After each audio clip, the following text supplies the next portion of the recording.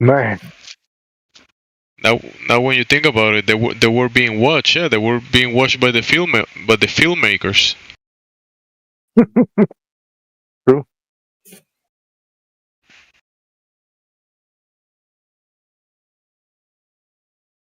Was it Crow 777? I don't know if you're familiar with him, but he was somebody that said that wherever man goes, there's always an HD camera or something. He said something along those lines.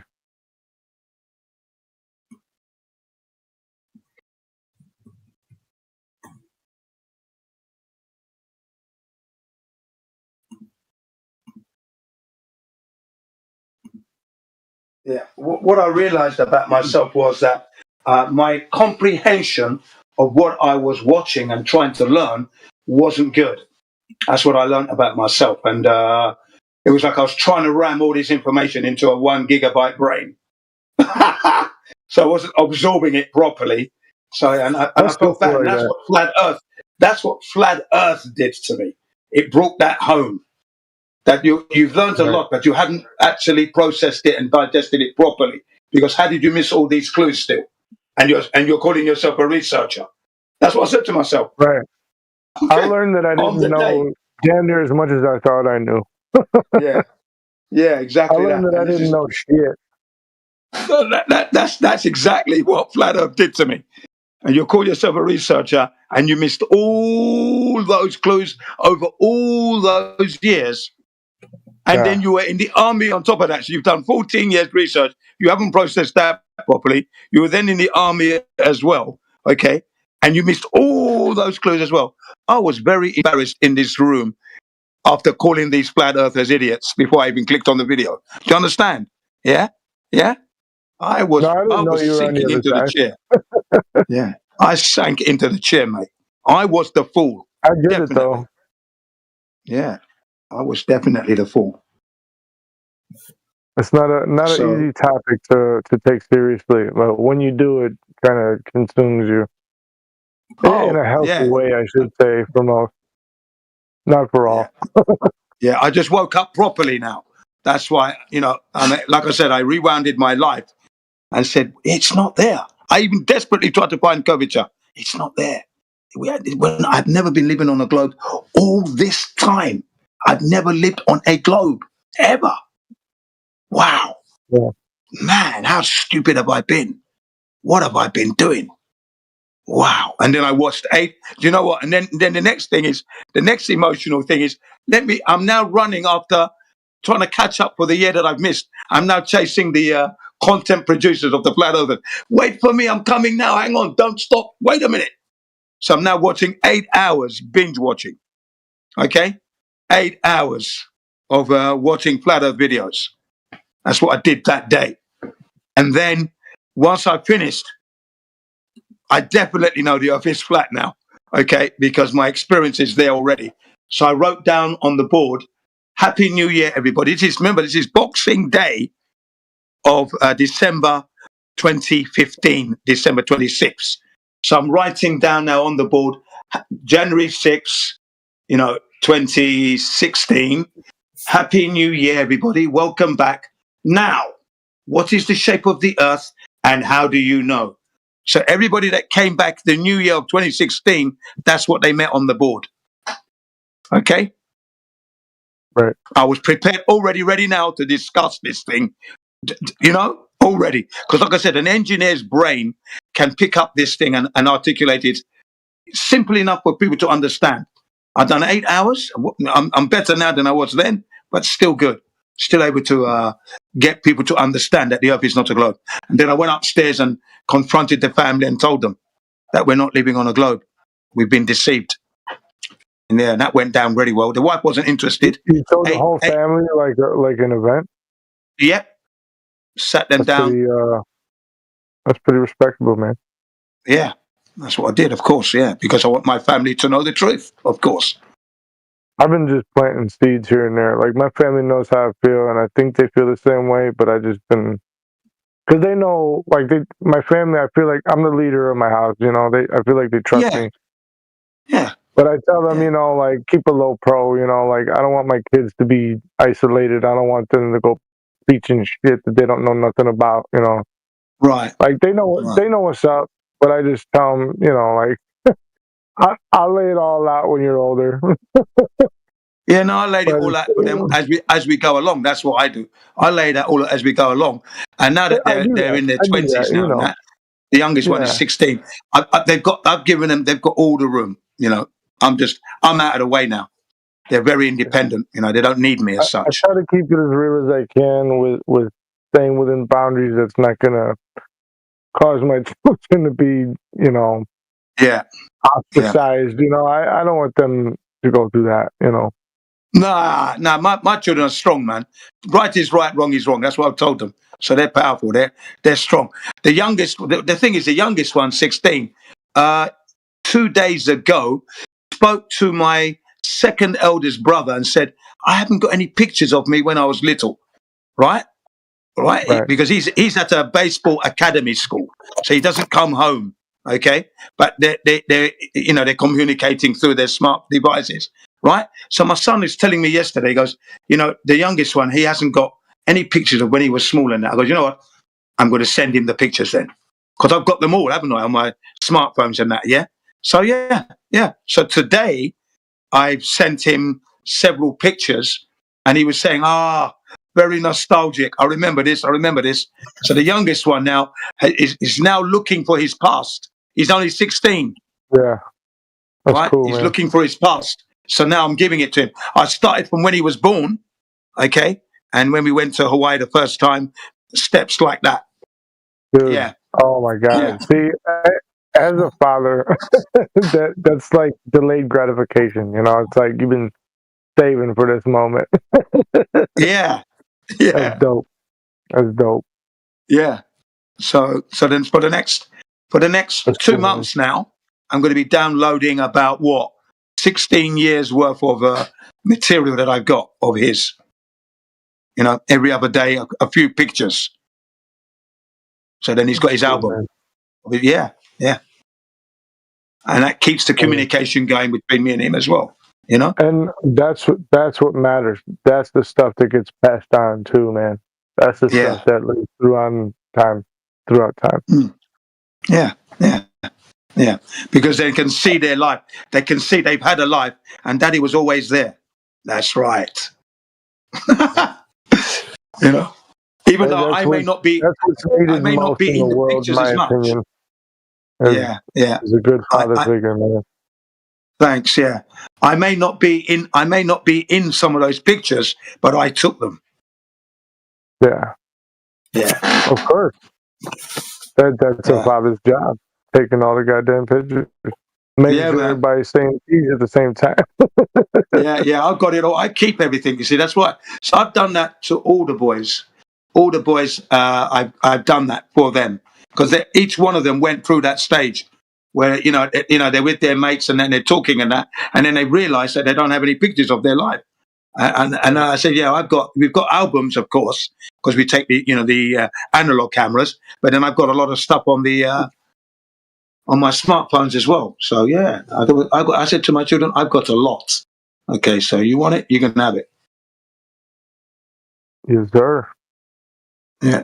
Any Dovers up in here want to chime in? Talk about their pictures? Their pictures, can you find any curvature in any of your pictures? Because I didn't find any curvature in any of my pictures. Not one. Everything, fishing in the sea, in the ocean. When you look at the horizon and the boats bobbing up and down, all good angle shots. That horizon is, even though it's diagonal, it's dead level. Right? Dead level. I've got some fantastic shots. Make sure and back it up. I lost all of my photos of my kids for like the first 4 years of their lives. It's tragic. Oh, that sucks, man. Yeah. That is tragic. Yeah. I feel your pain. No. Yeah, I've kept everything. Yeah, I've got that. Yeah, no, I'm lucky. I'm a keeper. Yeah, you are. Yeah. I've even got stuff from Father's Day when they were like 2 years old. I've still got it hanging on the wall so they can see it for themselves. So they're embarrassed now. Oh, I couldn't draw more. Well, you were only 2 at the time, so your drawing skills ain't going to be that good. But that's what you did. Still there. Bro, I got mostly girls, and my toes are still neon green. I went on vacation, like, There's Yeah, I only got 2 4 types of boys. dudes that'll rock nail polish proudly. I Yeah, got you're lucky. I daughters, think so they do me girls up, man. get you to go grey even faster. Yeah, man. Pulling your hair out. I can imagine that. Yeah. That's funny. Yeah, but we tried for a girl, but we only got 4 boys. There you go. I tried, man. I got 3 girls, and I got a stepson. Oh, that's nice. Yeah. Nice. 4 fucking kids. Now life's good, Yeah, man. nice. I love every Nice. moment. Yeah, same here. And we're all living on the flat earth. So as soon as I knew, they Exactly. knew. Yeah. As soon as Especially in I these knew, times. I knew. I mean, maybe it's just me, but I feel like this topic, like flat Earth, is almost at a tipping point, even though that sounds cliche as fuck. But I mean, is throughout my life, I even heard it discussed this prevalently, Yeah. without being in the taboo cat. Like, I don't feel like flat Earth is taboo anymore. No, I it's feel not, like is it? No, there's because it's enough, the reality. Yeah.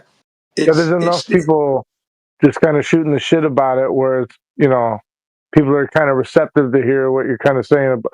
I mean, within reason. There's some people that just won't give in. Some of these Yeah, they won't give him, but then they're not there in DTs, good as faith. they That's would all. say. Yeah. You got no curvature, man. Just remember that. Remember, no curvature. Yeah, no curvature. Yeah, no doesn't matter what you think. You got no curvature. Yeah. All right, it's And if flat. you got some, please provide it. That'd be Exactly. great. Give me That'd some be because great. I've been looking for a long time. Otherwise, Yeah. we're just gonna keep talking about our fucking kids. So. Oh, that's all right. Yeah, but that's what I say to the people out there. When I've travelled as well, and they start arguing about it, trying to push back. Say, no. That's not how it works, man. You don't even have pictures. Do you have any? You don't even have anything. You don't have it. Right. Let me push them back on me. I mean, I'm telling you the I'm truth. looking You at the don't have it. people up in I'm here. telling you the integrity of your position. It looks like a bunch of hungry wolves up in here. Well, come on, Globers. Yeah, I mean, What are you scared of, man?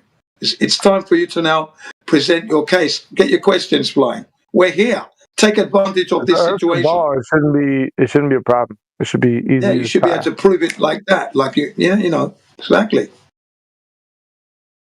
This is your position now. You're here. You've made it here. Make the visit count. Show us the curve.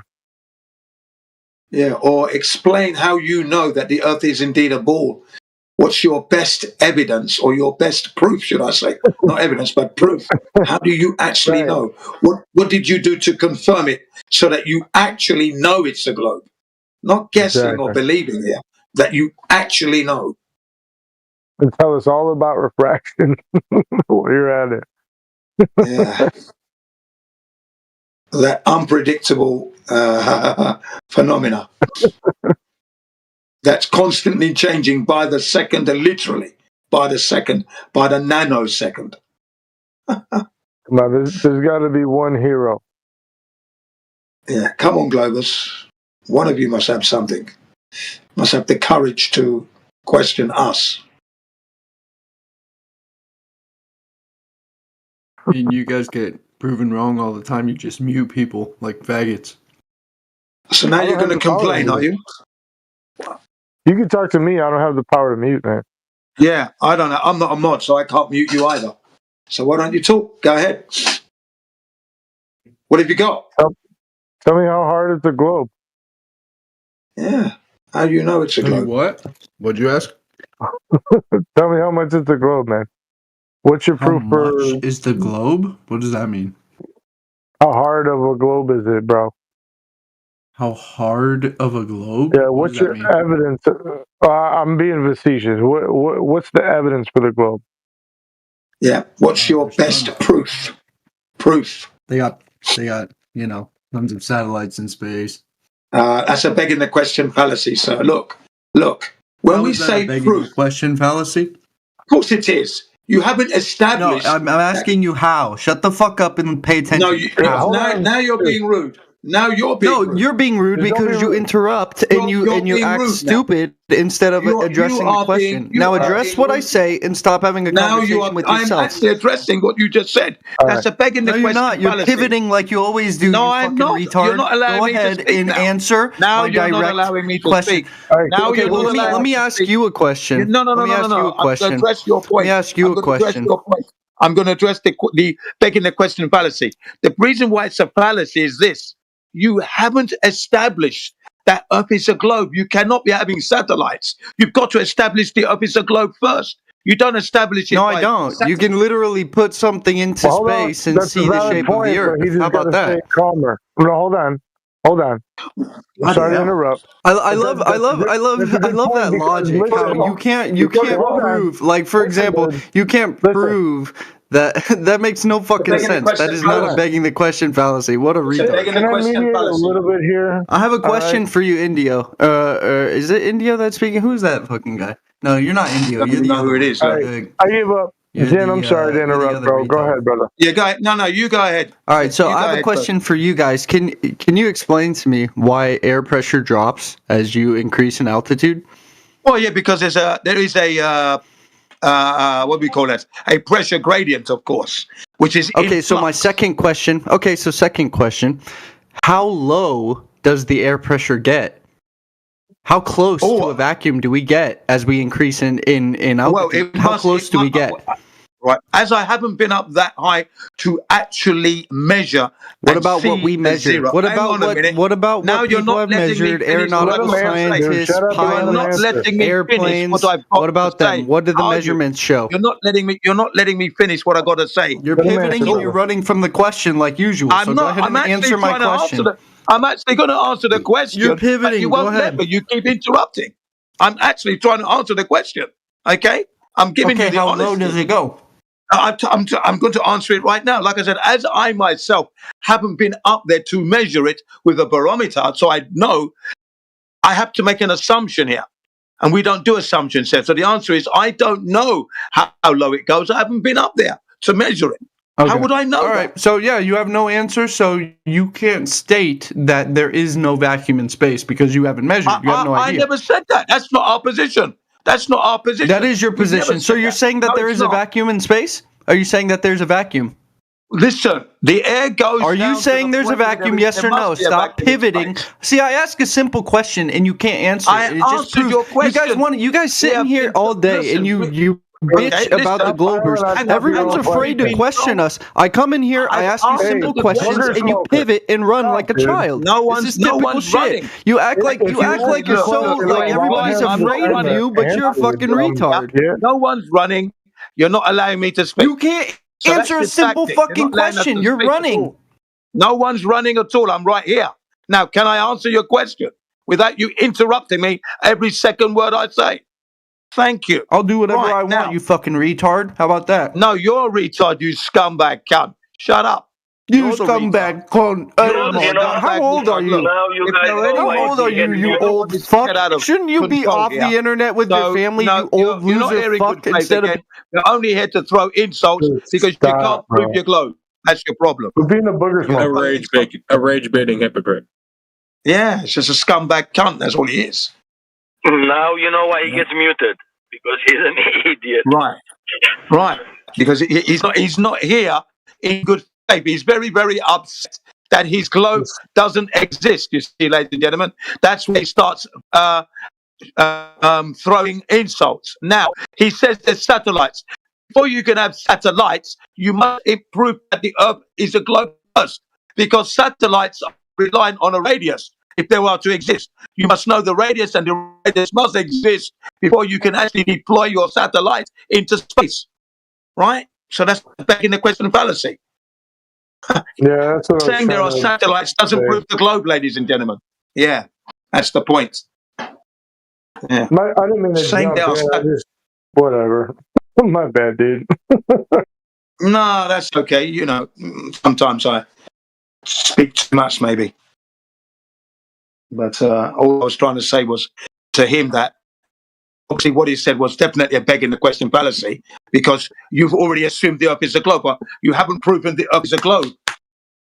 You've got to prove the Earth a He globe came in first. hot, man, because he was like asking a question and immediately talking shit. Like, didn't even give you a chance to answer. So that's kind of intolerable behavior. Yeah. And then says we are retards on top of that. Called me a retard. And then I'm running. I'm right here in your face. You're not giving me a chance to answer because you know you're going to get yourself squashed. He knew it. He knew he was in trouble. As soon as I said it was a begging the question fallacy. Of course it was. How can you say there's satellites? You haven't proven the Earth is a globe yet. And you're talking about satellites. And satellites don't exist in space anyway. We can't go there. The vacuum of space will kill it. We accept that there's a vacuum up there. How could he say that we don't accept there's a vacuum? And how do we know at what point it reaches the zero, if it reaches zero? I don't know that pressure. I haven't been up there to measure it. So, right. So if any ballers in here, do they think that we live adjacent to the vacuum of the outer space? Like, what do you think happens? Any ballers in here that's listening, what do you think happens between the Earth's atmosphere and the quote-unquote vacuum of outer space? It's a very good question. Feel free to chime in. Nobody's going to stop you down unless you're hostile first, you know? That guy was totally coming in hot, all right? It was just stupid. It's a very good question you've asked, okay, ladies and gentlemen. That question was asked. What do you think happens between Earth's air pressure and then the vacuum of space? Do you think we'd still be alive? Well, you're giving them the begging of the question right off the get. Then, if you're saying that. What does that mean? No, we're not. We're not really. We're not.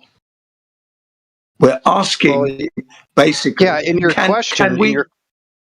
In the question, you're saying the vacuum of space, though. You're giving them the begging of the question right off the jump. Not really, no. Well, it was my question, so what do you mean? Because I was saying, how can you have Earth's atmosphere adjacent to the vacuum of space? Yeah. That was the question. Right, so you're giving them the vacuum of space right off the jump then. Don't even say the vacuum of space. Well, sure, yeah, I understand that's what's claimed. Okay. Never mind if you don't understand. No, my bad. I didn't mean to. Go ahead and elaborate. My bad. I didn't mean to interject. Well, what you're doing right off the get is you're saying, okay, the vacuum of space. You're acknowledging that it exists. So don't even acknowledge that. Just ask them, No, it exists within their paradigm. Yeah, right. That's what I was getting at, is it exists within their paradigm. I wasn't saying it as if that's what, I believe it is. I get what you're saying, but that's not how I intended it. So my bad if I made it seem that way. Yeah, no, but that's what good. Yeah, because basically we're saying if the vacuum is there, right, how is it that we could exist if there isn't a container to contain our air pressure? Because without it, entropy would ensue and we would be dead. So clearly there has to be a container. Challenging their, that's all. You're challenging their paradigm. How can an Earth ball be in a vacuum of space without a container to protect the air pressure that we have, that is valuable to our existence? That solar system and that naked ball is a violation of second law of thermodynamics and natural law, isn't it? Yeah, that's perfect. Exactly what you just said right there. That's a perfect question. Yeah. Oh yeah. Yeah, ask the question they should do. Yeah. Hell yeah. And no one's answering because they realise. Yeah, silence as usual. I mean, that's a tough question, man. I mean, that's kind of what brought me here. That's probably one of the biggest reasons why I'm here, is because that cannot be solved. Yeah, that question is like the orange elephant in the room. Unavoidable. Orange elephant. Yeah, the orange I never elephant heard in the that. room. Funny. Yeah, no, I just made that one up. The orange elephant in the room. So there you are. You can't avoid this thing. All right, that's a good question. Very established.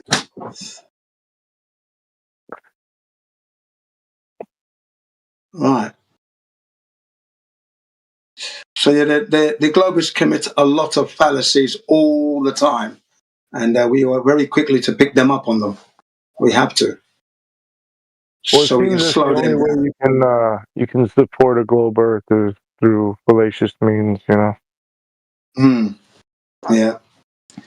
And when you pull them up, it really does annoy them, especially like the last character. He got very annoyed. No, it's not. It's not of course, it's a fallacy.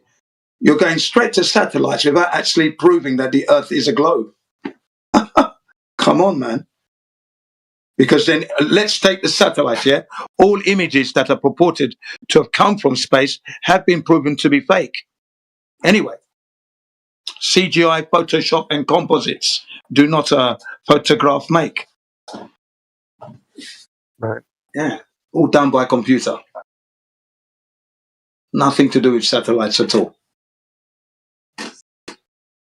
Like, if it were for real, I would prefer like a grainy photo, just like, especially early on, you know, like if all that, hypothetically speaking, if all that, you know, if they could get to an altitude where they can get a God's eye view of the Earth, and it was some grainy, I would believe that more than some of the CGI shit that were presented.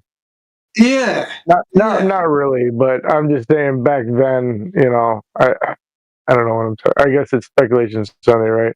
Plus, I had a few beers, so don't mind me. Monday here, anyway.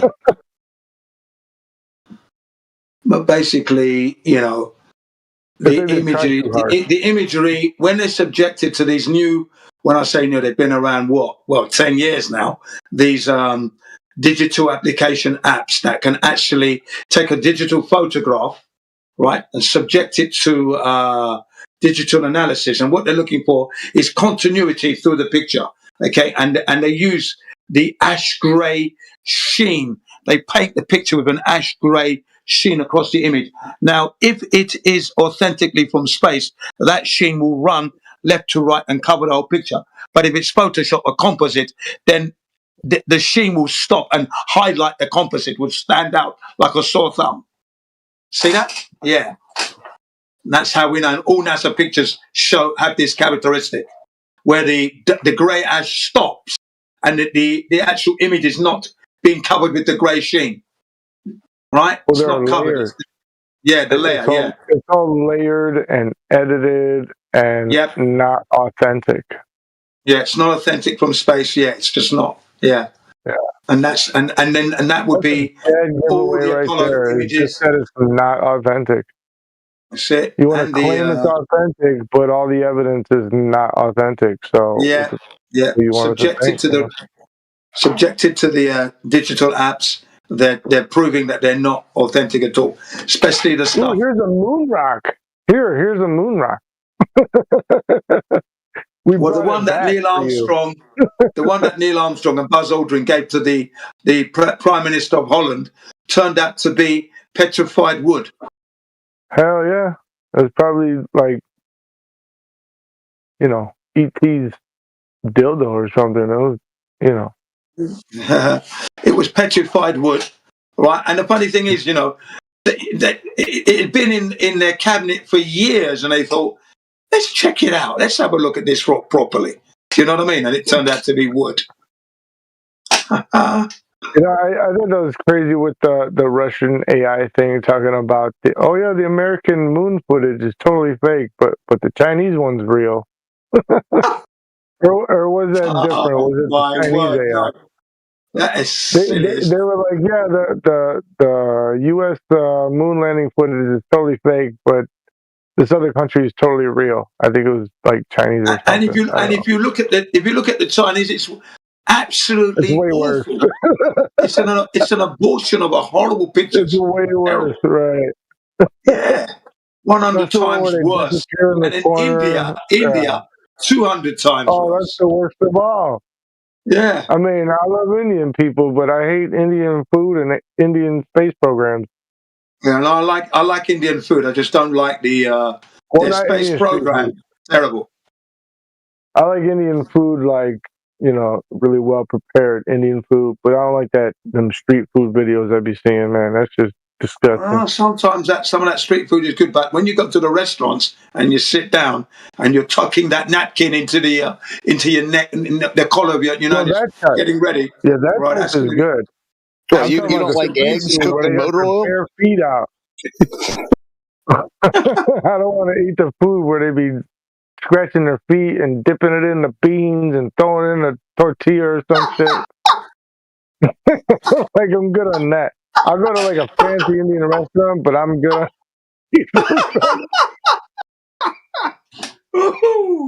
That's not a nice thing to say about Indian food. Come on. No, I'm talking about street food. That's how it be. But I'll go to like a nice Indian restaurant or something. You know, something. Yeah, you go to the nice Indian restaurant, like I said, and you take that white napkin and then you tuck it into the neck of your t-shirt, and you get it in, you spread it out. You know you're going to be having some really decent food, and it's coming in thick and fast. That's what I'm talking about. Yeah, can't get there. Then those onion bhajis with the mint sauce. Come on, man, hurry up. I always have two of those. I always have two of those. That means I'm having 4 onion bhajis. Right. That's a little side little hobby of mine, man. I'm a carpenter. I'm a tradesman, but I cook at home. I throw down, dude. And I love doing like all different kind of cultural kind of stuff, you know. Yeah. I'm Greek. I make Greek food. I make Spanish food. I make Polish food. I make all kinds of food, man. Oh, that's good. You're a good cook then. Someone was trying to say something there. Go ahead, mate. Sorry. I just try to cook what I like to eat, you know. Yeah. I'm not. Yeah. I mean, I don't consider myself great, but I mean, people like what I eat. So I was going to say, yeah. Once you cook your favorite food so many times, you get it down to a fine art. And like you said, people love it, and you're hitting the mark. But I think somebody else was just trying to say something actually. I'm sorry. A minute ago. Yeah, go ahead, man. Sorry. I was just cracking a joke. You said it was going in fast, and I just said it's going to be coming out fast too. Good one, bro. But is the Earth flat? That's what we really want to know. Definitely. I've only eaten curry on a flat Earth. I haven't eaten it on a globe. That's for sure. I've only eaten it on a flat Earth. I haven't been to any globe Indian restaurants. Yeah, go ahead. No, that shit would run downhill, down globe. Yeah. It would run down globe.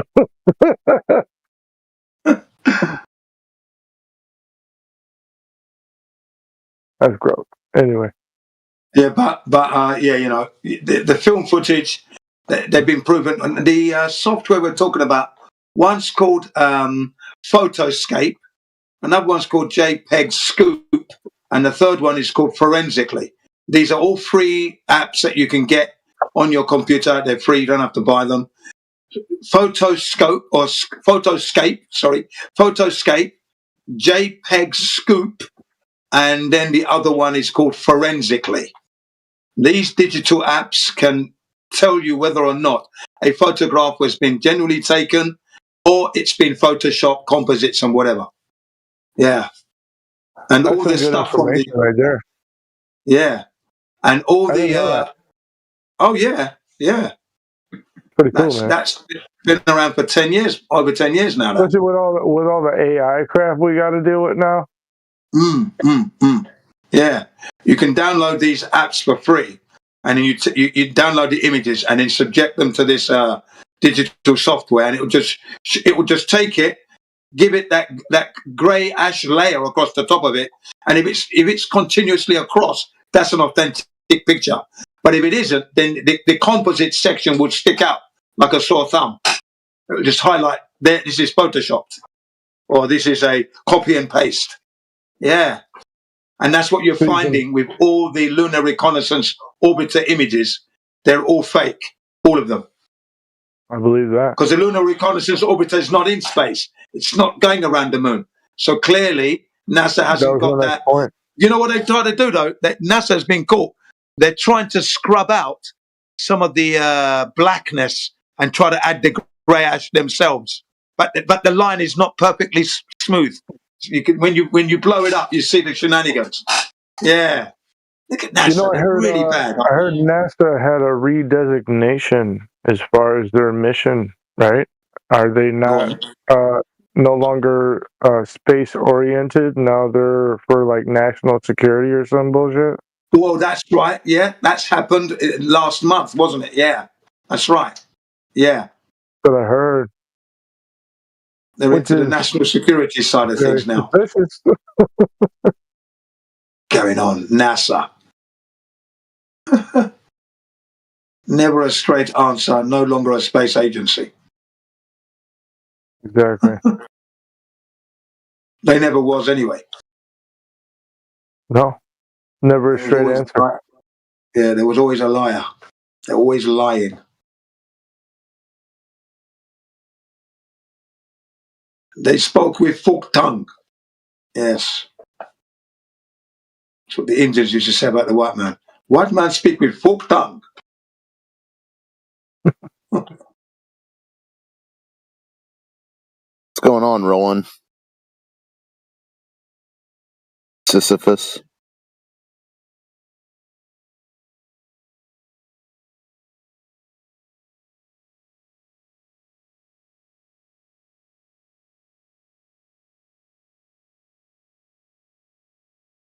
So NASA's caught themselves out again, because if the Lunar Reconnaissance Orbiter is actually orbiting the moon, if it were to, then apparently it gets to see the Earth every 2 hours, 12 times a day. If that being the case, then the latest newcomers to the moon, the new arrivals like India, who else has been? Japan, Russia, crash landed 2 years ago or something. All these incidences should have been captured from when they left Earth and approaching the moon every 2 hours. The spacecrafts should have been coming closer and closer. No, we haven't got any of those images. Exactly. Those images are not found. Any in between time from the Earth to the moon is totally omitted. Yeah, and that's right, and that's wrong, because if it's seeing the Earth, then it should see the spacecrafts approaching from Earth. See, those images are not there. It's a great point. Yeah, damn great point. Yeah, most of these globerinos wouldn't even think about shit like that, you know. And I wish they would speak up and be like, "Man, I didn't think about that." Yeah. Laddies make a good point. I got muted so many times because it was so overwhelming, the things that I was pushing out in the medicinal mass media survey. They were blocking me and trying to shut me down. This is like, what, maybe 3 years ago now. They're trying to shut me down. And as soon as they muted the mic, I was like a fireman's hose, loud voice, telling them how much of an idiots they are. What I'm telling you is the truth. Why are you, you know what I mean? Yeah, they were overwhelmed. I was like Mike Tyson, 10 punches to the second. Brrrah, brrrah, brrrah. All the words. The first time I tried to experience another, I guess, server or whatever, since I got Discord, right? I went into the server that was like conspiracy theorist server. I went in there and they're like, "Hey, what's up? What's your conspiracy theory?" And I was like, "You ever heard of flat Earth?" I was muted immediately. There you go. I had that experience. I've never been muted before, dude. Like, I'm not. I try not to be rude. I try not to be obnoxious. I've never been muted before. And then as soon as I said the words flat Earth, they were like, "Nope."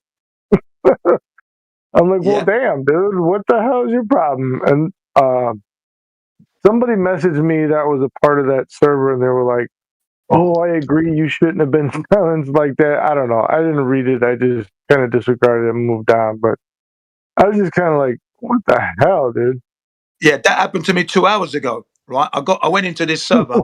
It was called the Rascal Room, but it was written in Japanese katakana. I thought, this is interesting. Rascal Room. Let me check this one out. Written in Japanese katakana. So I went in, and I'm listening to someone describe the weather systems, okay?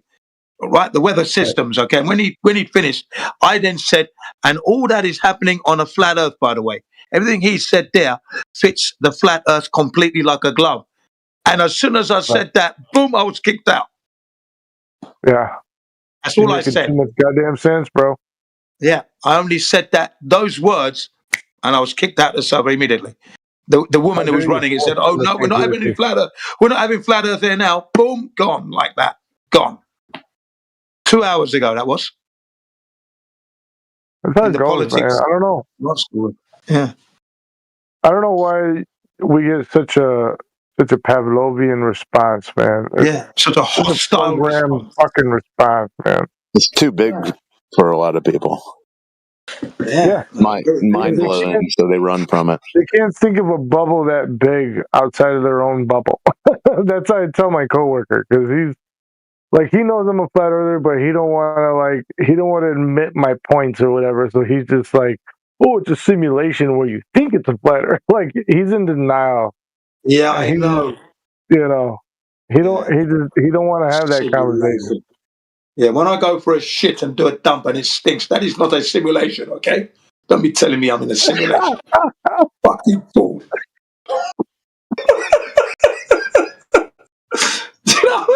You know? Sorry about that. You caught me off guard. Oh shit. Yeah. Well, that's true though, isn't it? You know, you're a simulation. Like that's an easy out, man. For anybody that's halfway open minded, they're just like, oh, it's just a simulation. Like, what do you mean a simulation? You mean we're in a computer program? Are we part of a motherboard? Like, what are you talking about, dude? Like, it's stupid. Honestly. Like, just admit that you don't know anything. Like, it's so hard to just say you don't know, you know? Like, it's okay to just be like, you don't know the parameters of any of this shit. Like, it's okay to understand, to like find the holes in the story, to understand you've been lied to. But it's not like you have to, and like, God forbid I quote Witsit, but like, in the play, what's it? God, I can't even say it. What is it? Something is not in order of a replacement or something. Yeah, like you know what the fuck I'm talking about, exactly. Yeah. But that's a good thing to say, because it's true. Like, just because we don't know, don't mean we have to replace it with something else. Yeah. You can acknowledge that we've been lied to, you know, and that should be enough for you to be like, what the hell, you know? So yeah, simulation. When I hear that, I just say, no, we're not in a simulation. And I always tell them when I take a dump in the loo, right, that is not a simulation yet. Okay. Thank you. That's what, because what I think they just said, what they said was crap. What they said was crap. So I take the crap to the toilet, exactly, and flush it. Boom. That's what you just said. Thank you. I'm very quick with that one. And be like, is this a simulation?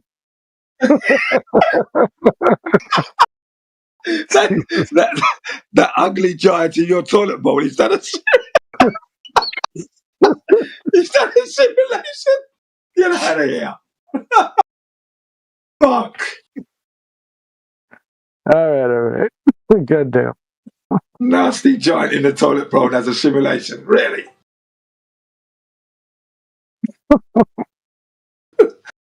Hanging on you're trying to get fresh air as well.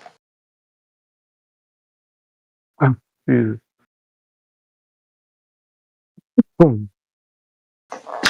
Yeah, they soon wake up when I say that.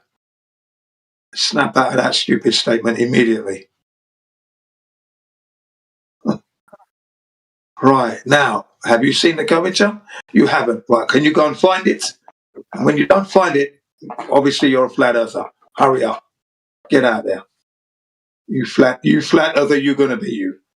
You flat earther, going to be you. That's what I say to them. You're a flat earther, going to be. Not wanna be, but gonna be. Yeah. Get out there. You're currently a flat earther in denial. Right? You're a flat earther gonna be. Yeah.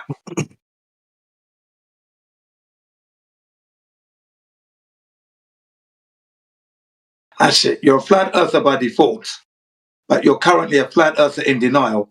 And I guarantee you, before you die, you're a flat earther gonna be. I guarantee you that. Yeah. That I guarantee you. Because more and more people are becoming flat earthers every day. Okay, that number is not going to stop growing, right? And yeah, no matter how fast they try and bring these deceptive technologies in with their blue screen, green screen, pink screen technology, that's still not going to work because people are going to know that the moon landings were a hoax. There is no curvature. It's all going to come out and people are just going to know. That's it. No, Buzz Aldrin can't handle his liquor, man. He's been spilling the beans for the last couple of years. That's right. That's right. And Jaron said he was Buzz Aldrich. That's what he was calling him, Buzz Aldrich, back in 2017. Jaron was calling Buzz Aldrin Buzz Aldrich because he was always getting drunk, isn't he? As you said. Oh, that makes sense. He's been doing that. He's been doing that. He's been doing that for the longest of time. Do you know when he came back from the moon landings? Yeah, he was out on the streets drunk, asking people, "Did we go to the moon?" Do you know that? That's what we heard from his sister.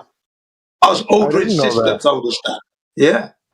I didn't know that. But that's something someone would do when they're drunk and trolling people when they knew something was up. I would do that.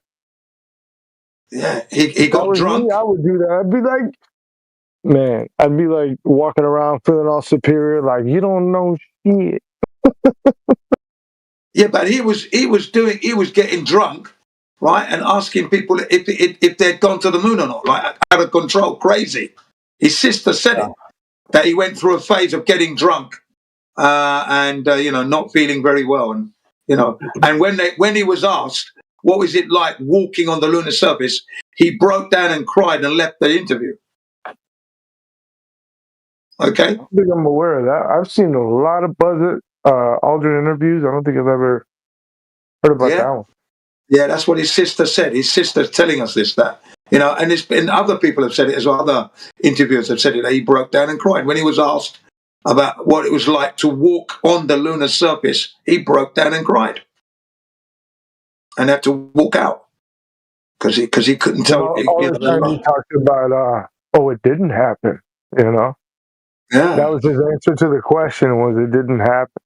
Yeah, that's right. And the apologist, he said it in such a cryptic way, where it's like, you can't really use it as an argument because he said it in such a cryptic way, man.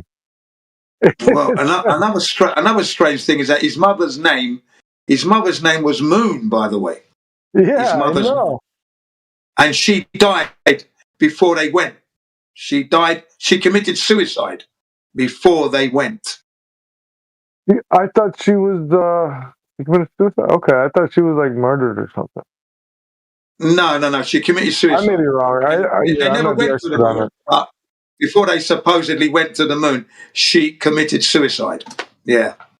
Yeah. You know what? I think you are. Yeah. I bet you are. And then Buzz Aldrin. I'm sure you're right. Had it reported differently. They tried to report it differently, like it wasn't a suicide.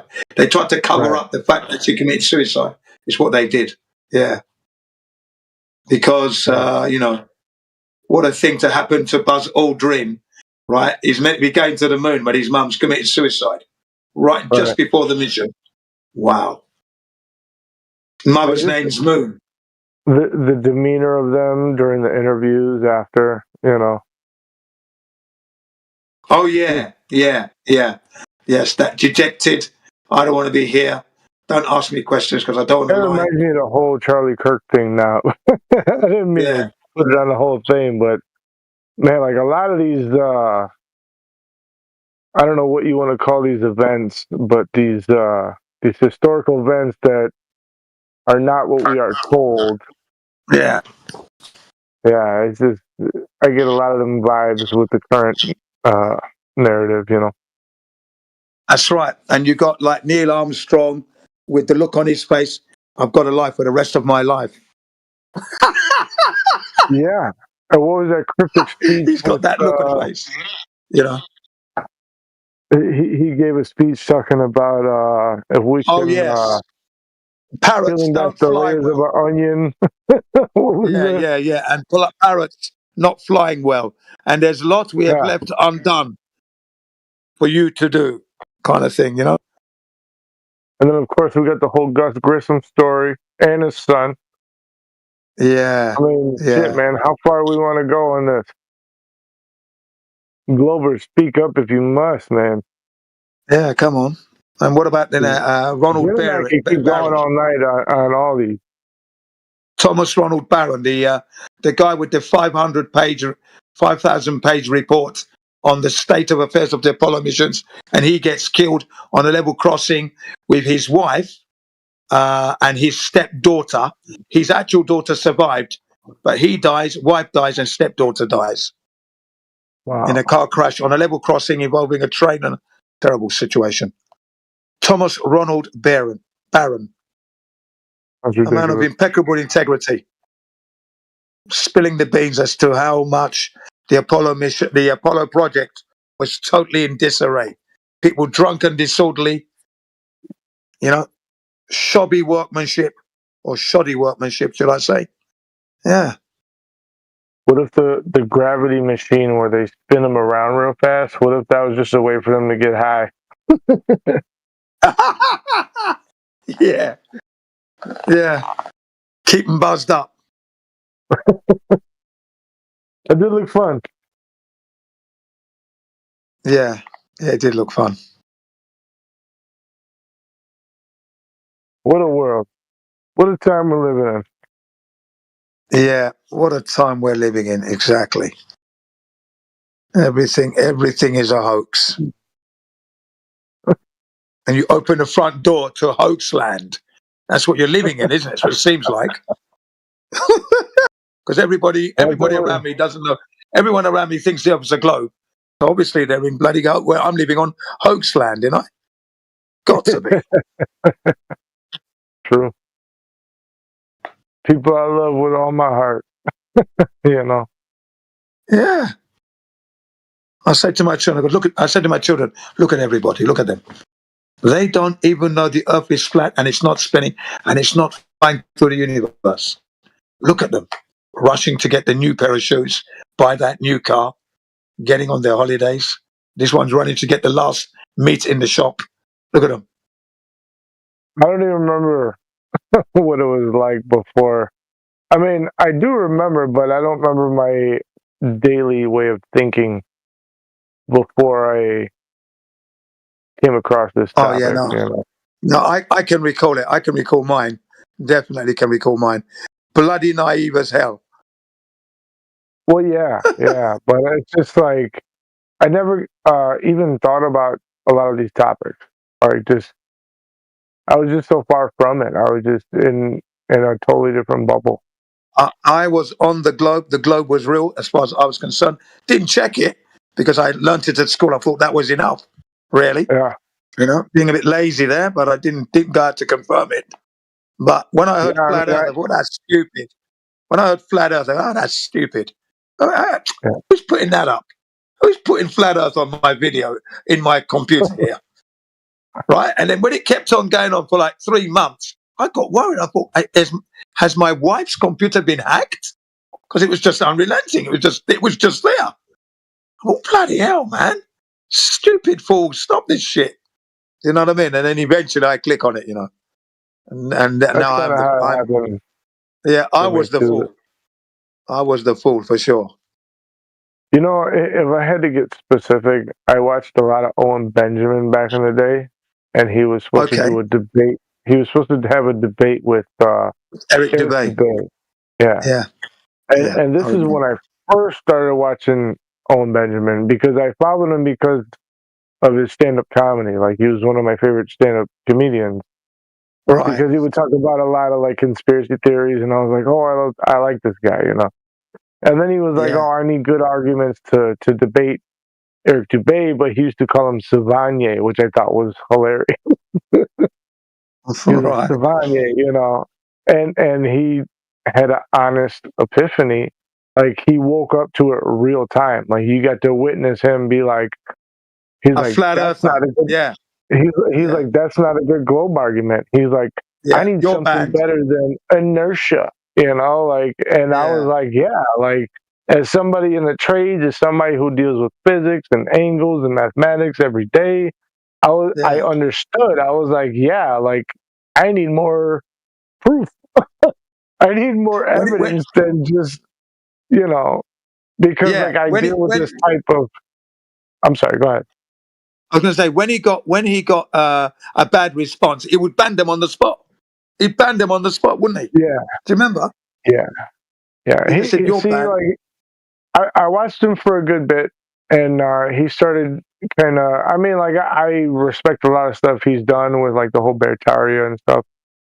I just kind of faded out. I don't watch him much anymore. I just kind of got into other things. Dude, I've been on Discord. Ever since I've been in Discord, I listen to Discord all the time. Like, I don't listen to Benjamin anymore, you know? No, you've grown out of that one. But yeah, I don't, you know, it led me to other things, basically, you know? Yeah, I didn't know who Owen Benjamin was until he came out, you know, doing this flat earth debate thing on his outdoors, calls himself the bear and that. He's drinking the beer and everything, throwing the cans behind him and that. That's when I got into that, and I thought, wow, this guy's really hunting down the flat earth truth, isn't he? Right. And anyone's not giving good responses, they're gone. You're banned. Right, you're out of here. Right. And then he goes, I can't believe I'm becoming a flat earther. No one's giving me any good arguments here. I cannot believe I'm a flat earther. I don't want to be a flat earther. Come on. Somebody help me here. Come on. You know? Yeah, I kind of went through the same thing similarly, you know, because I would like kind of talk about it with people in my circle, and that's when I realized you shouldn't really talk about that with people in your circle, especially if you don't know much about it, because people seem to shun you just based off of that Pavlovian response, you know, that people have been unconsciously propagandized to where they hear that term, they just don't want to associate. And because, like, the first thing you do when you realize that you want to tell everybody you love, you know, and it's a big mistake when you don't know what the fuck you're talking about, you know. Oh yeah, I did it. It was easy for me, like I said, with the engineering brain and that. And I was I was my children's best friend, of course, Daddy, sitting them down. I said, I'm not going to lie to you, am I? Okay, let's go now. How do you know that the Earth is a globe? How do you know this? What shape is it? How do you know? Show me how you know. See what I mean? Yeah. And they went up and got their books. I said, you see that picture? Yeah. That picture there is a computer-generated image, CGI. That's not real. Okay, let me show you. Ka-ching! Now that's a real image of you boys right now, isn't it? Okay, that is not that is CGI. This is not CGI. Okay, so there's a difference. So and you know, there's no real image of Earth from space. There isn't any image you see is CGI. Okay, use Mummy's computer. Look up images of Earth quickly. See that? Look at all those images. They're all CGI. Yeah, but Daddy, what about satellites? Okay, look at the image of satellites. Look at them. All CGI. Look at that. Look at all those CGI images. Yeah. And they started to learn. Then I said, okay, what about the curvature? Have you seen the curvature? Where did you see it? No, I haven't seen it. Show me how an aeroplane flies. So because when we've traveled with the kiddies, they get these toy planes that they're given and they assemble them. So I've kept them downstairs. So I went downstairs, brought them up, show me how the aeroplanes fly. And every single one of the boys showed me the aeroplane flying level. I said, but shouldn't it fly in a curved trajectory if we're on a ball? No, Daddy, the planes don't fly like that. There you go. See what I mean? Yeah? Yeah. They knew. They knew it was flat, even though they were telling it was globe. That's when they woke up proper. Yeah. Hey guys, how you guys doing? Hey, what's up, man? Welcome. Welcome, sir. Yeah, I was in here earlier. Had to enjoying your Sunday. Oh man, it's glorious debunking flat Earth. It's quite a fun experience. Well, please try and debunk. I don't know how you done that. An example, in my presence. Hasn't been done in my presence. So get on with it. Well, earlier I was in here and there was a couple of them that got frustrated because I showed them an image of curvature. And I was there for that. I was there. Yeah, for that. you were there. I couldn't hear you hardly at all. And the guy kept cutting me off as I was trying to explain it. When I finally explained it, that was the death blow. He finally let me explain it. So basically, the image was just compressed along the y-axis, basically, the horizon, but it wasn't compressed from top to bottom. And he was trying to use like barrel distortions and fisheye lens excuses, but those don't occur along the those don't occur along the center line of the image. So the image showed two pairs of spirit levels, and those spirit levels weren't curved; they weren't bent in the image. But one was bent upwards, apparently. And that put it into it. One was bent upwards, apparently, and not only that. What you got to remember is that when you had that table that was level, as you were shown, table was level. When you compress it and it shows curvature, clearly that's a mistake, isn't it? That's distorted image. No, it's not. That's why I explained. Okay, hang on. What you're supposed to do is to go out into nature and actually physically measure that curvature. That's what you're meant to do. Yeah, not distort images. Thank you. Hey, let me know when I can respond to that. Respond now. Real quick. All right. So here's my response. There is no way. Oh, I'm sorry. Go ahead, Johnny. Yeah, 1 second. If it's that picture of the table and the two water levels, is that the one you're talking about? Yep. A green table. Yeah, that image has been compressed. Somebody compressed that image. That image has been around for like 5 years. Yeah. And they compressed the original image. And when you compress, it distorts the corners, and it looks like it's curved. Right, but no, that's what I was trying to address. So, Jen, in regards to the corner is just the corner. It's like the last little bit that doesn't change the rest of it. And that corner was showing a distortion, like a distortion of it going up. And since it's going up, the Earth should have curved up, but it didn't. It curved down, which means that the Earth is not flat. Secondarily, unfortunately, that's Let me finish. Go ahead. Secondarily, with the spirit levels being flat, obviously the spirit levels aren't curved. The spirit levels are shown flat in the image, and the Earth curvature in the image does not align as a flat Earth should with the spirit levels. It curves up and then curves down.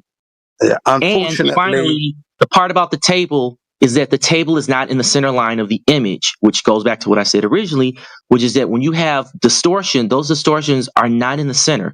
Objects that are above and below the center line are going to be distorted. Unfortunately, the fact that you've got distortion in the image nullifies the image completely. It's no good. No, it doesn't. Yes, it does. Yes, it does. No, it doesn't. It doesn't nullify the image completely. It does. No, it doesn't. Back and forth, ad infinitum. If the spirit levels are straight, then there's nothing to complain about the rest of the image because what is in between the spirit levels is also undistorted. It's null and void. You can't say that the spirit levels. So the spirit levels are straight. So you're saying that the spirit levels are not straight then? Because that's how logic one spirit level was bent upwards, apparently. But the spirit level's been upward. That's obviously a distortion on the very right side of the image. I don't unfortunately, about the right side of the image when the rest of the image is not distorted. Unfortunately, you have a distorted image. The photograph is null and void. The distortion of the image, the distortions can be factored out of the image, and I cannot create a distortion with straightness from the spirit levels and then conclude that the Earth is flat, but showing the curvature in two directions. So it's not null and void. It's actually instated. You're going to need to go out. You're going to need to go out. You're going to need to go out. And I never even got to address the black swan. This is why you kept getting muted, because you don't know when to stop. No, it's not. Now, you guys interrupt me when I'm in the middle of explaining. What you've got to do is actually go out into nature and take That's not how it works, bro. For yourself. That's how it works. That's not how it works. That's the only way it works, mate. That's the only standard we accept here. Yeah, that's the only standard we accept here. You need to go to nature and actually measure the curvature for yourself and bring back your photographs of your curvature. That's what you've got to do. Sorry, mate. That's all I'm going to accept here. Compressed images is a disappointment. The original photo was taken and compressed. So 5 years ago. Right. Throw the whole entire photo out. It's no good. It's been compressed. It's been tampered with. Yeah. That's work to me. This is what happens when you don't understand digital photography. Yeah. Because they used a short focal length on it, so the horizon is not even in focus. How do you find curvature with something that's not in focus? Terrible, isn't it? This is why I said it's a poor quality image. It's damaged. It is distorted. It's null and void. Poor quality. We don't do that And here. compressing an image just makes you lose data. Yeah. Stupid. That's not how you measure curvature of Earth. You have to do it actually out in nature, in the real world. Yeah. Exactly.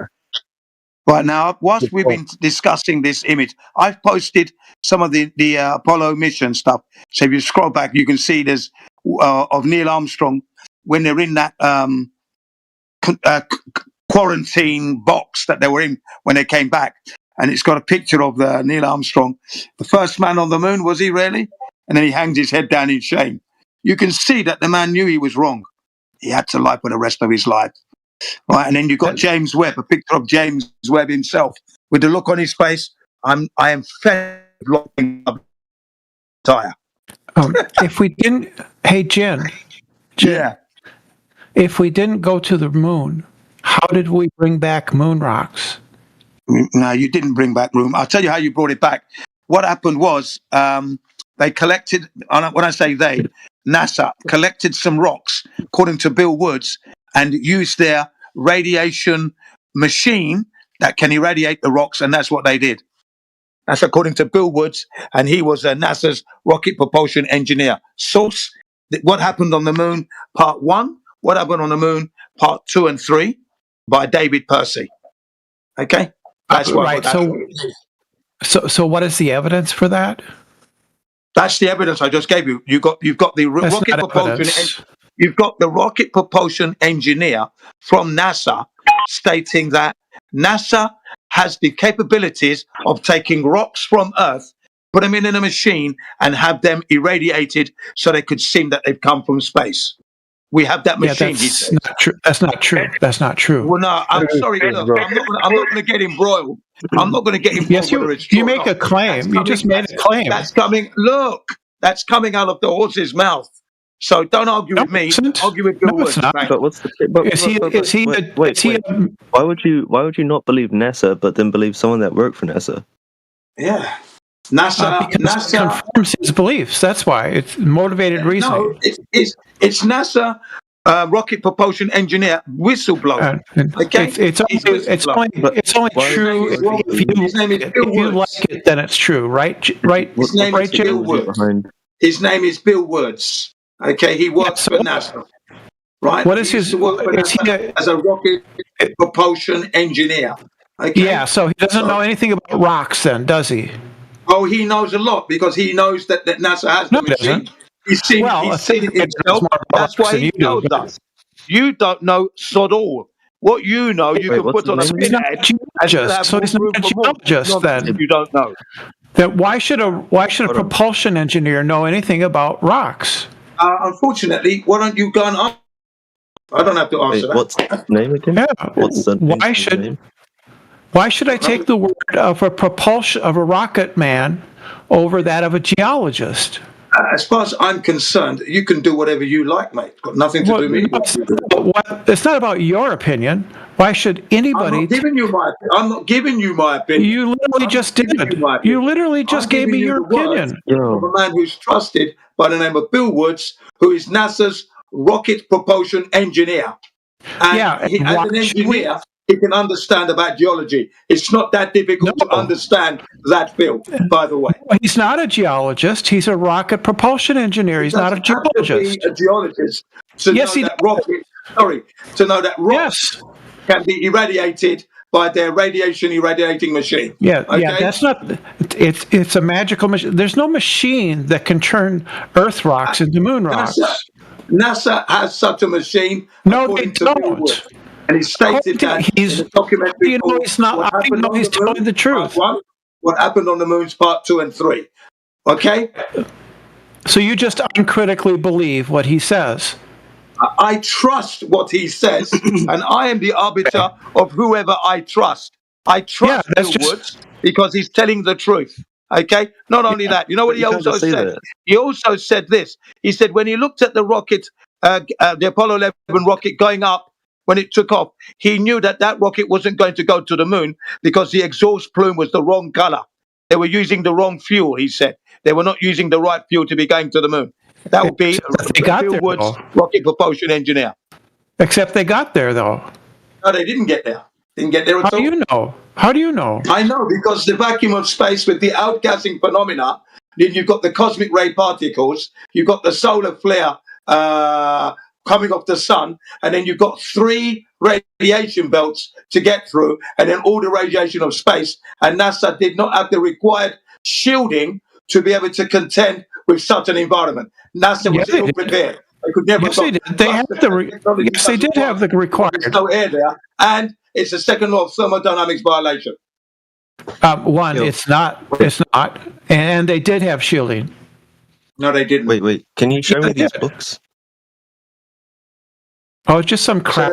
I just looked up Bill Woods that Jen believes. What happened on the moon landing, and it doesn't really exist. Yeah, well, look up Bill Woods, rocket propulsion engineer for NASA in the 60s during the Apollo missions. Look it up. Yeah. Yeah. So why believe a rocket propulsion engineer over a geologist? Yeah, I trust Bill Woods that he's telling the truth without a doubt, because I know that the vacuum of space will kill anything man-made. And according to NOAA, that's the National Oceanic and Atmospheric Administration, they said that NASA would require 2 meters thick of shielding just to contend with the cosmic ray particles. That's 6 feet of shielding, because cosmic ray particles travel at almost the speed of light. So the velocity of those particles hitting the spacecraft for 1 centimeter, 4 particles per centimeter squared would be a problem for the rocket. And they didn't have that shielding of 2 meters thick, 6 feet of shielding all the way around. They didn't have it. Jen, it wasn't a problem. The astronauts experienced little flashes in their eyes of cosmic rays, passing through the ship and through them. Unfortunately, that's a lie, what you're talking about there. No, that would be Alan Bean. You're quoting Alan Bean. Alan Bean, who said, this is Alan Bean from the documentaries Astronauts Gone Wild. Alan Bean was asked about those cosmic ray particles and the radiation. And you know what he said? I don't think we went out far enough to encounter the radiation belts, the Van Allen radiation belts, he said. Yeah, that's we didn't not go true. out far enough. That would be Alan Bean. Well, why would you believe him? Why would you believe him? Well, look, he's in an interview, right? And he's telling the truth. That's what he said. Do you know? It came out of his mouth. He said that he didn't think we went out far enough to encounter the Van Allen radiation belts, and clearly they would have to go through to get to the moon if they went. So he shot himself in the foot there. Well, except that they brought moon rocks back, so obviously they didn't bring moon rocks back at all. You're believing in the nonsense, whereas you're not listening to the people who work for NASA. Alan Bean got it wrong. Bill Woods telling you the truth. You're the one believing. Guy? He doesn't. Not me. He's like no one. He doesn't have a book or anything. Like, can you? Who are you talking about? Jen just believes anybody that's convenient for him to believe. About? What book are you talking about? If you want a book, I can give you a book. It's called NASA Mooned America, or NASA Really Mooned America by Ralph Renee. Ralph Renee's book, I thought you said NASA Really Mooned America. And in there, you're going to learn that radiation as little as 500 rems will kill you. I repeat, 500 rems will kill you. So if they went through the belts, they would have to have gone through 250,000 rems of rems through one radiation belt. That's the one where the ISS is currently operating in now. Then they would have to have gone through 2 radiation belts that's the Van Allen radiation belts discovered by James Van Allen, and they contain 2,500 rems apiece, then you've got to be onto where you're swimming in radiation all the time. So there's no way they could have survived. Impossible. They have protection. They have protection. It's called the skin of the ship that they're in is metal. No, the ship is only 2 to 3 millimeters thick of aluminium, and aluminium, according to Gerard White, according to Gerard White, and the New York Herald article, it states that aluminium is the worst material to use to go to space because it still stops alpha radiation though. When radiation passes through the aluminium, it gets intensified and boosts as it goes through to where the astronauts are. Okay, radiation doesn't get blocked by aluminium. It gets intensified. The radiation is intensified as it goes through the aluminium. It intensifies on the inside where the oxygen are. That's not how radiation works. And a piece of paper. Exactly how radiation works. A piece of paper can block alpha radiation, Jin. A piece of paper can block it. No, it cannot. No. Yes, it can. Alpha radiation can be blocked by a piece of paper. Gamma rays, neutron rays, and X-rays. We're not talking about alpha and beta, because alpha and beta rays are scarce and as rare as hen's teeth. I repeat, alpha and beta rays are as rare as hen's teeth in space. What's prominent are gamma rays, neutron rays, and X-rays. The article I'm about to post. It's not that much out there. It's not in lethal amounts, and the skin of the craft can protect them from most of it. No, it does not.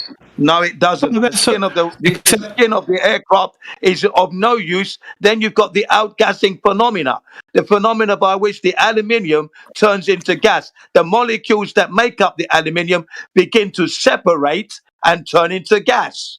Okay, thus compromising the structural integrity of the spacecraft.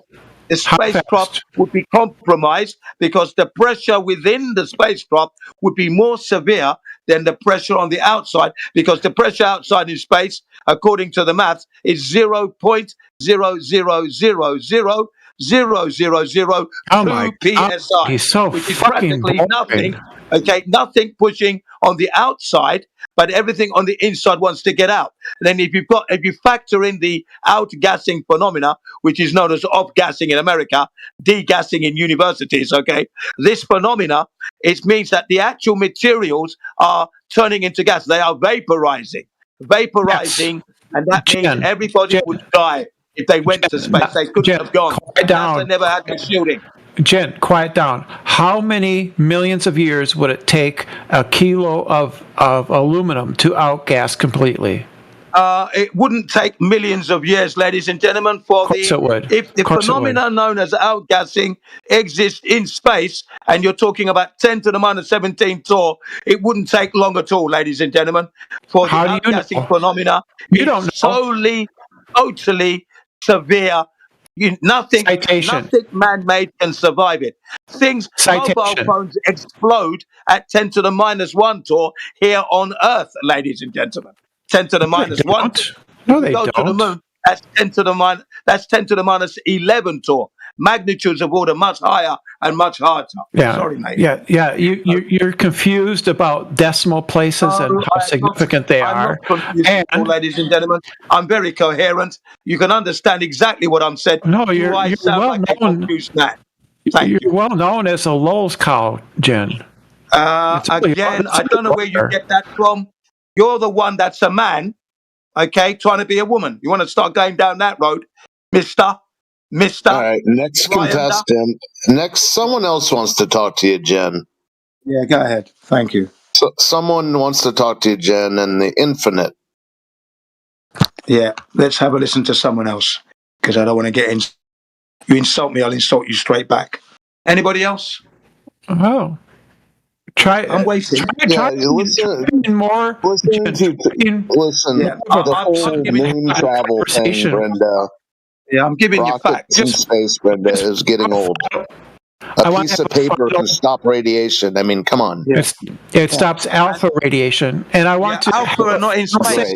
Alpha's not in space, mate. I'll take you to trivia night sometime. I want to have a final say. He got to speak a lot. I want to have a final say. Okay. Well, Infinite, you haven't said anything in the 5 minutes. I need to get the final word that happened to undermine.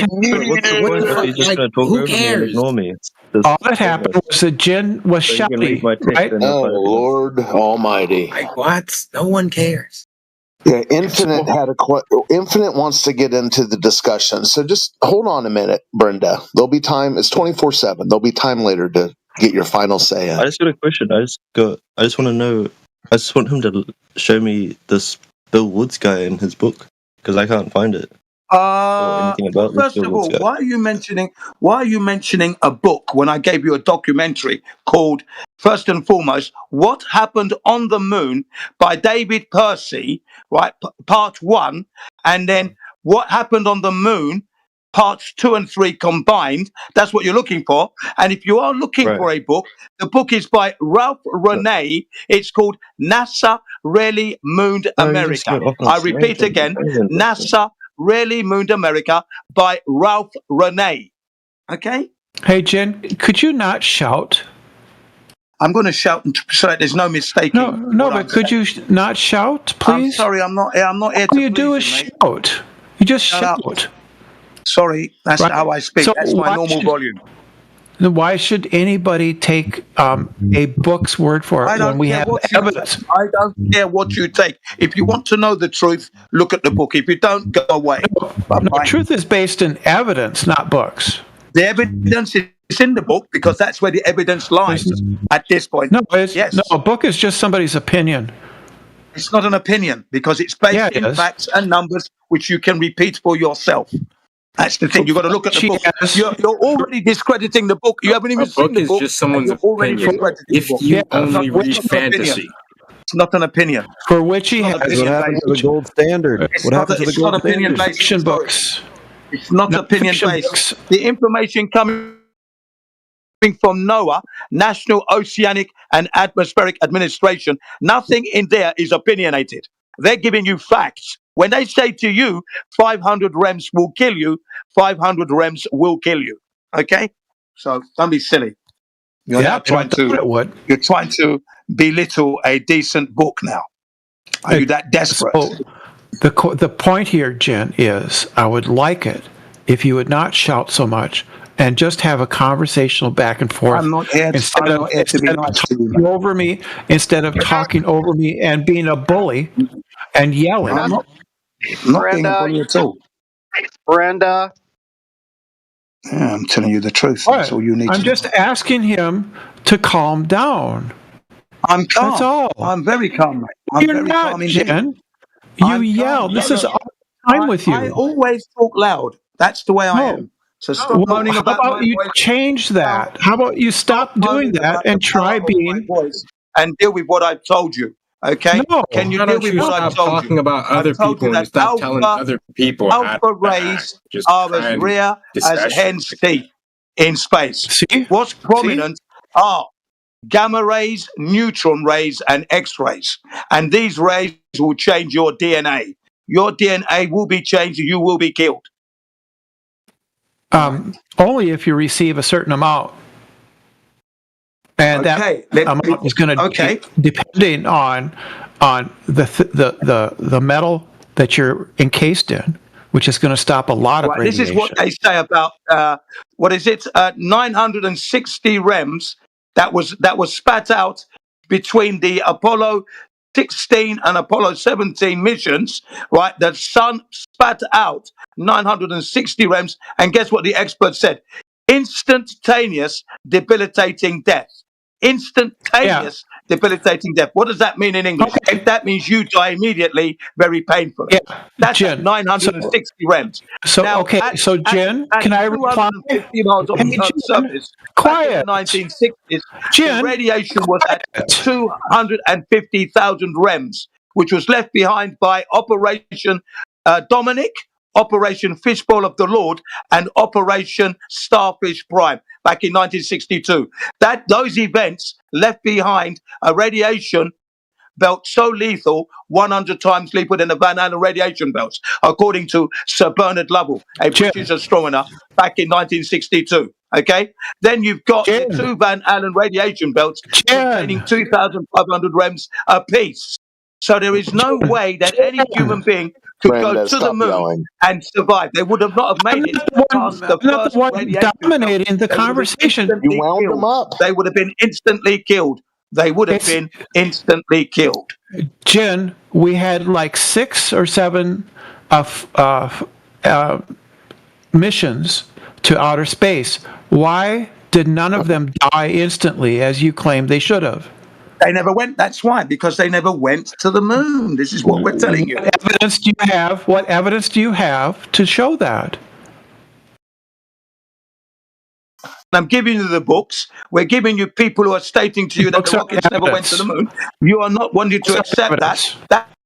That's your problem, not me. I am fully satisfied with the knowledge I have that no human being and no man-made object has left this earth to go to the moon. It would be a second law of thermodynamics violation in the first place. And if they even could get there, they would have been killed instantly. Instantaneous, debilitating death levels of radiation awaits any fool who thinks he can go there.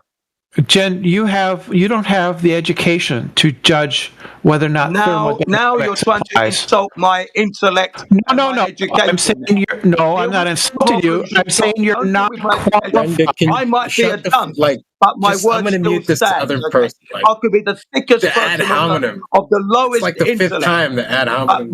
My statements of facts still stand. You just let him go on like this? Right? That's not an ad hom. I'm saying he's not qualified. That's all I said. That's not an ad hom. Jim is not qualified. You're saying that I'm not intellectual enough to understand what I'm telling you. No, I'm not saying you're not intellectually enough. I'm just saying you don't have the educational background. I do have the educational background, and I acquired it by myself. Thanks to the content I'm not producers, saying what I'm saying. Like David I'm Percy, saying for something. example. Like, what's his name? Gerard White. Robert J. Williams. Okay, just to mention a few names. Ronnie Strong, for example. What is your highest level of education? What is your highest level of formal education, Jim? Oh, Buzz Aldrin himself. Neil Armstrong as well. Who else have I learned from? Stanley Kubrick. It's like talking to a brick wall. So I can give you some more people that I've learned from. Yes. Oh, yes. Scott Henderson, as a part of the Apollo detectives. Marcus Allen. Do you want me to carry on? Jen, what is your highest level of formal education? PhD. I don't need to give you that at this point. That's not necessary for me. I'll tell you mine. I'm not interested. What's the big deal? What's the big deal? I'm not interested in yours. Yeah. Okay, I'm not interested in yours. And it's not, let me show you my certificate, let me show you yours. Right? I'm a qualified there's welder. no big deal. You keep saying there's a big deal, but there is no big deal. I've got experience in electrical engineering, carpentry, woodwork. I'm a fitness instructor. I'm an English teacher. What more do you want? What grade of English do you teach? I teach from elementary school to university level. And I also teach house husbands, housewives, old age pensioners, those who want to travel, English for survival. So they want to travel around the world. Okay, that's enough about me for now. Okay, ladies and gentlemen. Holy shit, man! Right. Ladies and gentlemen, what we're talking about here is: did man go to the moon? No, they did not. And I posted. I'm going to post some material shortly, but I've given them the material they need to know, sources, and they're not satisfied. Well, that's up to them. Yeah. Are you Jen? Are you autistic? Have you been diagnosed as autistic? It's just infinite red herrings with you. You just keep changing the topic because you can't answer it. I get it now. I'm starting to see straight through it. It's crazy. Okay. Yeah. But what are you seeing through? I mean, all the people like you. It's impossible to have. It's impossible to have a one-to-one conversation with Jim. He just yells. That's all he does. We're having that conversation. making Is sure that you don't is make that a any claim mistake. or a belief of yours, or is that a projection? Which one of those is it? Do you think what would you say? Would you say that what just transpired was a fair and equal 1-to-1 conversation between two adults? There's a lot of. No, listen. My goodness. Two adults. Was Jen shouting? What that is that's changing the goalpost because that has nothing to do with the topic. That's what it's changing the goalpost. I don't care Changing about who Jen goalpost? is. You didn't address the topic. You didn't say anything about the topic at all. I wasn't allowed to. I was shouted over all the time. I haven't been able to get a word in edgewise. Just keep talking about the other person. All right. I posted the article regarding the radiation and how NASA has been unforthcoming with the data that is required from the Herald. It's all in there. Have a good read. Okay? Yeah, so we have several 100 pounds of rocks that came directly from the moon. We have photographs of the landing site from the Lunar Observatory. We have bounce backs. Ham radio operators can bounce back radio from the moon. We have you can bounce back from the reflector on the moon. Multiple countries have been to the moon. Right? All of these indicate that, one, it's possible to go to the moon, and that multiple countries and several missions, like 6 or 7, have sent people to the moon. So your book and your ad hoc resources, are irrelevant. We have actual physical evidence. You just tried to use me. Okay, so let me put this in perspective. I'm not talking about you. Me as a flying monkey against Jin when I don't even know anything about Jin or the conversation. And I'm you're not trying talking to to get you, me dude. to have some weight, and you tried to ask me for my opinion about the different people in the that's what you just did. I haven't spoken to you at all. Basically, you were talking to That's someone. crazy. Okay, wow. Can you not track the conversation? Now, the things you have that's just said dissonance. have been totally disproven by Ralph Renee, Bart Sibrel, David Percy, Ronnie Strong, Scott Henderson, Robert J. Williams, and Randy Walsh, Marcus Allen, and one more guy. His name is what's his name now? Hang on a minute. The last one.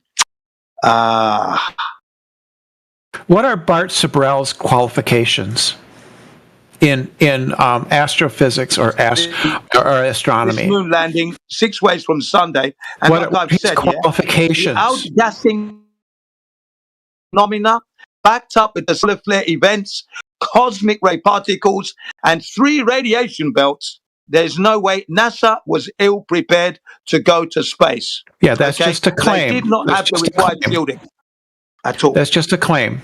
That's just It's a not claim. a claim. What are It's a Bart claim. Sibrel's? Jen? Source. I've given you the source. I've posted the radiation article. It's in the side chat, waiting for you to look at. And I've also given you the source of the videos. What happened on the moon, parts 1. What happens on the moon, parts 2 and 3.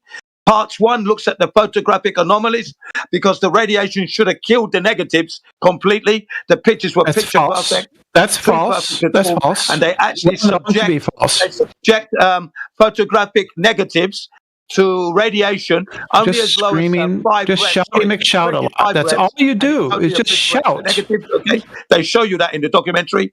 Parts 2 and 3 deal with the radiation problem and then the problem with rockets not working in space. So there's a very good 4.5-hour documentary taking you right through how NASA could never have gone.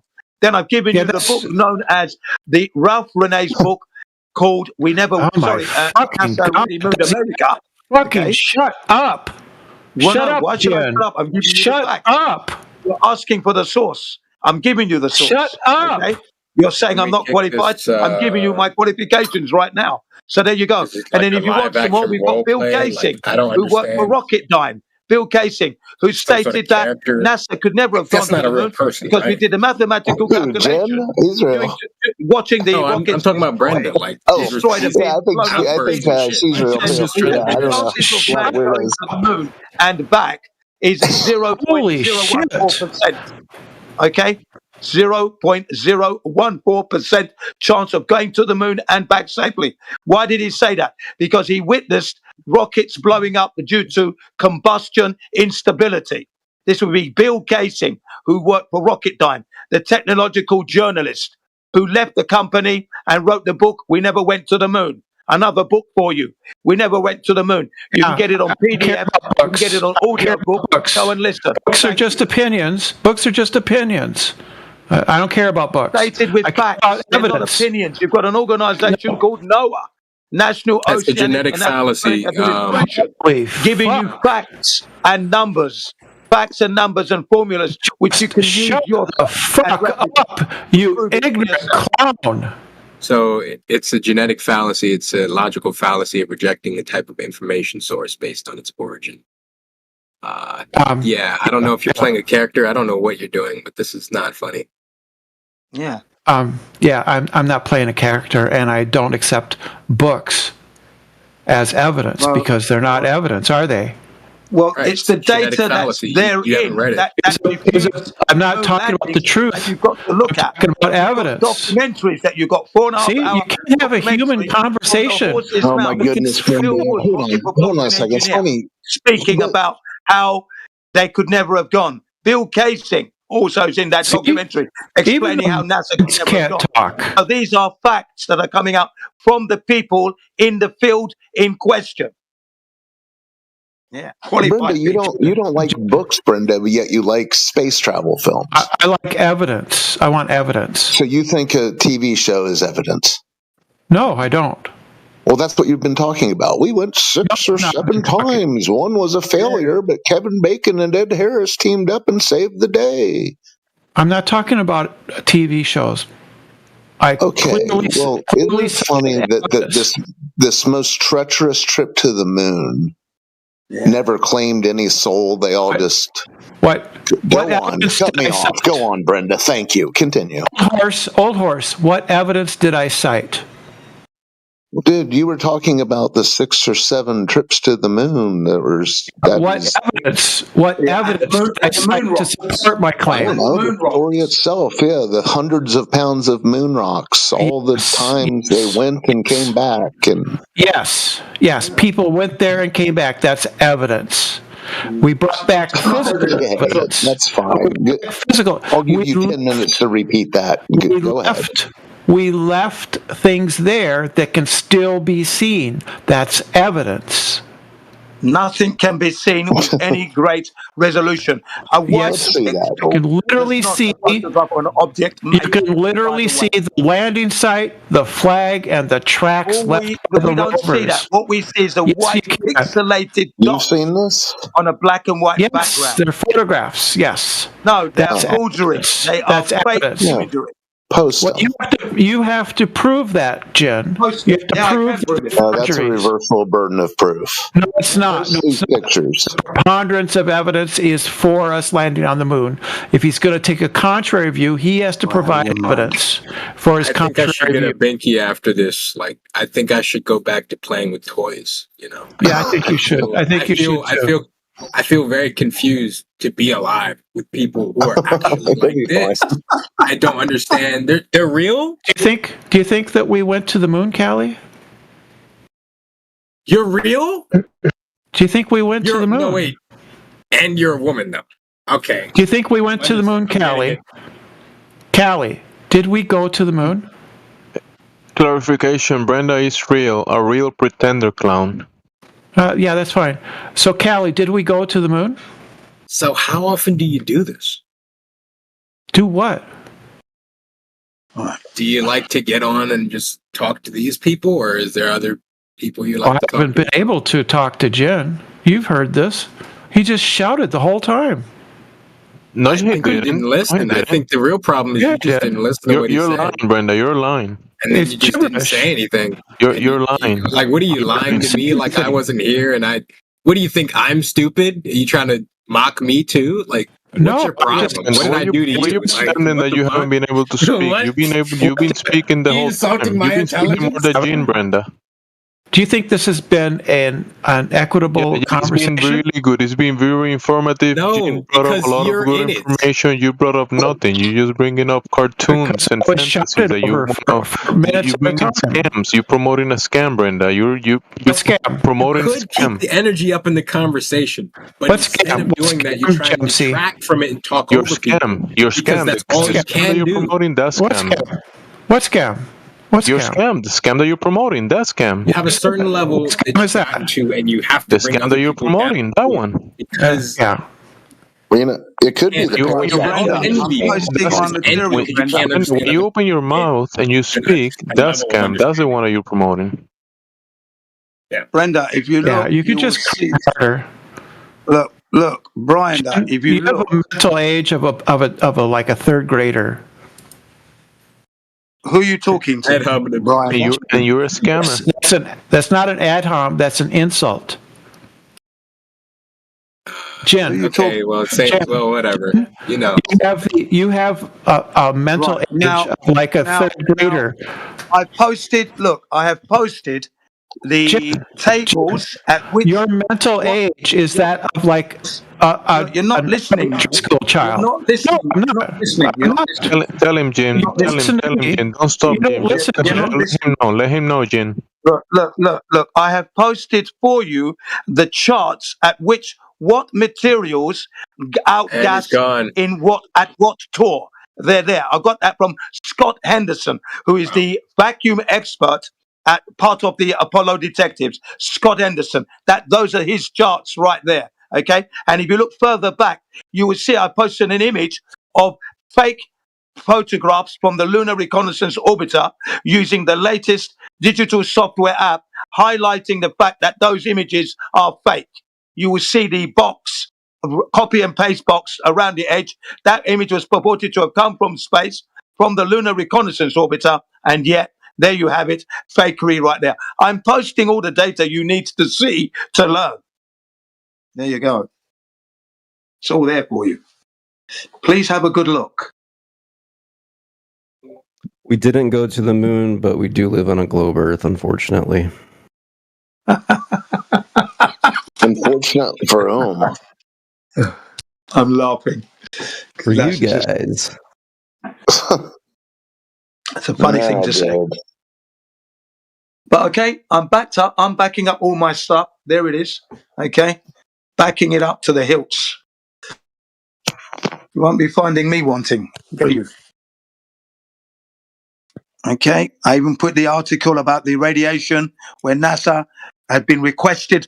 Can you give us the data of the amount of radiation that the astronauts were subjected to? Information not coming. It's all in that article from the Herald. Yeah, guess what? love it. My real question, right? How do I get the general population? How do I get them to see it's like Christmas? It's a tradition, something they're trying to feed you. Yeah. What, the globe? Yeah. Yeah. I don't know. People like tradition. People like fairy tales. It's like talking to. I don't know. Path of least resistance. It's like Easter. Easter and that. Christmas, Easter, yeah. I get it. It's like Tooth fairy. It's okay. The way I see it now, it's like talking to someone who's in the middle of their birthday party and you're telling them why it's not, all it's chalked up to be, I guess. And they're right in the center of it, so they're like, how can I stop believing in this? Because it's like everything I see. What? I mean, what are you supposed to deduce when you have the rocket propulsion engineer who works for NASA in an interview in the documentary, and you hear him say that NASA owns a machine that can irradiate rocks? Well, and remember, NASA's budget today is now down from $80 million a day to $67 million a day now.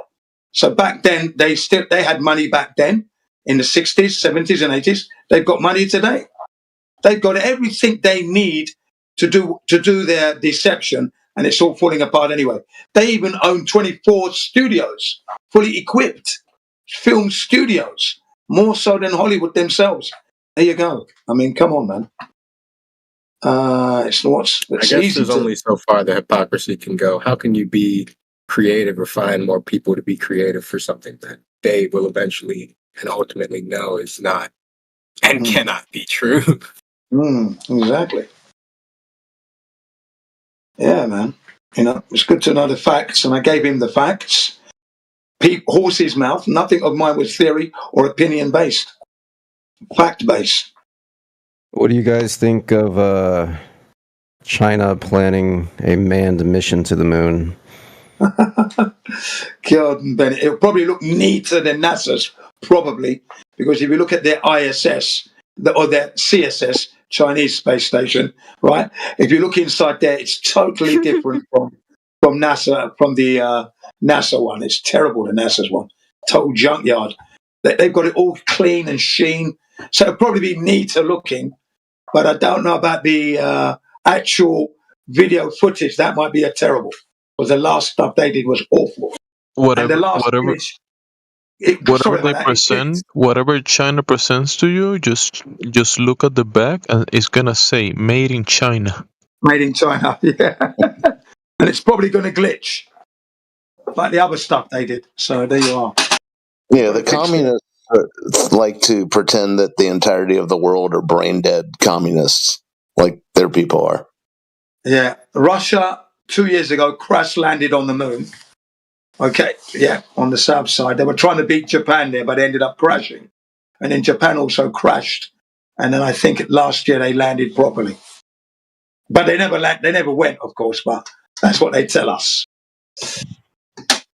Even though they landed upside down. Yeah. Funny how they believe. Gene, you gave Brenda the deserved treatment. Just shotgun him with the facts. Just shoot all the facts like one after the other one. Yeah, that's it. Machine Gun Jin, mate. I tell you, Rambo. Jin Rambo, mate. That's the only way you can deal with Brenda. Just that's machine gun I need to deal with Brenda, yeah. Just drown them with the facts. You're going to need a flat earth life jacket when you come in here. Because you're going to be drowning in facts, nothing else. Yo, brother, can you tell me the facts? About what? About everything, you know. Everything. Be specific, please. I mean, about Flat Earth, obviously, it's Flat Earth Channel, you know. Ah, okay, well, it's a fact that Earth is flat in that we are measuring it flat. It is measured flat. There is no rotation going on. And we cannot be in a space without a container to protect our air in a vacuum. Okay. Who would you say? Can you not make 100 claims at once? You know what I mean? Who would you say has measured it? Okay. We'll go with the flatness of the Earth. Why I cannot decide where you're going. Who would you say has measured it flat? I have. My colleagues in here have. Okay, I mean, okay. Can you post your studies and your documentation and whatever in the side chat? Oh no, I can't do that. I can't do that at all because when I measured it, I didn't document it. Yeah. So you have revealed the most important question of the world, but then you forgot to document it. Is that what no, I didn't forget. I didn't forget to do anything. You didn't want to. When I actually revealed it, I didn't realize that that's what I was doing. You see? Yeah. Okay. And then you didn't think like the day after you go there again and just take pictures and whatever document. Well, it was a trip from London to Heathrow to Japan. Okay, which was 6,000 miles, a 6,000-mile journey. Okay, and during the flight, the 9.5-hour flight, I was predicting to have this 3,740.46 miles of curvature, which I didn't experience at all. The plane didn't take. The plane, hang on, you're interrupting me here. The plane did not take a curved trajectory. It flew horizontal from Heathrow to Japan Narita non-stop, 9.5 hours. And so basically, you sitting in a plane is measuring the Earth. Is that what you're saying? Well, of course, yes. Measured flat because you have seen it while you have been in a plane. I've measured it flat using an aeroplane, yeah, on several occasions. So what was the measure? What was the occasions. numbers? What was the numbers you have measured in that measurement? You know what I mean? Measurements normally I told you the distance here. The distance is 6,000 miles. That's 10,000 kilometers. Time span, 9.5 hour flight. Okay? Yeah. Predicted curvature for the flight, 3,740.46 miles of curvature, not experienced at all. No curvature at all. The plane was horizontal for the duration of the flight, except for the takeoff and landing. That was it. Yeah. So basically, sitting in a plane and not seeing curvature is measuring the Earth. Yeah, because if we're living on a ball Earth, and the word curvature means curved trajectory, is that correct? Should an aeroplane take a curved trajectory if it's following curvature? Should that be correct? I mean, I don't know if you would see that from I'm inside. asking you a straight question. If we're talking about the curvature of the Earth and the Earth supposedly having curvature, does that mean an aeroplane takes a curved trajectory following the curvature of the Earth? Is that correct or not? Can we first determine if that falls in the category of measurement or not? Again, I'm not 100% sure if we're now talking about measurement. You're not answering the question. You are not answering the question. If the Earth, I'll ask it again. If the Earth has curvature, right? Yeah. So should the aeroplane be following a curved trajectory, which would be following the curvature of the Earth? I mean, theoretically, yes, but practically you wouldn't see it. Thank you very much. Theoretically, thank you very much, ladies and gentlemen. Practically also, for it cannot be theoretically, and then practically you cannot follow the curvature. That doesn't make sense. Can I ask you something quick?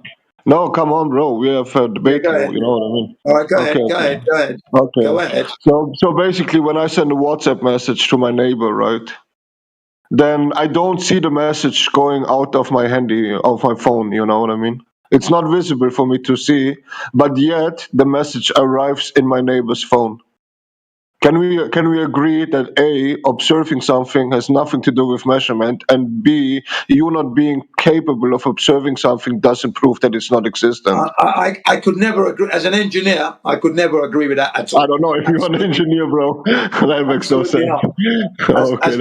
As an engineer myself, there's no way I could agree to that at all. That would be impossible. Okay? And as a professional expert specialist that I am, you're out of your mind to even think I would even begin to agree with that. Of course, I would never agree to that. But when you're measuring, in order to measure, you need to look. Okay? And you also need to feel. Your feelings, your senses, everything is fired up when you are measuring.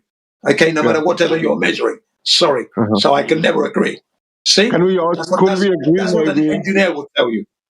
Okay, could we maybe agree that basically being an engineer is the opposite of feeling things, but actually calculating and doing stuff? Actually, an engineer, your feeling is coming into it. Your senses and your feeling. No, bro. I'm not going to lie, but I'm sorry. I'm an engineer as well. I can promise you engineering has nothing to do with feeling. You don't do troubleshooting. When I'm operating a lathe, right? My hands have to touch the machine. There's feeling right away. Then when the machine is in operation, the vibrations are coming through my hand.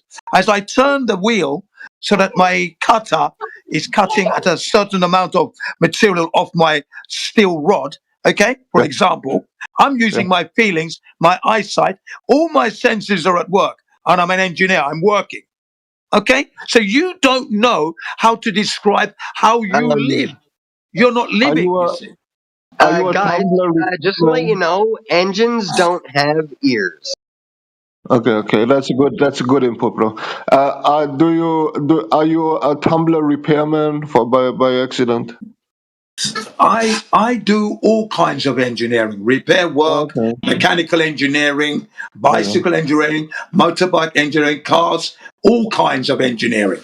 Steel doors, railings, I know you want to.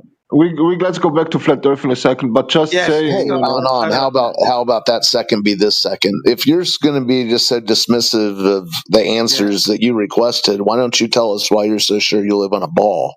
Yeah, I'm not sure I live on a ball, bro. I don't know. I'm just asking. Okay, we'll get off your high horse. No, I'm not on a high horse, but can you agree with me that observing is not equal to measurement or no? Of course, I need to measure. Yeah, but that's crazy to say. You know what I mean? It's not my fault that he says crazy things, bro. I'm not saying crazy things. Now, I'm sorry, bro, now but you're you do. insulting me now. No, you're saying but I say crazy things. That's just an engineering part for a second. When you are measuring, you have to observe what you are measuring. So you're the one that's saying crazy things. You actually don't have to observe what you are measuring. Yes, that's you the do. point. Yes, you do. Yes, you do. Otherwise, you won't know you've measured. Let me You won't finish know the you've measured sentence, anything. please, without start fucking rambling all day. Well, that was a pretty gnarly sentence you just dropped. You don't have to observe the thing you're measuring. Yeah, bro, I'm just saying, if you have a machine, right, as an engineer, because it's like we have this engineering topic now, and you have vibrations in the machine, which is actually something interesting to investigate, then you measure the vibration, you don't feel the vibration, you know what I mean? Well, like you can feel the vibration, you can feel the Can I finish a sentence? Can you just 1 minute? Okay. If you feel a vibration as a tumbler repairman, then I agree you can do that, you know what I mean? But if you're an engineer, then probably you're going to measure the amount of vibration to have some kind of an Yeah, observation. but the thing is, you're going to feel it. Yeah, the thing is, you're going to feel it first. You're not and going then to you feel might it. want That's to the know point. to what degree the vibration is going. Then you begin to measure, and you're still going to be observing that measurement because you want to know. You want to see what degree it is. Again, you're describing something you know nothing about. You don't know how to describe how you live and how you work. You just don't know. Please, you're not an engineer. I don't. Let's come back to flat Earth, okay? Because Yes, I think we should. I think we should. Okay, Yeah. okay. So now you have proven the flat Earth by sitting in the plane and seeing that you don't see the curvature. Have you any other ways of proving the flat Earth as well? Or no? Yes, long distance observations that we've made. Okay. So can you provide the documentation and pictures and whatever for that one? Oh, I can not do that for you because again, I'm driving when I see Mount Fuji from Fukushima. Now, from Fukushima, when I'm driving, I shouldn't be able to see it because there should be 5 miles of curvature in my way, blocking my line of sight over 180 to 200 miles. Okay. So you are saying that can you provide me the place you are at the moment when you are driving and you see 200 miles? Yeah, I told you Fukushima. Fukushima is the place in Japan. Because there is something called, I don't know, but because I'm really bad in that kind of stuff, but the other flat earthers often speak about refractions or whatever. So you basically cannot see that far, not because the earth is not flat, but because there is something in the air or whatever. So I'm now a little bit confused. You tell me basically that you see 200 So did you just concede the earth was flat? Did you did. So you just conceded the earth is flat. Okay. No, it's possible. I'm not saying it's not flat, bro. I'm just saying everyone else in here argues all the time that you cannot see 200 miles straight. No, and then you want to double speak on your contention. He tells me now that he's seeing 200 miles straight. I don't think that makes sense. Of course you can. Let me put a little video in here for you. It's not my one. I didn't do this, so I'm not claiming it's mine. Okay, but it's a beautiful video to watch because it's a visibility of Oahu Island from Hawaii, which is in Hawaii. Okay, it's 108 miles, over 90 miles visibility. Okay, and you will learn. I've seen most of the videos. I can promise you that. So I'm just asking. Hang on. Look at this one. Look. Okay, I will look at it. No stress, bro. Yeah, I don't think you've seen this one. This one's a really good one. Okay. So, but basically, you can see every day 200 miles straight, right? But then you never thought maybe I take a picture because it could be interesting to prove, like for the world. The most important question in real life value. Anon, you should join the main server. There's lots of. Bro, I have seen all these videos. I'm not gonna lie. Have you made any long distance observations yourself? No. But every time I come in here and someone tells me he did it, he posts a YouTube video. Still, dude, relax, guy. What? Just relax. I'm relaxed. Bro. This is now literally the 28th time I joined the channel, and I ask, did you observe it? Yes, I did. Can you provide the documentation? No, I didn't do documentation. I mean, it feels You've never made a long distance observation the yourself. laziest people a little bit on the planet because no one want to really prove it. It feels like, you know what I mean? Actually, you're not listening to what I'm telling you. First and foremost, I do have pictures of, I've climbed Mount Fuji 14 times, and I do have pictures when I'm driving of Mount Fuji. They're not local. I've got to go off and go and find those pictures in my collection. It's going to be painstaking, and I don't want to do that. Okay? Okay, I'm happy if you sent them, you know what I mean? Like that, you know, and that it feels like if you can prove the most important question in the world, it would make sense to prove it, you know what I mean?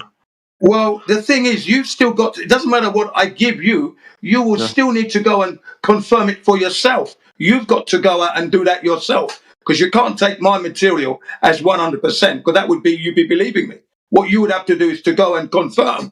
Still, then you would know. You see what I mean? Okay, I mean, you can't. I would still be It's not for me to provide you material. You look at it and say, okay, that it's looking convincing. You're still going to need to go and check. Okay. All right. And that's what I've done. I'm giving you that. So you need to go and check anyway. Okay? Yeah, the point is basically that I'm a little bit confused because flat earthers always say that basically the world creates this illusion, right, of everything is fake basically, but then they argue with like random YouTube videos. They are not made by themselves. I mean, if you don't believe that anything, I want to finish the sentence. If you don't believe that anything is true, I want to finish the sentence, bro. If you really believe that, I finished the sentence. Please stop interrupting. If you don't believe anything is true and everything is basically made up by someone, some entity on the world, right, the Illuminati or whatever it is, then you probably would also not trust in YouTube videos because why would you ever be sure that they are now true? You know what I mean? Like, can I now answer? Because the videos that I give you to look at back up my findings. That's the thing. So these videos prove my findings. So what you then do is to take the videos, look at it, and replicate that, and then you'll have confirmation that the video conforts with what you are now finding out for yourself. Okay? Yeah. It's there as a material for you to look at to help you along. Okay? All right. Okay. Thank you. Right. So basically we have no documentation for in the plane, and we have no documentation for. Have you any other way to prove the Earth? You know, I actually gave you some documentation already. The one I've seen the video. It's impressive. It's impressive, bro. I've seen it. Well, yeah. So it proves that the Earth is flat, doesn't it? I mean, it could be fake. You know what I mean? No, it couldn't be fake because if you go to the location, hang on. What do you mean? Hang on. If you go to the location, you can prove it, or you can replicate it where you live.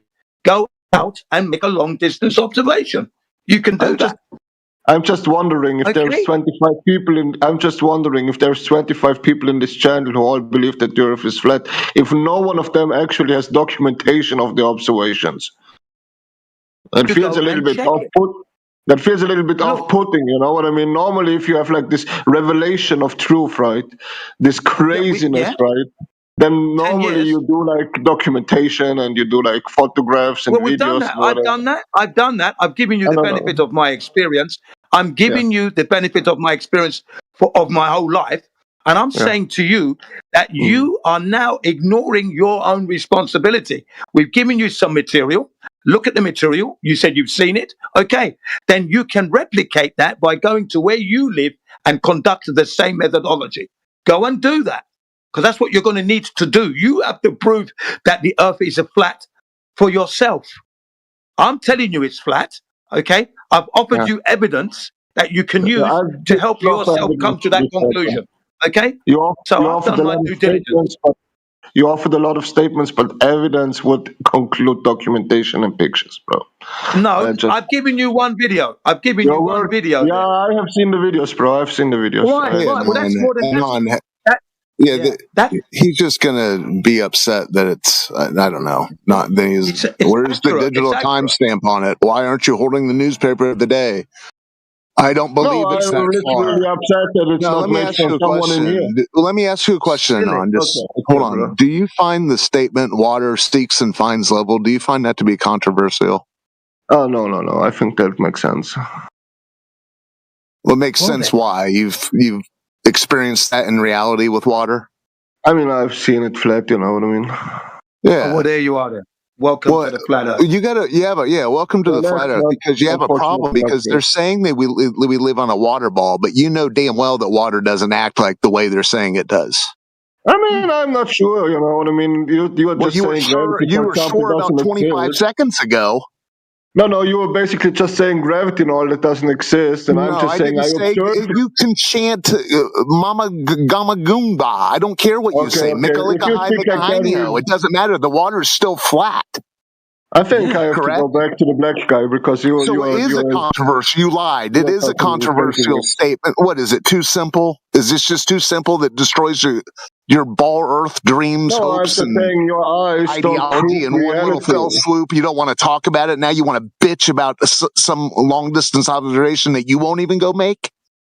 So water. The nature of water, which we agree is not controversial, even though you've pissed your pants over it now that you understand the ramifications of it, that's it. It destroys your ball. You can't have water seeking and finding level and live on a water ball, sir. Wake up. That's crazy. Are you going to write a letter to Santa Claus this winter? Oh, my God. Your prayers are aren't you a 50-year-old man who is able to speak normal? It's just too simple, isn't it, sir? Are you able to speak normal? I'm just asking, because if not, then we'll go back to the black guy. We are speaking normal. What you said was out of character. You said this. Your eyes don't prove reality. So when you see a naked, beautiful woman, listen to what I'm saying. Yeah. When you see a naked woman in front of you, is that not your eyes seeing reality there or not? Yeah, that's some reality. Well then, so speak properly then. Your eyes you don't see radio waves. You don't see infrared. You don't see a lot of things on this earth. No one I never made that claim. You don't see phone calls. You know. We hear you. Over. Hello. Hello. Anon, I posted for you 2 laser tests. Bro, I've seen your image. If you think that shows 1,200 miles and is proof for anything, it could not be faked by the same Illuminati who fakes the round Earth, bro. Then whatever. That's literally an image. Later imagery, and I posted also 2 laser tests. I've seen all these videos before, brother. I've seen all these videos before. Okay. Let me just say this. Since 8 years, okay. Hang on, now you're interrupting me. I'm trying to get something. So what are you saying about the LiDAR imagery? Jamesy, okay. If the image is not coming from you directly, I'm just saying it comes from the Illuminati. We don't believe in random stuff. I have seen all these images, all the documentaries. I'm in this group since 8 years, okay. I'm not arguing random stuff from YouTube. If you are arguing that basically everything you see is made up and a lie from the government to create a false narrative for you, then I'm not trusting your random images from fucking YouTube. Okay, I'm sorry. Right, excuse me. First and foremost, you are now dismissing our lives' experiences. That's what you're doing. And we're saying to you, though, seeing as you've seen everything, why haven't you gone out to confirm in nature that the Earth is a globe? Why haven't you done that yet? I promise you one thing. If I would have joined this channel, you're not answering my question. I answer. Why don't you let me speak? Oh my God! Because why do you don't answer. You talk about something else. I answer. As soon as I enter this channel and someone provides me own images, why haven't you gone out into nature? I will do the same. Have you checked yourself? Have you checked yourself? Have you? No, I haven't. Well, go and check it. He hasn't checked. Go and check it. Yeah, but because you have not been convincing enough when he comes into this server, when he comes into this server, he should be muted immediately if he comes in, because he's doing this all the time. It's not the first time he's done this. He's been into it 8 years. That means when he comes in next time, if he hasn't brought the Why are you talking, bro? Since when are you in this group? Since 2 weeks? Shut the fuck up. I've been in this 10 years. Oh my God. There's no way you're actually in here for 8 years gatekeeping basic information in a conversation. I mean, it's crazy that I'm using common sense.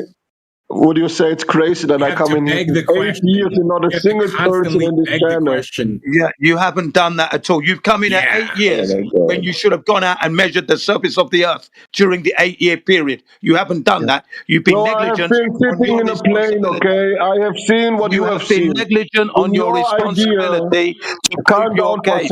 You have been negligent beyond belief. It's unacceptable the amount of negligence you are displaying for the last 8 years. Okay, bro, I've been in a plane, okay?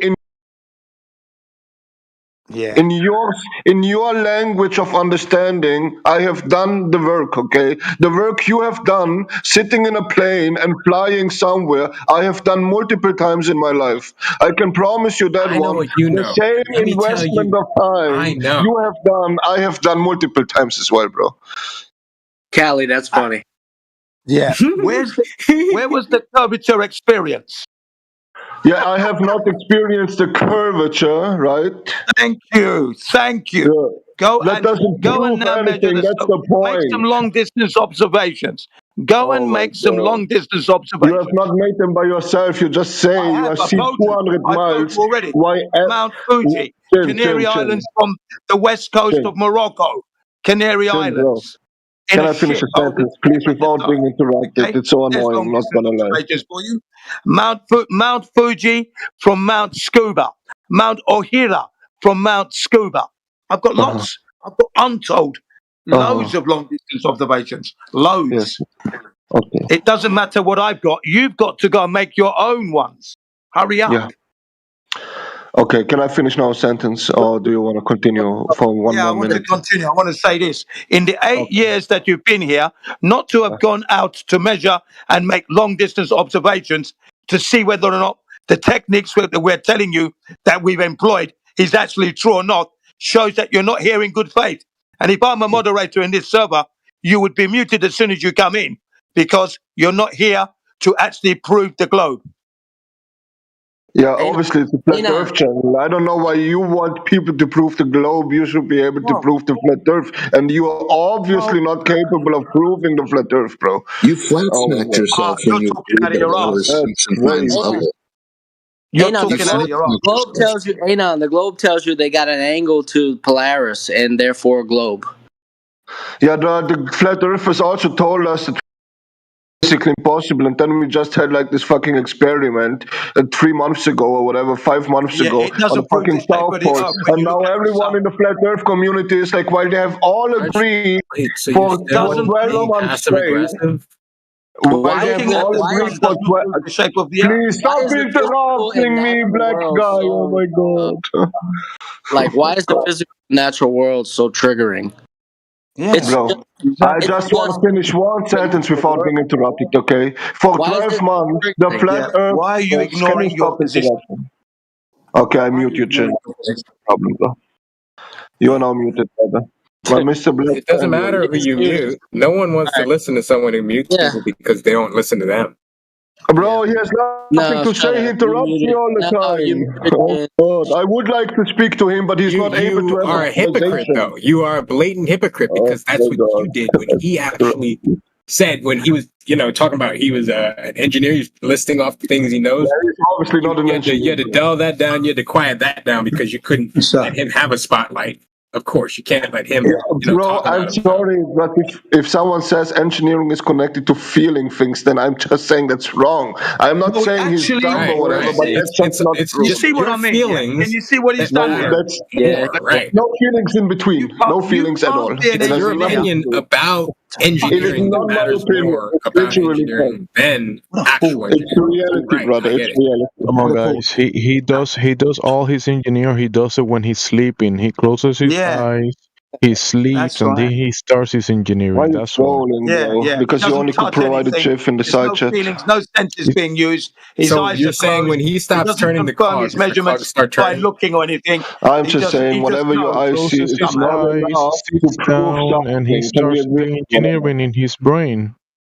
It's a I live in a minute, guys. You catch a panic attack over the physical and natural world, you're in bad shape, man. I'm gonna pray for you. Oh my God, yeah, Jesus will bring you truth to you, brother. Yeah, especially as he won't go out to measure the surface of the earth to go and check it for himself. He won't do that. Okay, he will come in here for 8 years, 8 years, stating that we are not providing any documents. Okay, I just want to make one sentence. And methodology and the numbers, everything we give him. Okay, 8 years he's been coming, and he hasn't once taken the time out to go and confirm the methodology that we employ to try and measure the curvature, only to find flat Earth. He won't do that, though, will he? He won't do that. Okay, so Alan, you said that you've been playing for 8 years. Can I? Yeah, I am. Can I? In 8 years, okay, not a single person No, has you can't. No, you can't. You've been ignoring everything everybody's saying. Without being interrupted, bro. It's so annoying. Exactly, because you've been ignoring the information that has been posted the from you. only one of all of this group, okay, who provides everything is Flat Earth Batman, okay? Thank you. He's the only You're one. not an engineer. You're just a pretender clown. So whenever you look to the information and come to a conclusion, he should have been muted a long time ago because he's not offering anything. You know what? He's not moving the I know you just forward. can't prove the flat Earth. It's stupid, isn't it? I know it's silly. What he's got to do is actually go and measure the curvature and bring back that material to show us your nonsense. We're showing out. We're giving you everything we have here, and we've been doing that for 8 years. If you've been coming here for 8 years, so you say. Why haven't you gone out there to check it for yourself? How can you go somewhere 8 years and not go and check for yourself once in 8 years? Who does that? What person does that? I know you can't prove it, but I won't list any of the things you said. Oh, Lord. Oh, Lord Jesus Christ, please pull Anna out of idol worship. Amen. 8 years. 8 years, and he hasn't gone out once to actually just go and prove the globe. He's in here. That is an anomaly. That is unacceptable, isn't it, ladies and gentlemen? You don't spend 8 years going to somewhere telling us we haven't proven the globe. We haven't proven the flat Earth. We haven't proven the flat Earth, and you don't even go and prove the globe yourself. Okay, so I get it. So one is I don't believe in it because it's wrong, and the other is it's wrong because I don't believe in it. Oh, the conundrum.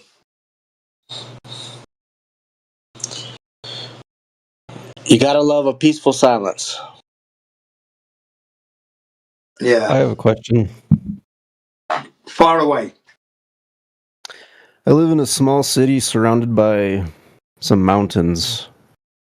I can't really see anything or prove anything that way. What am I supposed to do? Go up on the mountain. Bruh, I just took a picture. I was on the mountain. I just come back from a holiday, right? I was on this mountain, took a picture of the mountain and the reflection of the mountain in a lake, right? And I got it in one picture frame, right? You can obviously see there's a flat reference plane in the photograph. It's the horizon. Well, it's tricky for me to say that because the horizon is actually where the sky meets the ground, right? That would be up on the mountain. But in the picture, right, you can tell that there's a reference plane in the photograph because you're getting the reflection of the mountain in the lake. Yeah, no distortion. You're getting no distortion, which would happen if the Earth is curving. Then the image would be distorted slightly, following the curvature of that lake if it was curving. Yeah, right. If the lake was curved, yes, correct. Yeah, there would be no. If the lake was curved, you wouldn't capture that image. Yeah, it wouldn't be a perfect image like that, flat image. It would be a curved, distorted image. Yeah. This is what we're saying to people. These are all the clues to the flat Earth, that they need to go out there and make those observations and measurements and bring it back. You don't go somewhere 8 years and just say, you haven't done this, you haven't done that. I've seen all the videos. Well, if you've seen everything, right, and you're dismissing our material, why don't you go and get your material then? Prove the Earth is a globe then, because that's the only thing left for him to do. You know, because we know it's flat. Also, bro, hey, you can take an angle measurement to any star. Any star is above the surface of the land at 90 degrees. At 90 degrees. So if you take any elevation angle to any star, you're measuring the Earth with geometry. And that's a horizontal baseline is your baseline straight off the bat. You can't do that without it. So he doesn't seem to look. This, like I said, if he came back tomorrow, he would be on mute. And you know why you're muted? Because you haven't gone out to do your due diligence. You can't be spending 8 years here saying we're wrong, and you haven't gone out to do it once to go and check. No, that's not why you're here. You're muted immediately. So the door is left open because he's got to come back with his findings. But you can't just come in here and start saying we're wrong. 8 years, and he's proud of it. Been coming here 8 years, really? Haven't you gone out once to check? Not once in 8 years. What a hole of an ass! What a hole of an ass! You got to wait with the language, Jen. Thank you very much. Yeah. 63 years of age, it does do that for you. And I'm fighting these individuals like I'm a teenager. I love it. Yeah. Yeah? You're shouting. I'm talking, mate. Don't worry. When I shout, the roof of the house shudders. I just want to act 90 when I'm 30 and never talk to people who fight over small things again. That's cool. Yeah, well, it's energizing now. I find it all energizing. That's the thing, you know. I find it energizing.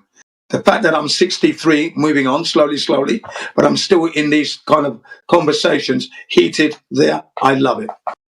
And then I do my exercises to keep me in trim to do that. Yeah, no. I want to argue for as long as I can and debate as long as I possibly can. It's good for one's morale, fitness. Yeah, the truth. I did too. It's just I was born into a family. It's just every day was arguing. So every day I'm ruminating. Every day I'm thinking. So I'm not going to join that argument. I get the maturity from listening to this that I'm not going to go down to that. Yeah. I know what you mean. Yeah. Over and over the same things we already know. You know. Yeah. I'm very much hands-on that. I don't mind, like a machine.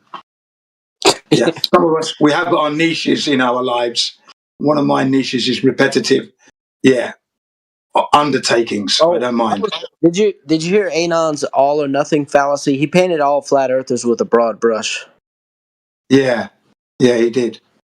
Yeah, because we do have some cuckoo people on our side, but that it pales in comparison to the cuckoo. To the Globus.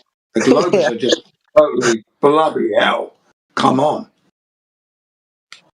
Yeah, but such is life. Yeah.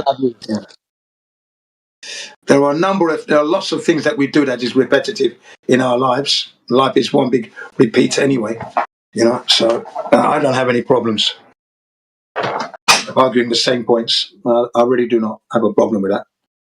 That's like, again, it's like engineering, because once you use your scriber, you draw a line, get your ruler, your set square. You're using that same thing so many times. It's polished. The way you grip it from, it shows usage. It's life, isn't it? I don't mind.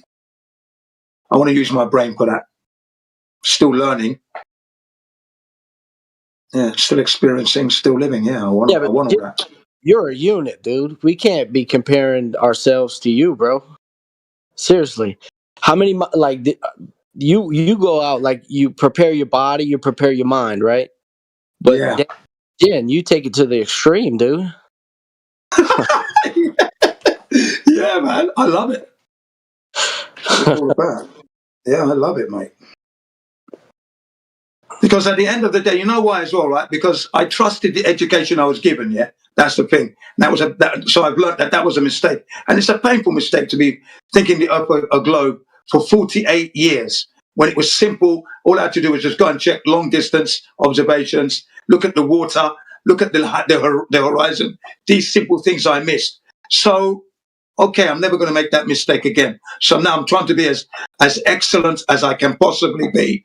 But as well, I know there are people in this server who are more articulate than me at actually articulating it. So I'll let them do that. But it's the rough and tumble guys that I want to attack mainly. You know, the ones that think they can really give it with the big, I destroy them. They're the ones I go for. I'm your man when it comes to that. Good on you. Yeah. That's exactly what I do. Yeah. You know, when I hear the people who are really articulate, I like to sit back and listen and enjoy. Oh, yeah. And coach and encourage and give them the thumbs up. You know, I tell you one person, I call him the attorney, and that's 10 cups, 20 cups. I call him the attorney, okay? Because he has that attorney approach. And he can also give him some foul language when it comes up, but he's like an attorney. 20 cups. I love him. What? Yeah, I thought it was Jewy. It was coming off a little Jewy to me. I don't know. Yeah, I don't know about that. I don't see that. I don't see that in him. I see him as an attorney. You know, his approach, it's really good. And then you've got Miggy as well, and then you've got Indio, you've got the AIs, and then all your souls as well. You're all in there. You know, you all have your moments. And when it's going good, it's great. And I mean that. You know, I'm glad to see that you guys have got it. And we need your generation, because you've got to carry the mantle when we have gone. You've got to carry it on. So you better learn that repetition thing. You need it. Okay? You're not going to be there forever. Oh, man. Quit getting so sentimental. You ain't going nowhere, Jen. God willing. Yeah. Yeah, God willing. Yeah.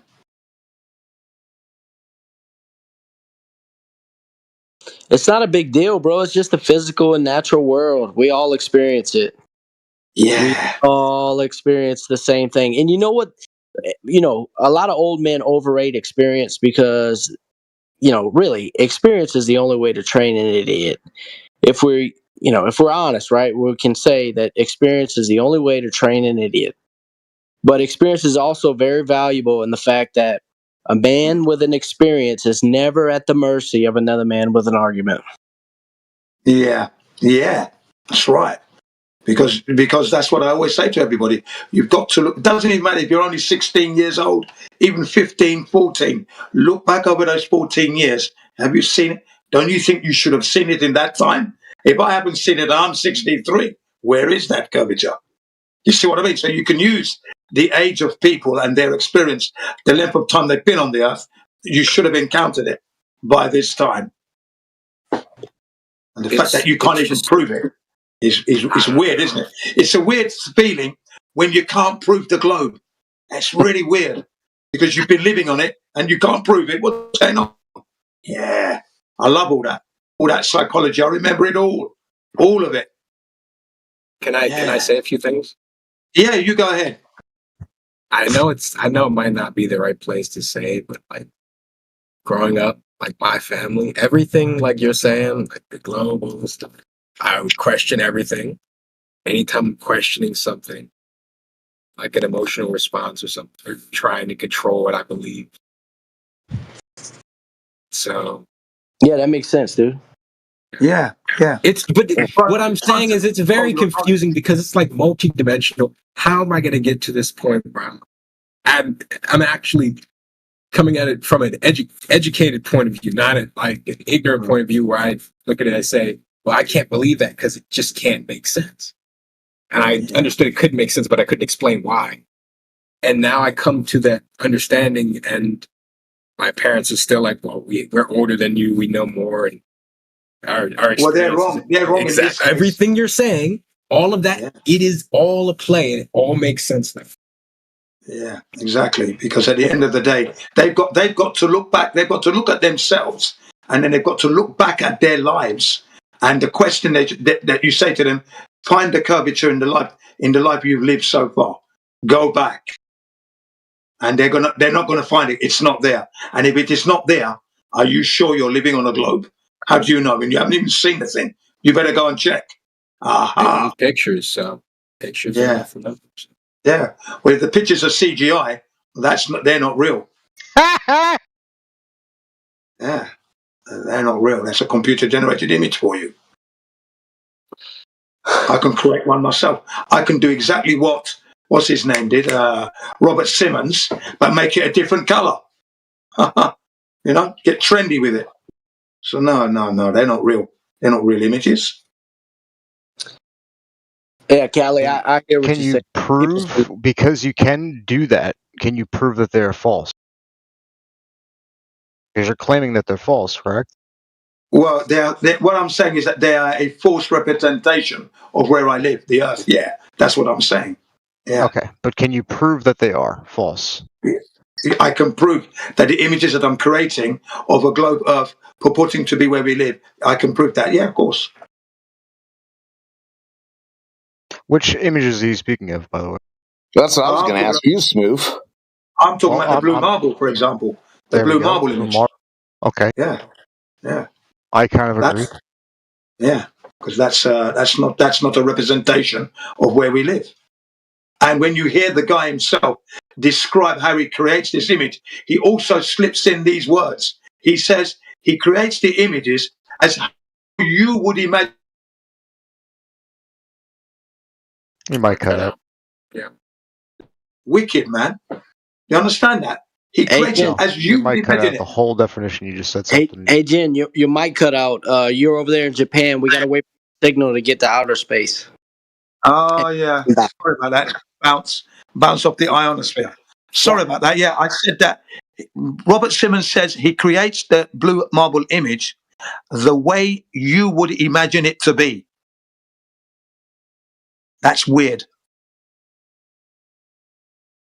Okay? Copy. Good copy. Yeah. He creates it as you would imagine it to be. Wow, he's got a good imagination. You're real. What if you're a simulation? Nah, I'm not a simulation because the dump that How I do do you in the know? toilet. How do you know? You can't prove you're not a simulation, can you? I'm going to tell you right now. I'm going to. No. I'd love to hear you prove how you're not a simulation real quick. Go ahead, I'll wait. I'm going to do that right now. When I go to the toilet and do a dump and that thing stinks out, that is not a simulation, okay? Are you sure that's not a simulation? Yes. Not a simulation. Molecules that represent the information that we receive through our nasal passage as smell, quote unquote, can be fabricated through a software.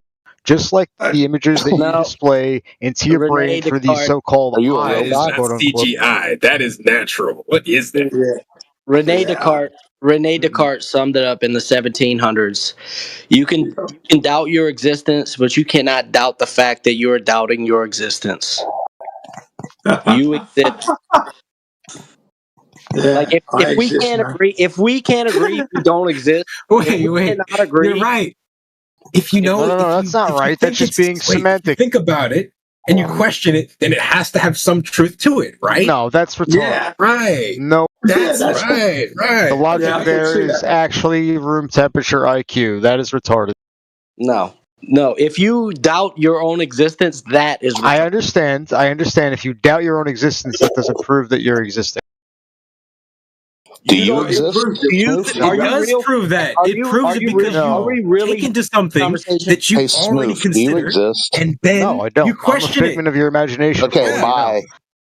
Oh, you're gonna mute me? You prove it. People by questioning it. You don't exist, right? Oh, but you want to. I'm just. I'm you were you programmed to stutter and stammer? Advocate. No, I'm playing devil's advocate. You guys want to jump down? Suck a dick, faggot. Oh, hard T. Cry harder. That's a bit strong, isn't it? Come on, man. That sounded real. If we can't agree that the conversation isn't really happening, then what's the point? Do you have? The question is, do you have hands? Nope. I'm actually a paraplegic. You get fucked. You can be a paraplegic and still have hands. Yeah. Quadriplegic. You just wouldn't. You can be a quadriplegic and still have hands. Yeah, you just wouldn't know you had them. What are you going on about? In my symptom, or in my situation, I am without hands. Voice activated. Are you sure about that, or maybe it's just a simulation? It could be very well could be a simulation. Well, no need to be sad. Rejoice. Yeah, it could be a simulation. 50-50. Yeah. 50-50. Flip a coin.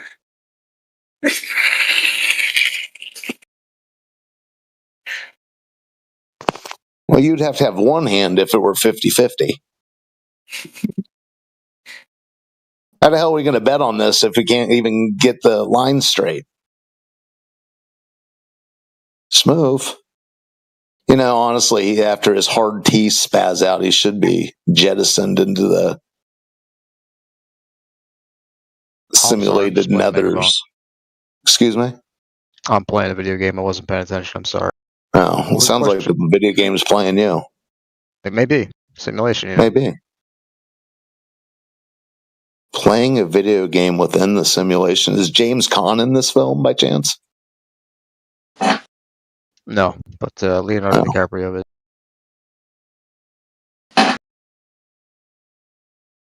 Also, Russell Crowe. What's that? Do you remember that film called Tron from the 1980s, the original one? Yeah, that's what I was referencing. Or was Caan in Rollerball? He was in Tron, wasn't he? Tron Legacy? No. There was Logan's Run. Yeah, I remember Tron. The video game. The arcade video game was epic. That was a film from the 1980s, the original one. That was a great film. Oh, yeah. Yeah. I think Jeff Bridges was the actor in that one. Jeff Bridges. Yeah, that's right. Yeah, that was a great film. James Caan was in Rollerball. Yeah, Rollerball. That's right. That was a good film as well. Yeah. I thought Tron was such a great movie technologically. I thought, wow, look at this film. You're in a video game? On motorbikes, because I was a biker then, right? And I thought it was so cool when I was growing up. Yeah. I was a motorcyclist at the time as well, so I thought, wow, this is brilliant. What a movie. Like, what? They got the arcade, and, you know, my generation, they don't even have the arcades anymore. They got the arcade, this movie, and it's so 80s. Oh. I think they did a modern version in the 2000s or something. They did redo it again, didn't they, Tron? Yeah. As well. In the that was pretty good, too. Yeah, well, there you go. See, yeah, Tron was really good. Yeah, that was good as well. Yeah, the second one. Technology just got even more advanced. So I did like that.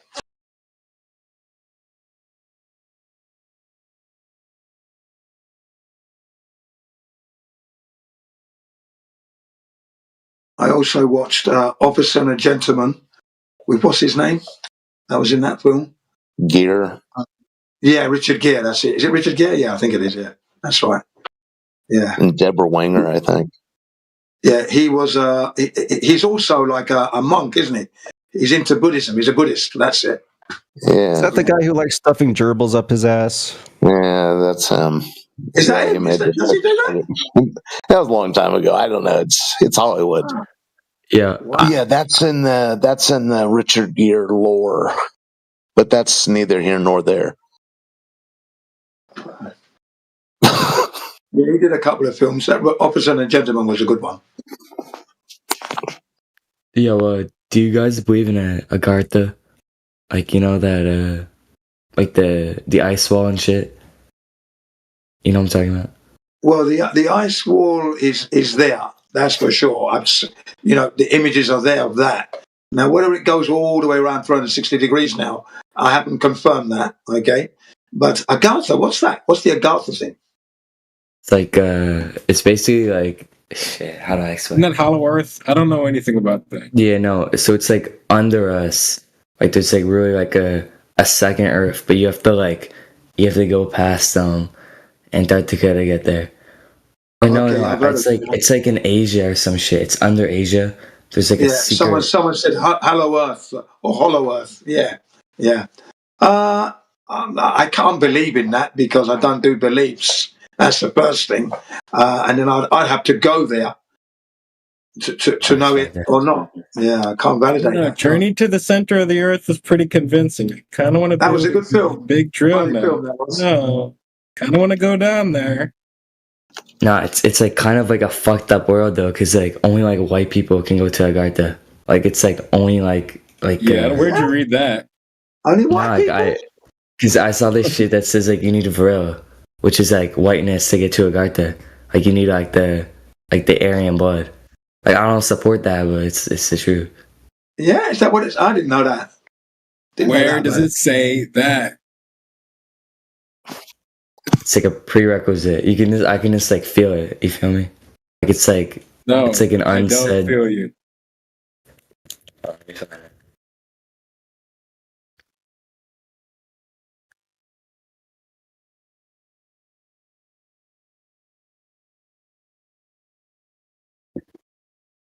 Now you'll find that the flat earthers here don't do that much believing these days.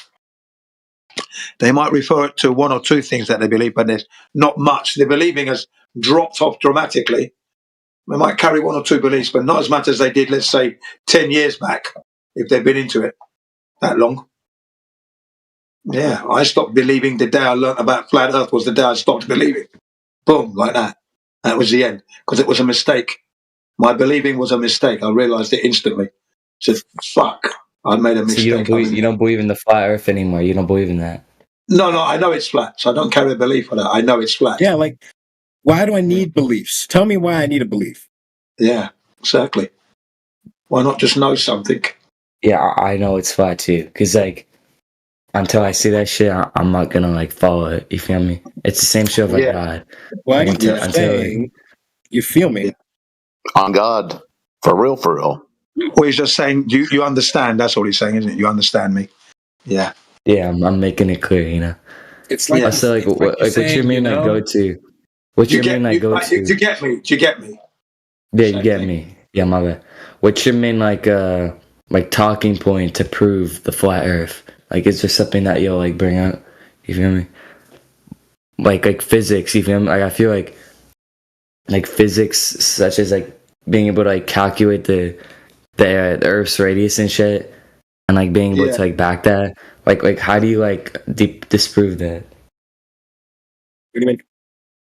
Okay, so like specifically with like the Earth's radius, like we know how far down the center of the Earth is, and because of that, we can calculate like gravity. Yeah, how did they get that? How did you say they found that out? They know that. How you got that number? How'd they get that number? Personally, I don't think I can disprove something. I think the facts prove or disprove themselves. I don't know what you're really asking me to do. You know?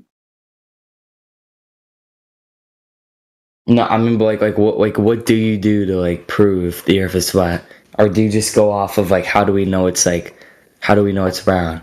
Like what's your? Well, it's true.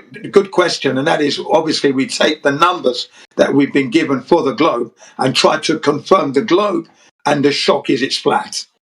Okay, that's what happens. So like you would die like on like you would die saying the Earth is flat. Like you're like 100% sure of it. Oh, definitely, yeah, no problem there, no problem at all. I've got no worries there. So I can lay my life doing it too. Yeah. Oh shit! You guys gotta put me on because like I'm trying to like. Yeah, we're all alive. Justified what I get. I don't know. Yeah, I got no worries there. I don't care. Yeah. No, I'm trying to like flat Earth pill myself, but like I don't know where to start. So I was wondering if like you guys can put me on. How about water? Like, do you guys have like a slideshow or like a PowerPoint or some shit that I can like we can go through? Good water. What is water? Water always finds its level, doesn't it? Okay. Water never adheres to a curved surface. Okay. When you look at it on a ball, it rolls off and accumulates at the bottom of the ball. When you spin the ball, the water flies off the ball. So it just doesn't stick to a surface. That's what I looked. I was thinking, right? I was like a child, right? I was sitting there and saying, what do you mean? Basic physics. What do you mean that thing has water? So you're telling me, the teacher's telling me that has water. Okay. Okay. Okay. But like, is there like an up and down in like the universe though? Like, well, let's not go to the universe. Let's not go to the universe because now you're going to convolute your existence. You're living on Earth. You look up, you look up, you look down, you look down. That's it. When you drop something, it goes down. A helium balloon goes up. There's nothing else to worry about. Now, imagine if things were going off in diagonals, because the question is, why doesn't it go diagonally? Well, imagine if things started going diagonally, we'd be living in a chaotic world. The reason for the up and down is so we can orientate and circumnavigate this earth comfortably without being confused, less hassle. There has to be an up and down. That's natural order. Things going diagonally now, it's chaotic. Wouldn't it? It would add a chaotic dimension to it. Yeah. If we're in space on that ball, which way is up and down? You're supposed to tell me which way up and down is first. Right. Exactly. I mean, the whole idea that we're in outer space, dude, the whole idea that we're in outer space hinges on the idea that we're a ball in the first place. Thank you. Exactly. Okay, but I feel like the refutal to that would be like, you're kind of like comparing it to like a tiny ball, and like the Earth is like the circumference is like tens of thousands of miles, right? So wouldn't it be like a different 24,000? Don't blow your load on it. It's only 2 10,000s plus 4. Yeah. Yeah. Okay, but it's still a lot comparing it to like a tiny little ball. Yeah, but we're talking. What about like? You've acknowledged that water is flat in reality. Yeah. Water. Wait, what? Wait. Okay, but wait, what? Did the last 10 minutes happen?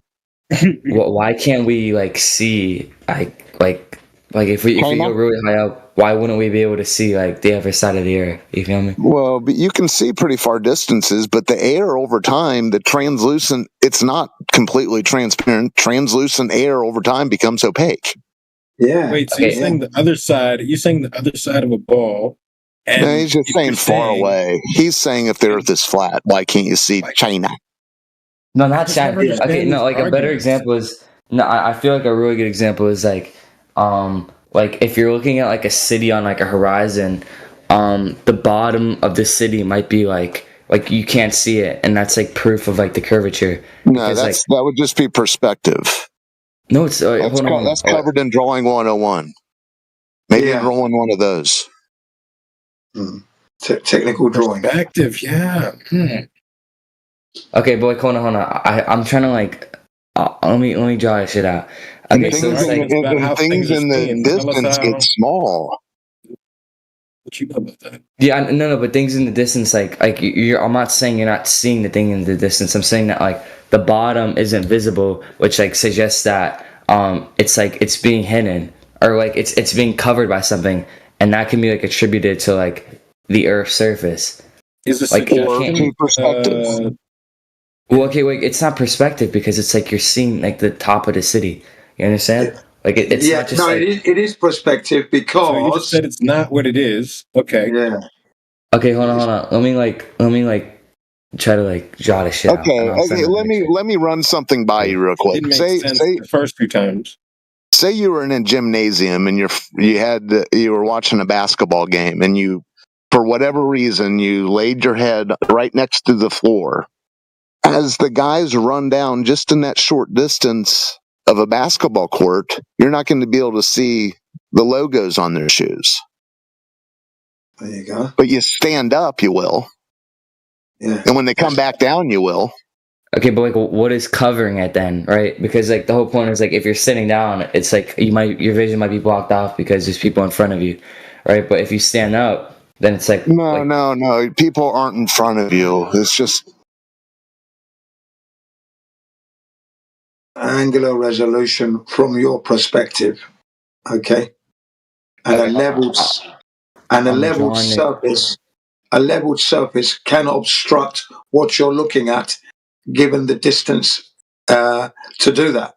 So when you lie down on the floor and the basketball players are running to the other end of the court and you can't see their shoes or the logos on their shoes even, well, there you have it, you see. That's because they've gone to the point where it's called the vanishing point, where everything focuses in.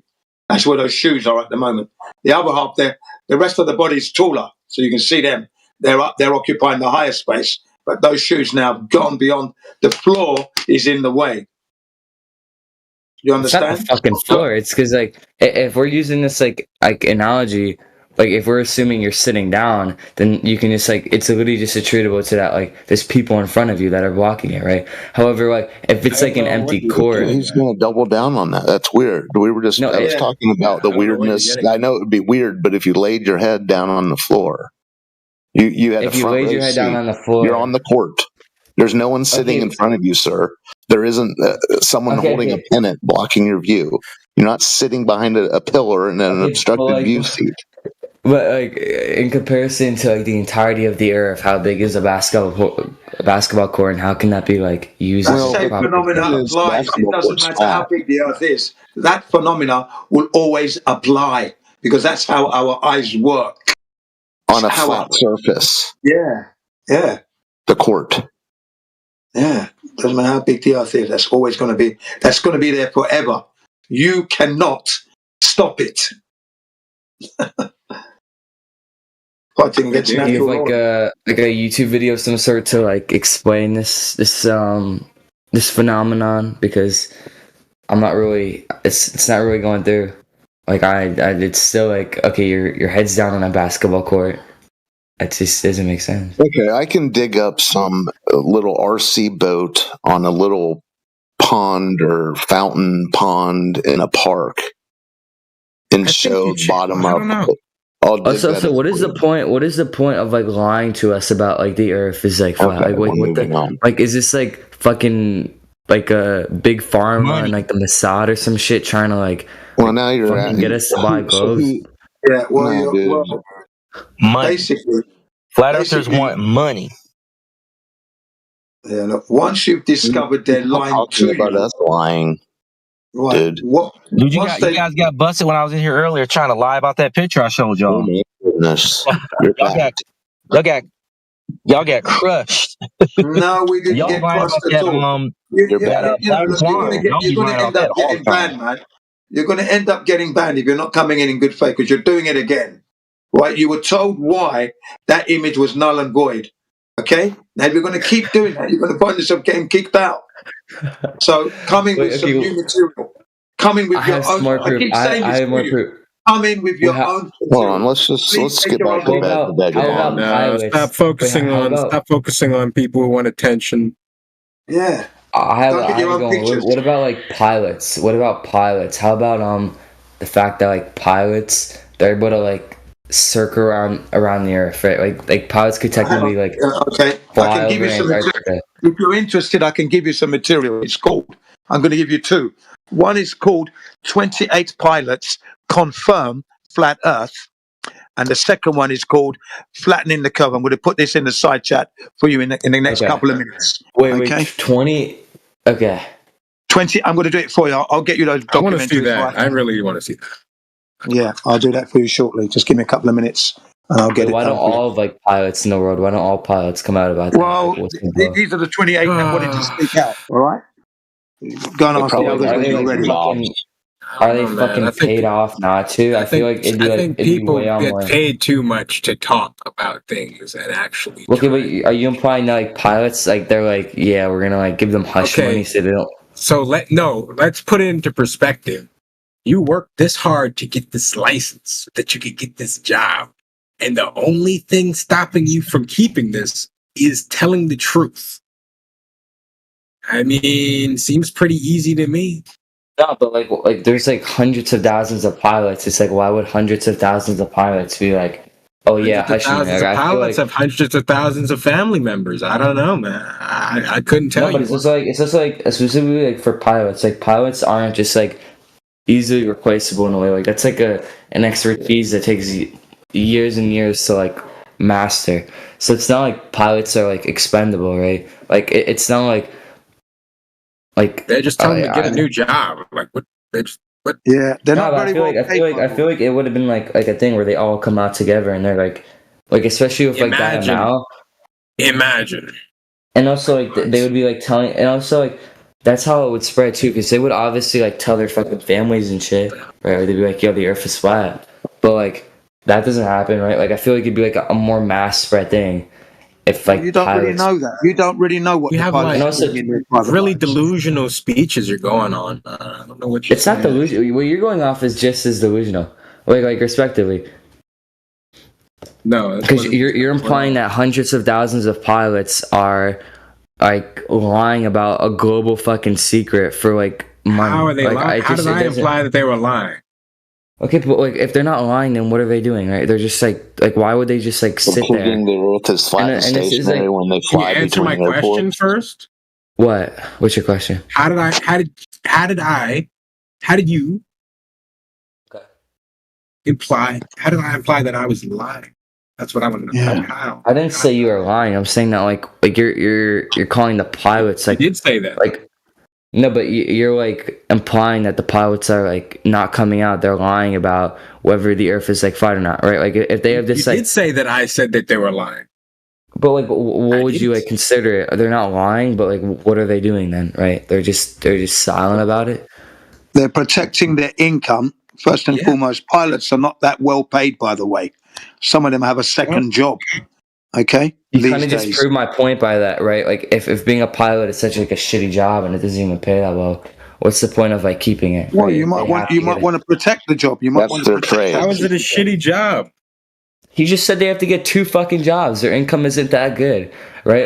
Yeah. It's not. It's not like pilots are fucking multimillionaires, right? It's not like being a pilot's like an easy job. Name the percentage of jobs that are multimillionaires right now.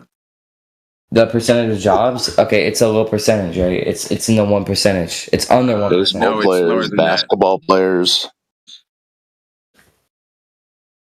Right? And it's just like it's not even like pilots get paid like 150. So what you're doing is cherry picking. I'm not cherry picking. It just doesn't make sense, right? It's like you're assuming that hundreds of thousands of pilots are just like fuck this shit. We're not gonna like whistle on it, right? Also you can assume that like because there's hundreds of thousands of pilots, like multiple of them could come out, more than fucking 28. Okay, let me explain something to you. Let me just explain something to you. The psychology behind the pilots regarding the flat Earth. Most of them don't realize the Earth is flat. It's when they discover it accidentally, and in recent years now, it's because of this flat Earth movement that's woken them up. And when they speak, they said they couldn't believe that they were on the flat Earth all the time. We thought gravity was pulling the nose around the globe, is what they say, some of these pilots. Okay? So some of them are just not aware. But it's not aware idea is like they're flying over the world, right? Like if they're flying over the fucking Pacific, yeah, but right? They're not aware that there's no curvature. I was like that. I jumped out of planes parachuting, seeing the horizon dead level. I didn't think it wasn't curving. It wasn't on my mind. I wasn't thinking of that. I was just enjoying the view and then worried about how I'm going to land and break my legs. Okay? So, that's no, but I don't. But like what I'm trying to say is like I feel like more than just not seeing like a curve. I feel like the route kind of proves that like after a certain point you'd be going off like the end of the world. You see, right? Like let's say you're flying. Not thinking of that. You're really not thinking about that. You fly from airport to airport. No, but you're flying over the fucking Pacific. You see, like hold on, like send me a picture of how you think the Earth is. Yeah. Look, you don't get it, do you? You don't get it. No, but like listen, how the fuck are you flying over like the Pacific, like straight through the Pacific? If it's not like a curved Earth, right? Like if the Earth isn't like a globe, that just doesn't make any sense. Like because like what you're applying is listen, you're not listening. The state of mind of the pilot. Can you accept that the state of mind of the pilot is that they're not thinking about the globe they're flying over? This guy's hung up on the Mercator projection. No, it's not that they're not thinking. It's more of like the fact that like they would fucking notice because on the one map that he knows about, there's Hawaii on the left and Japan on the right. This is like deja vu all over again. This isn't. No, I'm trying to say is like let's say like a pilot is fucking like there's pilots who have flown over wants to get to the bar. I mean I don't know why I want to listen to this because he won't respond to what Jen is saying. Well, hold on. You're trying to argue that like pilots are just like every single vagabond. Isn't observant. I had to come in from YouTube. To say it straight, friend. Okay, all planes they fly from where they're at to a destination they have in mind. All of those destinations are on land. No plane has a destination of in the middle of the ocean. I'm just going to land my plane and just float. Right? So there already are preordained routes. Nobody gets in a plane and just says, I'm just going to fly straight until I run out of fuel. You're not even being serious, my friend. Just take a step back, breathe, and think about what you're saying before you say it. Okay, how about like flight radar? Like, do you guys just not care about flight radar 24 and how you could see like where flights are and how it would like easily disprove it? No, that doesn't disprove it. Flight radars don't do that. They don't disprove flat Earth like at all. And they don't prove globe Earth either. It's not proof. It's wrong. Okay, but then like when like pilots like fly, if there is a flat Earth, it would be like a straight route, like on like a map, right? However, like when you could trace a flight's map, you see that it's like curved, right? It's only curved on the map because that's how the Earth like is. Like the Earth has a no, that's not true. Well, hold on, brother. I got a flight. So check it out, brother. So I flew from Savannah Hunter Army Airfield to Kuwait right before we invaded Iraq. The path that I took went through Nova Scotia, Ireland, Germany, then to Kuwait. Yeah. Okay. That's a straight line, brother. Wait, hold on. It went through. Why are you using like your own? This is also that's anecdotal, by the way. If you go on anecdotal. Flight Radar. Okay, because fucking I flew fucking. Dude, I flew, dude, with my unit in the military. It's not anecdotal, brother. All right, what's your MOS? 19 Delta. You don't even know what that is, dude. So why did I bother telling you? Because my dad was in the Marine Corps. Yeah, what's his MOS? I have no fucking clue. Exactly. No, he trained the Iraqi security forces. Like he was like the guy who like taught them what to do. Okay. Yeah.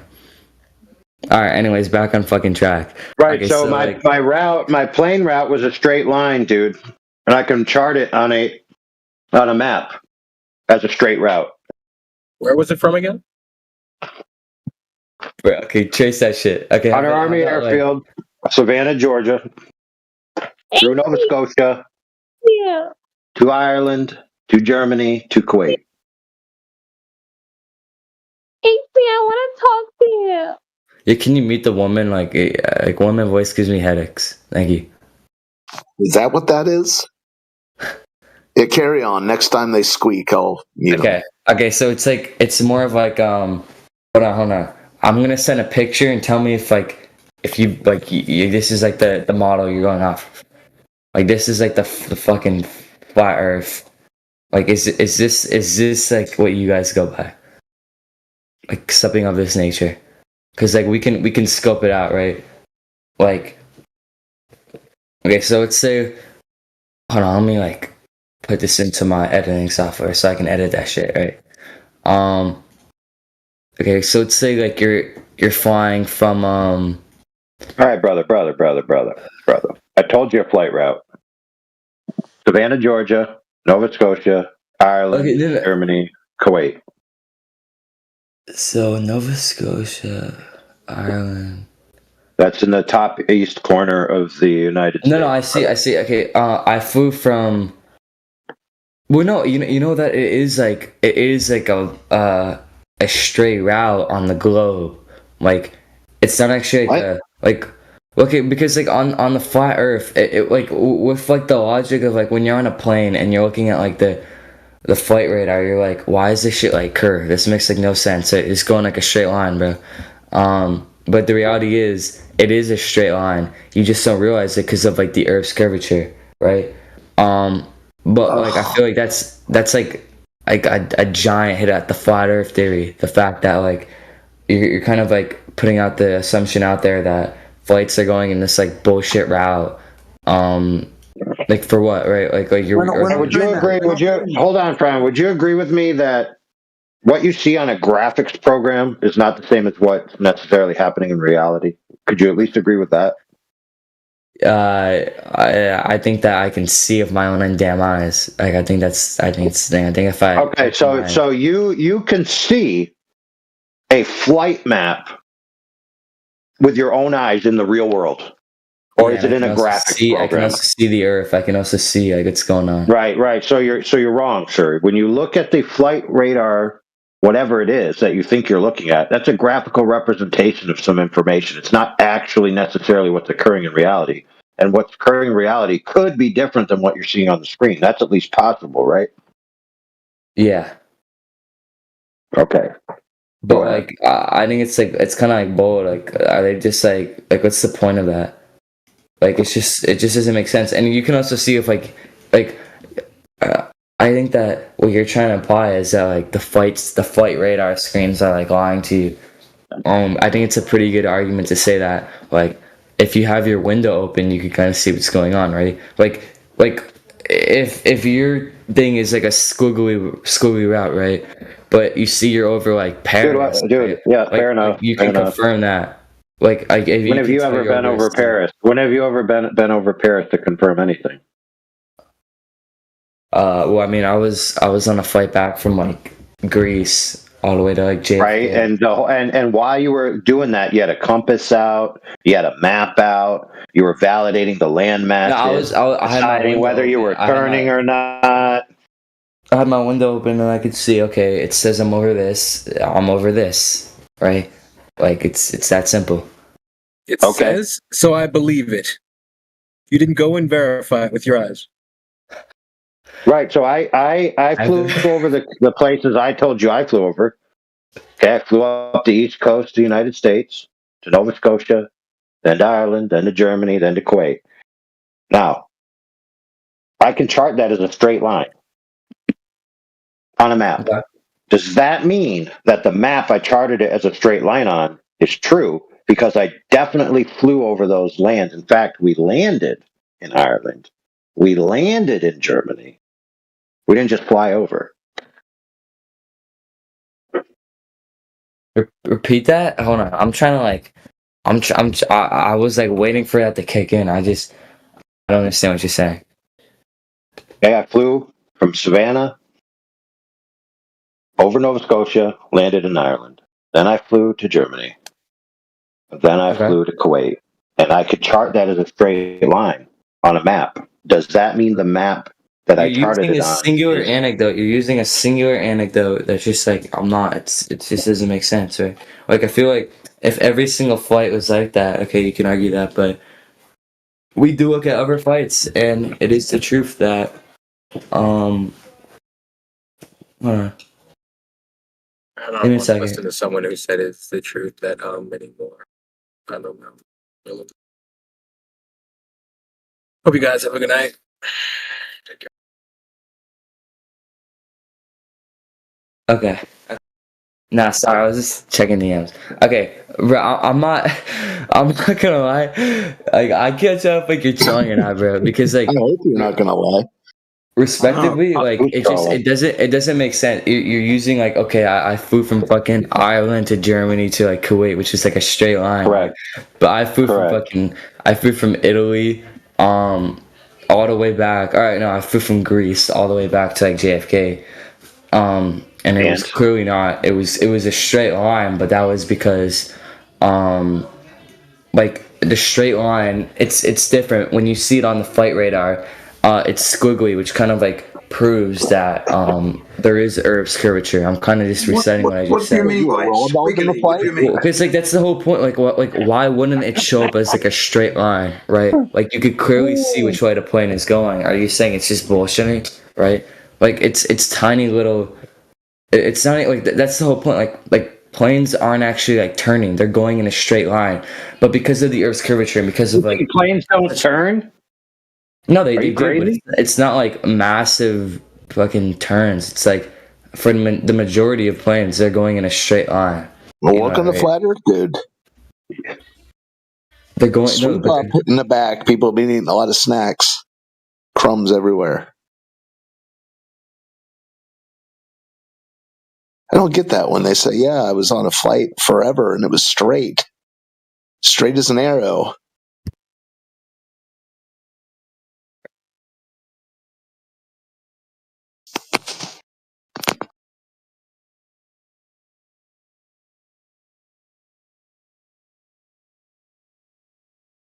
You know, on the plane radar software that you see at the back of your chair, the airplane graphic, like representing the plane, is actually bigger than a city compared to the map. So does that mean the plane is bigger than a city? No, it doesn't. But that's like right. So if you have a straight line or an arced line that you see on your little seat in front of you, how do you know? How do you know any of that? How do you know any of that's happening? The only thing you know from your own experience that you said was, I knew that landmass was out the right side of the window. Saying that, I'm not refuting anything, dude. What am I refuting? Okay, so but you're trying to say that like the fucking flight radar is inaccurate because it displays the plane as. No, I'm saying it's a graphical representation that you have no idea how it's being compiled whatsoever. But I know it's been compiled because like that's what's accurate, right? Also, on everything. Sure. How would you know? How would you know that's what? How would you know that that's what's accurate? Yeah, 1 second. Okay. So how would you know that's happening? Because as I just said, you. I said how would you know? Yeah, you open your window. That what you see on the screen is accurate to what's happening in reality. Because you can open your window. You can see. Okay, it says I'm over this location. I am over this location, right? Like if it says you're you're over a mountain and you're over a mountain. I mean, would you look at that? If it says you're going over a city and you're over a city, would you look at that? Right. So how does any of that information tell you whether the curved line you see on your screen is correct or not? Okay, well, you can track it as the plane is in progress, right? Yeah. Like so what instruments did you use to track that the plane was traveling in an arc path while you were watching these land masses go by? So the answer is none. The answer is none. You have no idea whether the plane was traveling in an arc or not whatsoever. The flight radars are just like, fucking, I'm making this shit up. Like this is how it is. I feel like that's like kind of underestimating. That seems like a lot of like fucking like on the now Photoshop or whatever like program you're applying. Like it just. But you don't need it. You don't need to do any Photoshop at all, dude. What are you talking about? So you're like complaining. It's like making up like a bullshit line. Like it's just taking it out of its ass. That doesn't. No, it's just presenting you a graphic in a coordinate system with a map that's related to that coordinate system, and you have no way of telling whether or not what you see out your window is actually related to that because you can only see a portion of it at a time, and you have no instruments or knowledge of how the plane is actually traveling through the sky, except what you see out your window at that given time. So unless you had some way of tracking the attitude or whether the plane was turning or not, and you were actually doing that, you'd really have no case. So what about that you witnessed anything? The pilot is just like fuck all. Also, no, the pilot's doing what he's doing. The pilot's doing what he's doing, dude. It has nothing to do with what you see on your little screen. You think the pilot is looking at the screen that's on the back of your seat in the plane? He has the same. I mean, are you kidding me?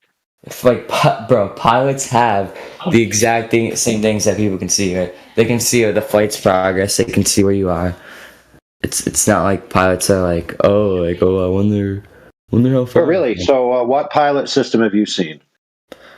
Well, it's factual, right? Pilots have access to more sophisticated equipment than okay, so not what you saw in your passenger seat exactly. So you have no idea what they were looking at. See, like what is this shit? I guarantee. Do you know what they're looking at? Do you know what they're looking at? Do you know what they're looking at or not? Yes or no? Yeah, they're looking at sophisticated screens. Okay, so the answer is you don't know. Holy fuck, bro! Like what is this shit? I literally just said it. They're looking at a sophisticated screen, that lists the geography, that lists their flight map, the weather. Like, there's so much shit that pilots do, and also, I guarantee you, there's like YouTube videos out there, that like display what's in a cockpit. So therefore, that's like an easy way to disprove that you don't know what pilots are looking at. No, I said, do you know? It's just like the basics, physics aspects of it, right? Like, pilots like know what's going on. Like pilots aren't just fucking flying the fly. They know how the plane works. They know how their routes are, right? Some have done it thousands of times. Right. Yeah. Well, and oh my gosh.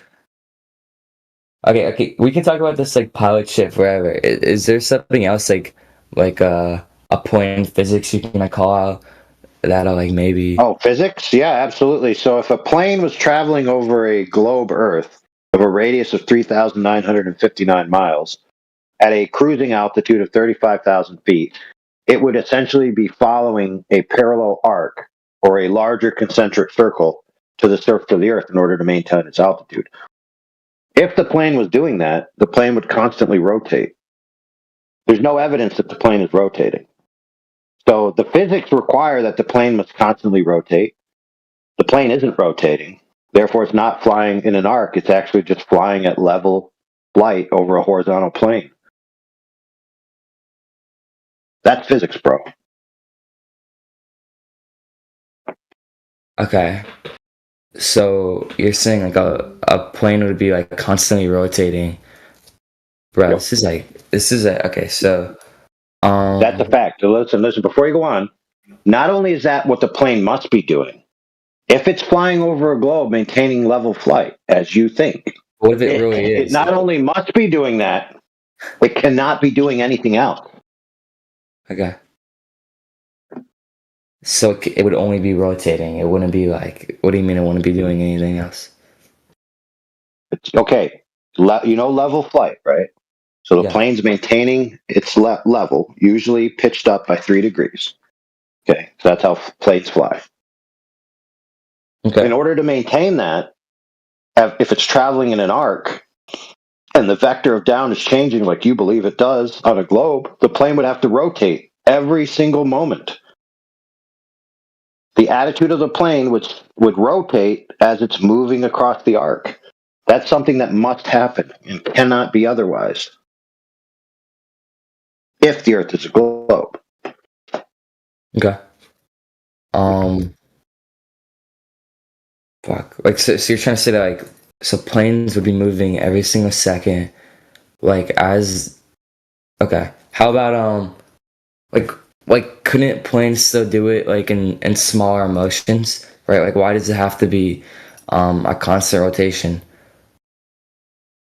Like, also another thing is like because in your worldview, okay. Down, the direction of down, is a radial line, right? And that means that it has a center point, and as you move away from it, the direction of down then changes. So the orientation of the plane would orient itself to down, much like a balance. So if you put a stick on your finger, it's balanced, right?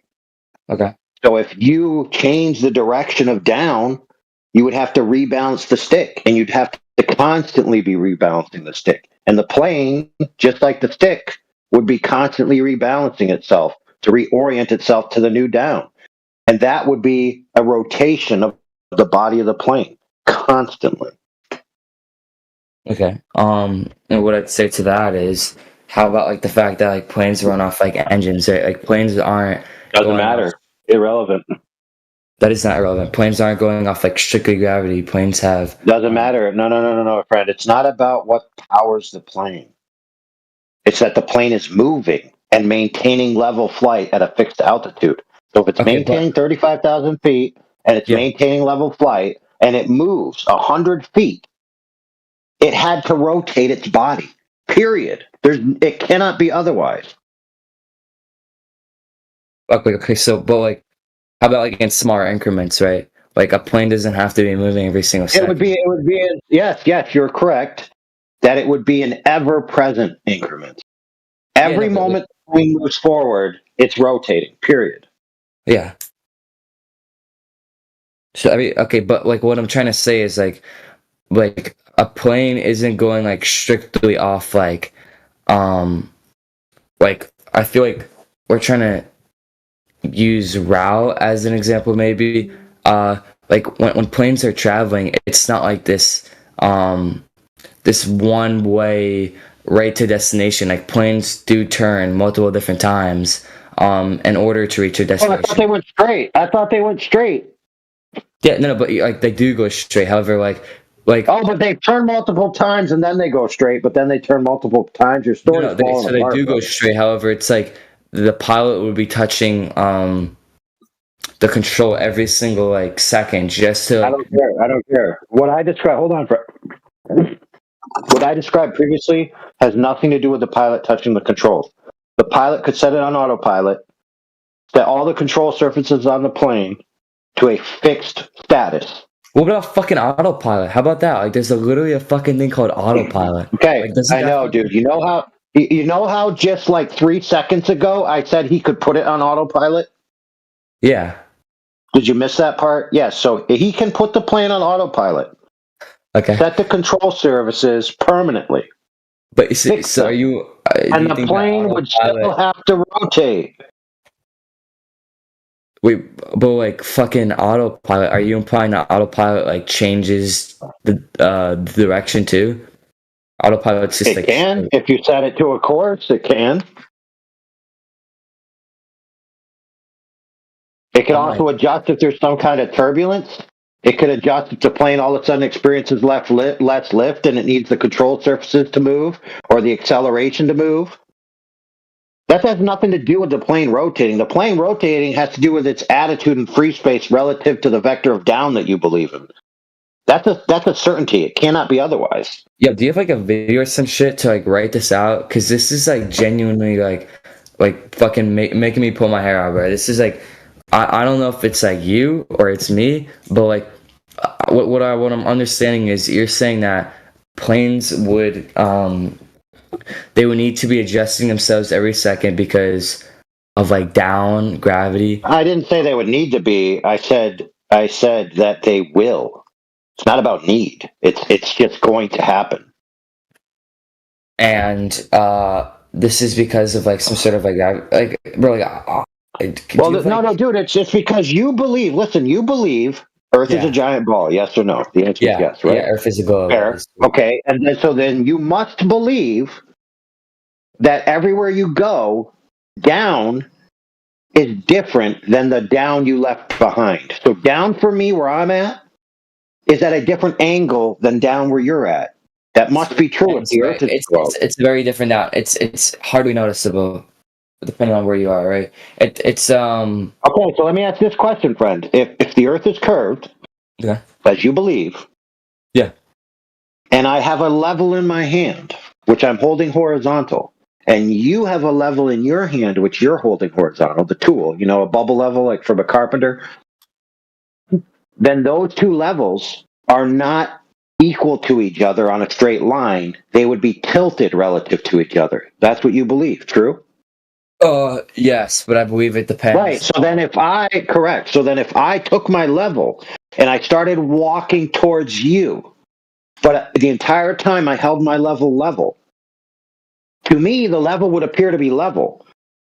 But relative to where I left, the level would constantly be rotating until it matched the angle of your level when I arrived where you're at.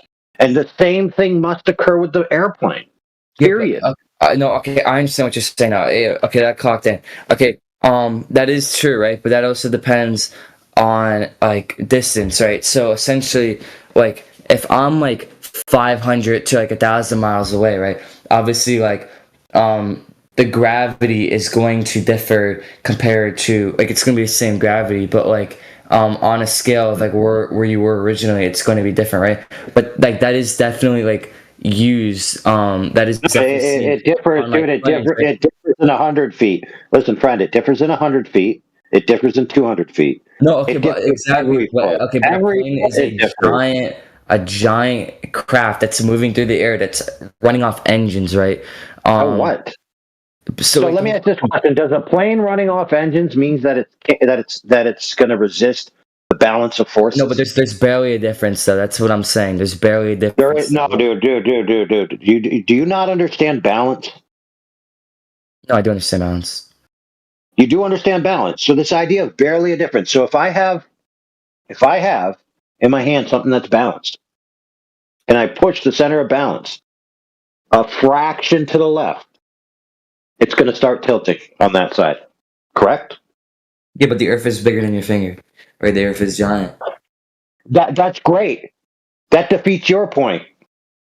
No matter how big the Earth is, when I push the broomstick to the left on my finger and the center of balance is no longer on the center of my finger, fucking finger as an analogy. The broom rotates. This is a proper analogy. The Earth is fucking. No. Listen, friend. I know it's hard because I'm a flat earther, and you think that I'm stupid, even though I'm clearly way more intelligent than you could ever hope to be. Oh, yeah, okay, and it's been demonstrated here a million times over. So check this out, friend. Okay.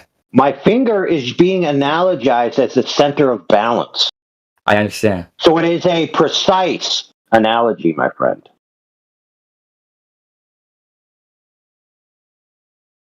Read that? You follow now? Yeah, I do You understand. can imagine the center of balance as the center of balance of the plane. Okay.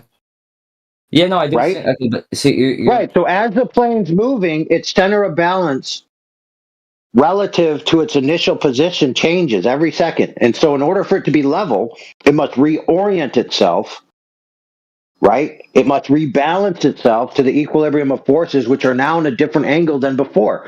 So that means just like the broomstick rotates when it's off balance, so will the plane as it moves. I understand what you're saying. I understand it. And that's like really easy to refute. Yeah, cool. What did you just say? Did you just say refute? Yes. Holy crap. Hold on, friends. I just want to set the stage. This friend right here, my friends, is about to refute the very concept of level itself. Go ahead, friend. Let us have it. It's actually insanely easy. Okay, so the difference on the grand scale of the Earth from like 100 feet, 500 feet, a mile, right, even like 10 miles, in the grand scheme of the Earth is so like it's such like a similar it's really so similar to the original point that it's hardly noticeable, right? And yeah, even like perfect. Even like, so stop for a second.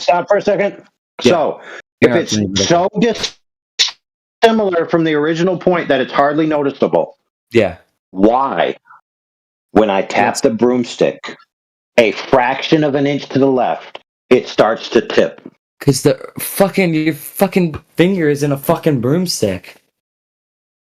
Holy crap, dude! I mean, see, everyone listening with a modicum of intelligence knows that I just defeated your claim. No. I'm saying that like, the Earth is big, right? You're saying, Earth's small. Irrelevant.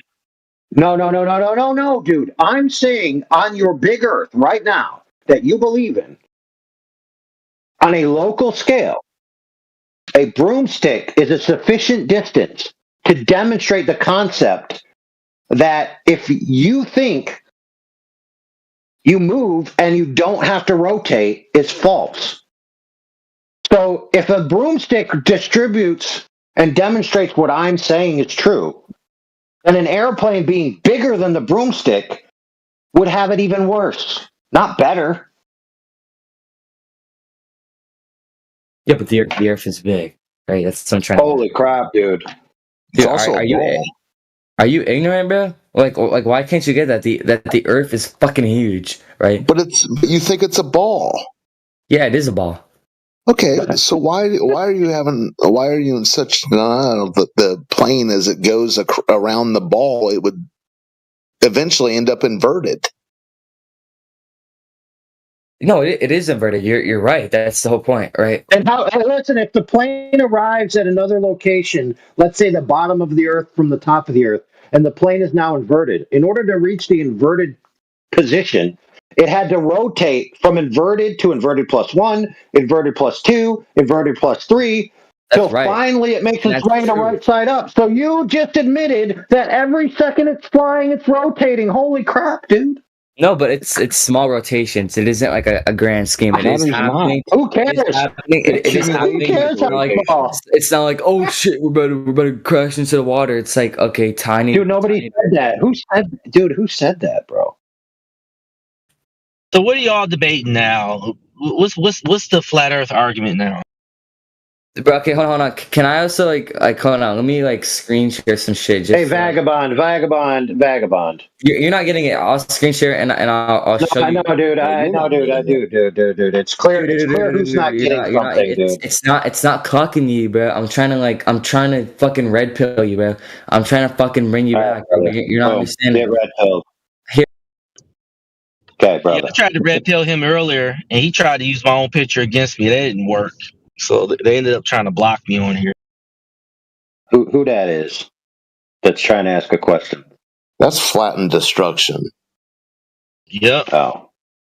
Yeah. All right, vagabond. We're sorry. We muted you to ask what that guy's question was. All right, go ahead, vagabond. Okay, hold on. I'm about to turn on my screen share, and hopefully this shit will get through. Okay. All right. Dude, I'm not even sure you know what conversation you're in, brother. Yeah, I'm really confused. No, I know where I am. Right? Okay, so let's say you already admitted that the plane would have to travel around the ball if the Earth was a ball.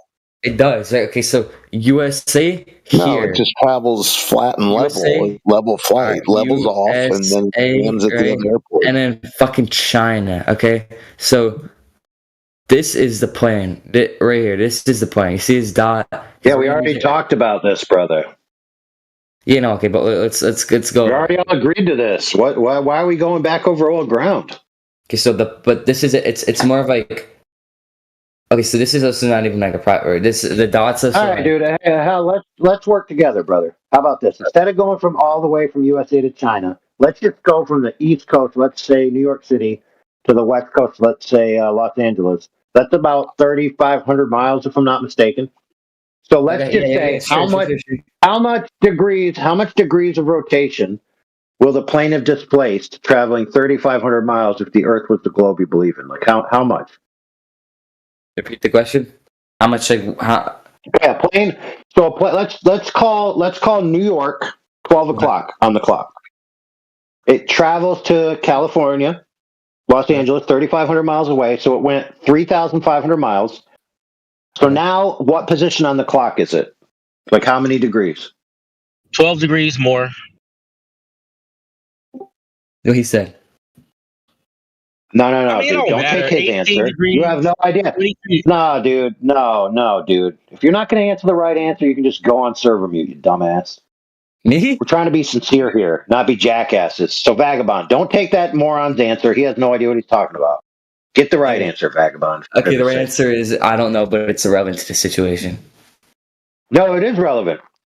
Okay, the answer is I don't know, but it's still there. Right? I don't have to. Why don't you find out? Why don't you find out, bro? You're right.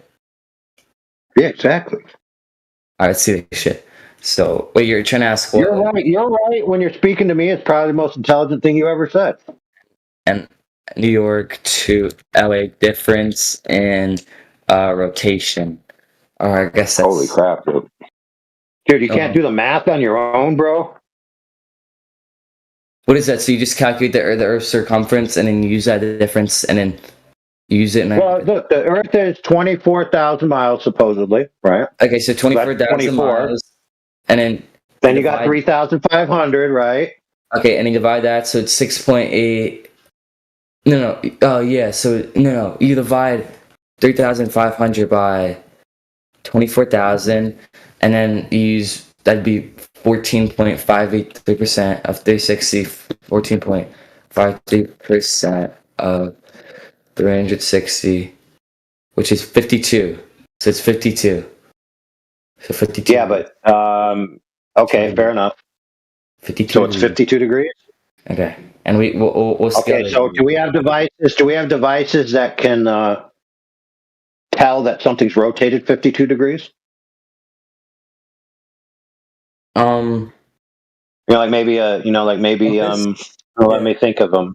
Yeah, like, gyros, compasses, things like that, accelerometers. Right, so we actually have the technology to be able to tell whether the plane is actually rotated the amount it should be. So is there any evidence that that's occurred in any of these flights? Yeah, because it's not a straight fucking line. Oh, man. I'll take that as a win. We gotta agree to like disagree, bro. It's not a straight line. That's the whole point, right? Right. So you keep saying that. I'm asking you for evidence that would be a certainty that this has occurred.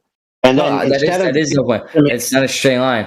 That like okay, let's look at Mr. Flight Radar. Mr. Flight Radar. It's like this. It's dude, I don't care about graphics on a screen, dude. It's like you're here and your destination's fucking here, right? But instead of going like this, you're going like this. All right, dude. So this conversation's clearly out of your depth, brother. Sorry. Yeah, listen. Timmy fucking Tough Nuts.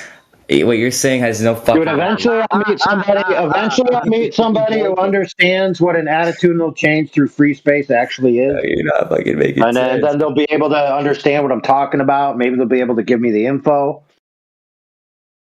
Yeah, I have a question for you. Is gravity a sector or vector? Dude, is Swiss cheese a schmungen or a bungen? Okay, so you can't answer the question correct. No, I already asked. You already asked me that question, doofus.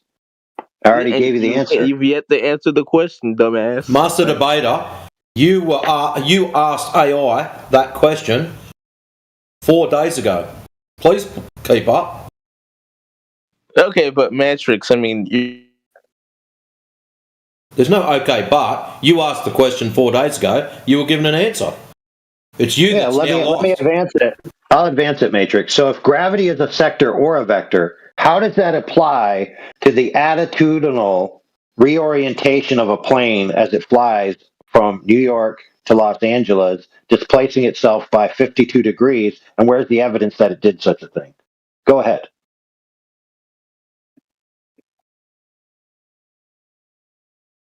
Yeah, that's what I thought. What if it's like fucking Israel who's just trying to? Wait, hello.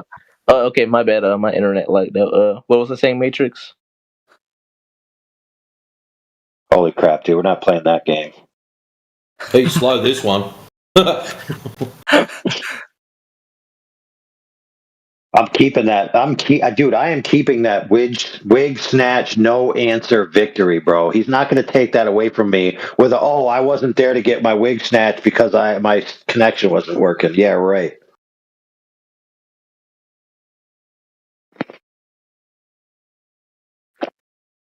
All right, so I think we've all agreed that this kid has no evidence that the plane actually flew in an arced path, and so I rest my case, and I'm going on mute and eating a hamburger.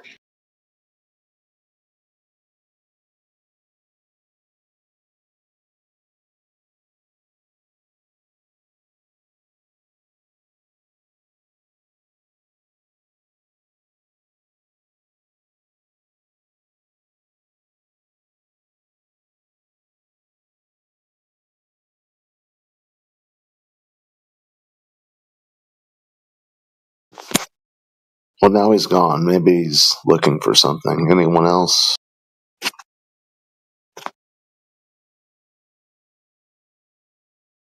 AC is here.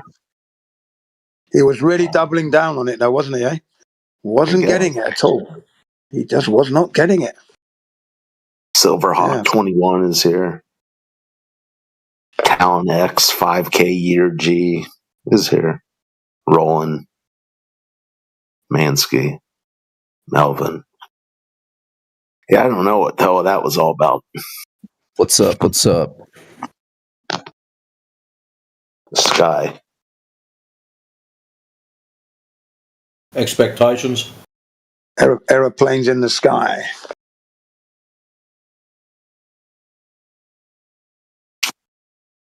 Gold prices. You know what's not going up? The low stuff. The stack of papers of evidence that a plane is actually rotating as it flies in an arced path, which would be necessary if the Earth was a globe. That stack of evidence certainly isn't going up. Yeah, I don't. It's not there, is it? Hasn't even started to go up. I would start with the Bernoulli's principle if I wanted to talk about planes flying. Do you guys know what the Bernoulli's principle is? Yeah. Yeah. What's the Bernoulli's principle? It's the latest iteration after the Bernoulli's principle went out of style. Oh, cool. What's the principle? I mean, it's the physics that provide lift for airplanes because airplanes fly through the air. Yeah, absolutely. So how does the Bernoulli's principle inform the attitudinal orientation of a plane relative to where it takes off, and if it's traveling in an arced path relative to where it lands? Right, because you want to take off and land at certain angles, because that's how you lift off the Earth because of gravity. I don't think that's what he was asking, bro. So he said he was asking why the Bernoulli's principle applies, right? The Wright brothers were working out gravity in that prairie. Yeah. Yep. Lift and I'd drag. love to see. Yeah, I'd love to see documents of that. Right. They use the Bernoulli principle to create lift with the first. But they weren't talking about gravity.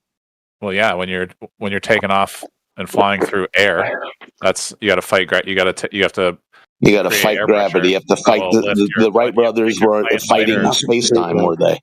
Yeah, you have to make your plane lighter than air in order to fly through it. That's not gravity. Yeah, that's not gravity. You just kind of shot yourself in the foot there. Yeah, nothing to do with aviation. So please stop using that word. No, it has everything to do with gravity because it's got nothing to do. Gravity's got nothing to do with aviation. Hasn't been proven to exist. Which gravity are we talking about? That's why you need the wing. You need the wing to fight gravity. We're talking about Sir Isaac. If we're talking about Sir Isaac Newton's, which gravity are you talking about? Because there's Newtonian and Isaac Newton's. Sorry, Newtonian and Albert Einstein. Generally which one? General relativity. The Wright brothers were working that out, were they? I would say both of them. Well, you're certain of it. Yeah, the brothers would be too. Because you were certain of it a minute ago. Now you're saying, oh, maybe. I'd say so. Yeah, I mean, what do you think lifting? That's why we use the word lift, to lift off the ground. Because the plane is lifting against off the space time. Right. And why are we on the ground? And why are we held against the ground? Well, we're on the ground because that's the final stopping point for anything that is heavy. Because you're denser than the medium of air. That's why you're on the ground. Yeah, I can jump. I'm not stuck. Gravity creates the gravitational pull. That's what we. You said. Density, the medium density relationship is what you described. Yeah. Gravity's got nothing to do with aviation or avionics. Nothing at all. Well, yeah, it does. The fact that you evoke it shows you know nothing of aviation and avionics. It's weight to lift ratios because of gravity. Due to gravity. I'd still like to know how he's going to relate the Bernoulli principle to the rotational vector of this plane as it's travelling around an alleged ball-tard. I want to know what the linking factor of these two things are. Yeah. That's why the Wright brothers were using wood and the lightest materials that they had at the time. So because two dudes used timber, therefore ball-tard. Where are you going with that, mate? At the time, there were no aeroplanes. Hello, excuse me. There were no flying vehicles at the time, so wood was obviously the one they were going to use because that was the material of hand at the time. They didn't have any aluminiums to make a fuselage body. It wasn't in their mind at the time. Well, we knew birds could fly. They were working from gliders. We saw birds flying, and we're like, I wonder if we can do that. And then once we figured out how birds were flying, with the Bernoullis, their wings, that's where we got the wing from. It was from birds. There were people in Africa that were making flying machines before the Wright brothers anyway. Well, so I just wanted to make sure we're all on the same page that we've had flying for a long time on this plane. Yeah, and the Wright flyer isn't flapping. Nothing to do with gravity, though. Birds have been around for a long time. Not to do with gravity. You've got the hell does this have to do with whether or not the Earth's a ball? It's a combination of the birds have been around a long time. I mean, yes, I agree. And the plane's mass and the weight that you put on it, and then The wing is. Where's QE when you need them to find mass? And so, like, when you mean the material used? Down, so, like, when a plane is flying through an air, it's at 2 degrees, nose up. 3 degrees, actually. Okay, well, that's an issue if you're. That's an issue if you're going to be flying over and under a ball. Altitude over the face of the Earth. The standard is 3 degrees, and the reason for it is to keep the airflow flowing across the wings to maintain the angle of attack. Yes, and the angle of attack, and it keeps the plane flying smoothly.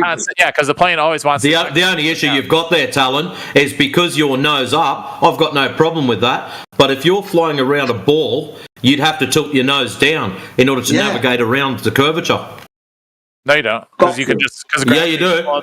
Because the gravity's pulling the plane down no matter what. Okay, the gravity. Okay, that's cool. We'll let you have that. Gravity pulls the plane down. Gravity pulls your plane down, and you've still got to account for the rotational vector. So where does that show?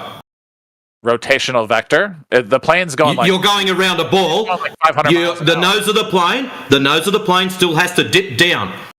All you've proven is the plane comes straight down. It still hasn't rotated yet. It's still got to adjust its pitch. So where does this get shown that it's happened?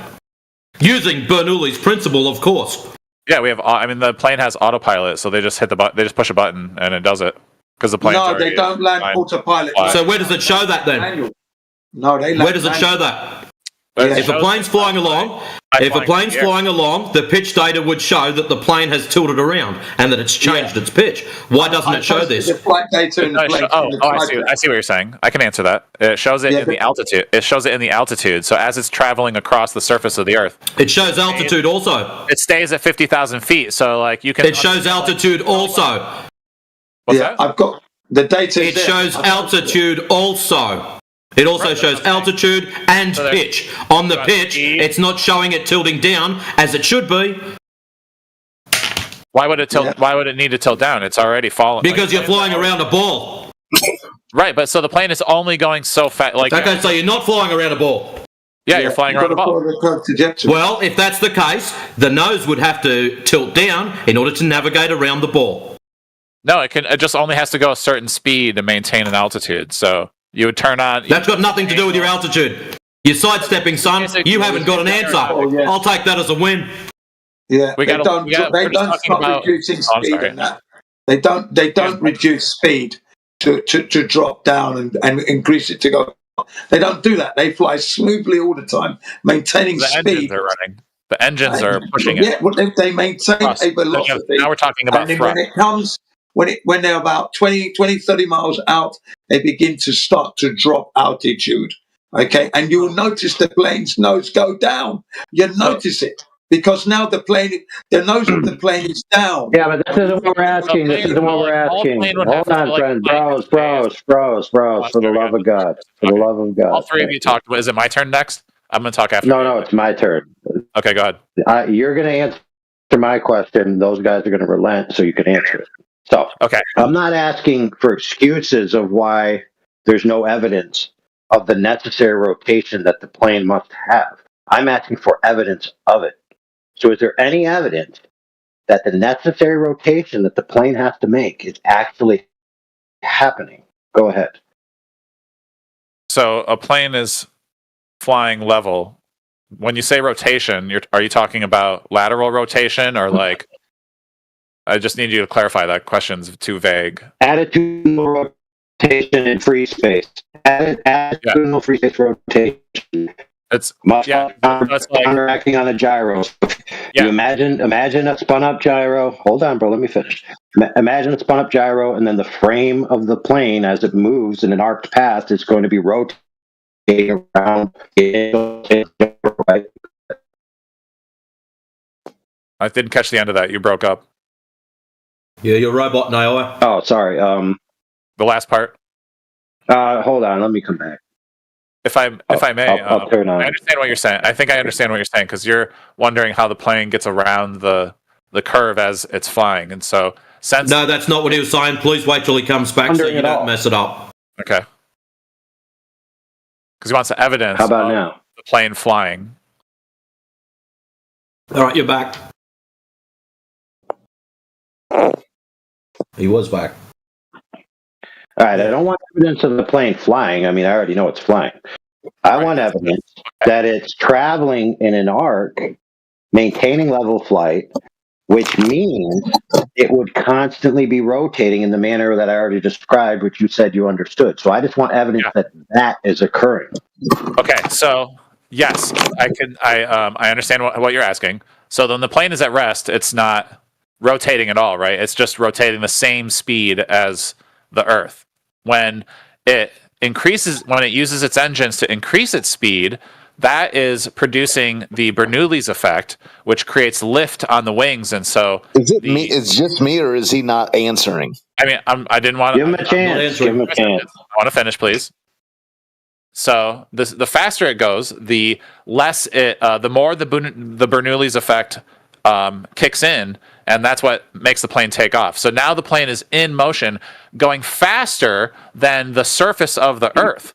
And so but it can only go. So the plane can only produce lift by going a certain speed. And so now it's going. So a plane going 500 miles an hour with enough thrust can then achieve enough altitude by getting up into the thin air and 5,000 feet. I'm not a pilot, so I don't fly that often. But they go to a specific altitude where the air is very much thinner, and that it's the perfect angle of the plane allows it to just travel over the surface of the Earth. And so gravity is still occurring, and so that's how. So like the speed to weight ratio plus the weight of the ship it's technically just not it's only falling at a exactly the same altitude the whole time. So it's floating through the air, maintaining the altitude, and then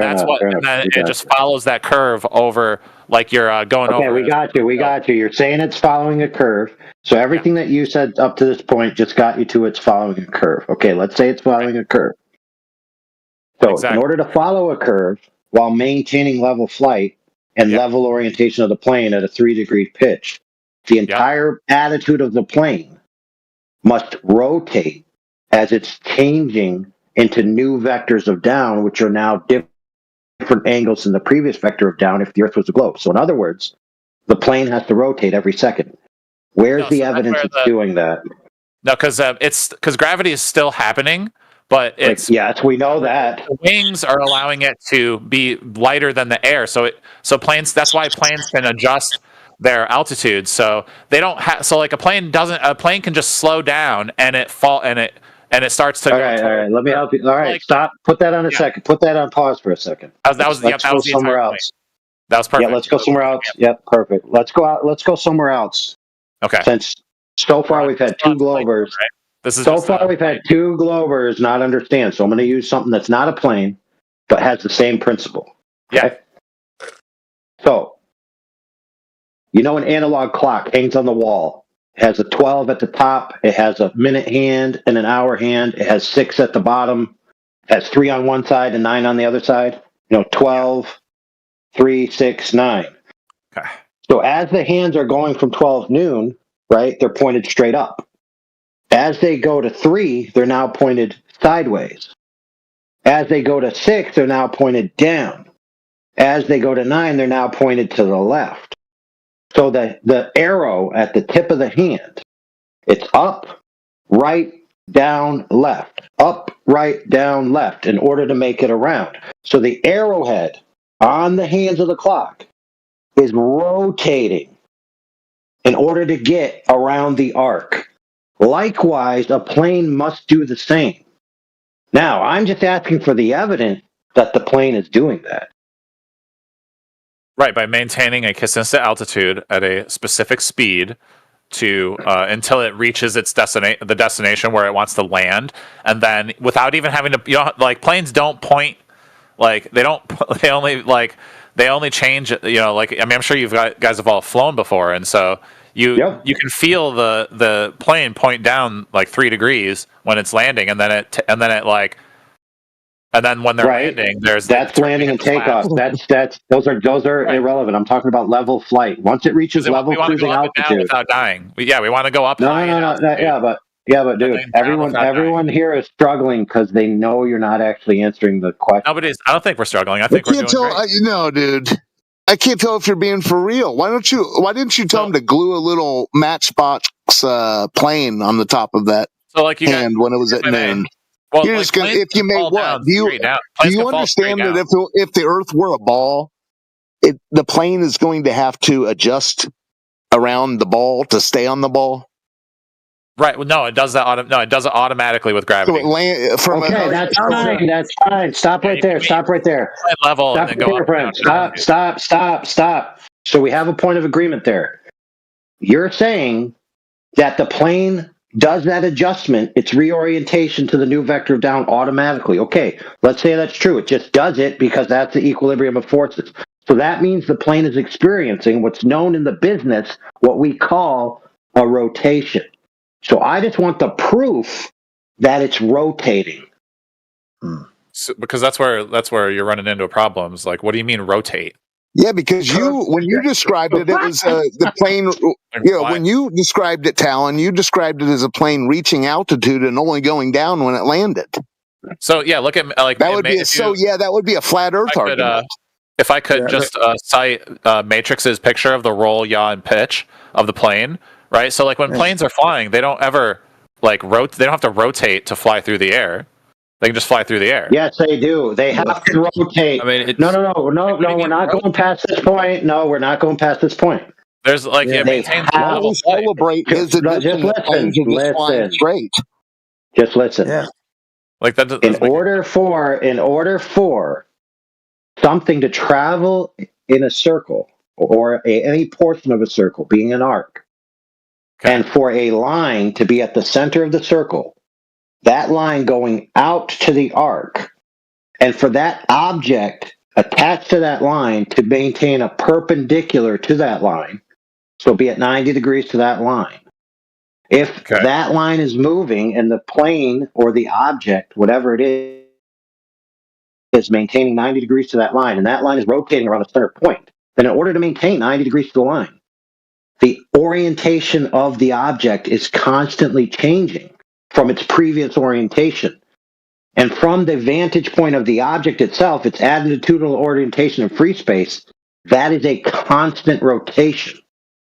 This is just a fact. But they're not, but like a plane can only fly for like 15, 20 hours. Like it's very because when you're only going 500 miles, 15, 20 you're only going across, it's not noticeable because the change. I don't care about noticeable. I don't care about noticeable to a person. Right. Okay, listen. For example, just check it out. Check it out. We're going to take off. You said noticeable. Listen, friend, we could talk about it a million times. The plane at the North Pole is in a different direction to the plane when it's only like 15 degrees per hour. Like 15, so like per hour, you're only like it's like watching. It's like walk. Like perfect. Okay, perfect. Let's agree. Let's just agree. Let's just agree for the heck of it that it's 15 degrees per hour. And let's say we fly for 3 hours. That's now just give you 15-hour flight. 45 degrees. It's like staring at the hour hand. Do you think that there's instruments sensitive enough to measure that?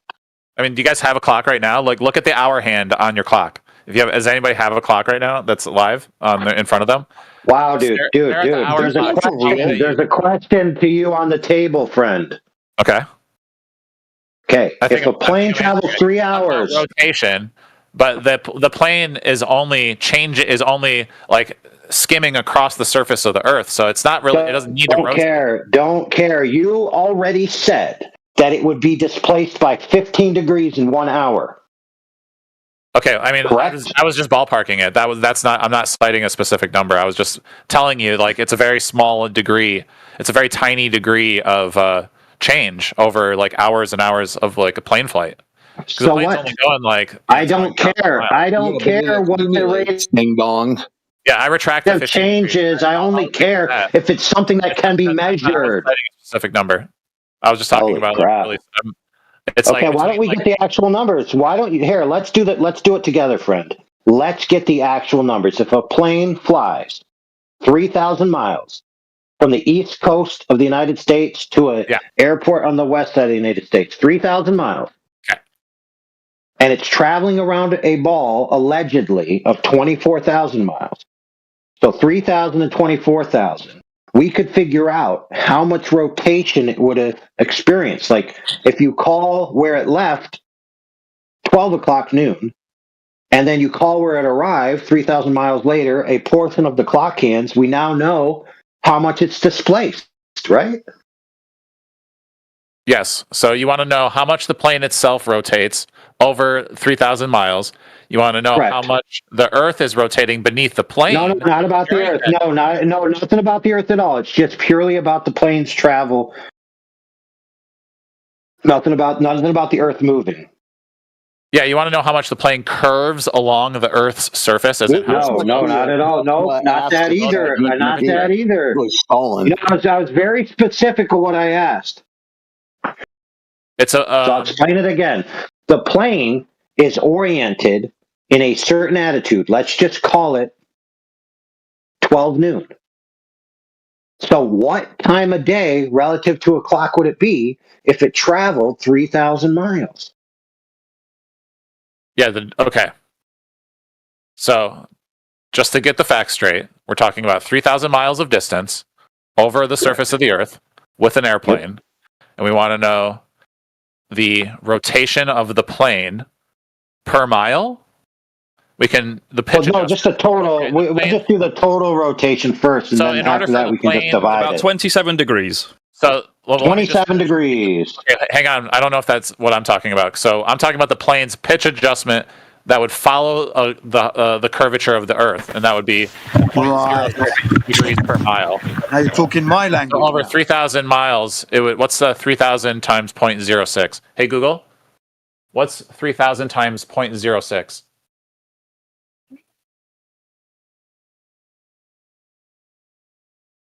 So like 180 degrees over 6 hours.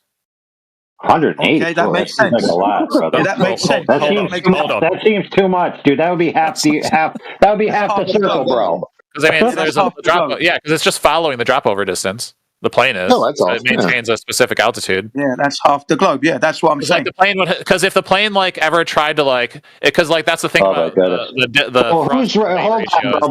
Before you go on, bro. Before you go on, somebody said it's 27 degrees. You say it's 180. One of you is wrong. Things are getting really wonky at this point because we're just ballparking math at this point. We're both wrong. So like no, dude. If you're just gonna ballpark it, then why even try?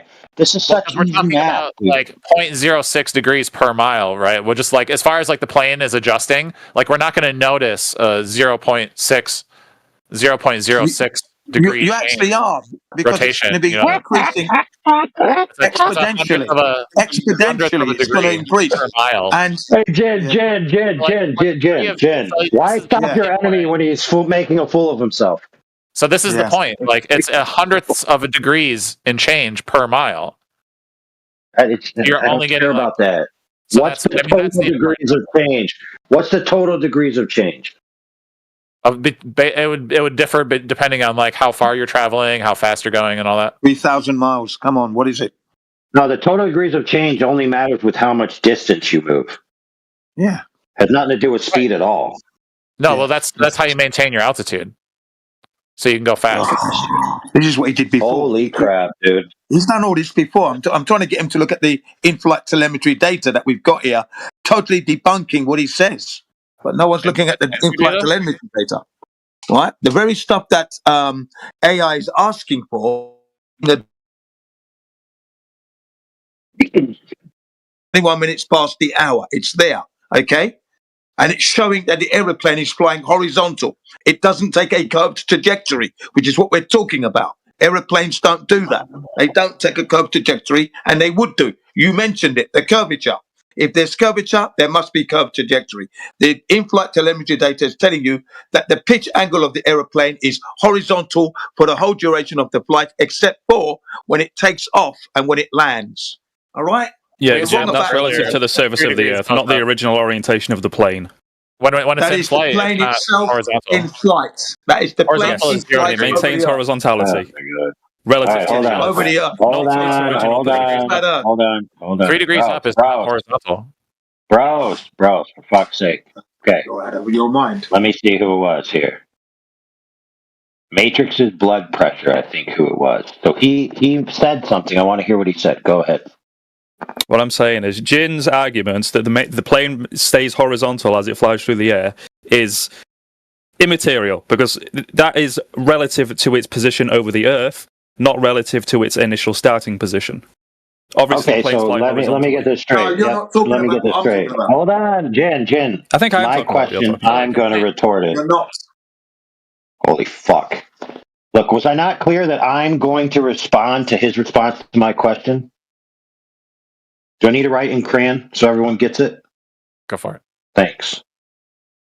Okay, so according to you, the plane traveling horizontal is immaterial because horizontal is a constantly rotating new plane every time you move across the face of the Earth, correct? Yes.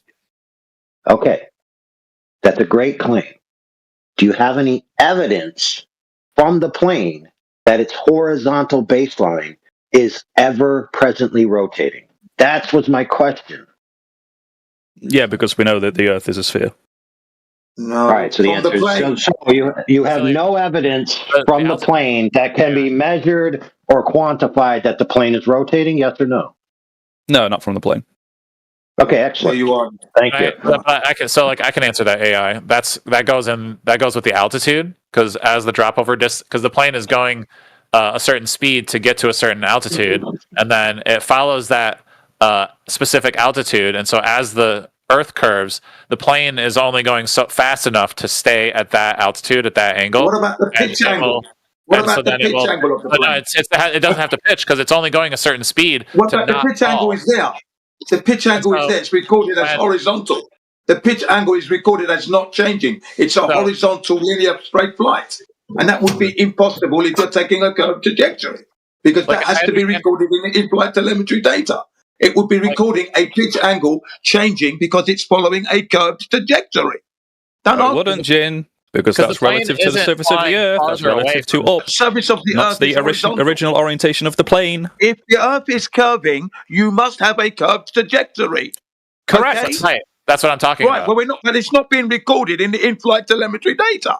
Yes, it's not being recorded because what that's recording is it's relative to horizontal, and since horizontal is constantly changing as the plane flies, you're not going to get record a constantly changing pitch data, are you? Then the increment you fucking idiot. Because it shows the deviation from horizontal when the plane takes off. Look at the beginning of the graph of the pitch of the nose of the plane. If you think that the plane is not changing its horizontal trajectory when it takes off, how do you think it's flying?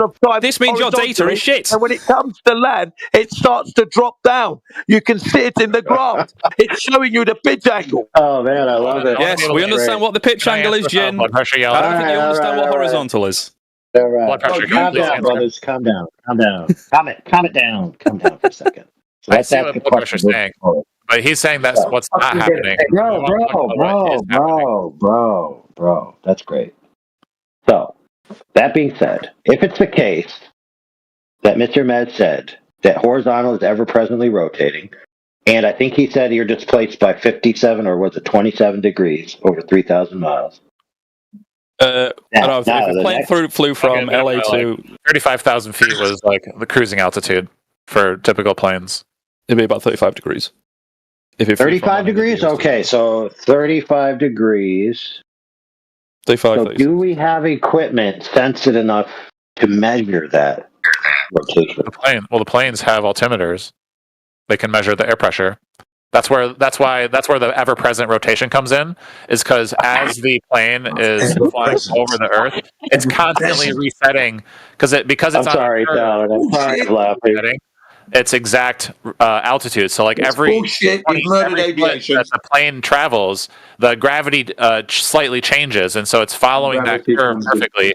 Because like if all right. We gotta ask Mez though. We gotta ask Mez. We've heard your explanation, Talon, more than 5 times now. So pass it to Mez so he can tell us something different. So that's the evidence, because that's that. So then, like, talk about how We have the evidence. Listen, altitude has nothing to do with attitudinal rotation in free space. For goodness sakes, dude. I'm sorry to tell you, but you rotate over. But if I gave Mez the option of who he would rather have as his teammate to defend the globe, he would pick me. So I just wanted to talk to you about how something that's traveling over a curve at 50,000 feet would come. It's not though. That's the thing. It's not traveling over exactly 50,000 feet away from the surface of the curve. No. I asked Talon. See, the problem is I asked a question and you answered a different question. My question was, do we have equipment sensitive enough to measure a 35-degree rotation? For goodness sakes, dude. That's the question that was asked. 35-degree rotation. What is that? Like, what are you exactly? I don't even know what you mean now. Look. Holy crap. A rotation of what? I bet Mez understood. I bet Mez understood it, bro. But no, yes, what is like? What are you talking about? The plane? No, we're talking about the cat. We're talking about the cat in my backyard on Earth. So LA to New York, it's about 35, 36 degrees around the Earth. So that means the plane would have to rotate relative to its initial starting position by 35 degrees. Wouldn't it just do that automatically? Yeah, absolutely. Yes, it would do it automatically, but that is what it does. Okay, if that was the case, it would be recorded in the in-flight telemetry data, and it's not there. That curve trajectory is not recorded in the in-flight telemetry data, and it would do. The reason, and listen clearly, the reason why is when the plane is on the runway and it takes off, the graph records that because it's now moving from the horizontal path that it was on. It's nosing up now, angle. That's registered in the actual telemetry. So there's proof that it's moving from. Don't interrupt me, please. That's proof already that the plane has recorded a change in elevation by the nose going up. Now it's climbing up in altitude. It gets to its allotted altitude and remains there flying level. Now, when it comes to land, you will notice that the landing procedure is completely different from the takeoff procedure. It doesn't nose down because it would be very uncomfortable for the passengers. So it's a step down approach until it lands. That's showing you trajectory of the plane as it flies. Okay? That's what we're talking about. Brilliant. Right. We all agree that planes have to nose up when they take off. And then they do whatever they do when they land. Right, and that's all being recorded in the in-flight telemetry data. So if the plane is flying through a trajectory, it would be recorded, and it's not. That's my point. Okay, that's great. So whether it would be recorded or not doesn't necessarily mean it would be in a particular set of output data or not. Whether the machine can or can't do it doesn't mean that it will or won't give it to you in an end-user readout, because the end-user readout is decided upon by convention, not by the abilities of the machine itself. Hopefully people understand that. Well, we would know that it rotated because it maintained a consistent altitude. No, it will be recorded in the in-flight telemetry data that records the flight path and its behavior characteristics. Blood pressure says it happens, but blood pressure said it happens automatically, and so there's nothing to detect because it just happens. No, sorry, that's impossible because the Okay. No. Like I said, it's the altitude from the surface, and then as it curves. You're getting muted, and dumb Talon's getting muted, so I get an answer to my question. That's an actual answer. Hold on, give me a second. There. All right, Mez. Is their instrument sensitive enough to measure a 35-degree rotation? That was the question. For the love of God. In this context, I'm not aware of anything that could record that. Maybe there is. I'm not aware of it. You sure? No, I don't know. I'm not aware of anything. I couldn't say for sure one way or another. So you're not aware of anything that can measure something rotating 15 degrees, maybe over an hour? In this context, in the situation where it flies around the Earth, I don't know. Okay. I'll accept that answer, because I don't know is actually a legitimate answer. All right, now that the question's actually been answered, I'll unmute the other two guys. Okay, I just want to say that Matrix blood pressure totally interrupted me, and he was wrong and doesn't know. But the way to detect that 35-degree rotation would be with a gyroscope. Congratulations. Again, Right. Again, and that would all be in the in-flight telemetry data, as I keep saying. If the plane is taking as a gyroscope. If the plane is taking a curved trajectory, it's going to be recorded in the pitch angle. That's what we're interested in, right? The pitch angle is showing that the plane is flying horizontal for a long duration of the flight, and the only deviation from that horizontal was when it took off and when it comes to land. So the curved trajectory is not being recorded. Therefore, planes are flying horizontal on a horizontal flat Earth. That's what that proves. There's no curvature there, no curved trajectory. Okay? That's what the instrument's there for. That's not okay. That's what these instruments are there for. That's what the instruments are there for, and that's what they're telling us. But you said horizontal only partially. But what is that like? What happens to the plane when it's landing and it changes angle? You can see in the graph. You can see in the graph. Higher and lower. You can see in the graph what happens when a plane lands. It's a step down approach. The graph is clearly showing you that. So it's showing you the trajectory of the aircraft as it's dropping in altitude, stepping down. Right. Okay? Right. It's So Jen, check this out. The 3 degrees of pitch is off of what?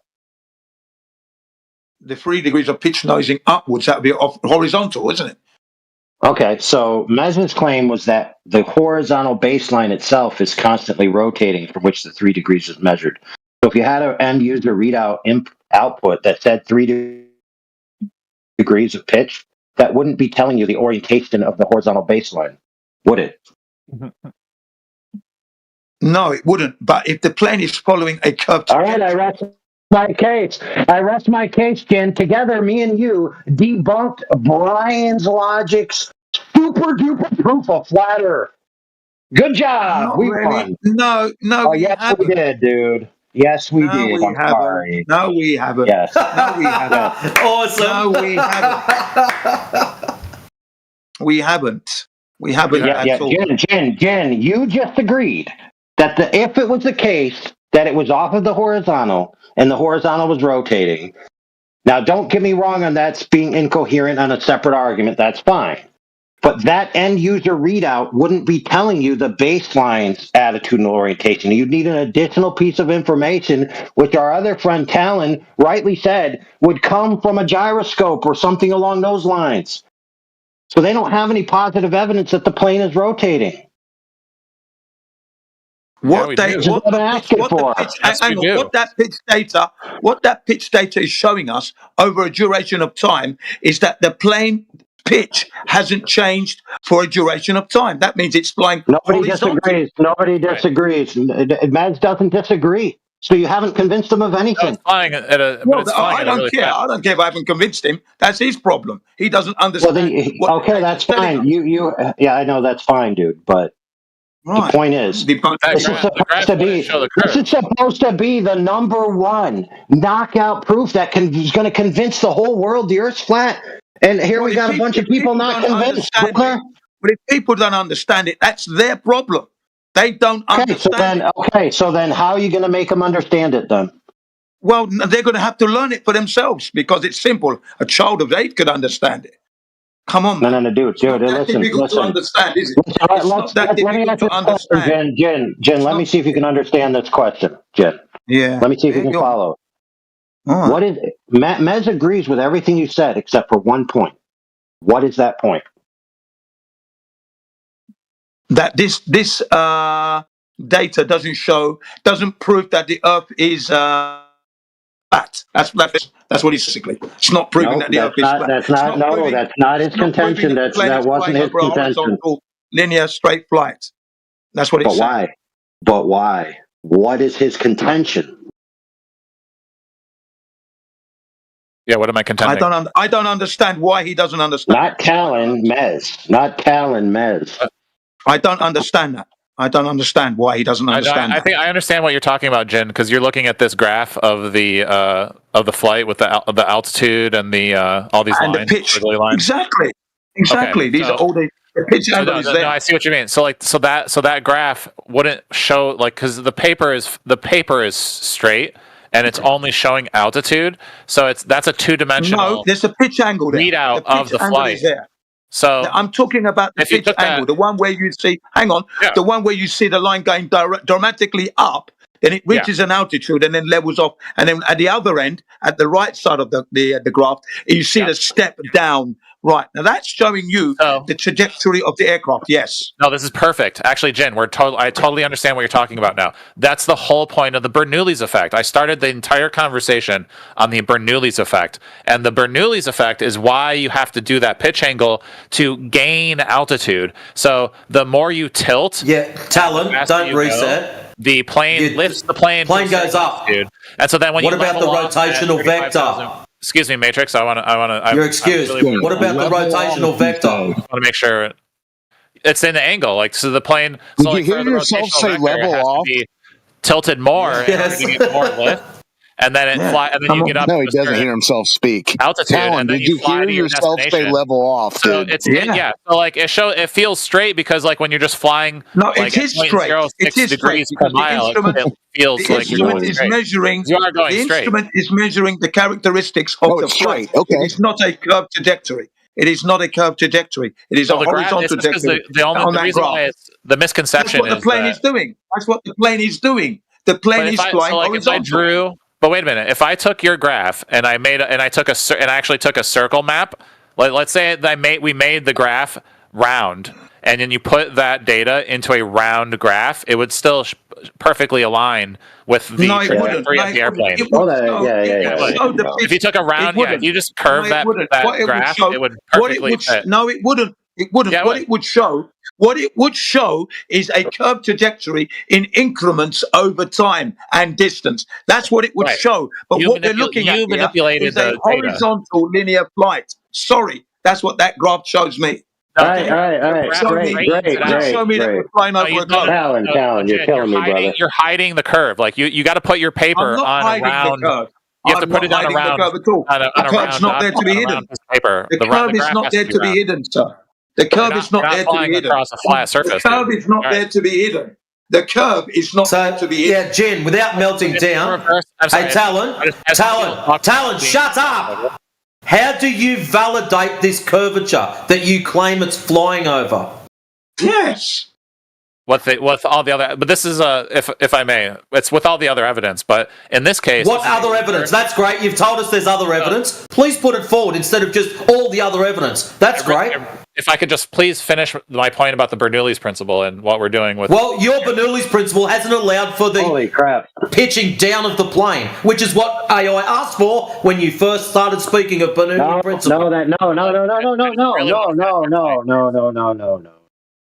I'm finishing for like the Talon, you're getting muted. You're getting muted so I can set the record straight. Matrix, you're entirely confused. I never asked about any pitching down at all. The confusion of pitching down and pitching up versus the attitudinal orientation, they're two different things. Right? Correct. Well, we're concerned with the pitching angle of the aircraft. Jin, he didn't ask you. No, I'm not concerned with the pitch angle either. I'm not concerned with the pitch of the aircraft because the pitch has to be off a baseline, which is its initial attitude. Okay, so if the plane is taking off over flat Earth and maintaining level flight over flat Earth, then its trajectory will be parallel with a flat Earth, which means the plane is not rotating. If the plane takes off on a globe Earth and travels in level flight in a parallel arc to the globe Earth, the orientation of the plane will be rotating. In either case, it has nothing to do with the plane's pitch at all. At all. Zero. Zip. Zippa. Nada.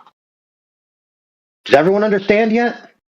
No, I don't understand that. Not from my knowledge of aviation and what the pitch of the aeroplane is doing. Because if it's following a curved trajectory, if I'm in that aeroplane, it would mean that I couldn't walk around and get my meals served to me at all. Because the pitch of the angle, that's the attitude. The pitch and the attitude are the same thing. Attitude, not altitude. Not.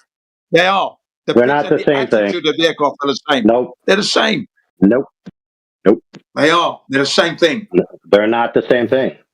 The attitude of the aircraft refers to the pitch of the aircraft. That's what it's about. You don't seem to understand that, AI. Jen, incorrect. Pitch has got its own specific line on the graph. And then the attitude as well is not the same. Attitude. Are they not having the same thing? Jen, I'm sorry, Jen. Jen, I'm sorry to tell you that you have no idea what you're talking about. If an aeroplane is flying over a curved trajectory, its attitude is going to be nosing downwards to follow the curvature, which is the pitch as well. I thought they were the same thing. They're not. So the attitude in some contexts, pitch and attitude are interchangeable, but not in all contexts. That's what I thought. I said, so hold on, though. Yeah, that's fair that you thought that. It's fair that you thought that, and there's nothing wrong with thinking that. Now, they are interchangeable in some contexts, but not in all contexts. And in order for them to be the same, they must be interchangeable in all contexts, which they are not. Well, so, for example, when you're using a gyro, we use them a lot in all kinds of stuff. Obviously, planes use them, but we also use gyros in the targeting system on the Abrams and Bradley fighting platforms in the U.S. military. It helps us train the weapon onto an enemy, almost like a lock-on. Okay, so I can have my weapon at a certain angle relative to my vehicle, and I can also have the weapon at a certain angle relative to the baseline of the horizontal. And those could be two different orientations. So, for example, that once we spin the gyro up when we get started, but then I could be on the side of a hill. I could be going down a hill. I could be, high, low, left, right, up, down, and the gyro remembers the initial spin, and then it bases off of the way my vehicle is oriented, and then when I do a laser onto the target, it adjusts the turret and the angle of the gun, so that when I shoot the weapon, the ballistic trajectory will hit the target. Yeah, I understand all that. That stuff I've understood that. Yeah, but I'm on about this aeroplane flying through a curved trajectory, which is the pitch. That means the pitch of the plane is constantly changing. Is my knowledge of aviation, okay? And that's what this graph is showing. Well, I can solve this. I can solve this very simply, Jin. What would a plane adjusting its pitch to follow a curved trajectory look like? Well, it would be changing, deviating from the horizontal. If it's following a curve, it would be deviating from the horizontal downwards. No. Increments of degrees. Increments of degrees. What would that look like?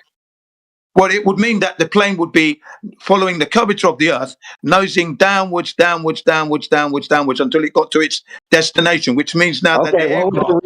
What would the readout on the NTSB data look like then? What would it look like if it was doing that? It would show a curve, just like it shows when the plane is taking off, right? No, Jen. In the level flight, you realize that that's just a graph, right? It's just a graphical representation of data. Yes, I understand that. And numerical values. Hold on, friend. Just because a numerical value reads the value of 3, and you represent that on the graph as a straight line. What if it's 3 degrees of arc in a per inch of an arc that I'm building on the side of my house, and I represent that on a graph, but it looks like a straight line because every value per instance is 3.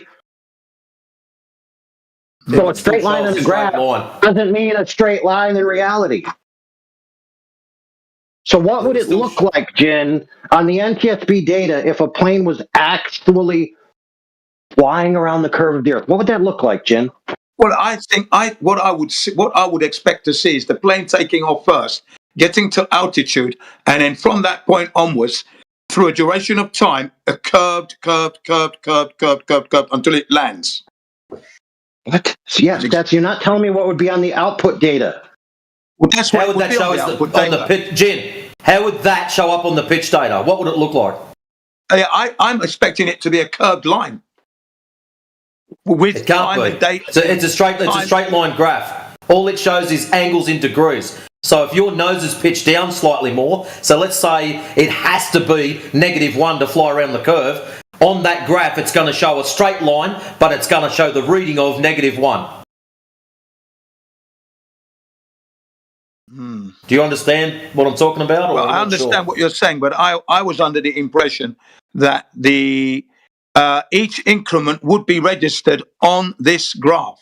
That's what this in-flight telemetry data is picking up. The actual curvedness of the flight itself, if it was flying over a curve, but because it's not, and we're living on a flat Earth, it's showing a straight linear. Fair enough. Jen, let me ask this question. When a guy, so what's it called? I forget. Daytona 500. You know Daytona 500? Yeah, I know the Daytona 500 race in America. When a driver is holding a curve,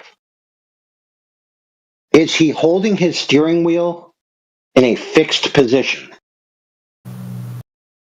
He is holding his steering wheel in a fixed position because he's following the bank. A curve. Correct? Yeah. So for the driver to follow a specific arc, he holds his steering wheel at a specific position. So if I were to chart that on let me be uninterrupted. Thanks.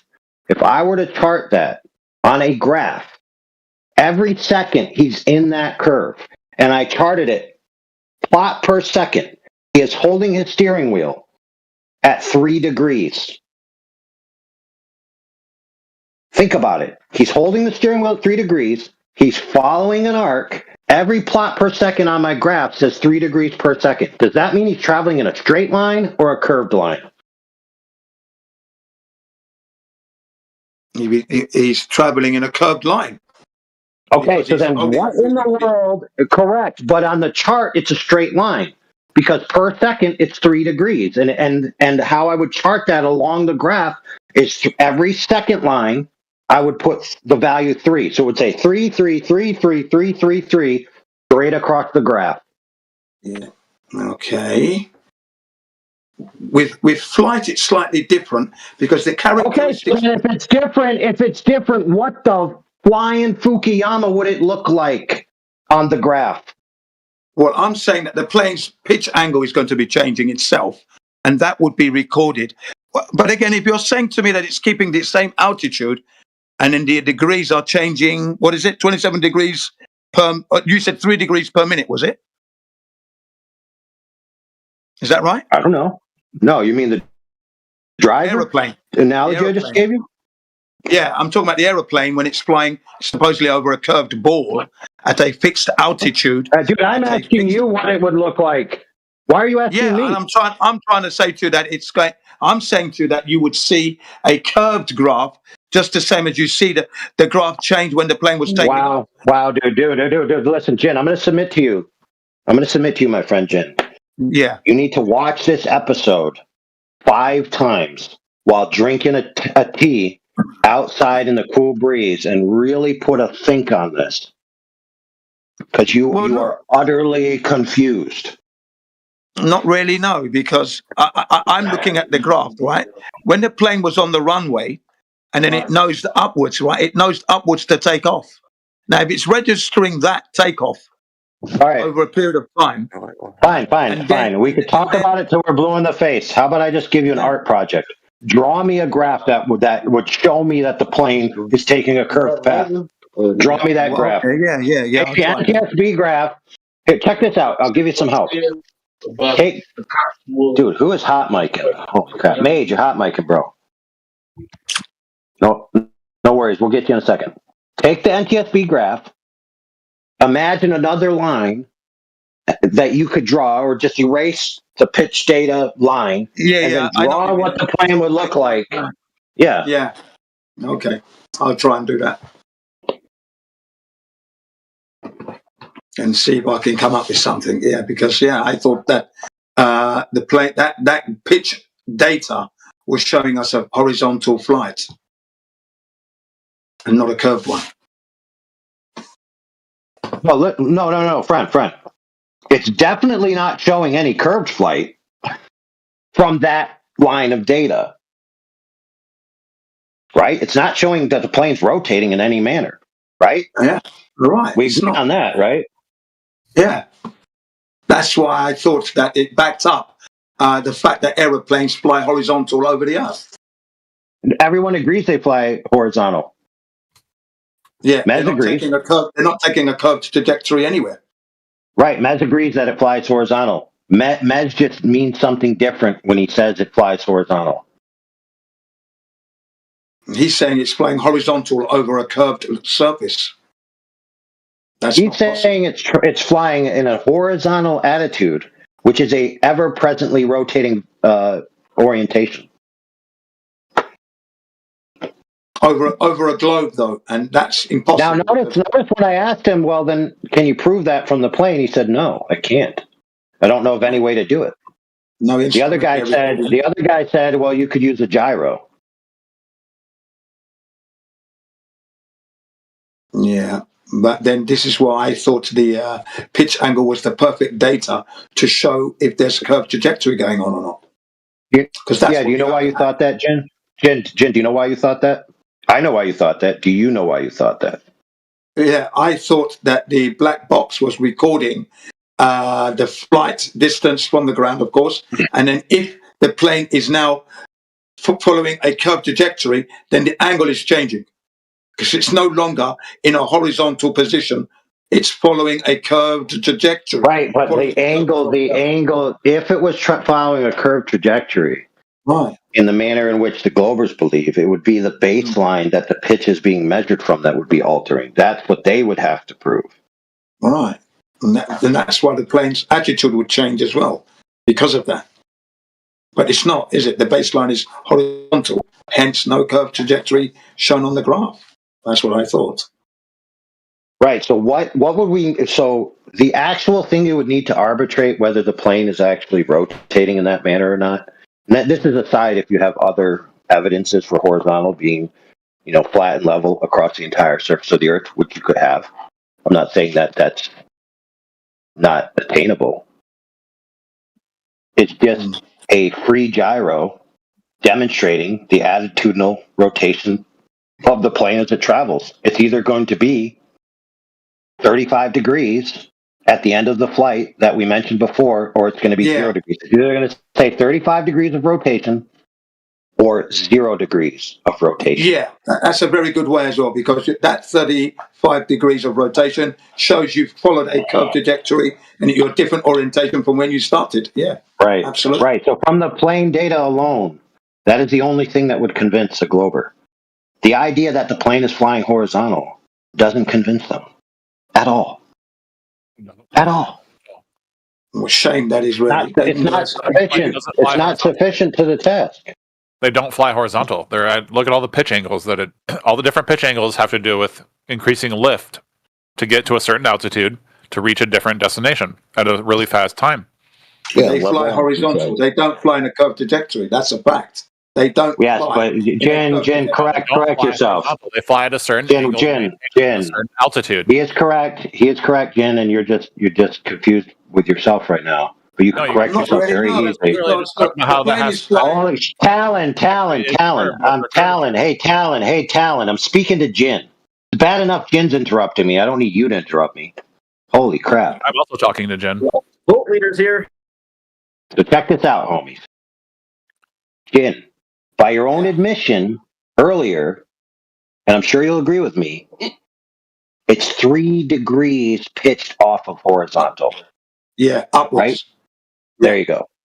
Right. All right, but go ahead, that's still by the pilots. That's still when they fly, they still refer to that as a leveled flight, mind you, because that configuration is a standard so that the airflow across the wings facilitate the lift and makes the flight smoother. Because if they try to fly at horizontal, that's 0 degrees, and try to keep it there, then the pilot's going to have a hard time trying to keep the plane level. It may nose down, nose up. It's a bumpy ride for the passengers. So they configure the aircraft upwards 3 degrees above horizontal. So the airflow is smoother and you're still getting this leveled flight still flying horizontally. That is why. You can't have it both ways now. You can't have it both ways. It's either 3 degrees or horizontal. Horizontal. No. It's 3. No. Look, the plane is 3 degrees nosed upwards. But even the pilots say that they're flying straight and level. It's still a leveled flight. Okay, regardless of the nose up 3 degrees, that plane is flying level and horizontal. It is not flying at a following a curved trajectory. I've never been in an aeroplane that flies on a curved trajectory. What is it level to? What's it level to?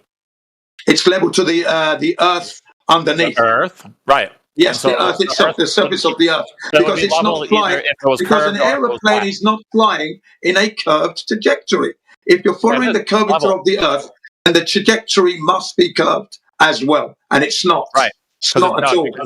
But they maintain level flight over the curve, so that would be a curve. What evidence do you have to provide that Earth is a ball? Like saying a straight line on a basketball is not curved. The trajectory has to be curved.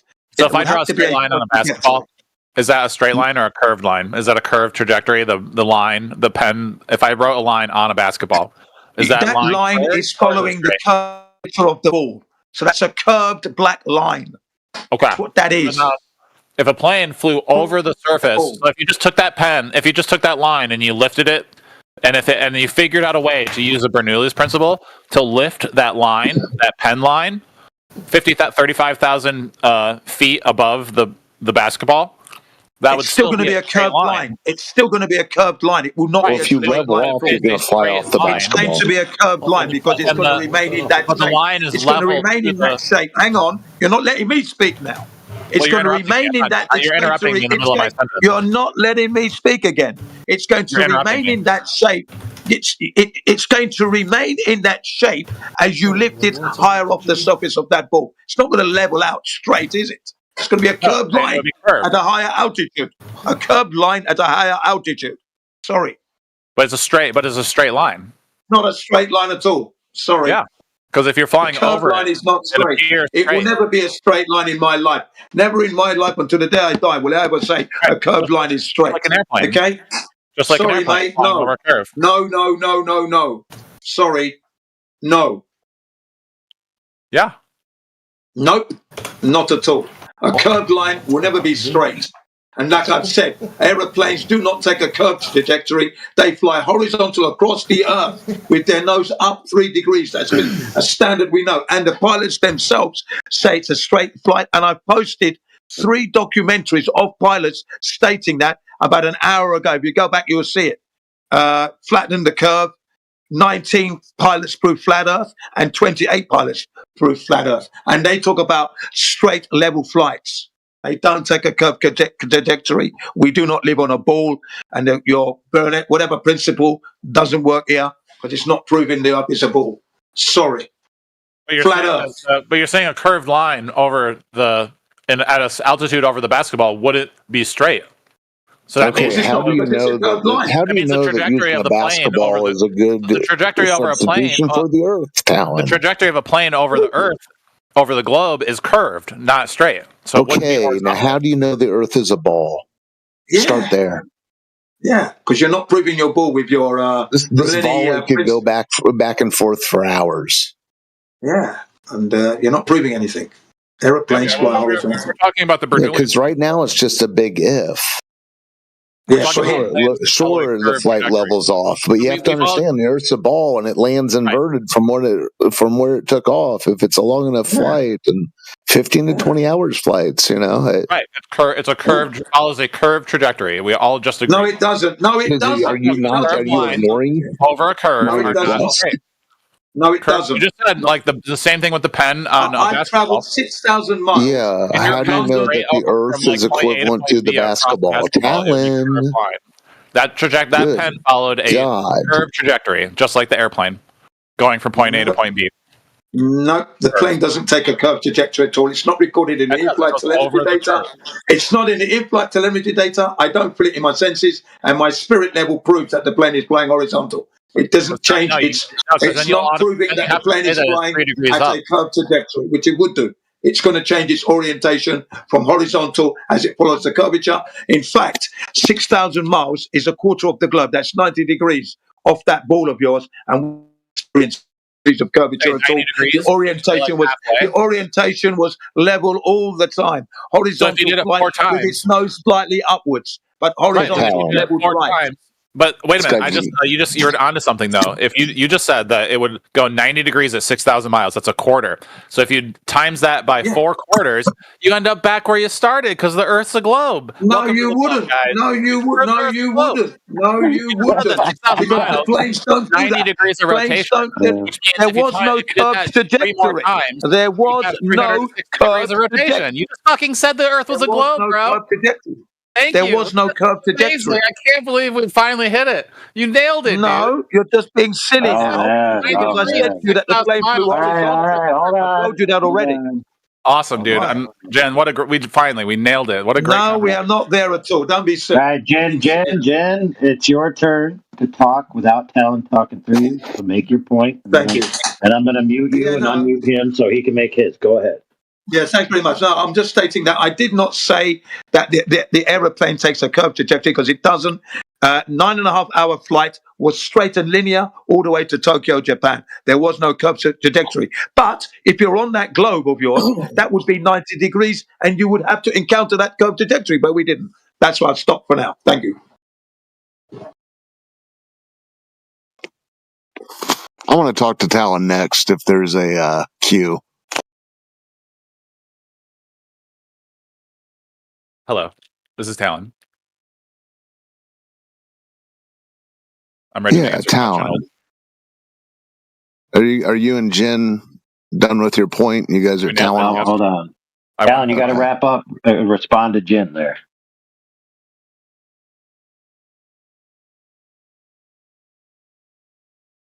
No response. What response? He said he just. Jen just gave some remarks uninterrupted. Now it's your turn to respond uninterrupted. Go ahead. I'm sorry, I got distracted by Old Haas. I did not mean to miss out on what Jen was saying. I was just raising my hand.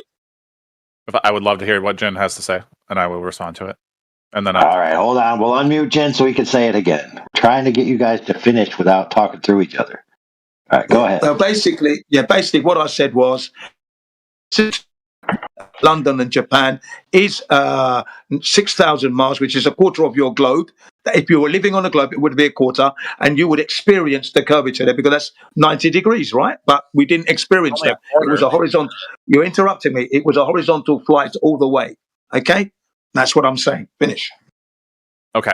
But we've already established that the plane is never fully horizontal, except when it's... Again, you're now being semantical because we know the plane is nose upwards 3 degrees. We know. Well, like again, this is based on the Bernoulli's principle of... Yeah, the plane's only horizontal when it's doing the lion's share of its traveling. But go on. Whether or not it's horizontal is irrelevant because the trajectory of the plane is curved over the curve. So it would pick, Okay, well, my question will solve that mystery for you, Talon. Okay, what's up, Old? Go ahead. Okay, when did they start serving drinks on the plane? I'm pretty sure they. Oh, well, I mean, like when they could afford refrigerators or whatever. No. At what point in the flight do they start? Yeah, I'm sure I bet the Wright brothers had a little canteen strapped to them. Yeah. I get it. I thought you were talking about like the history. Okay, so the answer is cruising altitude, where it's at 3 degrees nose up, and it's just maintaining an altitude. Okay, and then if the plane banks to the left or the right, you'll see your sprite kind of tilt. Well, it would right. Well, that's the Okay, so the same. You can see the same thing in a car, right? Well, no, you're not banking in cars unless the road is banked. No, yeah, you are. The same thing. If you have your drink in your car or you have your drink in the plane, when you go left or right, the surface of liquid will bank in the cup. Correct. The centrifugal force. So I'm not sure. No, I'm not. Are we in agreement to that? Are we in a car or a plane? Well, either. We're in a plane. So I'm pretty sure that at some point though it would spill, right? Like they make you put stuff away before they start banking. Yeah. But the plane would constantly be banking forward to get around the ball. But your sprite just sits there level. Now you're talking about pitch, which makes it go left and right. When you're trying to go from point but I'm talking about forward and back. So if the plane starts climbing, what happens to the drink? Oh, yeah, it would tilt. and if the plane starts going down, return to level. Yeah. So what does that suggest to you? That your sprites is just staying in your cup, flat and level the entire time, unless the plane is maneuvering. Well, everything. Yeah. Well, I mean, like you can feel you like. All right, Lauren Hill. Just that's all I had to say. I guess I thought it was simpler than it was. That's where we get into gravity, because gravity is doing all space time's doing that. Yeah, we can now serve your sprite due to space time. But we don't. Yeah, but again, we don't. They don't serve drinks unless it's at cruising altitude. Okay, so the plane. What does that suggest to you? That the plane isn't on its way to inverted, like you told us earlier, where you agreed to early. Right. Yeah, it's not doing like. So welcome to Flat Earth, dude. I'm sorry, what? What does barrel rolls have welcome to do Flat Earth. You said, dude, you're over complicating it. You said the plane levels off. They serve the sprite. Okay. Right. And every time the plane maneuvers front, back, left, or right, you see it in your drink. Okay. Yet for the lion's share of the flight, sans turbulence, you've got a flat sprite next to you.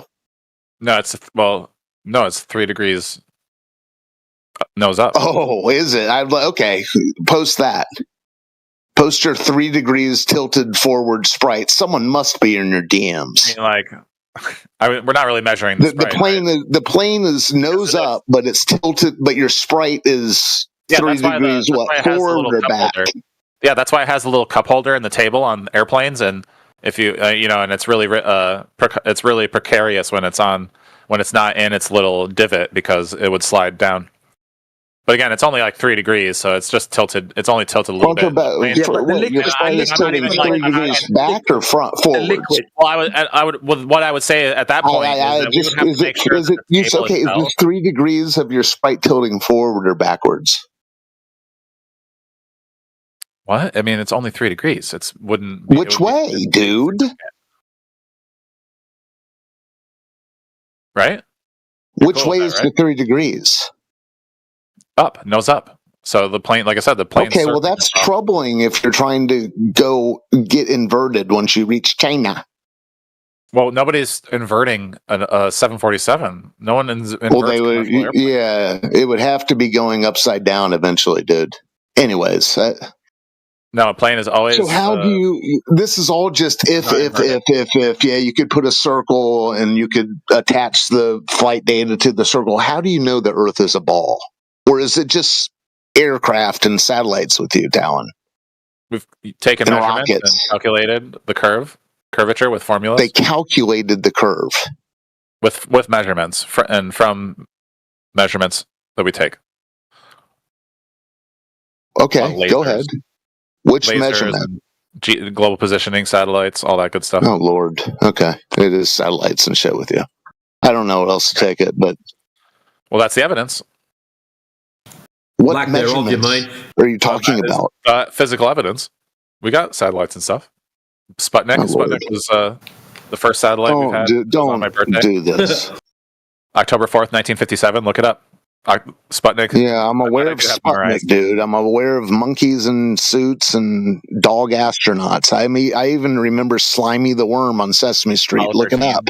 It's the greatest movie ever made. Which one? What movie? Apollo 13. Because like when you... dude, it's just a Kevin Bacon film. Pull your jets. Who said Slime the Worm on Sesame Street?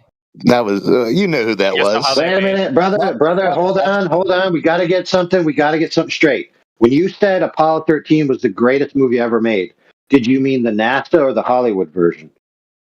The Ron Howard film with Tom Hanks and Kevin Bacon, Bill Paxton. NASA. I'm sure NASA had a lot to do with it because they provided the vomit comets. Have you guys ever heard of the vomit comets? That's right. So like when you take an airplane, so like this is actually you want to like this is a great thing what you're talking about. So if what you're talking about so enamored by the whole thing, and you just He was making a joke that the first thing was just a film as well for the American people. This also goes back to what Jin was saying. So if you take a gullible early 70s Americans, God bless them. And if you take a 747 and you fly it at an arc, who gives a fuck? Dude, we all know this. Yeah, ever had a Sprite in one of those? Yeah, you guys all seen the behind the scenes of Apollo 13? They like the gravity, the gravity-free filming of like when they were weightless. That's all real weightlessness because they use an airplane they use the vomit comets to film the gravity that they filmed the movie in the 90s. Weightless. Yeah, they were able to produce. Hollywood was able to produce a gravity-free environment in an airplane by flying it like a fucking maniac. Oh yeah, that's just to demonstrate. Yeah, that makes sense. You made a lot of sense. Tell us more. Yeah. So what it does is it does like a really fast arc. So you got to think about commercial airplanes. They fly really, really low. They fly as horizontal as possible in order to why they call it the vomit to point B. But if you wanted to like be in the airplane, but then also be free falling at the same time and be in like have no how did we get here, Talon? What the hell is going on? Parabolic arc. It's called a parabolic curve where they do a real fast.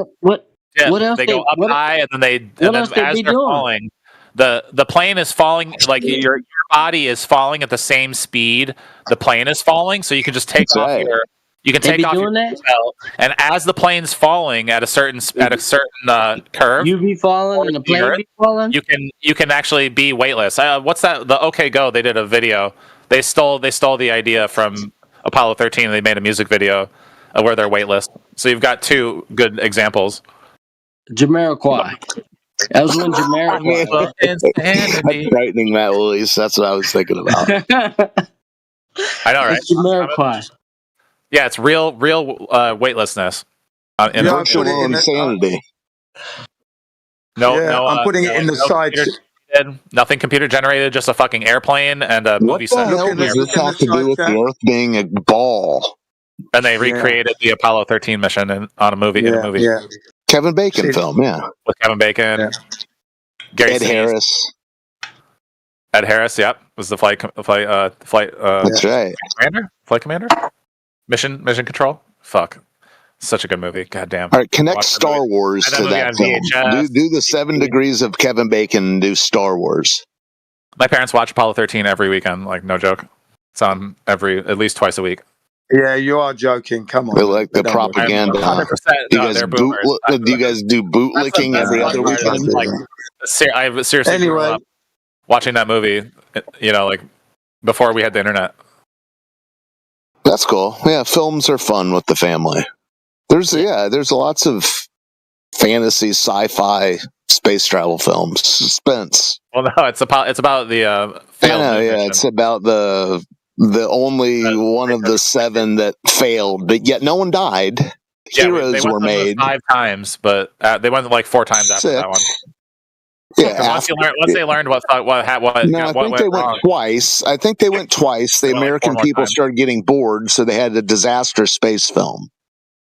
Well, no, it was a disaster. Like they almost died. Jim Lovell, a historical record. Nearly died. Yeah, you saw it on TV. Would you listen to it on the radio? Was Buzz was Buzz on that one? I don't know if Buzz was on that one. No. One guy. Yeah, because they would have had no problems if Buzz was there. Yeah, you tell us. Exactly, you're right. Buzz made it. But what does this have? I don't know. I guess it's just this is the other stuff you were talking about. We're talking about the Bernoulli's principle and like what happens when we're flying and flight trajectories and they level off. Yeah, we don't take a curve trajectory. Cornelius? No curve trajectory. What's that?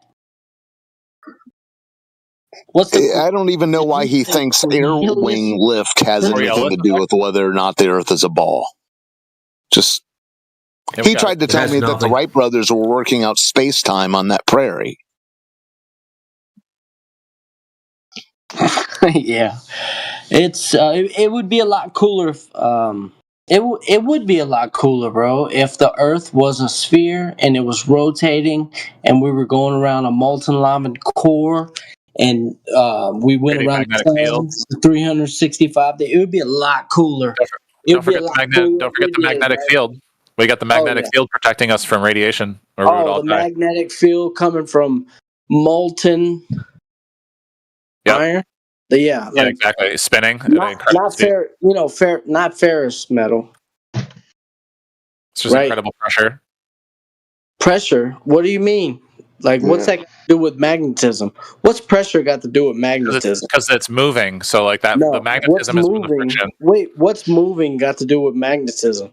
Because it's spinning. You know how like what's spinning? What's spinning? What does spinning have to do with magnetism? Because it creates the magnetic field. No, what's spinning? So what? The plane's spinning out of control, like you. Hell yeah! Danger zone. Do they say danger zone? Nice story. To the danger zone. Nice fantasy story about the iron molten core producing magnetic field. Rest of the Earth. Although the temperature. Goldilocks. Sounds like a lot of claim stacking, doesn't it? Of the Curie. What's fact stacking? You stack facts to the preponderance. Well, you're stacking claims, and the reason I say that is you've not backed any of those up. So it's just a claim at the moment. Just stacking turds is what's going on.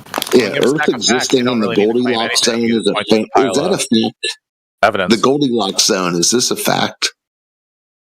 I'm open to hear. I'm hoping to see in your guys' evidence. You want to show me? Some evidence? you were talking about facts, and you rattled off Goldilocks zones. Yeah, I posted a lot of stuff. If you scroll back, you would see all my material right there. The liquid in the cup on the plane. Why don't you look at the stuff I'm posting?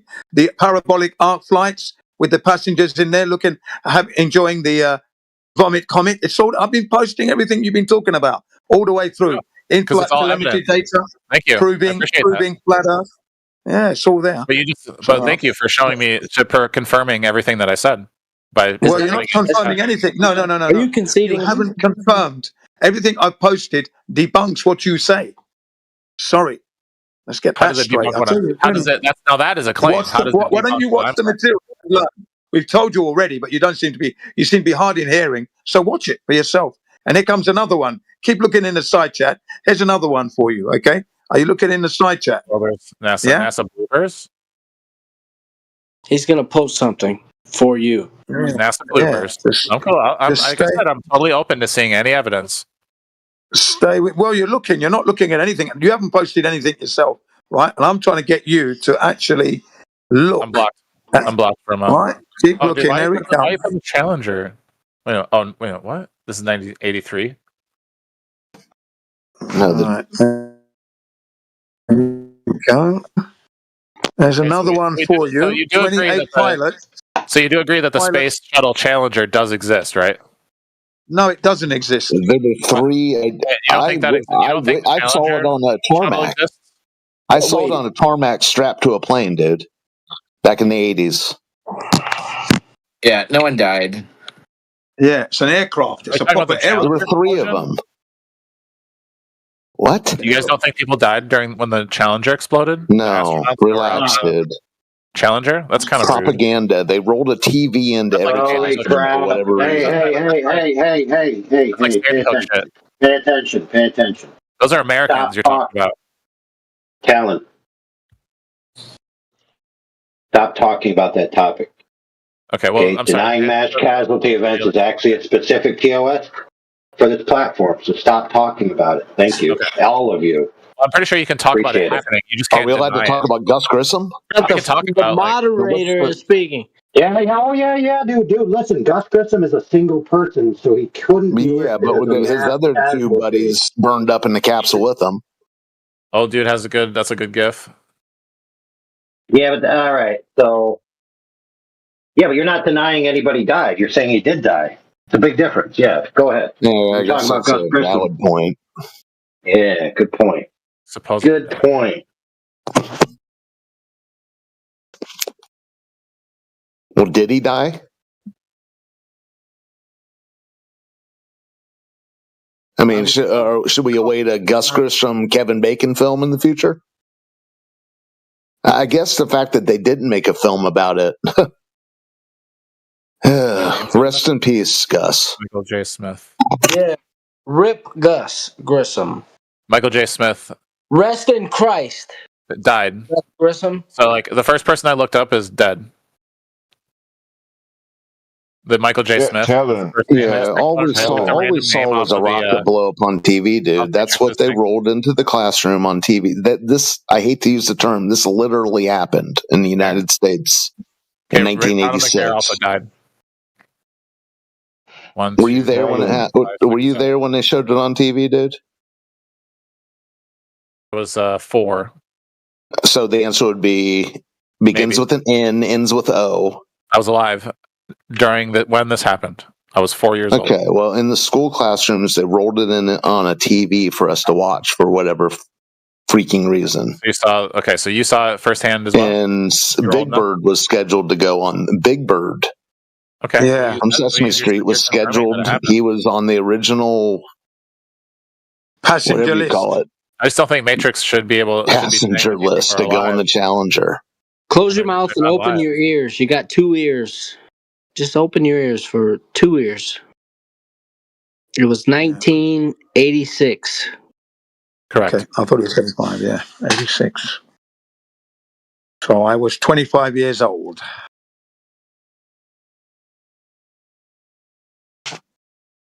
So what is Talon? I almost called you Alan. We'll just stop talking about that. We got to stop talking about that. What the hell does this all have to do with the Earth being a ball? Because all you said was if the Earth is a ball earlier when we the whole flight thing that went on for an hour. Right. Well, because that's why we invented space shuttles and rockets to get off of the globe, go to the moon. You only go to the sun. That's the Wright brothers invented planes to get, Yeah, no man has ever said bikes. All the physics and everything. Have you ever been to Cape Canaveral? Who here has been to Cape Canaveral? What's Cape Canaveral got to do with fucking physics? What's brother? That's where we keep all the rockets that prove that we went to Cape Canaveral's got to do with No, dude, you can't be serious. How we go to space? No. Space. We're in space, asshole. Yeah. We're in space. We're in length. Look, I'll define space. You want to agree with me? Let's go to the old Socratic method. Space is length, width, and depth. We're in fucking space. Do you agree? Do you agree we're in space? I agree. We're in length and width and depth? Yep. Yes. Okay. So what do we disagree on? How much space is there? How much length, width, and depth is there? No one has ever measured. No one has ever measured how much length, width, and depth is available. I'm positive. I'm fucking positive. Okay, I'm not like show me. You show me. Do you know length and width and depth? Do you know someone? No. Do you know someone? You asked me.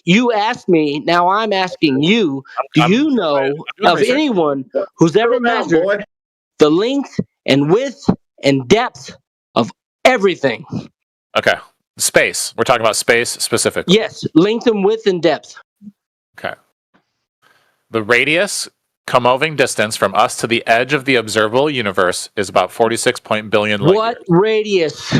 The diameter is 93 billion light years. So, because radius? The radius of space. I'm asking you. No, we're talking about length and width and depth. Right. What radius? Those are 3 dimensions. Yes. You do agree that like space can that we see all around us. So there's 360 degrees of space all around us. Correct? Where did we met? What? Okay. You claim that you know of a measurement of all length, width, and depth. Please show it to me. Please show it to me.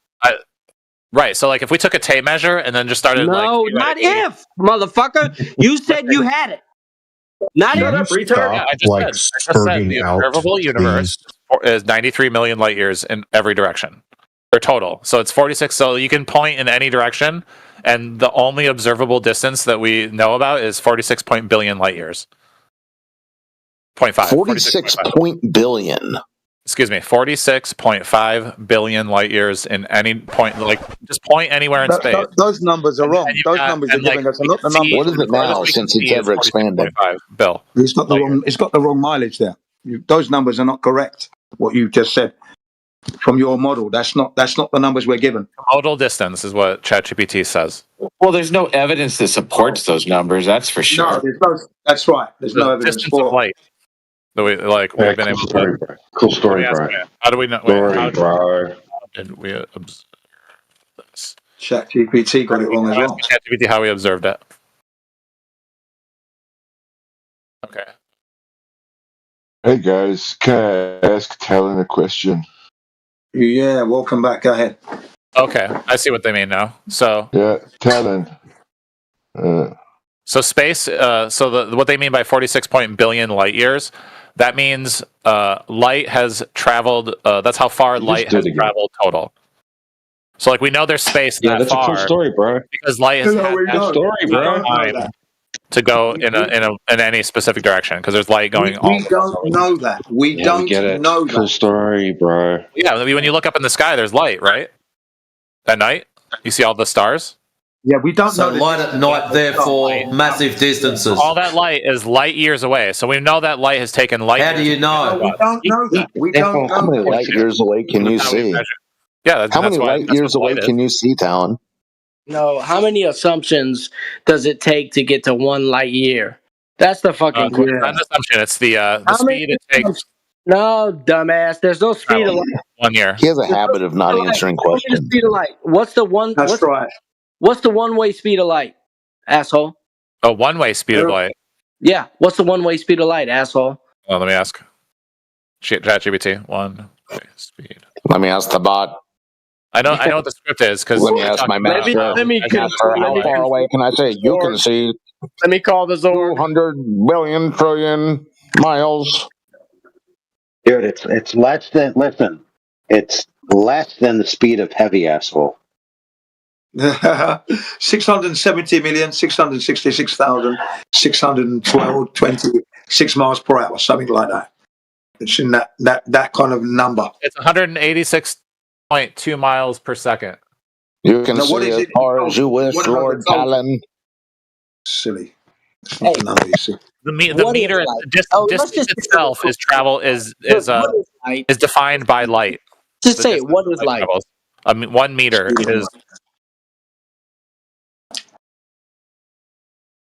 is based on a light year. So how many light years away are you able to see with your little eyes? Yeah. 1 light year is 6 trillion miles, by the way. 6 trillion miles. I can only see for the naked eye can only see for so many miles, right? Well, how the hell are you seeing all these stars, right? With a telescope? At so many light years away. You don't need a telescope to see the stars, ding dong. We got the James Webb. Everybody how was it measured? Go outside and see stars. Well, we measure the speed of light by listen to this guy. Who is this person? No, not the speed of light, bro. Not the speed of light. The space that it's filling. The space that's traveling through. Yeah. Right. That's the 46 billion light years. How do you tell the difference between 20 billion, 46.5 billion, 100 meters, etc.? Yeah, based on how fast a light year is. How do you know how far it came? Because we can see it. No, you said you can only see a couple miles. It's visible. Excuse me? Because you can see it, so I can just see any light and just make up any number. No. The light is traveling at a specific speed into your eyeball. How do you know how far it came? How far the light came? Well, it depends on what surface, how far away you are from the surface of something. How do you know how far away that is? So you can measure, if you have you're in a room with a light on, right? You're looking at a screen with a bunch of light coming out of it, and so that light is traveling at a specific speed into your eye from the screen and from your lamp and from the light bulb. Anything emitting light, the light, so all the light, some other means other than the lights. Yeah, all the light is going the same speed from your TV, from your lamp, from the sun. It's all the same speed. Light speed. That's why they call it light speed, because it's going fast. Yeah, I get it, bro. How do you know how long it took the light to get to you from somewhere? So the height, width, and depth is the total distance of known space is the amount of space. Listen, brother. The total distance of available visible space wouldn't necessarily be the exact quantity of the amount of space that there is available. It just could be what you could see. So you didn't answer the homeboy's original question at all. And secondly, this other guy is trying to ask you, Talon, if an object is a certain light year distance away, in order to know that, you'd have to know how many miles it is away first before you could convert it to light years. Because you wouldn't know how far away it is, so you wouldn't know how long it took the light to get to you. So good grief, dude. It'd be like me asking you, how far away is my TV from me? And you've never seen my room before. And then you tell me, well, the speed of light is. What does that have to do with how far away my TV is on the other side of the room? How would you possibly know that from the speed of light, dude? All right, hopefully that helped you out a little bit, Talon. But let's find out. Go ahead. Yes, that's very helpful. So the reason why we choose 1 light year is because 1 light year equals 5.88 trillion miles with a T, trillion. So in order to measure the length, width, and height of the universe, you can't use miles because you blow your you end up in the second millions of miles. And so we converted, because the length, width, and height of the universe is so vast, that we've converted light years into or miles into light years. One question. Do I have to assume the Earth is on one side of the sun? No. Once a year, 6 months, and then it's on the other side of the sun for 6 months for the light to. Listen, he just said you converted the distance across the universe from miles into light years, which means he knows how many miles it is in the first place. So how did you get the miles measurement to the most distant object in the universe? That's the question, Tal. So ignore Matt Willie's question, because we want to get at least one question fully answered. Go ahead. I can answer. Yes. So 1 photon travels 5.88 trillion miles per light year. In 1 year, that's how many miles a photon travels, is 5.88 trillion. That's just one single light. Right, what's your evidence for that? That doesn't matter. It wasn't the answer to the question. Okay, I'm just going to take a pause for like 5 seconds, just a silent pause, so that the audience knows that Talon is not answering the question. The question is, how do you know how far away the furthest object is? And he just keeps parsing out what a light year is, not how you know how far away the farthest object is. So this kid is literally incapable of answering a question in the most simplest manner.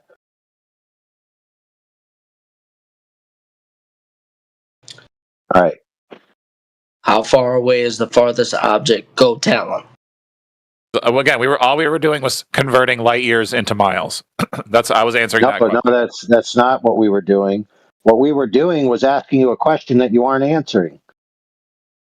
Oh no, I'm ready to answer this second question. So you acknowledged that you weren't. All you were doing was doing some speed of light math when you ignored 2 questions in a row. So the short answer to measure the furthest object is with redshift, which is when the light starts to stretch.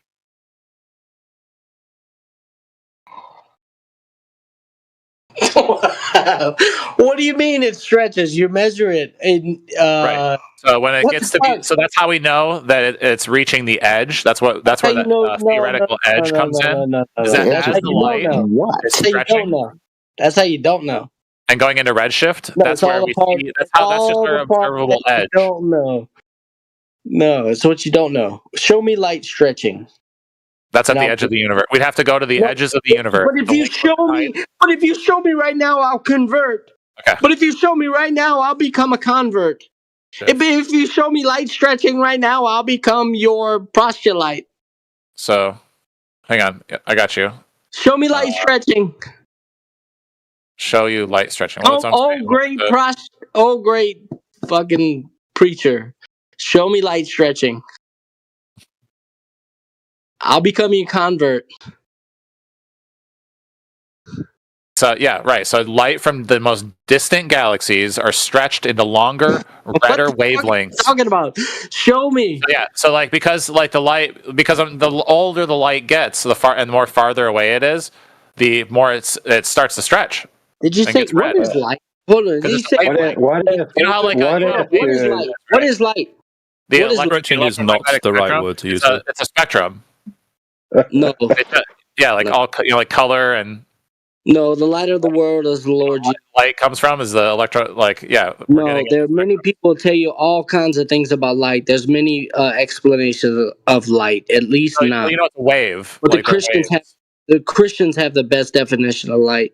It's the Lord Jesus Christ. He's the light of the world. On God. But light itself is a wavelength. Oh God! What? Are you a Christian? I think he was saying on God. No, he said, "Oh God," like 3 times in a row. On God. I said, "On God." Put it on ice for a second. So Frisky's here because this whole thing with you, Talon's getting out of hand. What? No offense. I disagree. I disagree with your disagreements. All right, let's ask. Hold on. Sorry, Maz, do you agree with Talon going on to represent the globe side, or should we bench him? Well, I'm just saying, to see if Frisky wants to talk. I don't agree with the word stretch, but were you in his DM?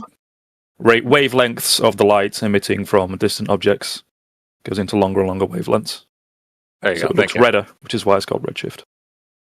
Right. Yeah. Can you explain that blood pressure? Because that's where I get I keep things simple. But technically, what does it mean for a wavelength of light to become red because it's stretching? So far, how far away are you guys able to see? The story is that the universe is expanding. So as time goes on, things have traveled longer and longer distances. So I get it. Because of the Doppler effect, when the light emitting from these further and further objects is suffering from an increased Doppler effect. Is it because it's the expanding? wavelengths become longer? Yes. Okay. So as space expands, the light fills the space that it's in, and so the light expands with the space. Is that what you're saying? What are you talking about? What is light? Light is emitted. So similar to when an ambulance drives past. Okay, watch this. Watch this. It goes, let's see if you guys. That's what the light is when a galaxy moves away. All right. That being said, let's see if you guys can get the bonus prize. How do they claim they know that the light itself is shifting? Because it's stretching and it's getting longer and redder. No, dude. In order to know that, you'd have to measure it or have it recorded somehow, some benchmark to work from. So what's their benchmark? Yeah, it's checking. It's based on an astronomical unit. Yeah, where it is on the electromagnetic spectrum. So it's as it stretches, it becomes more red, and we see that red. No, dude. How do you know? How do you know it wasn't just red when it came? Holy crap, dude! How do you know it wasn't just red when it came from where it came from, dude? The light? Well, it came from. Well, that's because it's redshift. How do you know it wasn't stretched when it was emitted? You have to have a benchmark. What are they using as the benchmark? Right, the light that's really close to us. So the light that comes out of your TV and all that stuff. That's a very wrong. So we know that's only a foot away, and so that's a you're wrong, dude. Of a light year. Look, all right, listen, kid, you're wrong. You're wrong. Stop playing. It's a bonus prize questions. Give Mez a chance. I was right though. You weren't. Anyway, let's see if Mez knows the answer. I was. I can take a stab at it. So essentially you start with an astronomical unit, which is the distance from the Earth to the Sun. And then from that 6 months apart, you know that the Earth is on the other side of the Sun. So that gives you a distance. And you can then, if you take angle measurements to stars, you can then do some triangulation, trigonometry to figure out the distance to them stars based on an astronomical unit. And what you'll find is that the further away the stars are, the more redder the light coming from them is. So then you can tie a distance to the star with how red the light is. What you'll find, the further away the stars are, the redder and redder they are. So then you can measure the amount of redshift from the stars to know the distance to these objects. And it's very consistent, all length, width, and height wise. that's everything on the edge is red, and then it changes as it gets closer. I hope that was. That's that's a loop. If a star is redder than another star, it's further away. It's further away because it's redder than another star. That's not how they do it.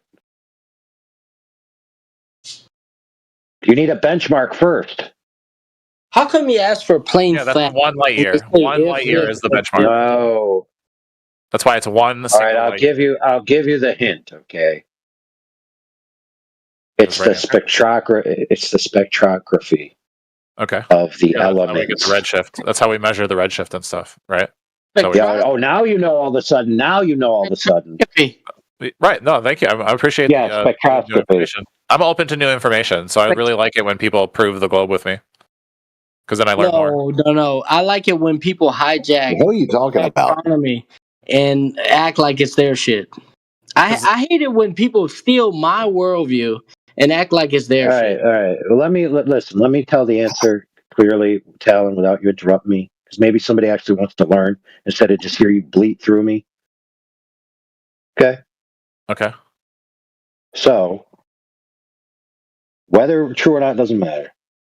So, supposedly, you get spectral lines from stars, right? Which tell you different elements. And so they take the spectral lines, they match it with an element on Earth, and they see that the lines are the same, but they're shifted more towards the red.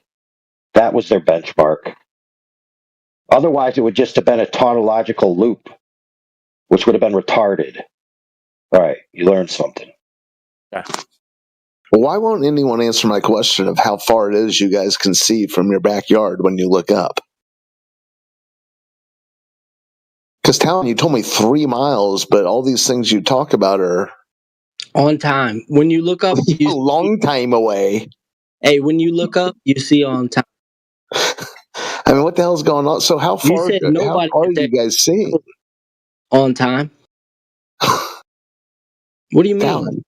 Mez. Yeah. If you think, I don't have the exact measurement. I don't know how to measure the distance. Ballpark something. I just want you to realize how ridiculous it is to claim that you're seeing things that are 10, 20, 30 light years away.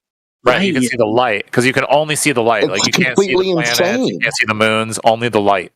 That's completely insane. Do you not realize that? Stars during the day, like there's still stars above us. What's that insane? And assuming light years. Elevation angle to Polaris and assuming light years. Right. How many light years away is Polaris? Like that's what you're doing. You're assuming that the Earth is on the east side and west side of the sun every year. You're doing that. So the current approximately 448 light years from Earth is the star Polaris. So you're telling me that you and I go out into our backyard and can see something that's 430 light years away? Correct. So yeah, all the light. And how far is that in miles? How far is that in miles? Because you were really converting it a while ago. Hang on. You do all that shit, you gotta assume the Earth has drum roll, please, until you're going to tell me what you see with your naked eyes. We got 5.88 trillion miles times 448. Times 1 is insane enough.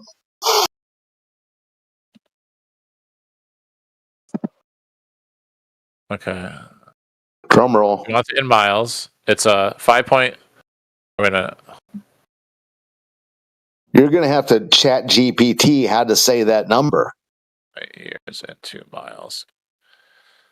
Chat GPT, how do I begin a number that has 16 2.6326 times 10 to the 15th miles. Yeah, you can see that far. You and I can go out in my backyard. I can see that with my eyes. That far away? Right, 448 light years. I'll just I have a bridge in Brooklyn I'd like to sell you. It's only he gave me a number to the power. He's a board. He's giving me numbers to the power of 10, and he's telling me it's only. It's 2.63 quadrillion miles. That's the actual word. I love it. Quadrillion. Okay. I don't know. That's a far shout from when you told me about 30 minutes ago that you can only see 3 miles, but okay. Like I said, that was just with the naked eye. Shut up. I mean, I can see Polaris with the naked eye. Which is I can see Polaris with the naked eye. light years away. I can see Polaris with my naked eye. Like, you can see the light that it's emitting. I can see Polaris with my naked eye. Right, you see the light that it's generating. The light generating light. From how many 400 years ago? Isn't shooting light at you? Like you can only see for like 5-6 miles. I hope not. And it's not light. In the sky. One of the lights is Polaris. So yeah, exactly. Like I hope I haven't made an enemy of Polaris. One is Polaris. Because that's how much. Because a star. That's how much. Because the stars emit a lot of light. That's why the sun is so bright. Oh yeah. 93 million miles is insane too. To think that that's what's tanning your skin. But go on, the sun is only like a few million miles away, but the Polaris is a quadrillion miles away. Over on a Can you see something? Can you see anything? You know, like can you see anything other than light? Without light, can you see a quadrillion miles? It's more no. No. Okay, cool. So now welcome to. You can't see a quadrillion mile. You can't see a quadrillion mile no matter what it is. No, well, you can see the light coming from that distance. Yeah, it's your light. Tell it, dude. There's no other light, and you're looking at a star. And how are you certain that's the distance? Because we know we have measured light years. He doesn't blush, dude. That's the craziest thing I've ever heard. Because we know this, we know the speed of light. They told us in grade school that the speed of light can circle the Earth 7 times in 1 second. Remember that? That's right, because it's very right. There's only how do we know the Earth's a ball? Like there's really only one speed of light for the sake of this. You're just chasing your tail, dude. Yeah, big dicks in your ass is bad for your health. Right, but we're all in agreement that the star is emitting light and that we're seeing it. Yeah, but you're the only one who's convinced yourself that it's 438 quadrillion miles away. No, it's like hold on, let me look at the exact number again. What's a you problem? 2.63 quadrillion miles is 448 light years. Okay, that makes it better, everyone. Yeah, do it again with the 10th power thing. That was fun. Right, so a quadrillion is times 10 to the 15th power. Does it bother read the number out to us? Just read the number out to us. Times 10 to the 15th power. Read the number out to us, please. Does it bother you that all of this starts with an elevation angle measurement to Polaris to create the globe? You need an elevation angle measurement to Polaris to create. Because that's it's north, right? Because it's always. I think that I would have. That's when we're getting into like. Yeah. Does that bother you? No, I'm an Eagle Scout, so I'm pretty good with the stars. It's a lot of wild shit to believe that you can't prove any of yourself. Absolutely, you can't prove none of that yourself. Well, I'm not a scientist. I don't measure the speed of light. That's fine, but you still can't prove any of that yourself. Doesn't that bother you? No, there are no scientists. Human beings. You can just read. You can just go read. I just wait for the professionals to do all the discoveries, and then I go read the results. Everything in your worldview, you can't prove any of it. Like literally, I don't know how a computer works, but I like all the video games and fun videos and flat earthers I get to. That has nothing to do with 480 trillion light years away, and the light is stretching and it's old. It's just absurd. Like I know enough to talk about it at a party. A little more interesting. Do you blush? When was the last time you blushed? Blush all the time. When was the last time you blushed, little boy? I'm ashamed all the time. Huh? I'm ashamed of myself all the time. What are you talking about? You still have shame? All right, man. That's good. That's good news. Are you capable of the feeling shame? No, shame is you're upside down. You're a shameless human being. You have no shame. No, that's based. You just like run. You'll like run around naked in public. And no, I blush. No, I blush. You do have some shame. So that's called that's a symptom of the feeling shame. Yeah. Yeah. Okay. So then, you can feel shame, bro. You don't have to be like being shameless is like a sociopath shit. Yeah, and you said you feel shame, and I'll take you at your word. Right. That's what I'm being totally honest. I think it was a William H. Macy miniseries as well. Yeah, I got it from the Bible, right? The forehead. It kind of looks like Kevin Bacon. Somebody who lost the ability. It's fucking dumb. God is light. 448. You said God is light, but more specifically, the Lord Jesus Christ is the light of the world. And then he goes at Amen. 2.6. The speed of light is still 5.87 trillion miles. per year. That's assuming the Earth is orbiting the sun. What the fuck? Like, why would I want to assume that? Like, why would I assume the Earth is on this side and that side? And you still, earlier I asked you, what's the one-way speed of light? And you still haven't given me an answer. And ChatGPT didn't give you an answer, motherfucker. I'm asking for it. It's 299 million meters per second.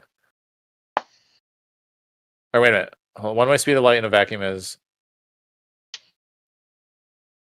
So light's traveling 670 million miles per hour. So yeah, no, you're just quoting numbers. 5.88 trillion miles per year. Okay. So you're gonna need a radius to the Earth. Where was that measured? When was the Earth? Yeah, when was the radius of the Earth measured? Long time ago. No, ask ChatGPT. I don't think it was measured. There's no such thing as it's impossible. You don't measure the radius of anything. Like, what do you mean? What do you mean? Calculate radiuses. It was calculated. Yeah. Oh, okay. How'd they get the circumference? What number did they use to calculate it down to the radius? What number? How did they calculate it down to the radius then, guys?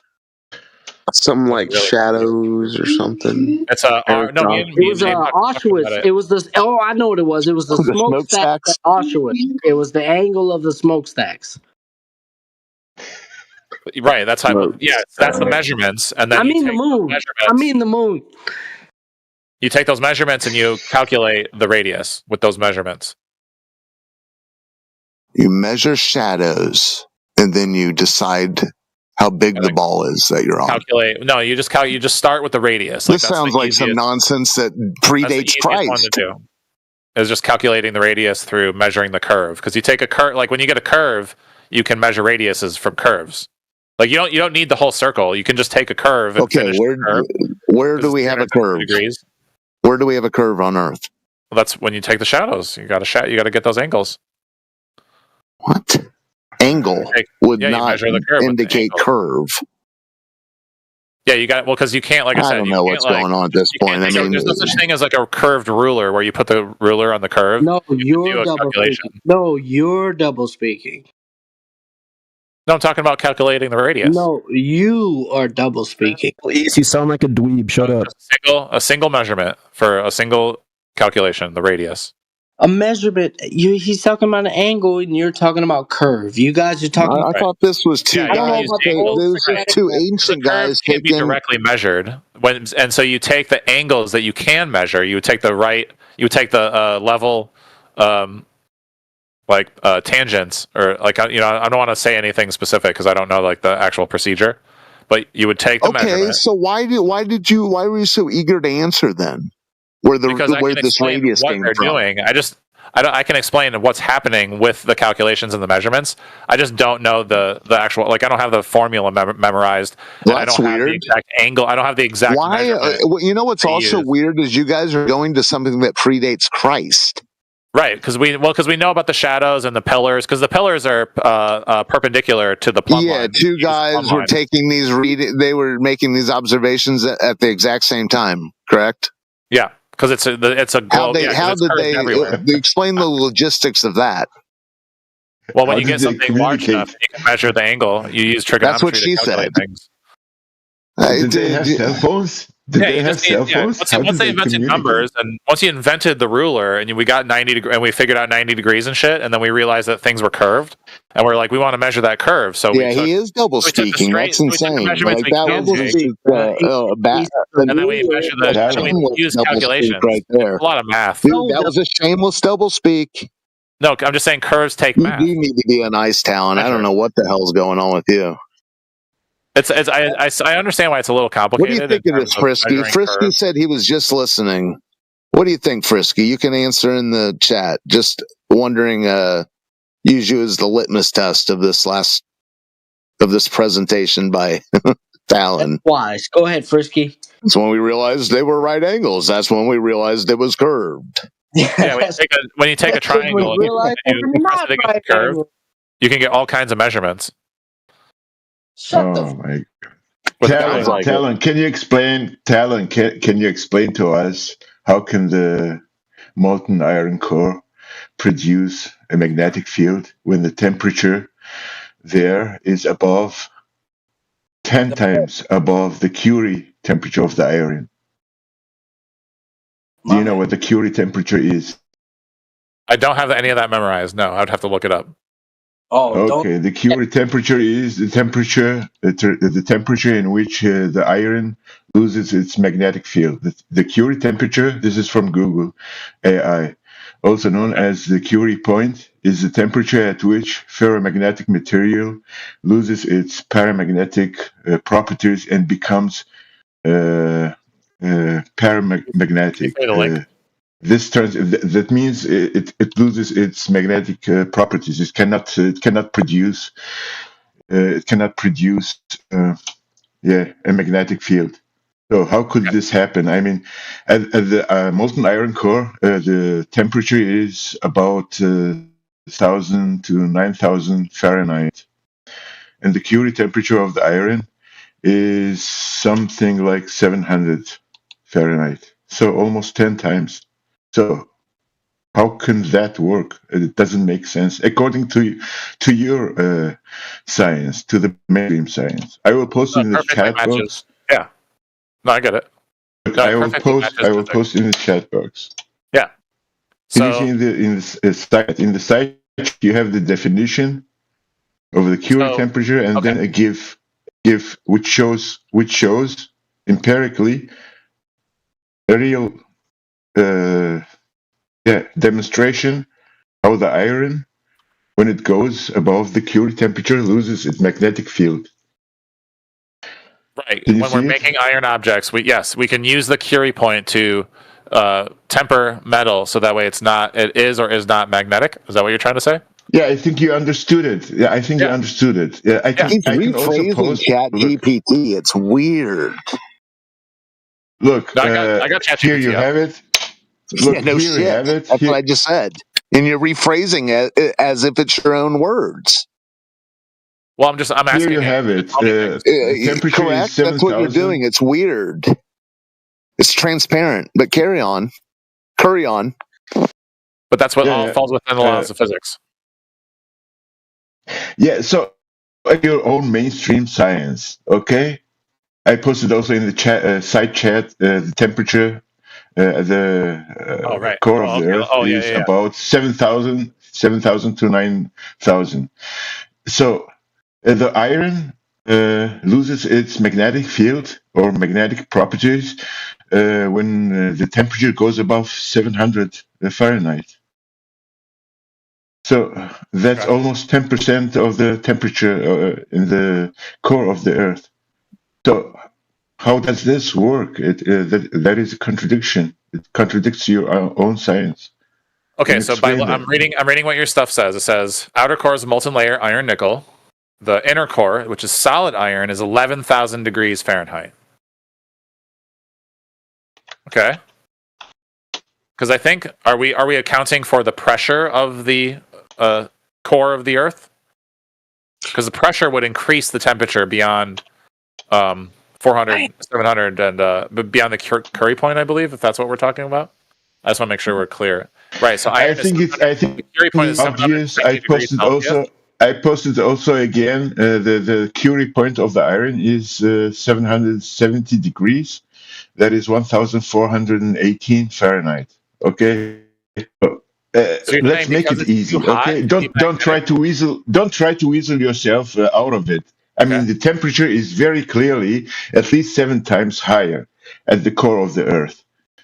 So how is it possible that the molten iron core can produce a magnetic field when it has already lost its magnetic properties?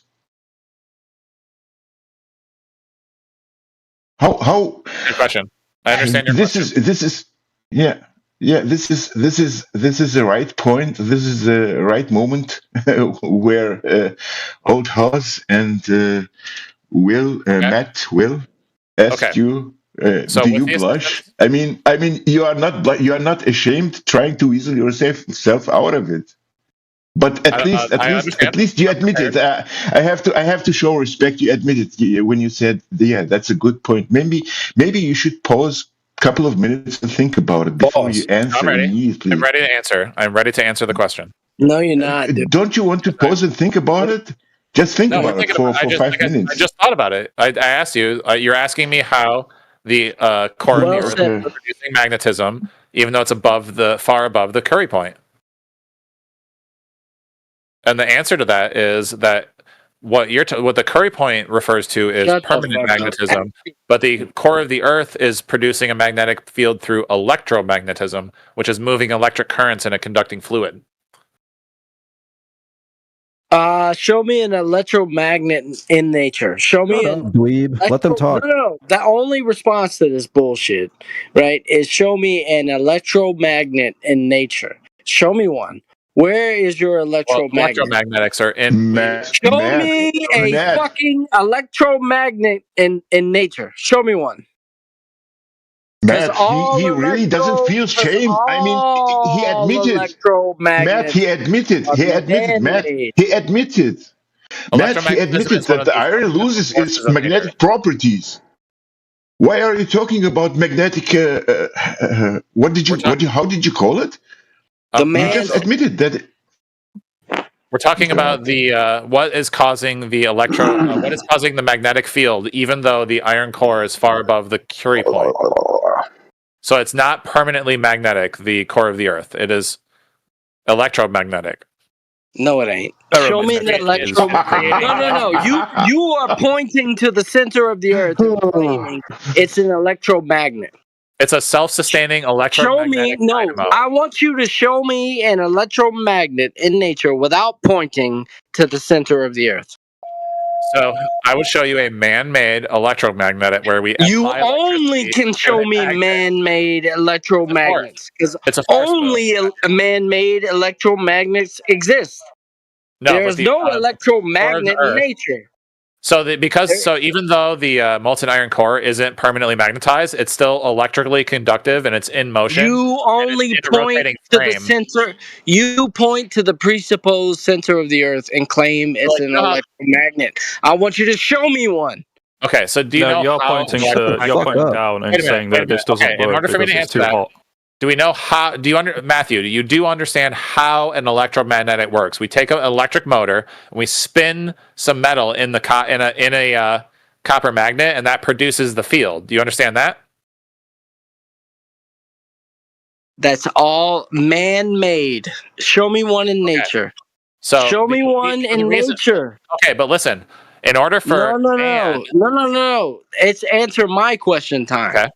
Right. There are no electromagnets in nature, and I don't care if you point to the ground and grab your dick and claim it's the truth. There are no electromagnets in nature. Okay, well, wait a minute. Man makes electromagnets. So we're disagreeing on what it means to be natural, and so electromagnetism is a natural force that occurs within our universe. Show it. Okay, show me. It's just happening. Yeah. So in order for human beings to create electromagnetism, we have to build one, and then we use the physics of electromagnetism to create a magnetic field. No, so you just conceded that man makes electromagnetism. No. You just conceded. We produce a force. No. Wills electromagnetism into existence through sheer will. No. It produces it. No, through science. We use the electromagnet. We use a magnet and we use electricity. And when you put magnets and electricity together, you get an electromagnetic. Do you think two of something field. needs to exist before you can accept the existence of one of them? I'm saying if you're going to build an entire world, Matt doesn't exist. Show me Matt in nature. If you can't show me Matt in nature, then Matt doesn't exist. Right. So in nature, the Earth is an electromagnetic, self-sustaining electromagnetic dynamo. You're claiming it is. So you do agree that we have an electric field. You're claiming it is. How do you know? How do you know? Do you agree with the existence of the magnetic field? Do you agree? Matter of fact, Earth is not an electromagnetic field. Okay, well, so hang on, Matthew. Who was I talking to about the Earth? You're talking to me. No, you've been talking to me. Sorry, but I was talking to Berserker. I was talking to Berserker, Matthew, and he was asking me about the molten iron core. I know Earth is not an electromagnetic field. I know that. So if you want to challenge the existence of electromagnetism... I know Earth is not an electromagnetic field. I know that. Creating one. Let me just make sure that I'm hearing me correctly. I want to make sure we're on the same page. It is in of itself a creator of the electromagnetism, which is a force. Does that make sense? No. Man-made electromagnet. No. Right, we have man-made electromagnets. Man makes electromagnet. Whether or not it's man-made or if it's a huge molten planet, they're both creating the same force, which is electromagnetism. It makes a huge difference. No, it makes a huge difference because nature doesn't make electromagnets. Man does, not nature. You don't find electromagnets in nature.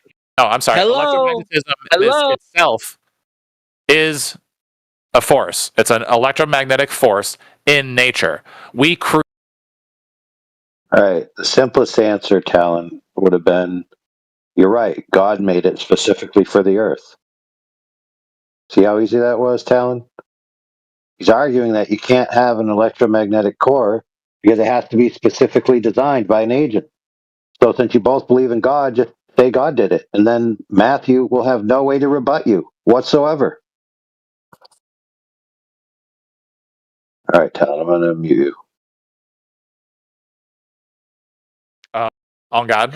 Talon, look in the side chat. Look in the side chat. I'm not worried about. Look in the side chat. What ChatGPT said.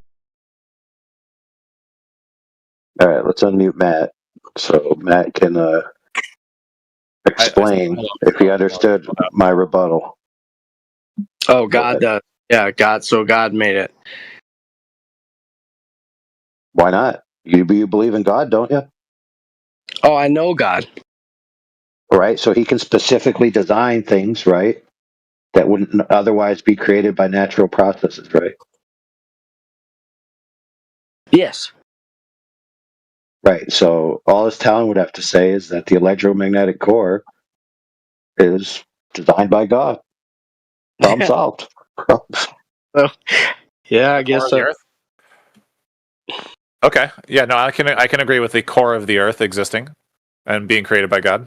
As long as we agree that it's a round core that's creating electromagnetism and producing the magnetic field that protects us from radiation around the globe. I can agree with that. Based on God creating it, the globe. God globe. You're free to believe what you like. Well, because you have to believe what that's what Berserker. Because Berserker, I need you to ask your ChatGPT about the actual iron of the core of the Earth and whether or not the Curry point has an effect on it. Well, I just want to point out a philosophical. Oh, you're talking to Berserker? What he posted? Oh, go ahead. No, it's okay. Go ahead. There. Well, I was just going to say, if your worldview includes philosophical conclusions that agents exist that can create things, and then nature exists that is separate from those agents, and then you say, well, those agents are humans or nature, and you leave out God when God is part of your worldview, then you're not being honest to your own worldview. So I hope that. What does that have to do with the shape of the Earth, though?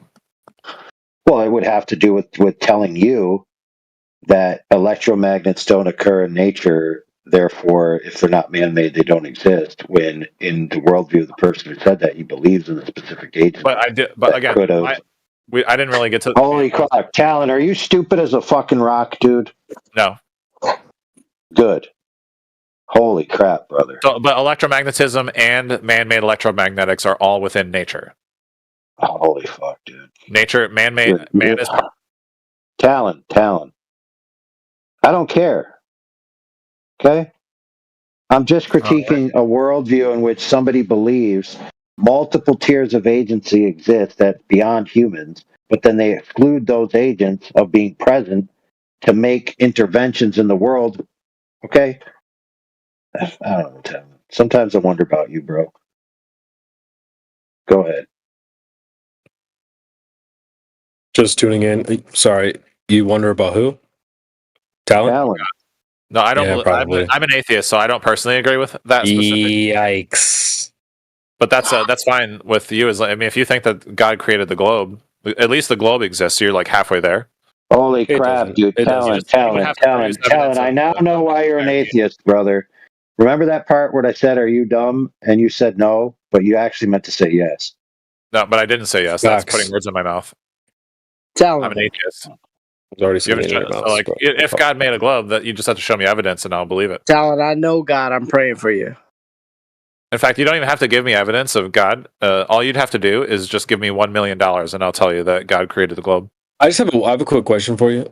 So, if all of mainstream media and every scientist and every entity out there said the Earth was something other than a globe, what would your stance be at that point? I would look at the evidence, see what they produce. If they say okay, let's just do an opposite day. Let's say they said it was flat. Yeah. Would you say it was flat? I'm completely open. Yes, I'm completely open. If you started showing me pictures of the specific flat Earth, and you can show me the math of like light years, then I would start saying that the Earth is flat. But you haven't even shown me an actual picture of the ice wall. Nothing. Yeah, it's got that in light years. That's cute. So just to be clear, if all the nerds said it was flat, you would say it's flat. Like pancake, it could be the fucking Narnia. Yourself. Hey, here's a hint for you, Talon. You're fooling yourself if you think you can see 400 plus quadrillion miles away.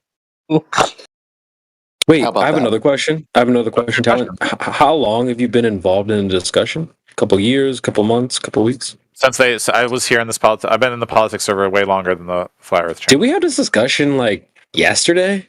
Kind of, yeah. Oh god, here we go with this retard. Okay. So you've been here for quite a while. Yeah.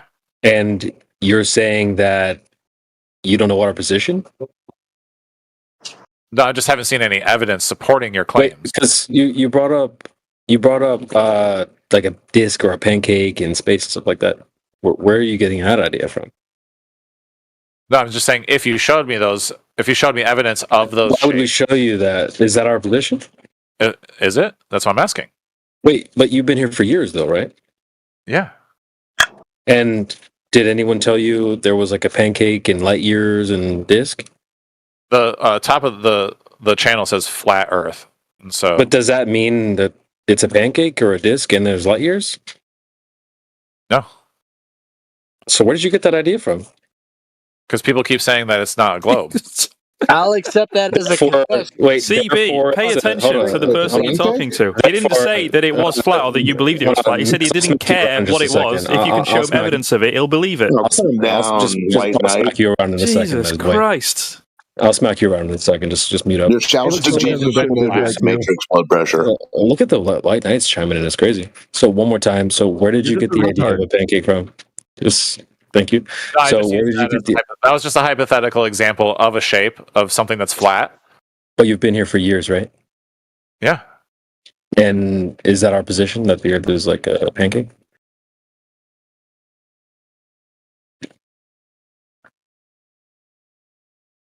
Yes, no, maybe so. I mean, you would have to take that position. Do you take that? You'd have to take that position. Wait, why would we have to take that position? I would anybody that had a picture of the Earth being a pancake, I would take that. I would support that, like furthering that position. And who has that picture of the Earth as the pancake? Who has that picture? Nobody so far. Oh, so nobody. So where are you getting the idea from again? The flat Earth? Yeah, no, the pancake. The title of the channel? That means a pancake?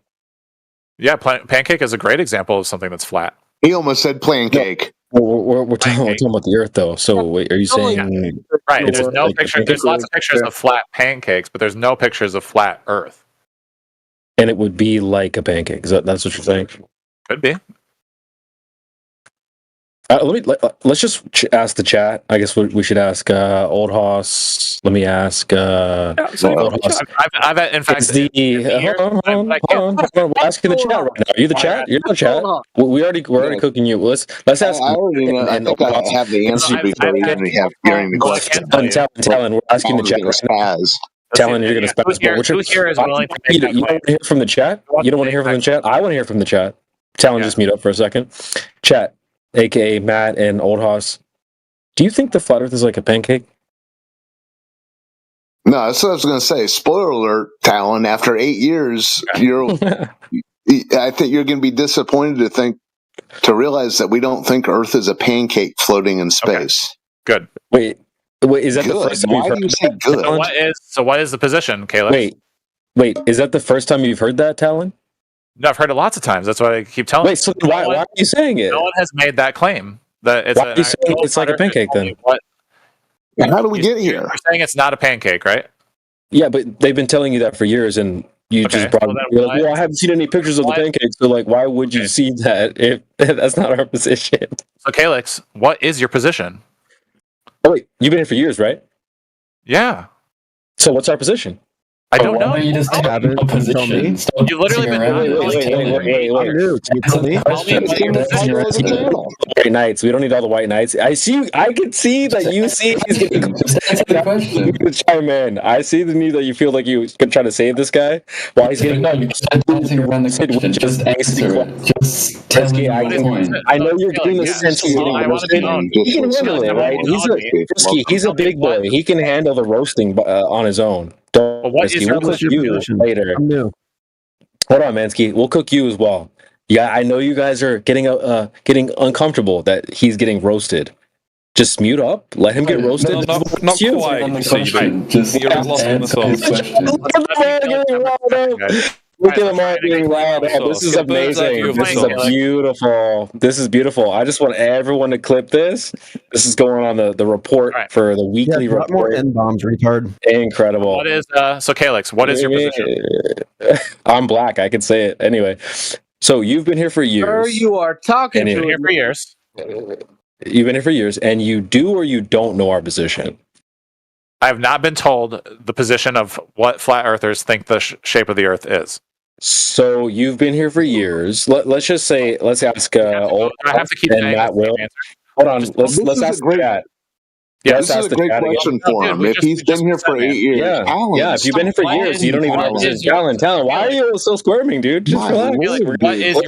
Ask the chat now. Hold on, let's ask the chat. Dude, just relax. You don't know the position. Let's talk to the chat. So, Matt Oldhouse, is our position pretty clear, or is it something we've been hiding? Of like our position's not well known. It's in the channel name. I have a question. Uncomfortable, bro. Just relax. No, Matt, we'll cook you guys in a second. Just you're relax. asking the chat. You're not the chat. We're asking the flat earthers. Just relax. All right, it's gonna be okay. I know you're uncomfortable right now. I know it's uncomfortable. Are you aware you have your opponents getting roasted. Just relax. Mez, your blood pressure. We'll get to you in a second. All right, just relax. Oh, I'm sorry. Continue. Yeah, just pipe down. So, I want to highlight for the chat. We'll ask them that he's saying he's been here for years, and our position. I guess we should ask the chat: is our position unknown or known, Oldhouse? Like I said, it's in the channel name. Yeah. Okay. Wow. And do we try to hide what our position is, or do we tell people? No, it's in the channel. It's right there. Do you have a picture of it? Okay, Talon, relax. Look out your window, dude. We're talking to the chat, bro. What do you think, Matt? At least you're. Talon, I want to hear Talon's question. Talon, I'm praying for you, bro. Ask a good question because I love a good question. Ask a good question, Talon. What's your question, Talon? That was a good one, Matt. At least. What do you want to ask? Do we have a picture of the flat Earth? So yes, I have a picture I've taken. Yes. Hold on. Are you requesting to see the entirety of the Earth? Correct. Not possible. That's not possible in your worldview. It's not possible in anyone's worldview. Do you agree or disagree? So let me ask you one more time. In its entirety. If the Earth is a globe, which it's not, and you took a picture of it, are you seeing the entirety of the Earth? Yes or no? Yes. No. Okay. Well. Okay. So, if I take a picture of, say, your face. Yep. Am I seeing your whole head? Yeah. Let's ask the chat if they agree. Matt will at least. If I go into space, Talon, just relax. See, every time you're gonna get cooked, you start getting. Why don't you ever answer my question, Caleb? Just, I know you're nervous. So let's say Matt will release the Earth is a globe, which is not, and outer space is real, which it isn't. Relax. and we go to the moon. Talon, he's uncomfortable. So we go to the moon, we take a picture of the globe Earth, which doesn't exist, but we take a picture. Are we seeing the whole Earth? Matt Will East, what do you think? No, and you can answer this as well. Okay, no? This is what I think. Let's Let me tell you what I think. Going in the chat as well. Go ahead. Let me tell you what I think. No, because we see further, like we see from here to the moon, like we see the radius. You're not answering the question properly. This guy's too dumb to even understand your question, CB. I don't think this guy's helping. Matt Willie's just beat up Old Hoss. It's impossible to understand. Let's ask Old Hoss. Well, so in a hypothetical world where we go to the globe, we go to the moon, turn around, take a picture of the globe, are we seeing the whole Earth? Yes or no? No, the radius of the Earth would have to extend. Matt, just stop, dude. Yeah, no, just as when you're staring in the mirror. I know you're Talon, when you're staring in the mirror, you're not seeing your whole head. There's part of your head that doesn't have eyes and nose. So if I take a picture of you, Talon, do you realize on the back of your head you don't have an eyes and nose? Oh my god, Talon is so stupid, dude. I just want to be able to talk to Calyx directly. Can you? I want just be quiet for a second. It's CB. Just everyone in the chat, can you cast your vote? So the question is, can you take a picture of bro, Mansky, just relax. I know you're uncomfortable, bro. You guys are so nervous right now. Okay, just relax. You're wasting everyone's time. I need to Mansky, just chill. Can you take a picture of the globe? And dude, this is recorded. You're not even being we're trying to cook you right now. You're uncomfortable and you're speaking up. You're doing a bad job. All right, CB, I'll answer the question for you. If you were to do what you said, go to the moon, take a picture of the Earth, you'd only be able to see about 50% of the surface, but the entirety of the Earth would be in frame. So depending on what you mean exactly, yes, you could take a picture of the entire Earth in one. Okay, so 50%, is that 100%? Are you happy with that? Yeah, 50% of the surface, the entirety of the Earth is in frame. So you wouldn't be seeing the entirety of the Earth then. Let me ask you another question then. Let's go back to the face head example. So if I take a picture of your face, am I seeing your whole head? Yeah, your whole face is in the picture, correct? I would agree with that. Hold on. So we're asking Mez right now since you're dishonest, so we're not even worried about you. Mez. Okay. We take a picture of your face. Are we seeing your whole head? Well, again, it depends on what you mean. Your entire head would be in frame. Okay, Peterson, it depends on what is. Like a picture is two. Calyx, take a picture of your face. 2 dimensions, right? A picture is 2 dimensions. Calyx, holy shit, guys! These guys are just dishonest, bro. They're just dishonest. There's really no point in talking to them, honestly. But you're not even answering the question. I don't know how we got here, but I'm glad we did. Okay, I'll just say, since you don't want to say it, I'll say it for you. Yeah, go ahead. When you take a picture of your face, right? Yeah. No matter what distance, if I go 100 yards away, 1 foot away, 1,000 miles away, take a picture of your face, I'm not seeing your whole head. I'm not seeing the back of your head. I'm not seeing the whole thing, right? I'm just seeing what I see from the front. So in your own worldview, as Mez said, you're seeing 50% of the surface. So you're not seeing the whole thing, period. There's no way around that. I don't care what you say. Hold on, I'm not finished. There's no way you're going to see the whole surface. Now, for you, that's okay. But when you flip it on us and say, no, I need you guys to take a picture and I need to see 100%. It's some weird double standard that you have. You can't do that in your worldview, but you expect that of us. Now, I can take it even further, and I'll finish with this. Well, CB, in your worldview, the Earth is flat, so you've got to be able to see 100% of the surface from a certain point of view. So, CB, do you have any evidence of this? Nervous. I'm not finished. I did say I was going to finish with one more point, and then you felt the need to interrupt nervously. Now, I'll finish with this. I'm not dapping. I'm actually cooking your dumbass and everyone else in the chat. I don't feel cooked. I'm quite cool right now. Well, you're feeling nervous. That's what you are feeling nervous. That's why you're interrupting. We acknowledge your double standard, where in your worldview, you can take a picture of the surface and you're only seeing like 50% of it, is what you said. But you expect us to see 100. That's false. You're not going to be able to see 100% of the Earth, no matter what worldview you have. Secondly, to be fair, if you've been in this topic long enough, you know that flat Earth is not like the globe, where you could go away from the surface to some other place. In your worldview, it's the universe. You go to outer space, then you turn around and you take a picture of this object. If you've been in this discussion for long enough, you know well enough that that's not our worldview. I often ask people about the universe. Could you say, leave the universe and then take a picture of it? No, you could not.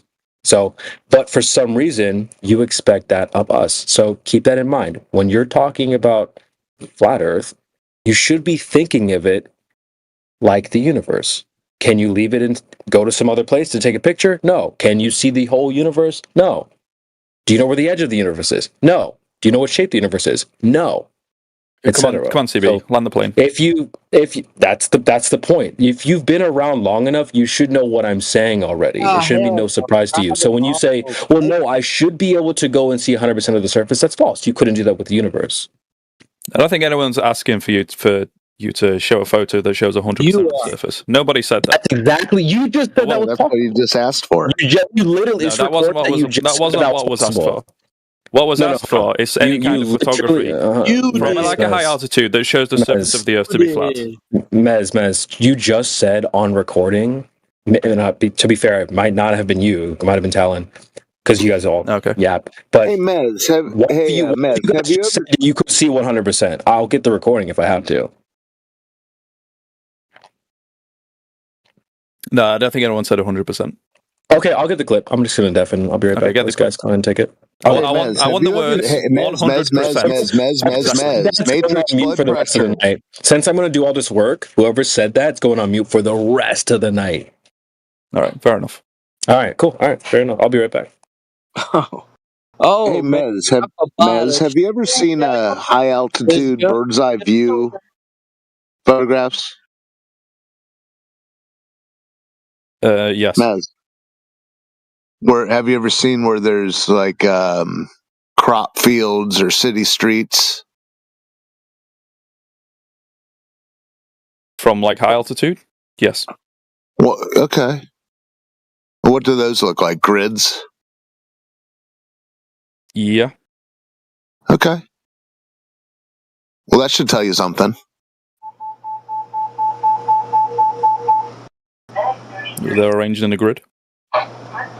No, Earth is measured linearly. It's measured linearly. Yeah. Yeah, you want flat from above. There you go. Yeah. You ever tried to drive somewhere in a car and they went, you measured by miles or kilometers? Fuck. What do you think we should be measuring by? No, I think we're doing it right. I think we're doing it right. We're measuring, linearly. What do you think we would be doing if it was a ball? What do I think it would be doing if we measured an angle to a star? What do I think we would be doing if we measured an angle to a star and assumed that the Earth was a testicle? What do I think? Yeah, I don't think pilots will be assuming the Earth was flat and stationary if it were a spinning ball, Mez. I think we'd be ejaculating into space. Okay.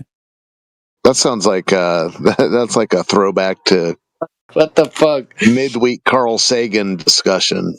But anyways, maybe that's a coincidence. It would be ejaculation all over. Okay. If the Earth was so you got a bit of a man fluid on the mind. Yeah. I'm not really into that. You're into balls. Why not, Mez? But yeah, it's your world. I just won. I mean, you tell me. See, don't you have the seed theory? Ball believer? Ball believer? Don't you have the seed theory? Ball believer? You're so gay.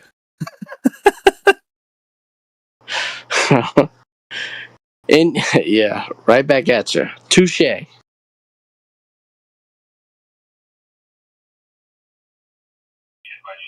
Well, come on. Tell me about the seed theory, ball believer. Hello? testicles got your voices cracking? Come on, ball believers. Tell me about the seed theory. I don't know what the seed theory is. Seed theory? Welcome back, Talon. I have a theory that you're into man seed. Fucking welcome back. It looks like Calyx ran away because he was afraid to answer my questions. Actually, he's looking for a clip. Is he? Okay, cool. He's taking his time. I wanted to ask him before I was rudely censored that taking a picture. You can't bait him right now. He's got his headphones off. Maybe he's listening. Go ahead.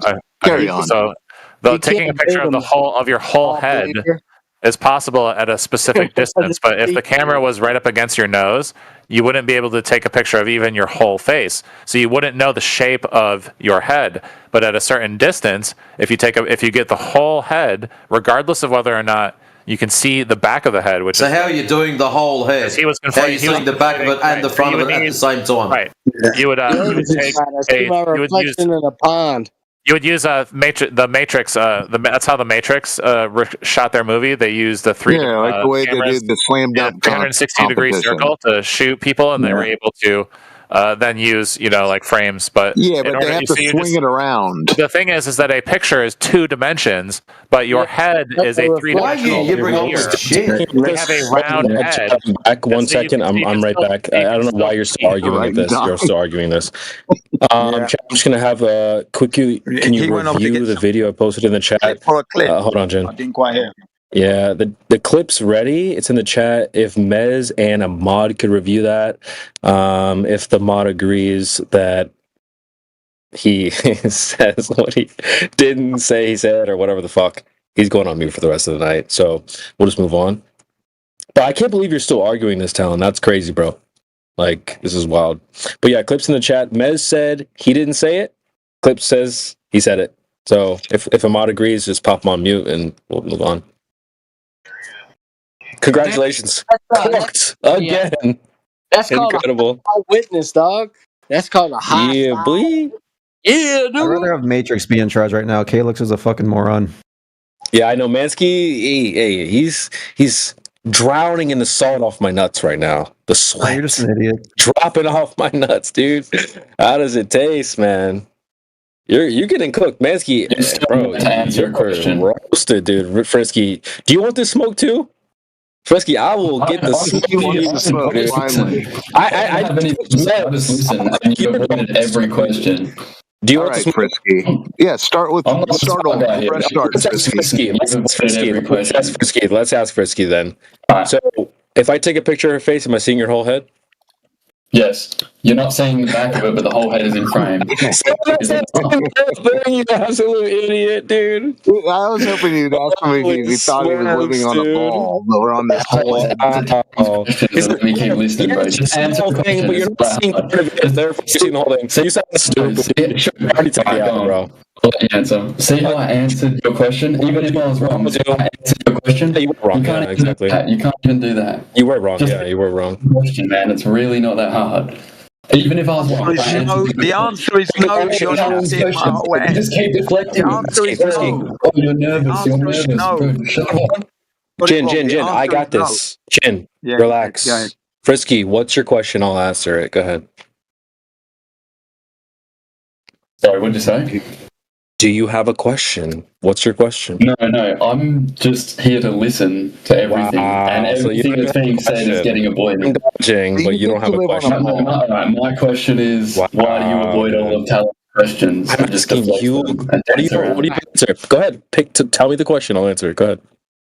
Why do you keep dancing around Talon's questions and avoiding them? What's the question? Why are you dancing around the question? That's my question right there. Which question was put forward that you have a problem with, Frisky? What's the question? You're avoiding that question right there. Frisky. What's the question that you're insisting that he's avoiding asking? All of them. Name one. Pick one. Since I've been listening, I can't lie. I've been zoning out a bit. Frisky, just pick one, put it forward. I'm not here to come to a consensus. I'm just here to listen. I like to listen. Chat, wait, I got this. He's saying he's been zoning out, but he can tell someone's getting cooked, so he feels the need to chime in. That's okay, my diagnosis. I have a question for you, Caleb. That's deflecting it. He's challenging you to answer one of my for the rest of the night. As per our deal, Mez goes on mute for the rest of the night as well. Talon, ask a question then, and can you answer it for me? Yeah, Caleb, I have a question for you. You have to answer. What's the question? So, Caleb, what's the question? If the camera is only a millimeter away from your face, is your whole head in the picture? No. Okay. Why not? If you do it Matrix style and have lots of cameras all around, you can get the whole lot in. Well, even what's his name? Which, CB. He's asking me the question.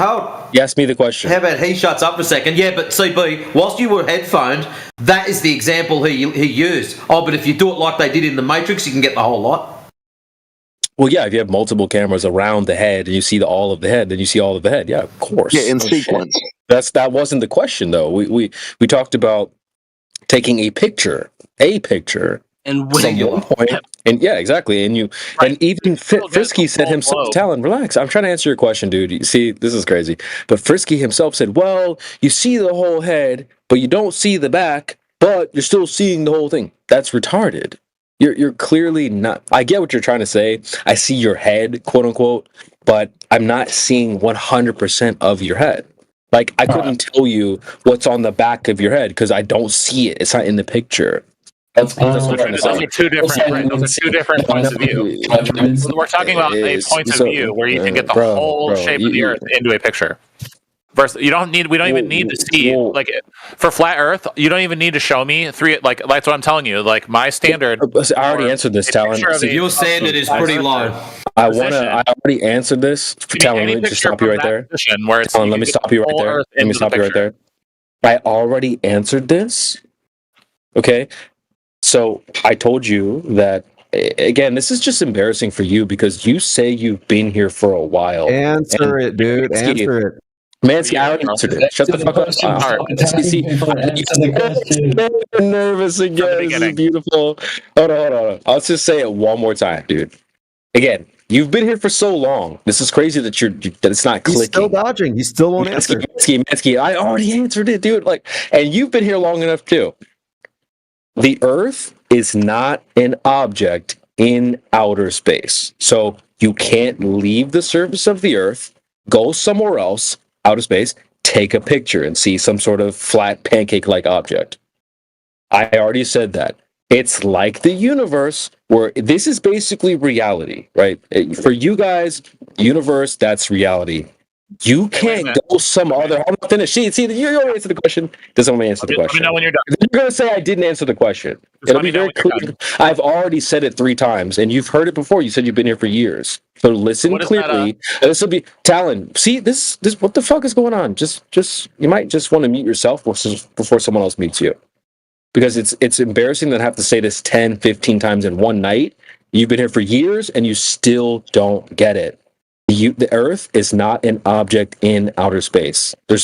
I don't know how much more clear I can be. If you want to think of the flat Earth, you need to think of the universe, where this is reality. You can't go outside of reality and take a picture of it and see what shape it is. So we are not going to be able to go anywhere to see all of it, period. It's not an object in outer space, which is what you're thinking it is. That's the problem. So what is it? We don't know what shape reality is. You don't know what shape reality is. Period. It's 3 dimensions. It's length, width, and height. Okay, what shape is reality? Go ahead. So it's dimensional. What shape is reality? You're dancing around the question. What shape is reality? Reality this is a very vague question. But again, what shape is reality? Dimension. What shape is reality? What shape is reality? It's 3 dimensions. What shape is reality? It's dimensional shape. Frisky, he's not answering the question. What shape is reality? See, the fact that let's just stop here. The fact that you can't answer that question should reveal why we can't answer that question. We don't know. You don't know. No one fucking knows the shape of reality, dude. Well, no, you keep saying reality, but yes, it is. That's how do you know? But if you mean the universe, Talon. You're talking about the universe. Talon. Hold on, stop. It's either a pancake or a globe. No. you should just get muted for the rest of the night for that. Can I give you should just get muted for the rest of the night for that. No, dude, Matt, no.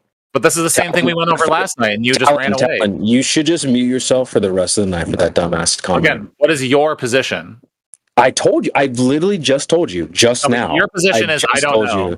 But your position, okay, so just to be clear, your position is that we don't know what it is. I need my mute button back, chat. But position is give me the mute button back. This is crazy. Talon. Yeah, we're not floating in space, Talon, because the idea that we're floating in space is linked to the idea that we're on a ball. Exactly. He just said it's either a pancake or it's a globe. He's a retard. We just told him very clearly that it's kind of like the universe, which is reality. You're not able to see it as a whole.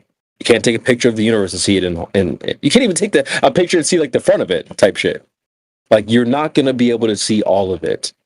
He's asking what our position is. I just told him 3 times in the span of 3 minutes. And he's like, so it's either a pancake or a globe, right? He's an idiot. You got to give him the Proverbs, bro. You can't measure. Holy shit. These guys are just too dumb, bro. They have a caricature of what they think flat Earth is, and they're clinging to that. And no one's provided them of this. No one provided that to them. Brush. It's all or nothing fallacy. They're painting all flat earthers as nothing, essentially. They're dumb, dude. Yeah, Matt, my favourite ones that come in. I spoke to a flat earther yesterday, and he said there was... Yeah. Matrix, it's good to hear you, man. I just got back from a holiday. It was awesome. I went up to 12,005 feet in elevation. And, sea level. Did you see any curvature? Oh, no. I saw a horizon. I saw a horizon 360 degrees around me. Nice. Yeah. All mountains and water. But no, I don't think there were any spring. I was in Colorado, right? I was up in Colorado, man. I spent 12 nights. I work all year, Matrix. I work all year to go live like a bum for 2 weeks in Colorado. Can you believe it? Yep, that's how it works.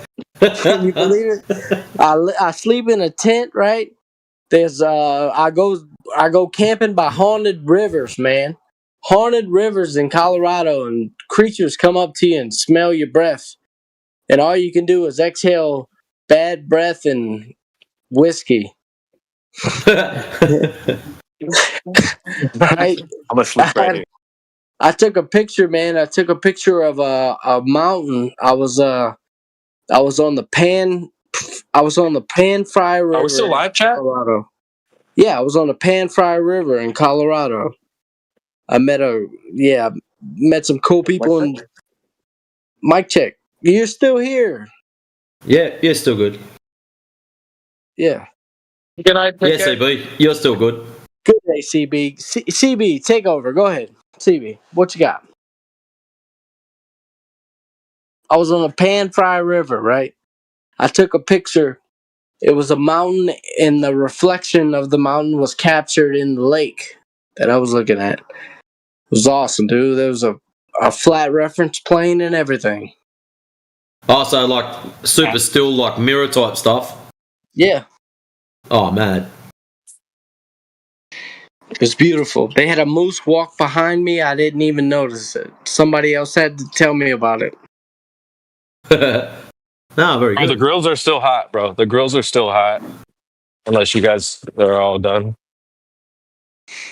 I just want to point out how absolutely dishonest these guys are, bro. How are you gonna be here? You said you've been here for years. We've heard you say it tonight and last night. You said you've been here for a long, long time.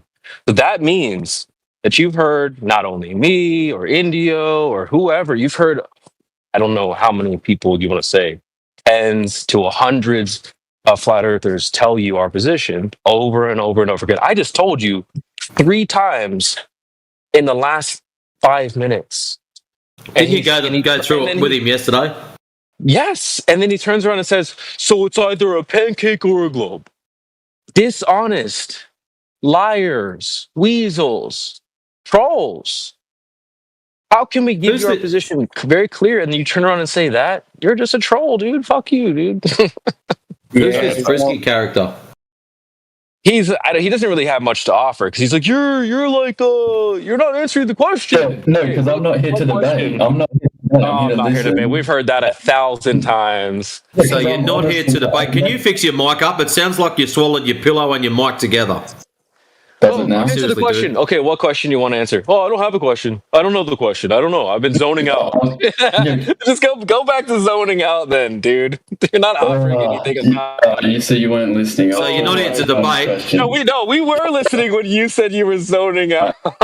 You dummy. See, why do you have to insult people? Like, I'm just here. No. You think it's insulting, but he's bonding with you. He's bonding with you. I thought you guys were bonding. Wait, are we bonding? We're bonding. I go in this. You cooked yourself when you said you were zoning out. You should just mute up, bro. No, Who's zoning out? I don't know the question, but you're not answering the question.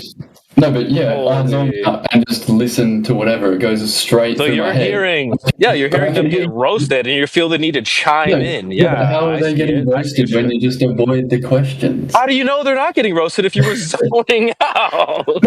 I'm listening. It's going in one ear, and I'm listening for a bit, and then it goes. This is like honestly so much fun, dude. I love this. So wait, let me ask you. It is.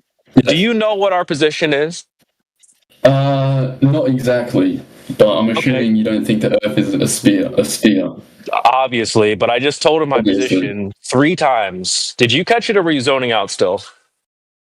I was talking to my little sister. He was zoning out again. Yeah, I guess I was zoning out, yeah. Wow, dude. This is embarrassing. Because you're going to be like the last guy. You're going to be like the last guy where you say, oh, I've been here listening for a long time. And then we ask you what our position is, and you have no freaking clue. I'm not taking you serious. I'm having a good ass time, bro. I'm enjoying myself. I come in here all the time, but outside of this Discord room, you don't have anything. All right, give us, man. Just be quiet, dude. You're not really offering anything. You're gonna get. I sit in here. When I play Minecraft. That's all I do. I just sit in here, and it comes in one ear and goes out the other one. I don't have YouTube videos. Let me drop a bar. This is my quote for the year, chat. This is my quote for the year. On. If the Earth was a globe, no one would be here. Nobody. Not us, not you, nobody. That's my quote for the year. Clip it, quote it, sign it, rip it, dip it. It's over, dude. That's my quote. All right, man. I'm going to try to post it. Share that shit. If the Earth was a globe, nobody would be here. Nobody would breathe. Nobody would breathe. Yeah, of course. Yeah, I can definitely elaborate. Fuck off. I'll listen to this. I'll try not to zone out. Okay. No, I can't breathe. I can't breathe. Hold on, Matt. I don't know what you're on right now. Just relax, dude. The Earth is a globe. I can't breathe. The Earth is a globe. I can't breathe. Matt, mute up for a second. Matt, dude. Holy fuck, this guy. Let me ask you. So, like, when you play Call of Duty or some games, it'll give you like game time. How much time you spent playing this thing or doing this thing? Let me ask you this: how much time have you spent in Bigfoot servers, Bigfoot discussions? None. I've seen a few YouTube videos. Oh, really? Why is that? So, is it because maybe? What do you think Bigfoot is real? I mean, to be able to just be honest, bro. You don't think it's real, right? No, I would like to believe it's real, but I haven't seen enough evidence for it to. Like, seeing Bigfoot videos on YouTube, they look fake. You can't lie; they look fake. Bruh, obviously. So it would just get a clear yes or no. Do you think Bigfoot is real? I think he used to be real. I think he could have been real, but right now, no, I don't think he. No. I don't know if you could sense the points coming about to hit hard, but obviously nobody. I don't think anybody in their right mind can be like, yeah, I think Bigfoot is real, whatever. I don't think he's real now. Okay, how about like the Loch Ness Monster? I think it could have been real. I think it's interesting. It's probably not real now. I haven't seen any evidence on it to persuade. Are you a unicorn guy? No, I don't think that's possible. Just because of like you don't spend time in like there's a Pegasus with wings. So you don't spend time like debating unicorn believers or anything, right? No, I don't. Oh gosh. Yeah, it's not worth your time. It's not something you would invest any time in because it's just obviously dumb. I'm just not interested. I'm just not interested. Well, and I mean, let me ask Metatetrix. Have you spent any time in Unicorn, Loch Ness Monster, or Bigfoot servers discussing the topic? I didn't even know those servers existed. Where are they? There you go. Exactly. so let me ask a follow-up question. Maybe Matt can answer this one since he wants to get involved. Hold on. Can I ask? I'm making a point here. Go ahead. So, are we like number 1, number 2, number 3? Where do we rank in terms of time spent in this server politics? Are we like number 2? Where are we at? No, it's 1. It's got to be number 1. So you're telling me that out of what is this 300,000 people in this server? Who's counting? I think it's 300,000, right? Metatetrix? 3,000, 300,000. What's the? All right, somewhere around there. Yep. So this is like a pretty big server, and this is the people spend their most time in flat Earth. Yeah. Alrighty. Okay. Wait, he's talking to me, bitch. Well, you didn't answer the question. To be fair. I didn't. What question? What question? Exactly, dude. I don't know what world are you. He's getting spoken to. Holy shit. Carry on. There you go, CB. There's the stats. We're running second at the moment. War Room's Let's take a look at the stats. Someone on me. Matrix. So we're at number 2 right now. People are spending. That means there's a lot of activity in the War Room. So my point was that pretty if the Earth was a globe, no one would be here. And no, that's right. That's right. The fact that it's not a globe now, like you see all these people investing all this time. People who hate flat Earth are here. Dude, that doesn't even to me. That doesn't even make sense. Dude, I'm the last. Clearly, it's flat. It's obviously flat, bro. It's got. It's an interesting idea. It's That's not why just I'm interesting. It's not just interesting. It is. That's why I'm here. That's why I'm here. It's the truth, and you know it. That's why you guys. Something is up. That's why you're here. Why do I know it? How do you know that I know it? Here's the thing. People want to make flat Earth seem like it's Bigfoot, seem like it's conspiracy, crack pipe, seem like it's unicorn. Yeah. But you don't treat it like it's unicorn. You don't treat it like it's Bigfoot. You don't treat it like it's Loch Ness Monster. You're treating it like it's for real ass shit. That's why we're here and everyone's here every day. Mansky's here more than me, dude. Mansky has more time in the server than me. Mansky's more dedicated to flat Earth than a flat earther. That should tell you enough right there. And look, before anyone says, "Oh, it's like the circus," if you go to the circus every day, you're the animal, you're the clown, you're the. I'm not going here every day. No one goes to the circus. Well, Mansky does.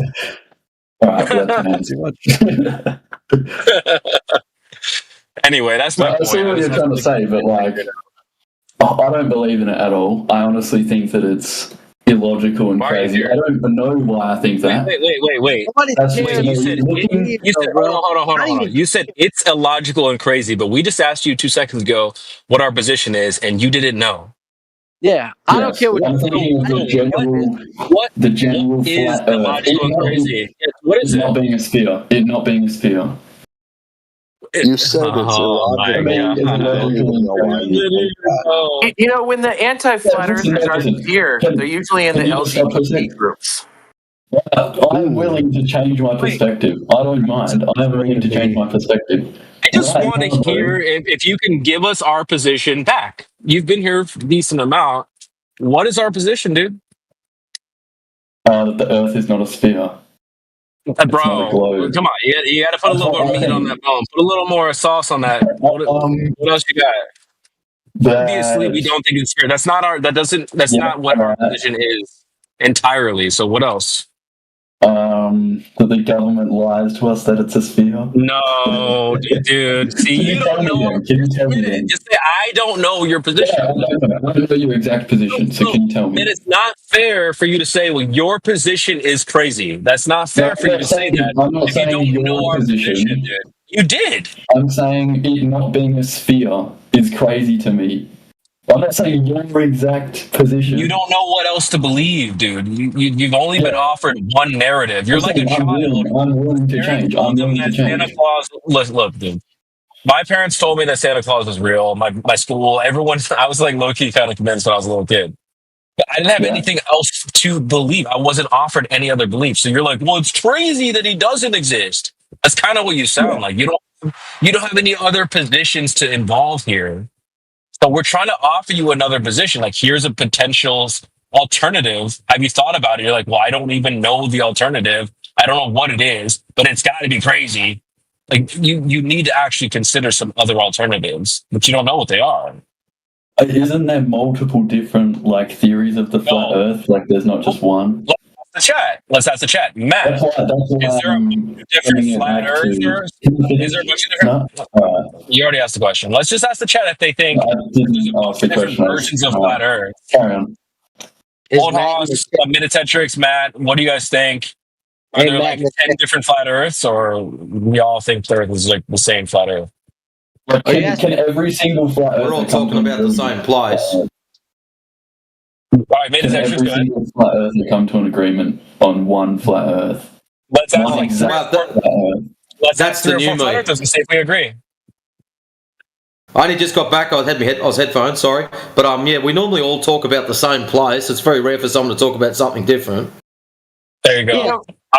What do you think? The physical and natural world. There you go, Travis. What do you think? The physical. If flat earthers all believe one place, one Earth, man, one place, one Earth. There you go. Okay, so that's like well, look, 5 people said the same thing. They're all saying, yeah, it's the same Earth. We don't think like we don't close our eyes and imagine or hope some other thing is supposed to take place other than the Earth that we live on right now. This is the flat Earth. That's outside right now where there's sunsets, boats disappear, this, that, and the third, satellites exist, all that stuff. This is the flat Earth. There's not a bunch of different, like, we don't, like, well, my version works like this, and Metatetrix versions, his has another idea. We just live on the same Earth that you live on, and that's the flat Earth. What about Antarctica? So there's not the satellites exist line is not a good line, though. Satellites exist? But, come on. Wait. Jen, don't fucking cock block right now, dude. That wasn't Jen. There's no way. Their idea of satellites is something in space, but I'm saying that if there's technology in the sky that we want to call a satellite, satelloons, whatever the fuck, it's not that flat earthers think that there's no technology in the sky. We have, whatever they think is up there doing data collection or whatever the fuck. Yeah, it's not, happening on the Earth, which is flat. Yeah. So yeah, we all their agree. Idea about space does not exist. So those space satellites don't exist. But you don't need to really run interference. So I think the point is fairly clear that we all agree the Earth, the way it operates right now, where all these things are taking place, whether it's boats or sunsets or whatever, this is the flat Earth. It's not a bunch of different ideas. Right. We've got satellites. We do not have satellites on flat Earth. We've got satelloons. Yes, thank you. We are, Stevie, can I say, because I was listening. Whatever, dude.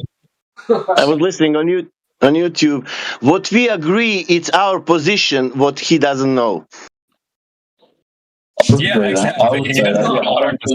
Exactly, Sasha. Yeah. Look, dude, the point has actually been around for a while. I went to ChatGPT once and I said, "Give me a word that doesn't exist," and it was like it said like floor.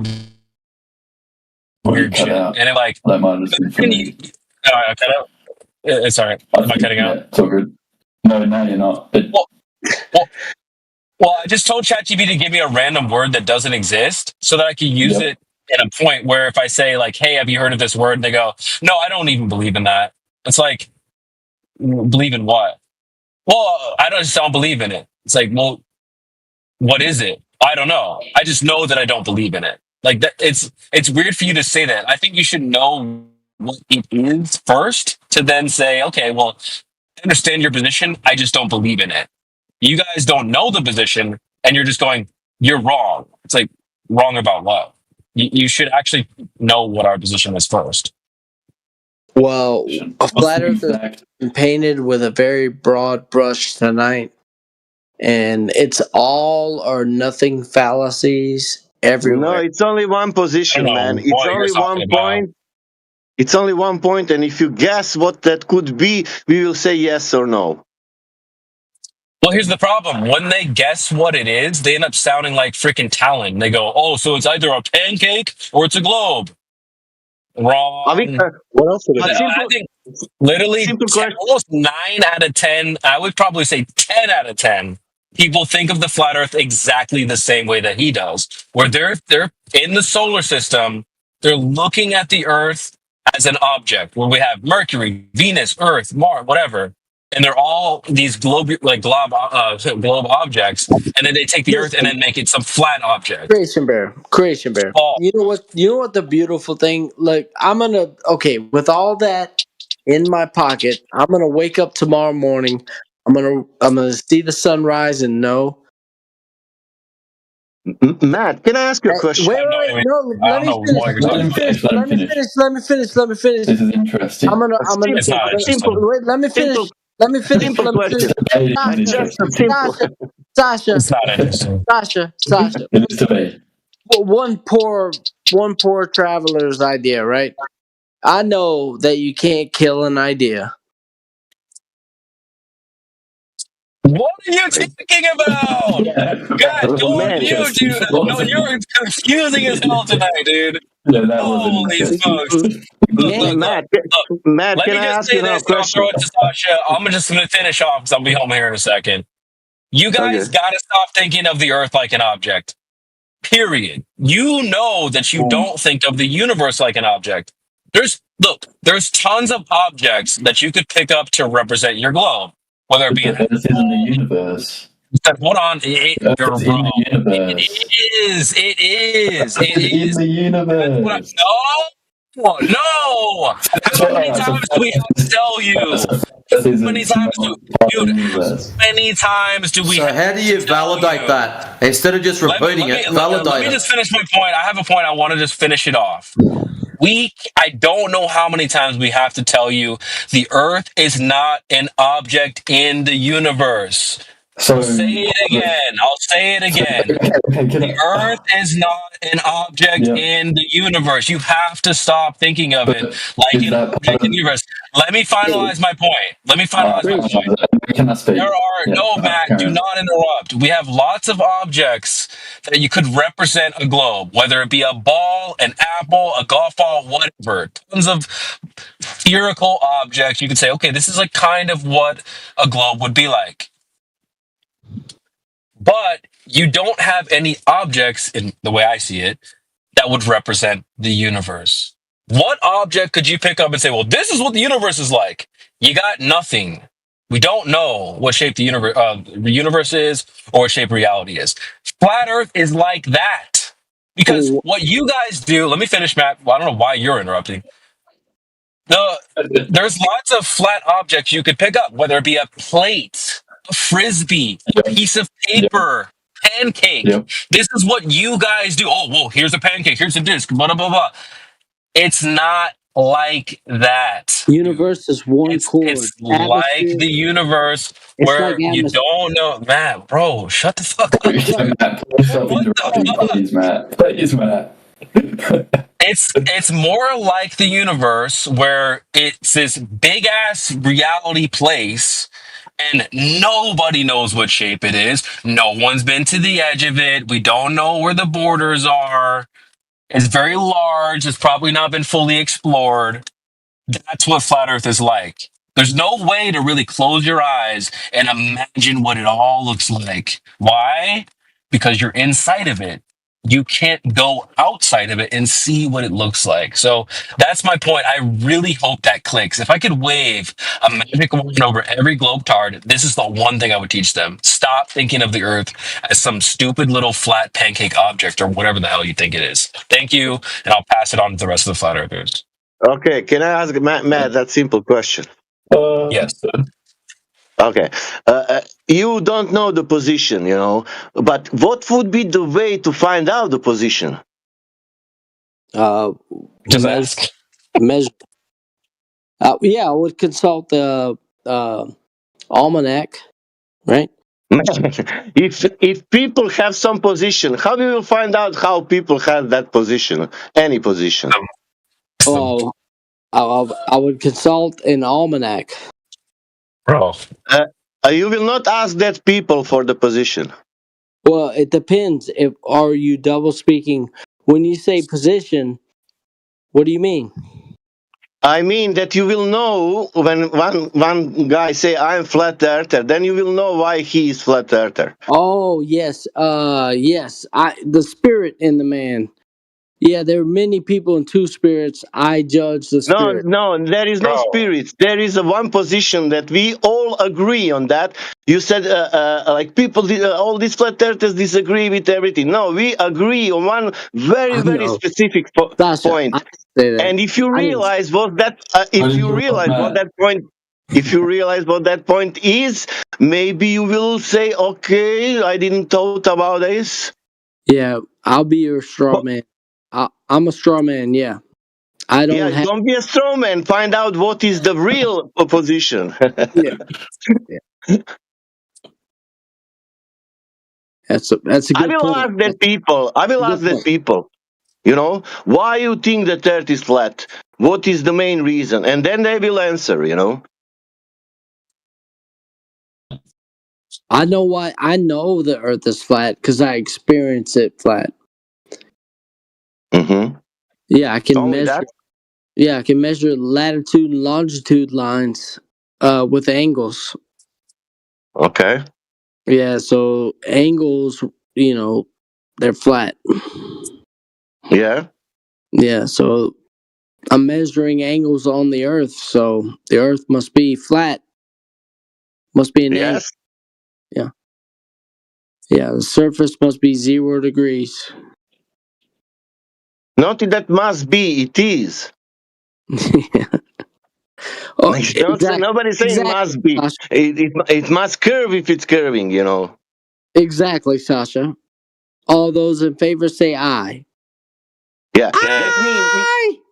That means if Earth is curving in reality, then it's sphere. If Earth is not curving in reality, then it's flat. Yeah, it's 100%. And we are looking for curvature to be sphere. Bro, you guys aren't even talking to the Globers anymore. Where are the Globers at? Maybe. Shut up. Maybe Frisky. I thought no, Matt, you Frisky, shut up, bro. Frisky is here. Frisky. Sasha, Matt is one of us. He's a flat earther. Yeah, it's okay. It's for Frisky then. Yeah, let's cook Frisky. It's good. Yes. Let's make Frisky I'm going to have my mind speaker, the speaker of honor. So Felix position likes of to the talk. Can I ask him a question? Wait, are you asking me a question? He's asking Asian Bear. CB. Yeah. What's up? What do you think of the Earth Awakenings guys? I don't know nothing about them. I honestly don't go over there. I don't know nothing about any of them. I couldn't tell you who's over there. I don't know what the hell they're on, dude. Matrix, any thoughts? On what side? Could you tell us? I could tell you. No, I first asked CB, but he doesn't know anything. But Matrix, I have no what clue. do you think of the on Earth Awakenings? I've only ever been in there once, and that was for a Nathan Oakley. He was in there once, and I was in there listening to that. That's it. So you guys I've only ever been there once. All right. I've maybe 20, 30 times. How about, instead of asking us, why don't you go and drop in there and check out what's going on? I did. I was just curious. Well, sounds like you did. So what's your takeaway? Go ahead. It was a lot more trouble than what goes on here. Aren't you global, Mansky? Obviously, freaking Zerka. Yes. Let him answer the question. Yes. Yes. So why did you ask the question? I was just curious to know if you guys had some like flat Earth beef between the two groups. No, it's just another server.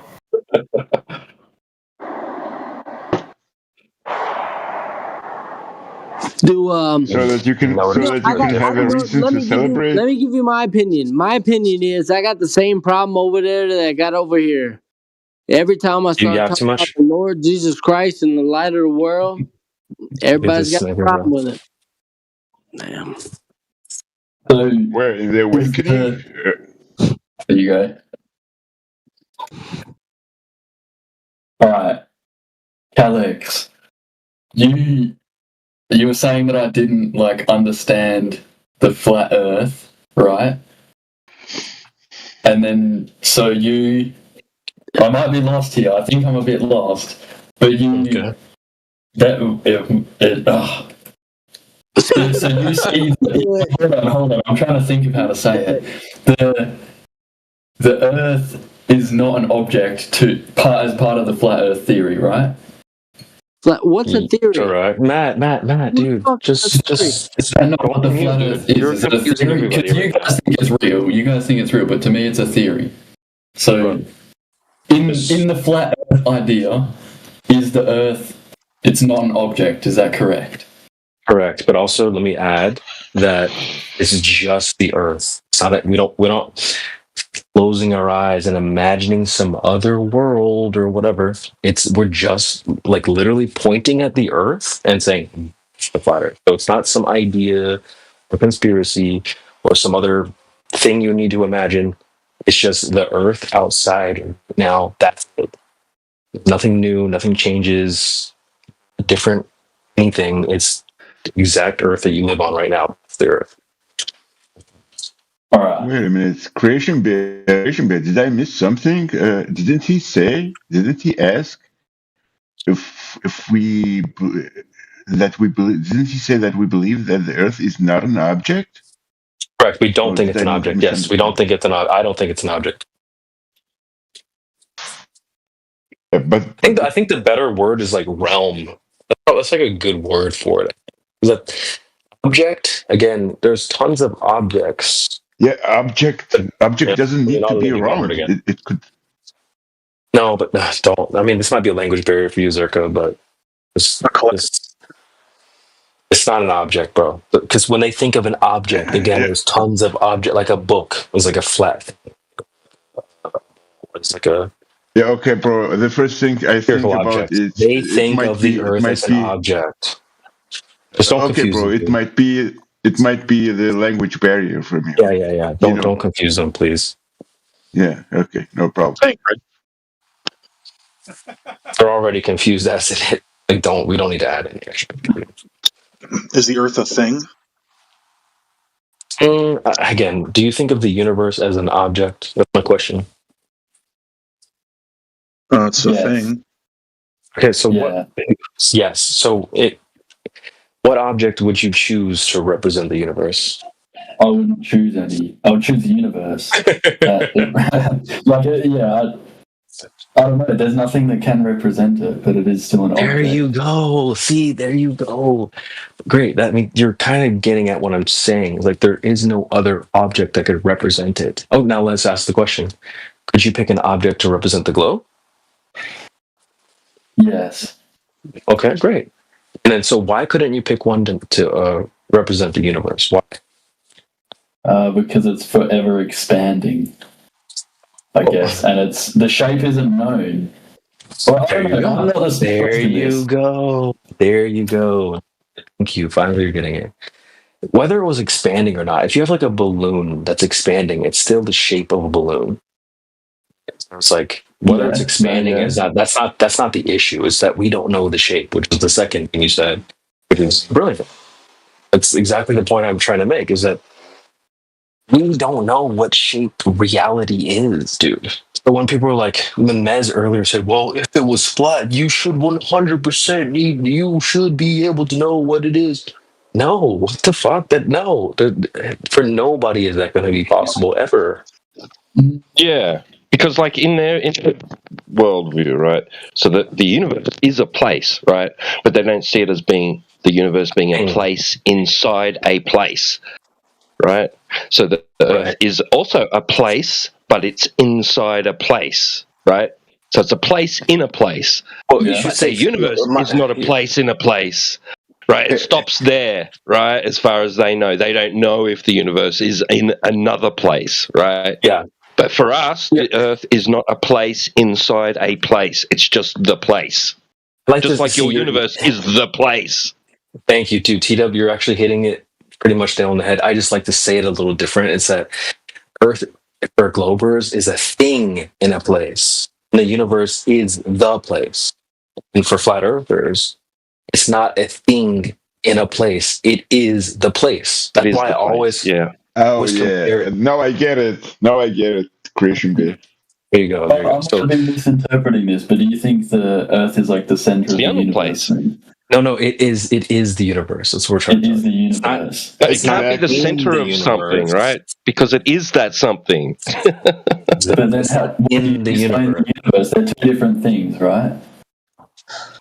We're just saying it is the place. Here's the thing. The reason why we're saying it like this is because you guys think of the Earth as some sort of object, a thing within a large place like the universe, right? So if you're like, when you think of flat Earth, you're basically just taking the globe and you're squishing it down into something flat, like a pancake or a plate or a frisbee or paper or whatever, and you're like, so look, it's like a flat thing in a place, right? And we're saying, no, not in the universe. It is. I don't understand that. I don't understand what you're saying. You are putting that flat pad in the solar system. That's why. Do you understand? You're putting the flat disk in the solar system. Sorry, Silly. It's just I just want to like have him explain what was confusing, and then we can help him about that not clear. How did you get to that conclusion? That it's everyone does that. Watch this. You experience that. Can you look at the chat real fast? Can you look at the chat? Well, like the Discord chat. Yeah, I'm gonna post something in there. Real fast. I'm literally just gonna go on. I'm gonna go on Discord GIFs and search flat Earth and click the first thing. The first thing. I'm gonna click this. The third thing. This is what I would say if I grab a random 10 people off the street, tell them flat Earth, flat Earth. Yeah, that is what I thought you guys thought it was. Exactly. That's the problem. Yeah, we don't think that. The problem. See, because you've got this idea. This is why people say, well, are the other planets flat? As if the Earth is a world, right? And then you look up into the sky and then you see these other worlds. But you don't. You don't look up in the sky and see other worlds. This is the only world you see and know. The only one. What is the moon? Yeah. Hold on, we're making not a world. It's not a world. What is Jupiter? It's not a world. Hold on. Don't It's our world. Talon, you're running interference right now. They are not worlds. What are they? Talon. What makes Earth the world? Just wait. If someone doesn't mute Talon, or just mute yourself, because we're actually trying to help this guy running interference.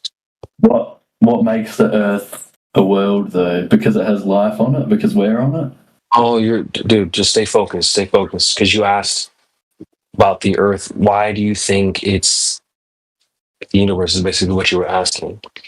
You think that it's like a globe where it's just trying to help my next argument was going to be the other planets around us around. You do this, Talon, bro. You always do this, bro. You know, if this guy's starting to wake up and you're like, oh, what about the moon? What about this? No, I was going to say that before he said that, but what you're saying that the Earth is a world, so you can't compare it to the planets, the other planets, right? The ground is below you. There's no ground in the sky. But Mars is not ground, land. The moon is not ground. On Mars, though. Mercury is not ground or land. If you put a stand on it, then that would. You can't. If I were, dude, I don't want to sound too crazy if there was here. Life on Mars, would that be there? You're the one asking questions, but you're talking a lot. Yeah, because I'm not seeing what you're trying to explain. Just listen. Yeah, all right. All right, I'll listen. For you, Mars is something you can land on, like ground up there. The moon, you think the same thing about the moon, but that's like some type of dirt or rock or land, and you can go there. That's like a place you could go to. Something I could physically, yeah. I see what you're saying. Yeah, I agree with that. We don't think that. So the ground is below you. That's it. There's no ground up there. No land. You can't go up there and land on it. Look, I might catch some flack for this, but I often compare. It's gonna sound bad, but I really just want to try to make it right. Think of like a rainbow, right? You look at a rainbow, it's some sort of like light phenomena in the sky. But you can't touch it. You can't exactly. You can't land on it. You can't go to it. It's like some sort of light thing that happens in the sky sometimes, right? I'm not trying to say that the moon or planets are like rainbows, but I'll say this confidently that they're closer probably to a rainbow than to being like dirt. But are they not physical? Dirt is just like a thing we can stand on. The moon and the other planets is physical stuff that we can. You don't think that? I don't agree with that. But why don't you think that? That's where I'm getting lost. Like the moon would be a good example.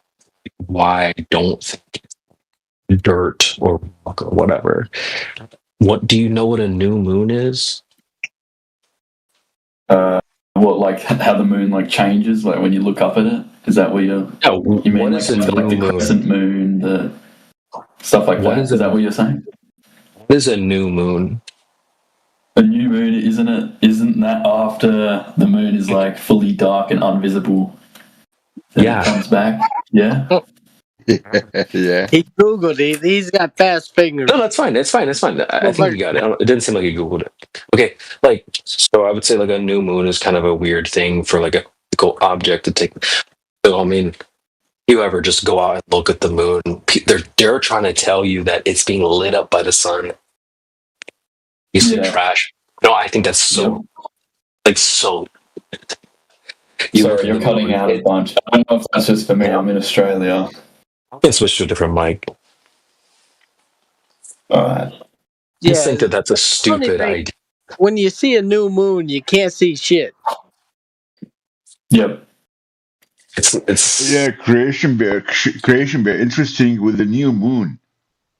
They claim that we have the full moon because the sun is the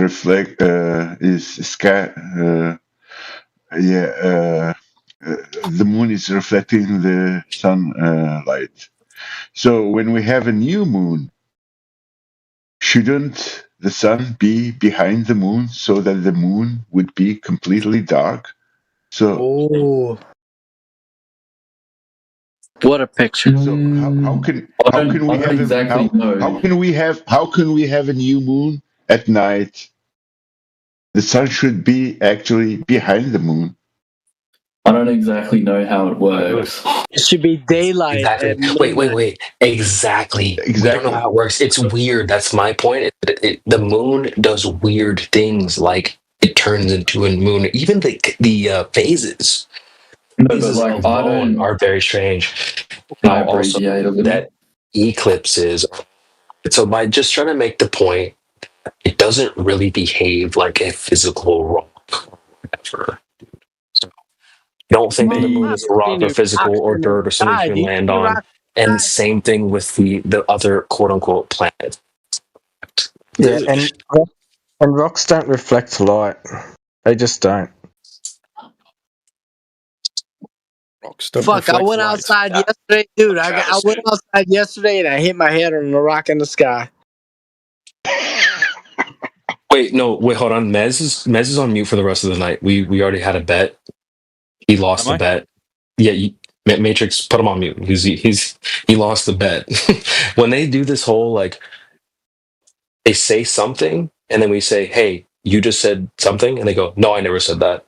And then we go to the recording and they said it. You can come back tomorrow, dude. You're cooked. The video's in the chat, bro. Yeah, but I've had people in here, bro, that claim some bullshit. Even the yeah, dishonest.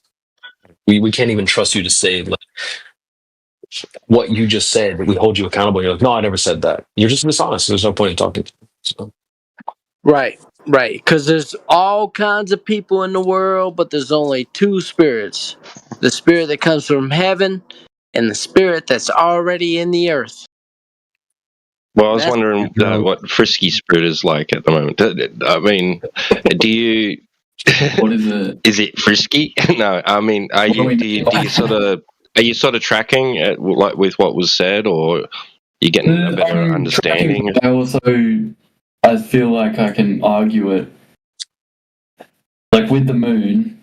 How you said I said I don't know how the moon reflects light and stuff. But other people do. If I were to Google it, I'm sure there's an answer. And sure, that's relying on other people's information. Forget all that, right? Forget all that stuff. Forget all that stuff. One sec, was okay. Forget all that stuff. Yeah. Just wanted to know whether you were sort of tracking with what we're talking about flat Earth, because when people say flat Earth, they imagine like this disc in space, like you did. Yeah, no, I'm understanding what you guys mean now. Right. Right, so we're not necessarily presenting to you, though. We're not necessarily presenting to you the universe and everything like has been presented to you with the globe model, right? We're specifically talking about the nature of the surface, its geometry, right? What sort of geometric characteristics does it display and can be measured, right? What other qualities does it have? Does it appear to be moving? No, doesn't seem to be moving, right? And where is this location? Like, where is this place? We've already discussed that. It's not in a place, it is the place, all right? So we're just focused on those things, and there's other things that are complete mysteries. If you want to go ahead and make claims about the sun and the moon and why they do what they do and how far away they are and what they're made of and all that, you go right ahead, but you're not going to find many people here making such claims from the flat Earth side. Yeah, no, I guess I understand what you're saying. T-Dub, weren't you the one who came with the phrase, imagine the Earth being the I did come up with that phrase of red. Tina, bro, you're my favorite letter, dude. You're right on the bit, bro. Yeah, and Frisky, what Creation Bear said, the Earth is the place. What he meant is that the Earth is the universe. So the Earth is the universe, which is containing also the moon. Because then you asked, what about the moon? Careful, Zerka. Yeah, we don't know what the moon is. Say that. With its space. Zerko's good. I don't know if I would say that. Yeah. Yeah, I mean, the heaven above the Earth, that contains the moon. Even NASA admitted lately that the moon is in the atmosphere of the Earth. But they phrased it in a different way. They said the atmosphere of the Earth extends to the moon. What a joke. Yeah, NASA admits that. It's on the website from NASA. It never used to. No, they did. They used to, and they still do.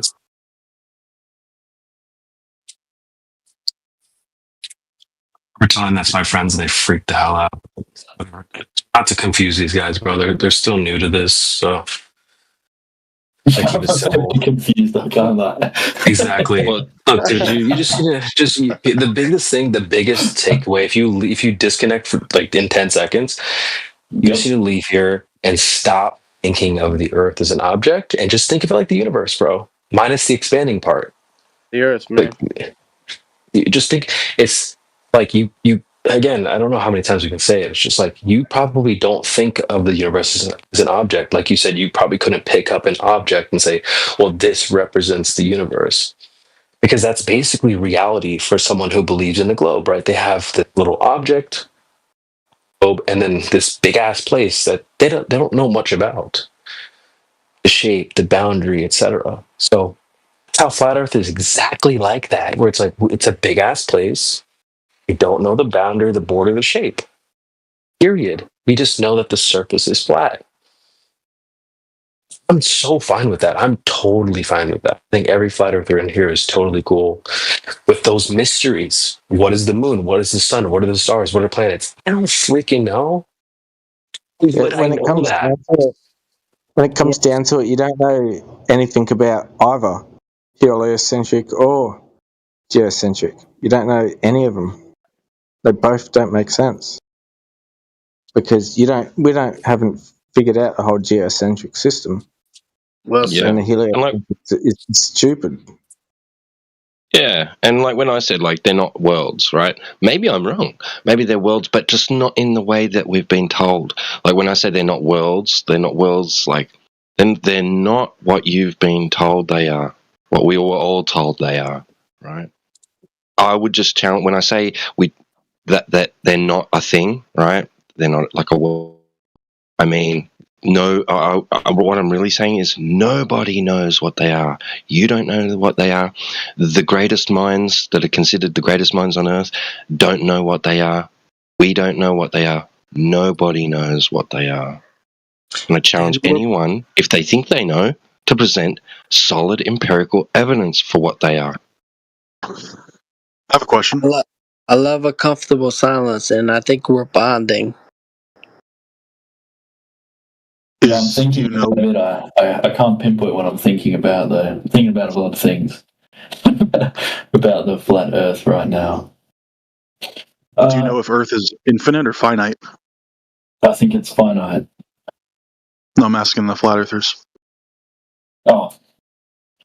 You asked me that the first time you came in here. You got your answer then. From my perspective, as one man, it's infinite. Bro, I think Matt should go on mute for the night. Matt, you are just so confusing people right now, bro. I don't know what you're on right now, dude. You're so confusing, dude. Just pipe down for a second, dude. If I chase the horizon, it goes on forever, man. Dude. Right? What are you guys saying? Yeah. No, you can't. Dude. My point is, but it wraps around infinitely. You can't measure it. No man can measure it. Look, Calix, what would you say? I'll say the difficult thing. I don't think it's infinite. I don't think you're gonna really find, except for Matt. Well, why don't you have a look at your two options? Have a look at your two options. It's either infinite or not. If it's infinite, you're never going to know. Send your best mate out there. He ain't ever going to hit the end of it. If it's not, he ain't coming back. Well, I've never hit the edge of some wall or fallen off a cliff or any of that kind of bullshit. I haven't even found a fat dude with a shotgun saying, "Hey, bro, turn around. You can't go any further." When I do, I'll quite happily pass on the information. I'll get a photo or two. It's great.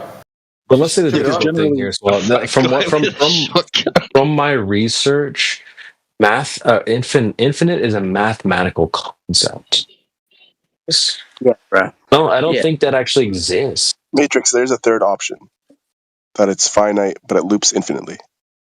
What the hell? See, guys. No, fuck off, Pac-Man. Don't do this. Don't do this. It could be finite, but you never reach the ends. Like, you could never... It could be finite, and you never reach the ends. Because a container is usually finite, right? Because if you have an infinite container, then it would have an infinite expanse of volume, and therefore it wouldn't be really containing anything, right? Right, and that's another point that we make as well, that it's contained, so would not say that it's infinite. Yeah, so then it would have a shape, right? If it's finite, then it has a shape. We might not know the shape. But that doesn't mean we know the shape. I'm not saying it's formless. It doesn't need to be formless. The shape is unknown. You can especially if it's contained. There's no way to go outside of the container and then look back and say, okay, it's shaped like a big blob or whatever. There's no way to see that. You can't look at the Earth like you can if you had a puppet on your hand and you can kind of like see what it looks like from that perspective. You can't do that with the Earth. Yeah, I mean, we could set up weather balloons and get like a. Yeah, that's why all pictures of Earth are CGI. All of them. I would agree. Any picture that's trying to show you what the Earth looks like from the outside is automatically wrong. Even a flat earther, if they do that, that's why if you see a flat earther that shows you like, here's what it looks like with like a glass dome over it, like they don't know that either. So I don't agree with those guys doing that shit. They know it through faith. But guys, would it be technically possible that there is no physical container and that all of the gas that we have are just created at ground level in like at a manner that we would have enough to survive? Pac-Man, you've eaten too many pills. Percent, I think you're just confusing people right now, bro. You're hit or miss me for today. Definition of gas pressure. Yeah, I kind of feel like we need to go to some fundamentals, right? Because the elephant in the room is that the Earth, we're being told the Earth is a globe, and that it's rotating, and that it's embedded in outer space. Right. So these are the fundamental claims that we challenge because our direct experience of reality contradicts those claims. Right, and when we go out and try and measure the surface, we don't measure any curvature; it just measures flat. Right, and not only that, the globe side go out and in different fields and different occupations, different vocations, they also measure the ground to be flat or the Earth to be flat, and treat it as flat and navigate it as such, but still hold this belief that they're on a big spinning ball. It's very ironic. So, but I just feel like maybe that's where we should come back to the basics and talk about maybe some long distance observations, laser tests. I agree. You guys got to keep angle this measurements, simple. maybe. Yeah, we should stick to the lack of curvature. That's why we're here. I'm not trying to come up with new ideas, bro. We're just going off of what is. Yeah, I don't see a problem. I don't see a problem with just kind of using a snow globe depiction as like a rule of thumb, though, because it would have to be something along I those see a lines. problem with that. No, it doesn't have to be something along those lines. No, it doesn't. Yeah, Why do you guys always do this? Why do you guys always do this? It's you outsider glober weirdos that are like, no, it has to be like a pancake, right? Like, fuck no. No, it's a snow globe. No, dude. No. Maybe it's a box instead of a dome, or whatever. For some pancakes right now. Why does it have to be like that? Because there's a container. Let me prove my point right here. I can do it very quickly. You look around in nature, damn near everything is very irregular.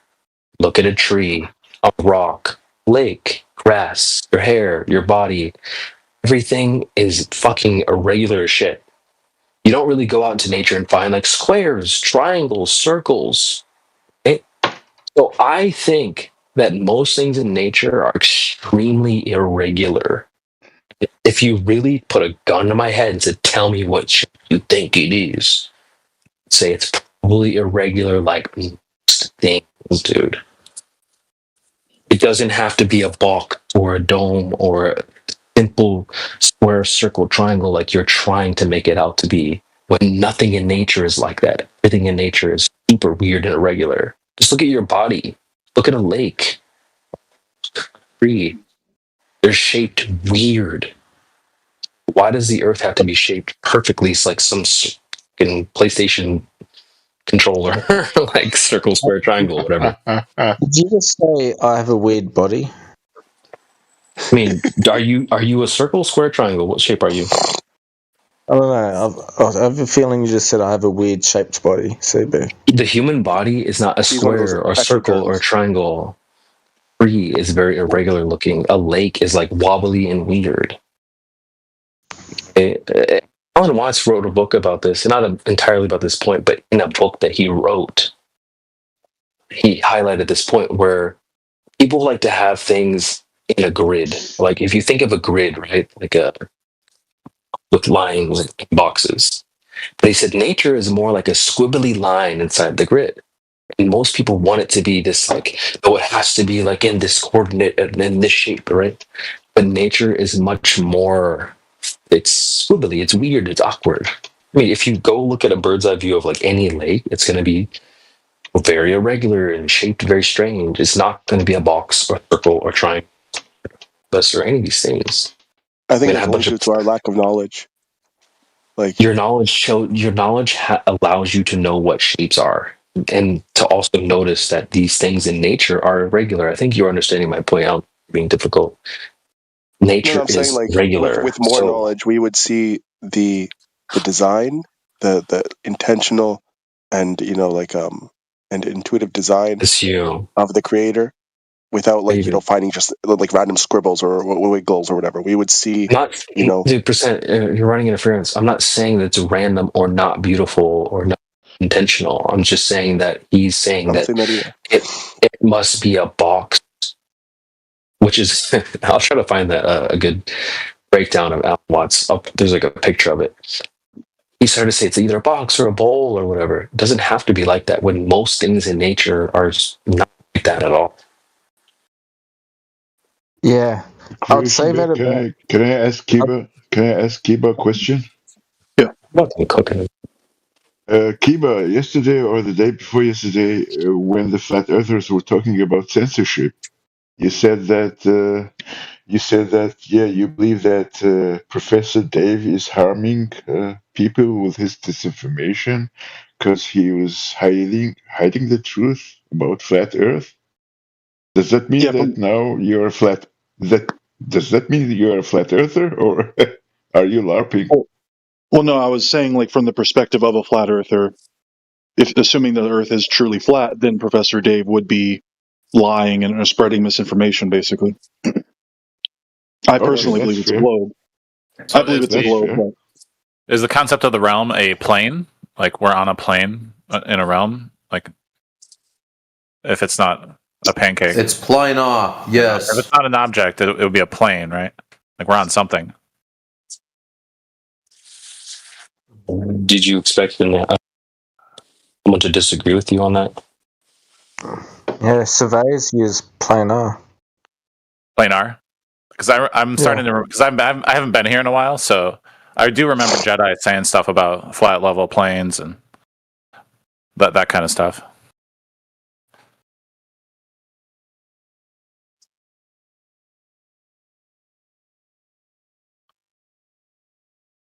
Yeah. Is your point that you're like disagreeing with his general sentiment that, generally speaking, it is like a straight line, kind of? You gotta love. You just gotta believe. Believe what? That you can't know. No, you can know. It's easy. How? You go and measure it. Allah said so. But if it's just a realm and it's not an object, how do you measure something that's not an object? Dude, we're not trying to tell you if the Earth is an object. We're talking about the surface of the Earth. We can measure the surface. That's what we've done, and what we're talking about. We're not trying to infer that the Earth is any particular type of object.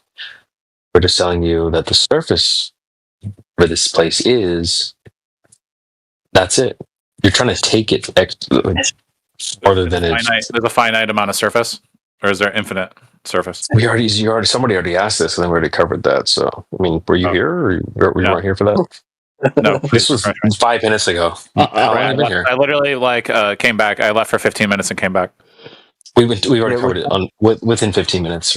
Yeah, the whole thing. It was like we were like, it was deep, dude. We already covered that in less than 15 minutes. I am being genuinely honest. I just want to hear. Wait, did you zone out? Because we covered this within the last 15 minutes.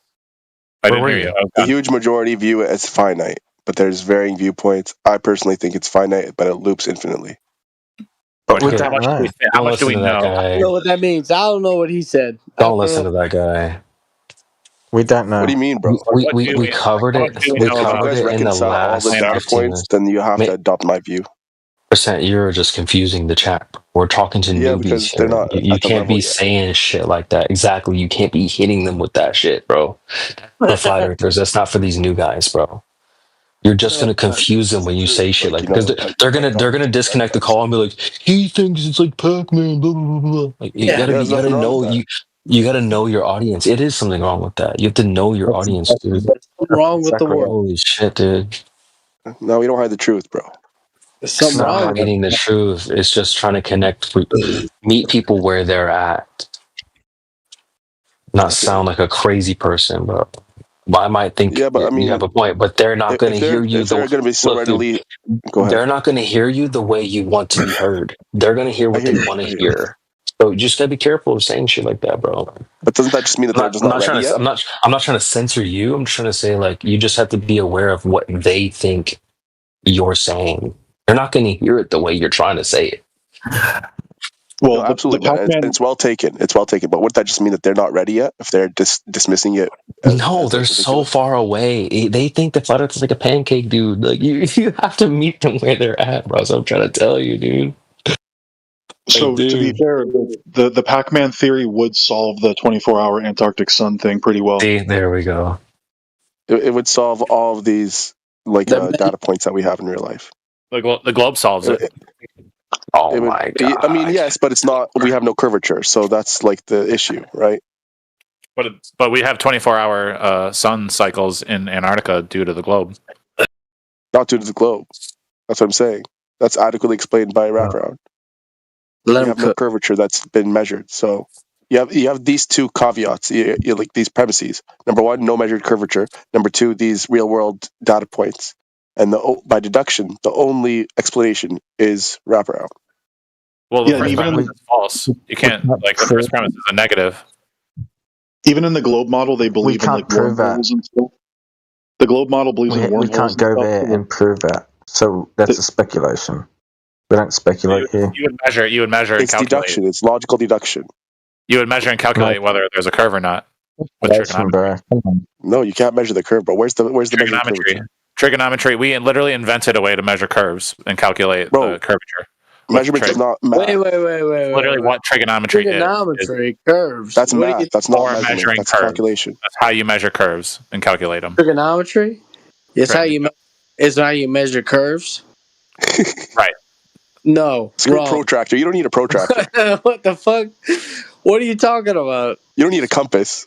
All you need is you have like a surface. How do you figure out if it's a curve or not? What do you mean? Alright, Chad, I'm just gonna take my exit out of here. Hope you guys have a good rest of your night. I'm gonna take my exit, guys. What would you do to measure that? CB, Creation Bear. Before you go, have you noticed Matrix blood pressure changed his name into CB is low IQ? Yeah, he's my simp, bro. Yeah, he's my simp. He's my bitch. That's tough. Those pressure fit retards suck. Anyway, I appreciate you guys. It's been a good night. I think I fucking cooked tonight. Take care. Man. Take care, bro. Yeah, you guys have a good rest of your night. Stay relaxed, Caleb. Don't get all. Take care, bro. I'm feeling pretty. My feet are literally all the way up right now. I'm feeling pretty relaxed. We know you get easily triggered. I'm not easily triggered, bro. I'm easily cook you guys. Okay, man, relax. It's okay. It's okay, dude. We're not. I'm super relaxed. You want me to go on the camera? My feet are very up right now. So like and intensely. You don't like being pressured? I mean, you don't talk to men that often? I mean, shit, bro. Yeah. What's wrong with leaving I got to crash. Can't leave on a good note, Talon. Can't leave on a good note. Yeah, you gotta let me leave on a good note, all right, Talon? Just relax. Wait, he left? Pretty sad. Yeah, he bailed. Yo, before I go, it was actually so funny. I was cooking Talon. And the guys were chiming up. Wait! No! You can't do that. You can't say that. Okay, I have a question. I'm gonna have to make a clip of that. Anyway, I'm gonna peace out. Wait, go ahead. Was that for me? It doesn't have to be, but it's Kiba. No, not for me. I'm gonna bounce. That's tough. That's tough. Wouldn't it make more sense for the powers to lie about this vast unexplored universe and keep us on this small contained land like the retarded peasants we are? Wouldn't that make more sense? No. We are being lied to, and you are on this contained land. So what are you getting to? Because What the when fuck? a topic or a question that's often asked is why would they lie about the shape of the Earth? And you guys say control. Wouldn't it be easier to control us in a small contained universe of Earth? No, Mansky. You know why? You need peons to do the work. Mansky, peons to because communicate. if the Earth is the universe and the only place, and we can go nowhere else, then we would take care about it. But if we think that there are other planets where we can escape, then we will be reckless with the Earth. We wouldn't care if it would be destroyed. You see what I mean? No sense, but It's a good point. And if we thought we were contained, then we would realize that it is of creation. There would be no atheists thinking that God is nowhere to be seen. Yeah, did you hear Shaggy? Did you hear Shaggy? He said that it doesn't make any sense. That was his response. So this is ultimately like a religious thing for you guys? No, This is actually and the flat earthers might disagree, but this is supported by real world observations. Like when they were doing the 24-hour physical and sun. natural world. It proves we are. No one mentioned their religious belief, bro. I told you how people would think if you know that you have only one house and you cannot buy another house or you cannot go somewhere else, then you will make sure that everything is going well where you are living. You'd have more respect for it. Yeah. I was going to say, in terms of the 24-hour sun observation, as they moved down south, when the sun was settling on the Tropic of Capricorn, the sun's path in the sky, the sun, like the rising and lowering of the sun, it began to even out as they moved farther south, right? And this means that they're moving towards the central area of the sun going around them as they keep on moving down south. So when they're perfectly south, the sun would be a perfectly straight line in the sky. There'd be no sunrise, sunset on the Tropic of Capricorn. And I believe this, whether they leave from South America or South Africa or Australia, this would be the case. So, and this is what I'm saying. Wraparound is a thing. Like this southern ring is the southern pole. They're one and the same. And you'd have these people coming together, meeting from different locations, meeting up in the same location and observing the sun in a straight line in the Tropic of Capricorn, which proves that the Earth is finite and they're not hiding more land.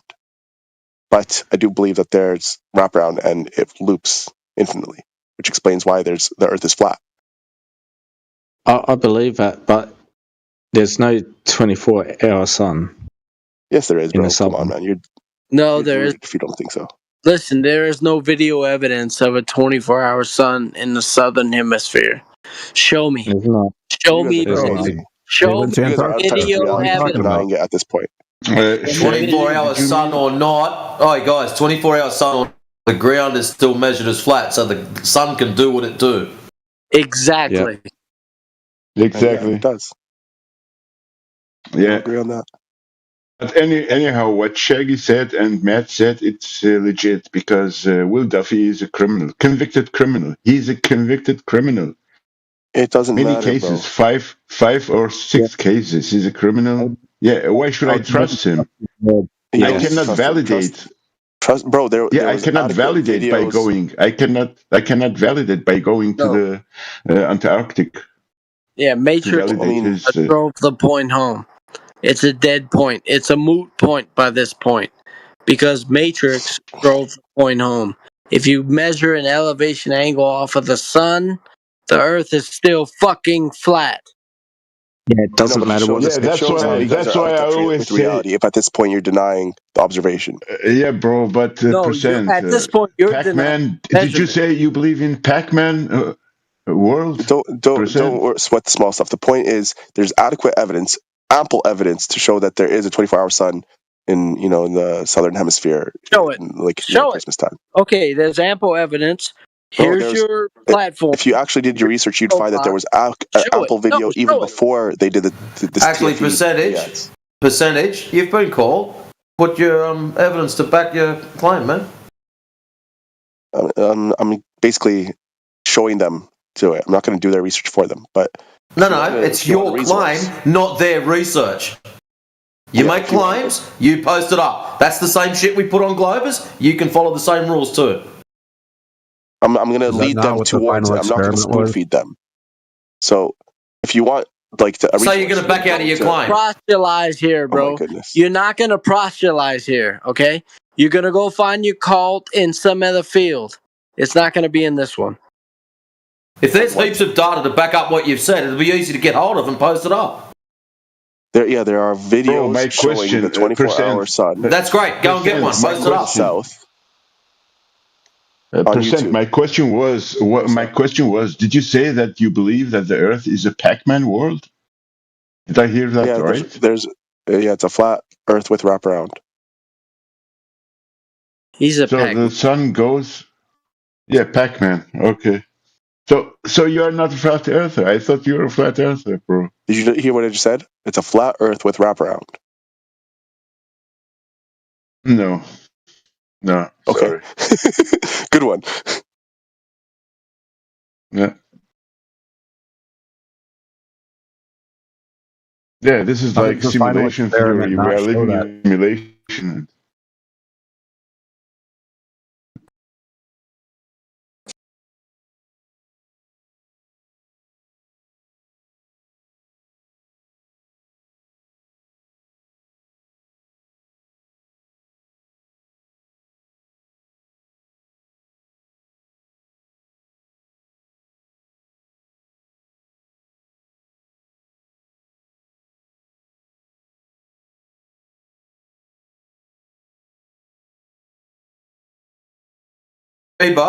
What inconsistencies with observations would you be talking about? The fact that we see too far when we're supposed to be stuck at a horizon?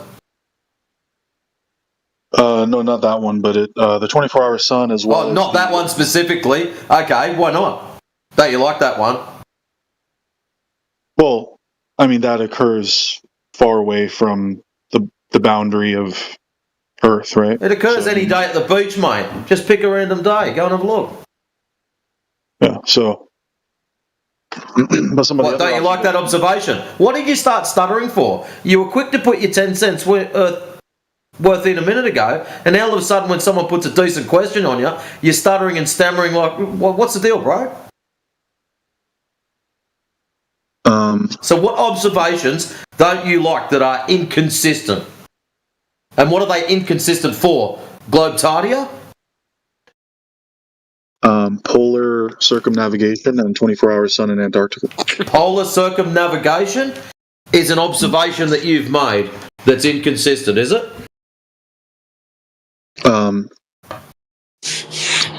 It's been documented and published, and No. You said observations. I didn't ask about documentations. You said observations that are inconsistent. So polar circumnavigation is an observation that you've made that's inconsistent. Yes or no? I have not observed it directly. Excellent. So we can scratch that one then. So what was your next one, mate? Well, Witsit has a video of a 24-hour sun in Antarctica. Okay, so if you've got a problem with Witsit, maybe you should take that up with him. It's always fun to listen to Matrix, bro. Dude, Matrix is ace. Matrix is the ray gun. Like Neo. He dodges shit left and right, just like Neo. Matrix, I don't think your logic applies. Like, you don't disregard. You don't think what logic applied? He made percentage. He made the claim that there is inconsistencies in the observations. I'd just like to know which ones. His first observation is something that he's never made, so we scratched that. It's scratched. But you don't apply that yourself in your life. With Witsit's video, there was inconsistencies in that. There was splits in the screen and all sorts of weird shit. So, is that what he's talking about with the inconsistencies? You have to ask him. Keeper, is that what you were talking about? No. Okay, so what were the inconsistencies in Witsit's video? It gets deeper. Well, a 24-hour sun would only work on a flat Earth if there was a Pac-Man world. Okay, so how do you validate that, mate? Because just the position of the sun there's no other explanation for why we would observe other explanation. See, but we're still left with the same issue. The ground is measured flat, so the sun do what it do. I don't care what the sun does. I'm not really that worried. Yeah, It just gets hot in summertime in Australia. I can tell you that for free. You'd have to be making a definitive claim to land layout. Like, so you would be claiming to, I know exactly where all the lands are relative to one another. Yeah, you know the problem with the sun? It keeps fucking moving. Hold still, you bastard. I just want a photo. It ain't my time ain't your time. My time ain't your time. The sun keeps moving. What's your point? So you've just appealed to something that you can't back up again. What else have you got there, Keeper? Inconsistencies with observations. That's what the target is, mate.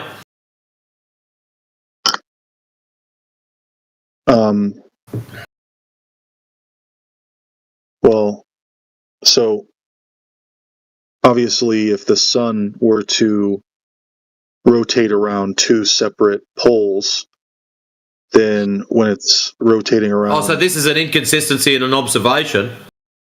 I don't think you want to go out into society and say, hey, there's two poles that the sun rotates around.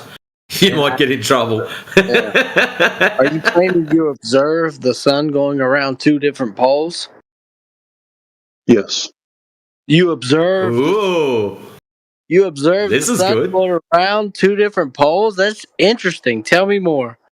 I observed it in Witsit's video. No, you didn't. This is crazy. All right.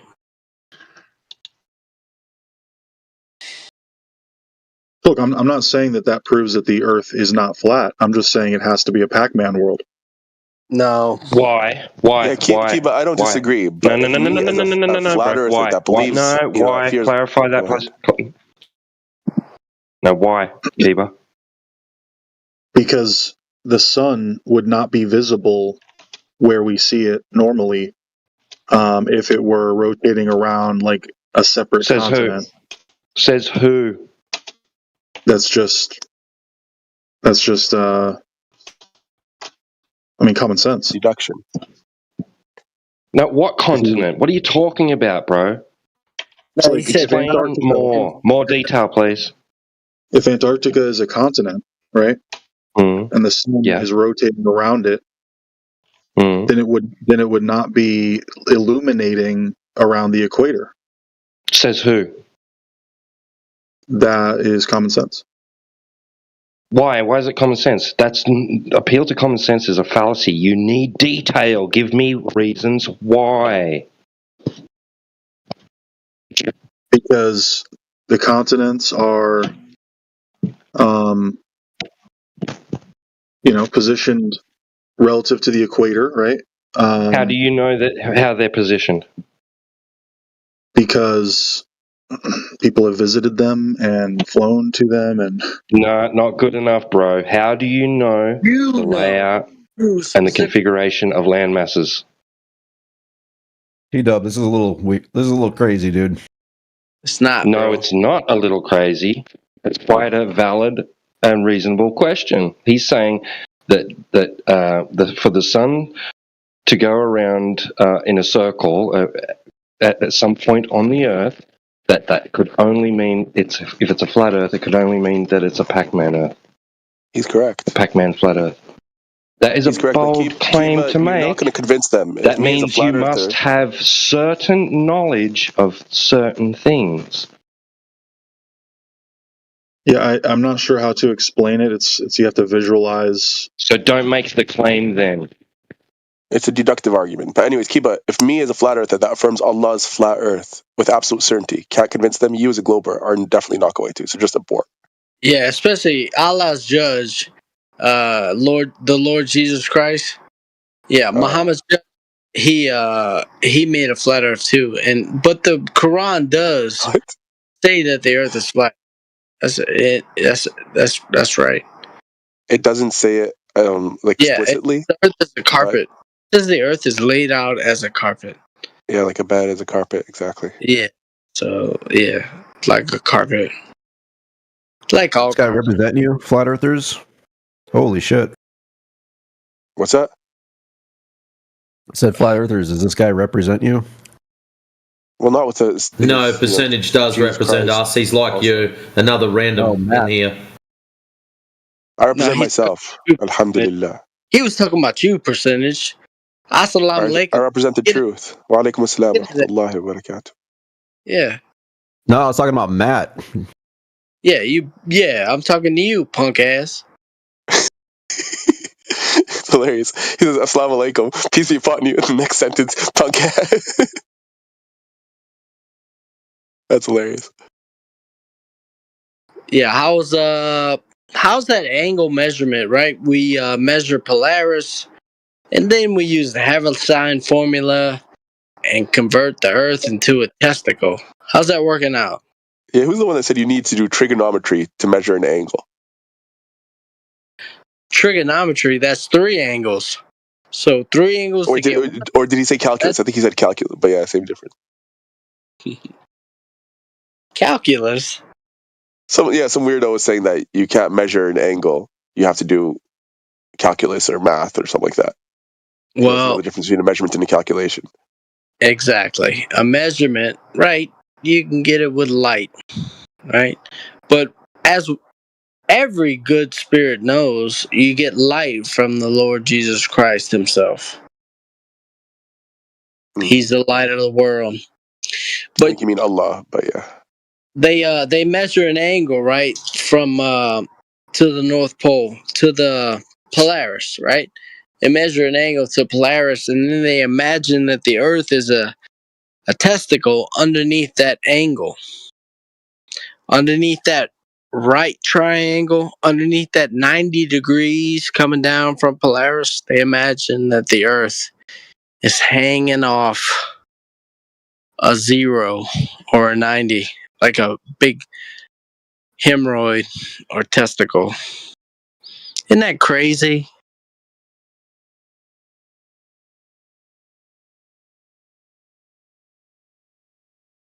Damn. Dude just blew my mind.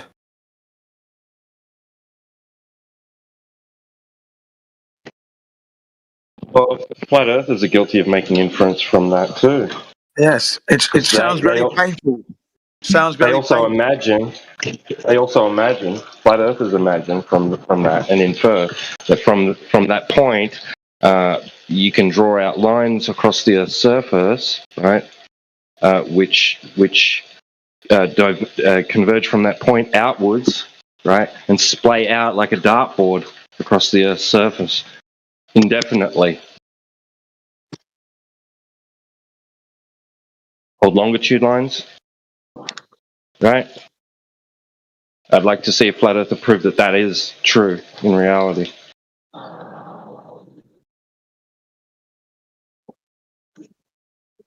Prove what?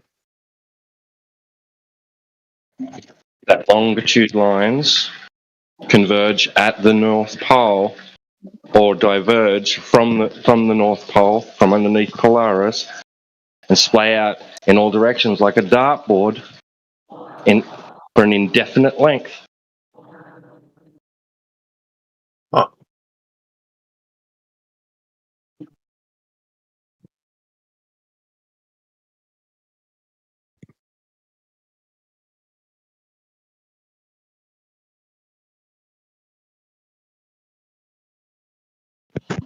It also leads them to infer that all stars do 360-degree loops around Polaris, as if Polaris is the only center of rotation in the sky.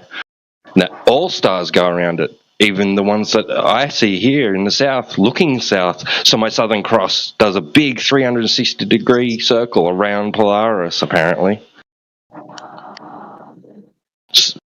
So that at any point along any one of your splaying out dartboard longitude lines, you could stop, right, and turn around and take an angle measurement to Polaris, even though I can't see it, right, and then draw a big circle around Polaris.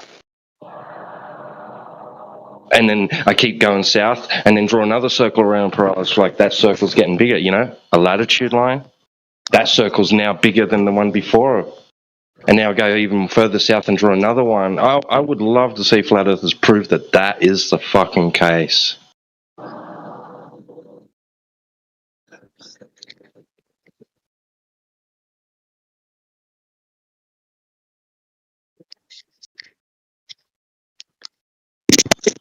Any flat earther claims that is. I think they would typically say that they don't know what the sky is, and the sky doesn't necessarily correspond to what's on the ground. That's definitely my position. So, Wait, what are you talking about, bro? We got flat earthers appealing to the sky in order to determine ground position quite often. They appeal to celestial navigation, so being able to determine the ground position of a star and know your estimated distance from that ground position.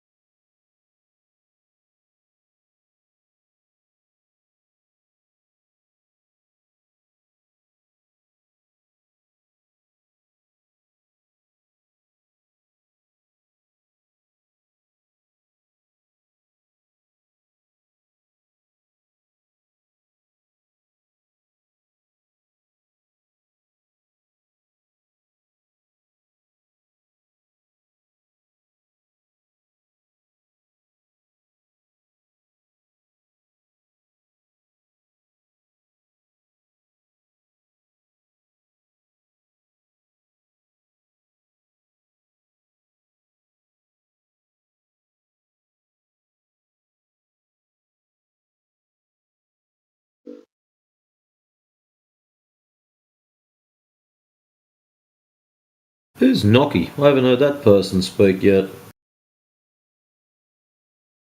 What's their stance on this conundrum that a few of them have fallen into? What do you think, Nocky? Planar with topography? Or a sphere covered in water, tilting, wobbling, spinning, flying through the vacuum of space?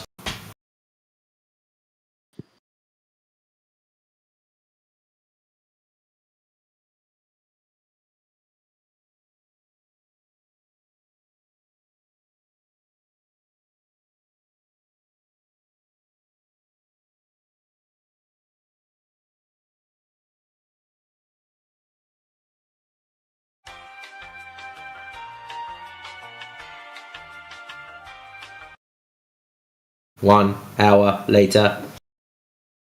No, he doesn't want to answer. It's oh well.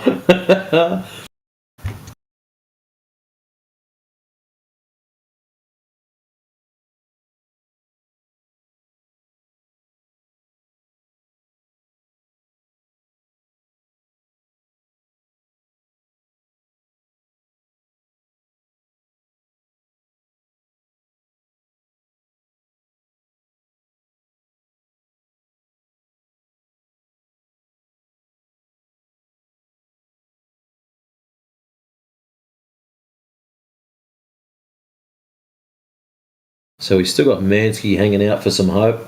Don't worry, Mansky, we haven't found any curvature either, so don't lose any sleep, bro. Oh, don't worry. I'll be asleep in like 2 hours.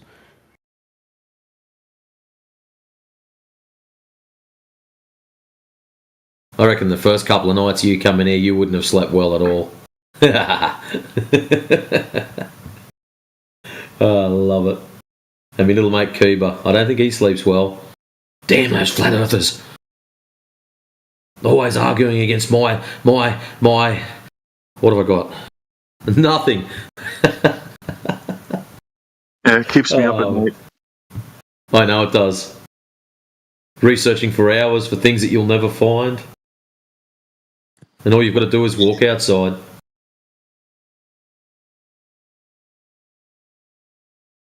and see the truth. There ain't no magical curvature. But there's no reason for the government to lie to me. I'm awesome. That's why you're in here, mate, with the rest of us.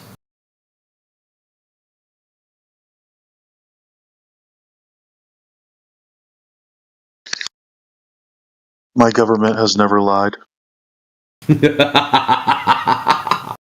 Oh, no, you poor little thing.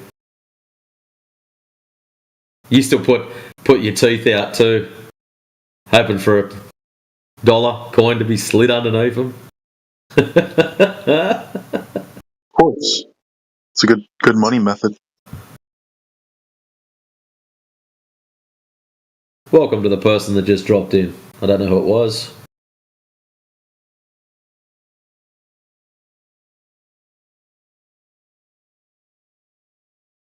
I think one of the biggest things, from what I've seen of all you guys coming and going, is you guys don't seem to comprehend that we used to be the same as you lot, all believing in Baltardia. You lot, when you come in here, it's like you all flip out for whatever reason. Oh, you don't understand, you've got no idea, you're all stupid, you're dumb, and you flip all these excuses at us. And it's like, if you take 5 seconds and step back and go, hang on a minute, these mad bastards all used to do the same as us. What changed in their life? What happened? What did they see or do that changed their opinion or changed their view? I think in most cases it's a YouTube documentary. Really? Unlike a lot of other Maybe not people, you. I don't watch a lot of those documentaries, mate. I'll tell you something now. I have seen more of these YouTube documentaries, watching Ballbusters episodes, where it takes them 45 minutes to break down a 5-minute video. I've seen more in there than I've actually watched directly myself. Serious? Yeah. No, I'm not messing around, Jin. In all honesty, I've seen more videos of Professor Dave and all those Mr. Well, he's sensible and all that shit. I've seen more of those through QE tearing people apart than I have directly. Crazy stuff. Well, But me favourite- like 8-9 years ago, Eric Dubay was really popular, so I think a lot of people probably watched a few of his vids. And Professor Like Dave 200 didn't really start proofs. putting out videos until like a few years ago. So Professor Dave is a doorknob. Seriously, bro. If you watch his stuff, you should go and just scrub your eyes with something. Like, that's nasty. Not a Professor Dave. We've had people argue with us about whether he's a professor or not. They're just catalysts for investigation. I mean, if you watched one video, right, like a Eric debate, oh my god, the Earth must be flat, then you're an idiot, like, and did no further investigation or observation, research. It's just dumb.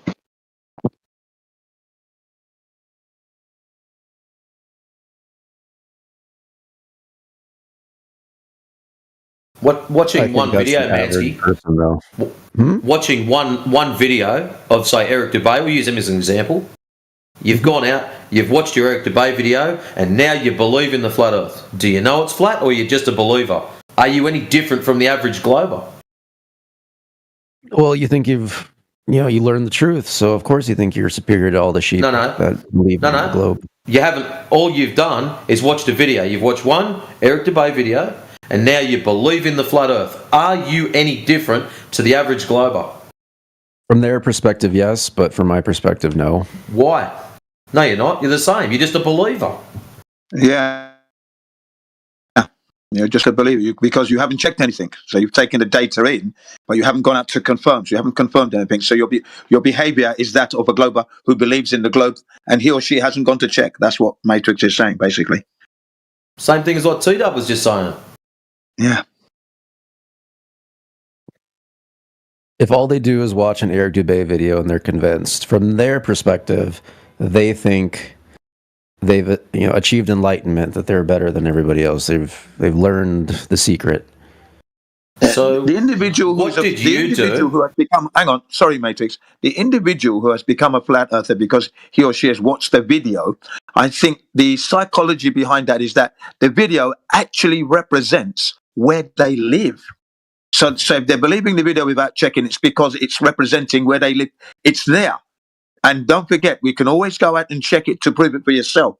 So I think they're in the realms of a little bit of integrity there. You understand? Because but Jen, it's actually... yeah, go ahead. You also get those people that just jump on the bandwagon too. Hey, look at me. I'm on the next latest cool thing. Yeah, latest trend. Yeah, exactly that. Yeah, but I'm talking about the ones who are looking at the video and saying, I've experienced what this video is telling me. Right? They've got legit reason to follow the video. And then if they don't want to check it, that's up to them. But they should go and check anyway, just to be sure. Okay? Because the material that's been pushed out by the flat earthers is accurate. It's not inaccurate at all regarding the shape of the earth not being a globe. Okay? That's very accurate. It's not misleading, deceiving anybody, because you can always go out there and verify that for yourself. That's the difference. So, you know. But those who are believing in the globe now, you haven't gone out to check. And if you do, you're going to be a flat earther. That's the beauty of this situation. Love it, man. Get out there, start measuring, you flat earther, you. You flat earther, globe of flat earth are going to be. So a lot of you guys think that we're here to convince you or to try to wave our magic wand and turn you into flat earthers. Most of the flat earthers I've spoken to, all they want you to do is think for yourself. Go out and test things for yourself. Don't just accept what you're told on the internet or YouTube. Shit. Fair enough if you watch your videos, that's great. I'm not saying ban all videos, I'm not that hardcore.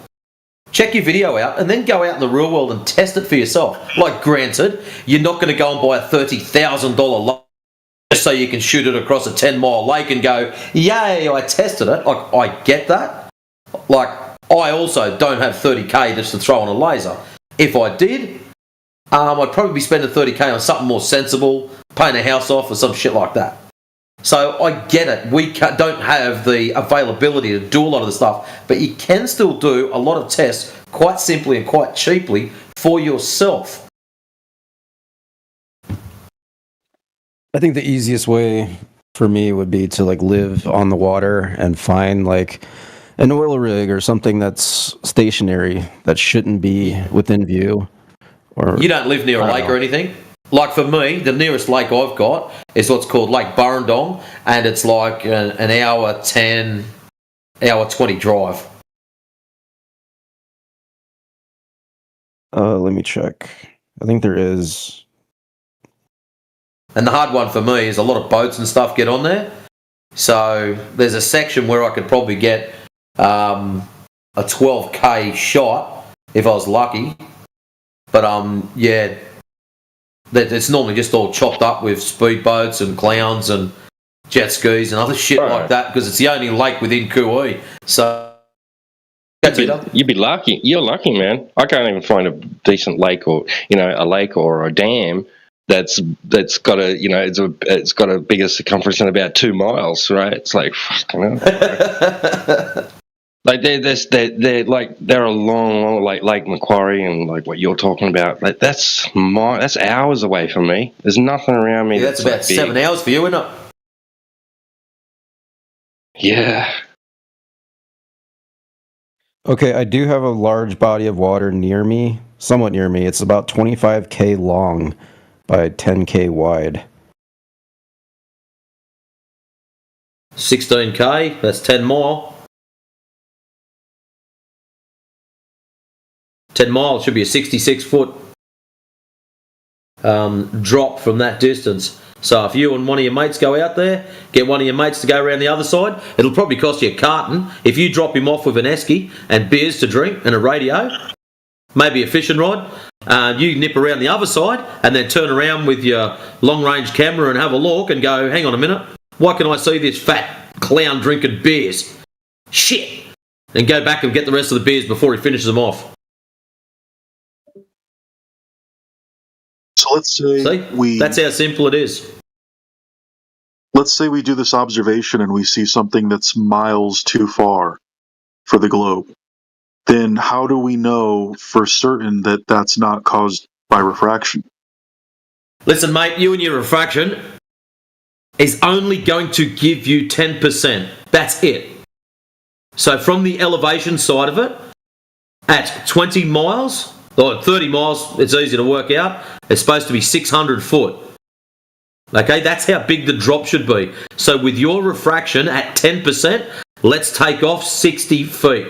So you've still got to acquire 540 feet of drop.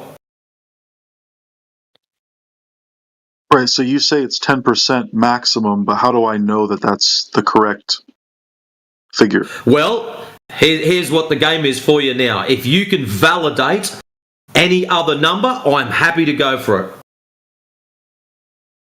But the problem you've got is we've got a physicist that was getting videoed by a flat earther, and we've got video of it, and he said basically between 7 and 8%, and in the other one I think he said between 7 and 10%. So I'm doing you guys a solid. I'm jacking it up to the highest limit that he's given us. Why would I go any higher when he said maximum 10? But if you're going to appeal to it, really, bro, if you're going to appeal to refraction, you might as well just accept that the Earth is a globe. Just go with the globe, bro. You're giving them the globe. You're saying, yeah, but it could be a big globe and the light's just doing this and that to make me think it looks like flat, right? Just go with the globe, bro. Just go. No, what he's actually saying is refraction means line of sight in the military does not work. They're just getting lucky when they shoot guns. What it actually does, Kiba, it makes the claim unfalsifiable. So as soon as you start making things unfalsifiable, we just shake our head and walk away from you. So every single time when you walk outside and go, but long range stuff, and you say the word refraction in the next breath, we just shake our heads, mate. So they actually measure refraction, okay? So you shoot a light through the air and you want it to hit a target, right? And you have a big target. Yeah, you'll have like reference points on it.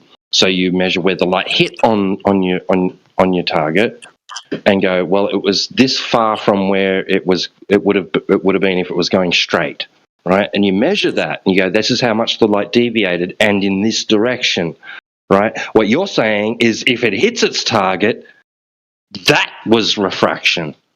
That's how it changed direction to hit the target. Are you fucking insane? Think about what you're saying, bro. Matrix, I have a picture to show you. May I get my privileges back, please? Hold on. Yeah, I don't know. I have no idea how refraction works or doesn't work, but you say that there's a physicist that was interviewed and gave like 7 to 8 to 10%, but obviously humans are fallible. He could have made a mistake and been incorrect.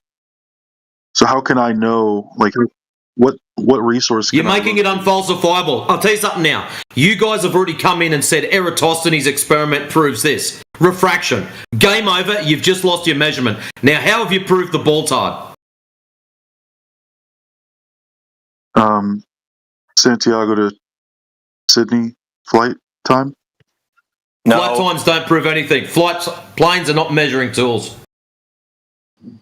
Yeah, but even with a 400 miles. Not yet, but planes are not measuring tools. They're not measuring devices. You can measure if you want with it. Dude, you can't what are you going to measure with a plane. You can measure with anything. We used to measure with feet. What are you comparing the distance on the plane to anyway, dude? You're comparing it to an AE map, which we don't claim is a flat Earth map, and then you're butchering the way that the distances are calculated on an AE map anyway. Right? It's the dumbest argument ever, and it's because if you listen to people that give strawman arguments like Professor Dave, you're going to fall into that trap. It's going to make you look silly when you present that argument in here. Yeah, but regardless of, it doesn't have to be the AE map. There's no flat Earth map that could possibly account for. Exactly. So how are you saying it's not possible then? What, you got nothing to compare it to? No, I'm saying regardless of what map, an 11-hour How would it not work on a flat Earth? How would it not work on a flat Earth? Because an 11-hour flight between those two locations would make like northern hemisphere flights comically small. How? In comparison? How so? Because Polaris, right? There's you know. What about Polaris? Yeah, I know. We know, bro. We know. You're confused. Sorry, are you saying that like the North Pole is not the center? I never said it was the center. Who see? You're getting strawman again. You're getting strawmanned. You're getting screwed over by these anti-flat earthers that use flat Earth as a cash cow for clicks on YouTube, and they lie and they misrepresent. Right? Fallacy record, Professor Dave. Right? Because he's just fallacious, faulty logic, a liar. I mean, the general position of like where the continents are to one another has to be at least somewhat accurate because people have been traveling for thousands of years and documenting this. Accurate in comparison to what map are you talking? Just in relative to one another. The relative distance. It takes approximately the time it takes to get from Sydney to Santiago on a plane. That's how long it takes. And then we measure the surface of the Earth and we don't find any curvature. That makes sense on a globe, but there's no possible configuration. Okay, you're going to need the curvature. You're going to need the curvature on a globe, right? You don't have any evidence of that at all. That doesn't just rely on blind faith. But the evidence is that there's no possible way of making all the different flight times work on a flat map. How did you validate that? What flat map? Any flat map. It's just impossible. What maps are flat? Which one? Yeah, all maps are flat, and we didn't claim a map is the actual layout of the Earth. You're just looking at different projections that were created using the celestial sphere. I'm saying if you configured every possible way that you could possibly configure the Earth on in an infinite number of maps. Kiba, stop appealing to future fallacies. Have you done these if you? A lot of the time you come in and say, if you. How about you do, and then get back to us? No one did what you're talking about right now. You don't have to do it. It's just the shape wouldn't work. Really? How did you come to that conclusion, dude? Sounds to me like he doesn't want it to work because he knows what the truth is, and it hurts his ego. Well, they don't want there to be any creators making things because that means other things to people. Is there a recommended camera I should use when doing one of these water? You should use a P900 or a P1000. That would be the best bet. If you can afford one of those like you just said, cameras, they are shit hot. Mate, even if you go out there with a set of binoculars. If you can get a P900 for about $300 on eBay now.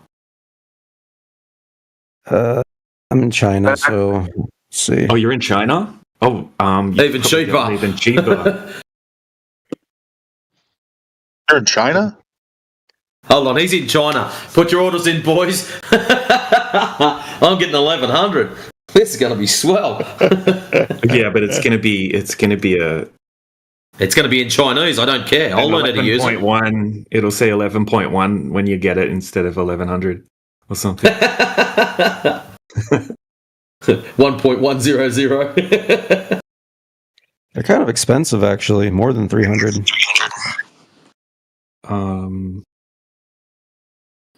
Oh well, then I guess you're gonna have to pay more than 300 to prove the Earth is flat to yourself, since everything else for you, the Earth is a ball, no matter what. Military is wrong. Everybody's wrong. Maps are wrong. Maps aren't flat. Don't you hear this? Don't you hear what's going on in your head? Let me go on the used app and see if someone's selling it for cheaper. What exactly is the feature of the P900 that normal cameras don't have? Oh, it's a 83x optical zoom. It's far exceeds any other brand of camera that you can get. I mean, you can get Lumix or Canon cameras that have, I think, up around 60 or something like that. But the P900 is the go-to. I mean, it's you can it's kind of almost like having a telescope level zoom, right? That you can carry around. It's right. But if you type can in, zoom. It's not a fixed length like binoculars or a telescope. It's a zoom. So you can take a picture on somebody at the beach running around, yay, and then you can zoom 83 times farther. It's impressive. Yeah, there are cheaper cameras that you can get that have pretty good zoom. You would have to look into it. I had a Lumix that had, I think, 60 something zoom. It was pretty good.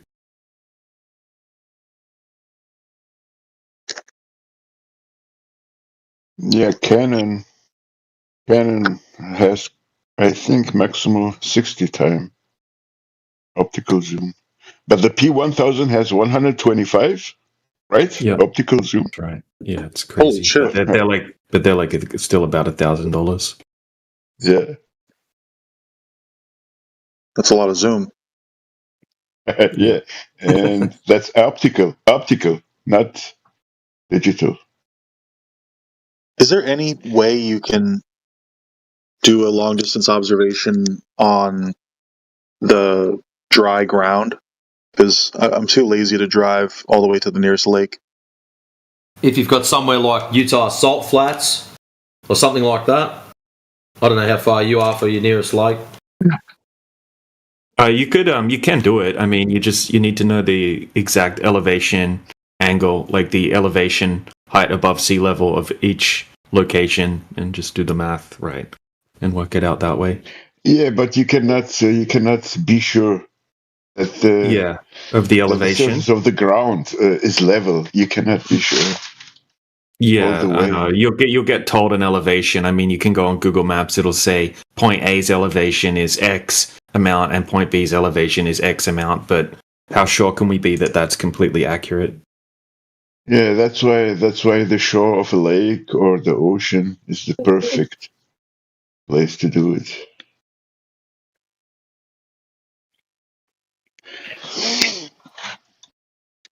I mean, you can do it on the cheap. You can do mirror flashes. You know, it costs you about $5.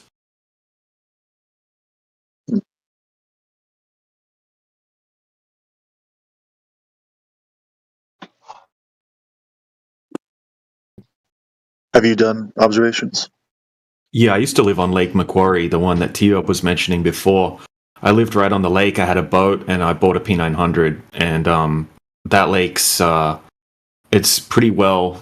Like, we get a lot of days where there's no wind at all, so it's like a giant mirror. So yeah, I did about at least 20 different observations, and we had a 20-kilometer stretch across the lake. And it made it easy because it has white sand beaches around the lake, so you could zoom in from one side and zoom in and see the white sand beach on the other side. And I was always able to see the shoreline on the other side of the lake if there wasn't any waves. So 20 out of 20 success rate. Oh yeah, look, I've never seen in 8 years. I've been asking Globe Earthers to put observations, up for to go over, and I've never seen one that even remotely lines up with the globe at all. Not even including standard refraction. Like, if you wanted to include that just as a bonus gift that we could give you, it's still not one.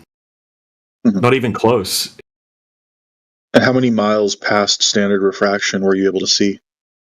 Oh, well, that only would move the horizon about 8 to 10% further away, max. Okay, so instead of being at 3 miles from a 6-foot observer height, it would be at 3.2 miles or something like that. Yeah. But I could see, no horizon over 20 kilometers, whatever that is in miles. Okay. Interesting. Here's a lake one. I'll put a lake one in the side chat quickly because this is a nice clear one. This guy's not even a flat earther. He just goes out and does observations. And what about I guess, what piece of information made you believe that refraction is not a good explanation for those observations. Military. Yeah, for me, it was learning the limitation, right? So let's just assume, right, say the Earth was a globe and you were doing observations and trying to make it work on a globe and using just all of the globe mainstream explanations for how it all works. It just doesn't add up, right? Because if you have a crystal clear observation that you don't have any visible distortion or miraging effects, right, you would be thinking, okay, that's sort of standard conditions. We could account for standard refraction. But anything beyond that, you're going to start to get noticeable miraging effects, and you're going to have different temperatures, right, from low to high or from high to low, like vertically. It's not possible to have such drastic temperature changes to be able to create this crazy level of refraction that would have to exist to make these observations work. You have to, right, just say you go on Walter Bisland's Earth Curvature Calculator that has a refraction slider. You have to slide the refraction slider up. So there's so much refraction that the Earth would just look flat. And then if you start doing research about, okay, what meteorological conditions would have to be present to have that much so-called refraction, right? You would have to have this crazy change in the temperature gradient over just a very, very short vertical space. And it would have to be consistent. And you just look into it. It'll say that's extremely rare, right? And you would have obvious visual distortions, like crazy miraging effects, floating objects, inverted objects. It would be chaos, like optical chaos, but we're seeing like crystal clear conditions. Yeah, bro, exactly. Crystal clear, DJ. I want to have. I want to show. The original Black Swan one isn't. That's not a good example to go with. The 8-foot Black Swan one, that's great, right? Yeah, the original Black Swan was cherry picked. So the Globers would say refraction, right? Cherry-picked a distorted one, so they would say refraction. So a script could be 8-foot from which I made the GIF. Yeah, that was a great one. Yeah, that's the one that should be the go-to for the. That's the one I've always used. I've always used that one. I didn't like the other one that was cherry-picked. I hated it because it was just not clear. Just not clear. Yeah, sorry, I'm still confused. Sorry, Jim, for interrupting you, but I have to ask this. Why do I get the feeling that Kiba is coming over the fence to the flat Earth, or am I wrong? He's coming over. He's coming over. Kiba will deny that to the death at the moment. Yeah, and you didn't interrupt me. You were perfectly okay there, man. I wanted to just present this observation really quickly. So this is by Heath Carmody. He has some pretty cool observations on his channel, and this is at a lake in Canada. It's really nice conditions, no wind or anything like that. And he holds the camera down to the water as close as he can. He says it's about 3 inches. And the horizon should be at about 0.6 miles from that height. But we can see some rocky peninsulas when he zooms in. And the one that you can see in the distance, it says 13.8 miles. That should be hidden behind that 0.6 mile horizon by 120 feet. So here's just another example. There's so many of these. Awesome. It's a good one. It's a shame that he didn't have the camera on a tripod, though. But yeah, I have to bookmark it. Yeah, it's a good one.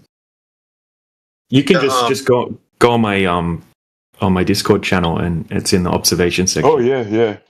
It's all there.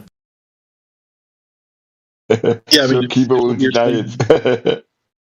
If what you're saying is true, Go ahead. About refraction, if that's all true, then obviously that would be very strong evidence against the globe. However, I wish I could find a video of a glober explaining refraction and how it can achieve all these observations. I've looked for such a video, but I can't find one. There isn't. There's probably a reason for that, bro.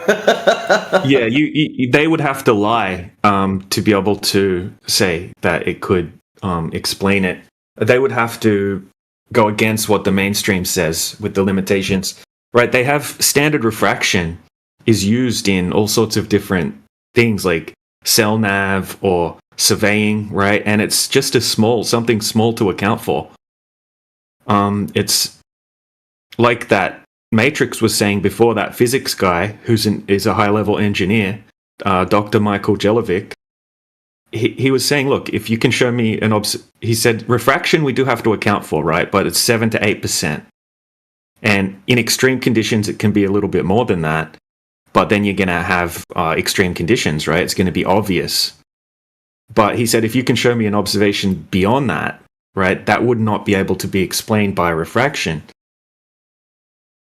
And I would suggest, look into the characteristics of different types of miraging effects, because once we start having, crazy temperature gradients, then we start getting crazy mirages. And it's super obvious, and we're not going to present any observations where that's present, because that would be silly. But you don't see anything like that happening in any of these observations, especially the Dr. John D one is one of the best ones. Yeah, but DJ, I think we should follow what Matrix came up with, and stop with this refraction thing, because what do you mean? we see further with less refraction. Well, that's not necessarily it's not necessarily the case. It's not necessarily the case, right? Because the refraction, right, according to the mainstream, that's why. Hold on, that's why the military. No, it's not. It's not always the case. If you can, sometimes you can see less distance and have clearer conditions, but have crazy miraging effects taking place. Yeah, but then you would notice that it's a mirage. And why do no? Because sinking is right. We have low-level miraging effects like sinking or looming. Okay, and sinking happens when you have refraction. That's why it's called sinking. Sorry for interrupting you, but that's why it's called sinking, looping. How did you call it? Looping. Looming. We have sinking, we have looming, and we have then atmospheric magnification. Yeah, these are not refractions. That's why they are not called refractions. That's why they are called magnification. That's why it's called atmospheric magnification. It's not called magnification, right? It's all falls under the category of atmospheric refraction, according to the mainstream. That's what the Globers are going to be looking up when they look it up. All mirages fall under the category of atmospheric refraction, according to the mainstream on the globe side. Yeah, all of them. It's just varying levels, right? So it's all about the refractive index. It's super simple. I mean, refraction is simply when the light deviates towards a denser medium, whether it be through a single medium or two mediums, right? Two mediums, you would use Snell's law to calculate it. A single medium, right, is going to be considered atmospheric refraction. And then when you have a slight deviation, because you don't have much of a change in the refractive index, then you're just going to get very minor effects, right? They're still classified as miraging effects according to the mainstream, like a little bit of sinking or a little bit of looming, right? Like Skyfree does on his floor, right? You don't see a mirage necessarily like an obvious mirage, but you see the light sink below an apparent horizon on his flat floor. And all he did was manipulate the temperature a little bit. You don't see total internal reflection. You don't see like a full-on classic superior mirage or inferior mirage. You just see a bit of sinking. So it is refraction is one of the best arguments against all of the Globers observations and for our observations, because it can't account for our observations, but it can account for their hyperspecific observations where they're like, oh, this thing's dipped below the horizon a tiny bit. That matches up with the globe. Or they'll say it matches up with the globe, right? Or they'll just say that, look, it looks like this thing's sinking a bit behind the horizon, therefore the Earth's a globe, right? But they have an effect called sinking. According to the mainstream, that's something that would normally be visible, right? Apparently sinks beneath the horizon, even though it's unobstructed, it just makes it appear that way. So if they haven't accounted for that, then they can't say that that's due to the curvature.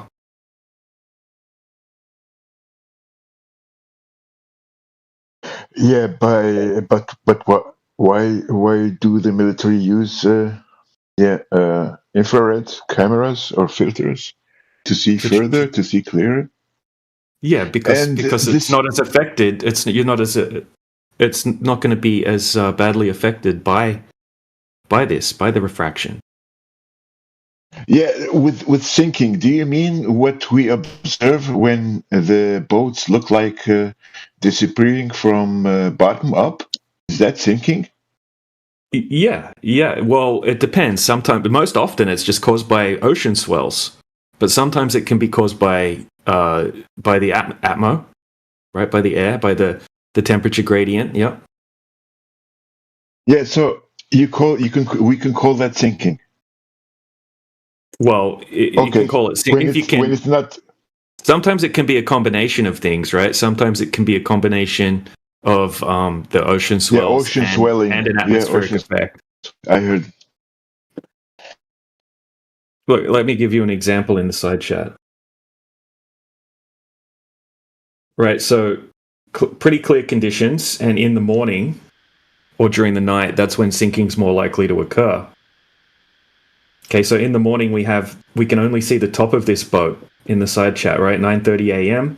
This boat is called the Mandarin Arrow, and it's anchored 12.4 nautical miles out, according to the radar. Here's the tracking radar or whatever. Okay, the whole bottom of the ship's missing. Here's just a random picture of the ship to show you what it looks like, so you can see how much is missing. Okay, the Globers could cherry pick this and say, look at this picture. Look, the boat's over the horizon. Where's the bottom of the boat's gone? Yeah. Right?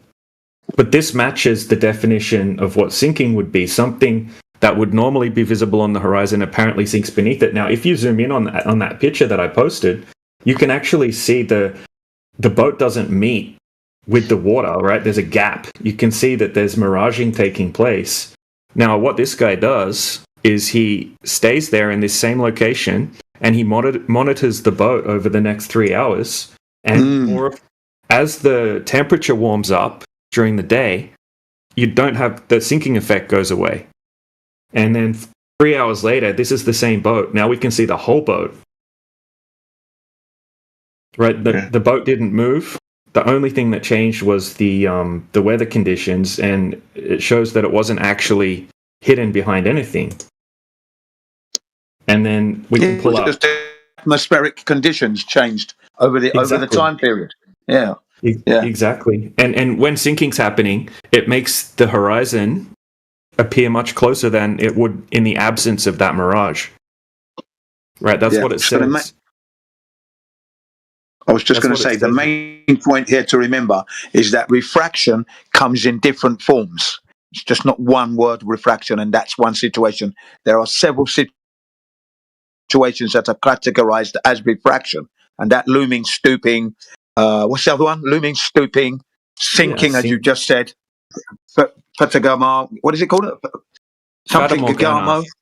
Fata Morgana, that's the one, yeah. Fatagama. These are all refractions. Okay? All of them are refractions. It's super simple. There's two types of mirages, right? Two main types of mirages: inferior mirage, and superior mirage. And then all of the other ones are kind of like branches of those. Okay, so along with the inferior mirage, we have sinking, and then along with the superior mirage, we have the looming. And sinking and looming are like mild versions of the superior and inferior mirage, where you don't have the mirroring effect. You don't have the total internal reflection. And then we have different variations of the superior mirage, which is like inverted superior mirages, where it looks like you can see like an inverted image of the boat that looks like it's floating, right? And you'll see like an upside down boat underneath it. And then you can have the extreme version of a superior mirage, which is a Fata Morgana.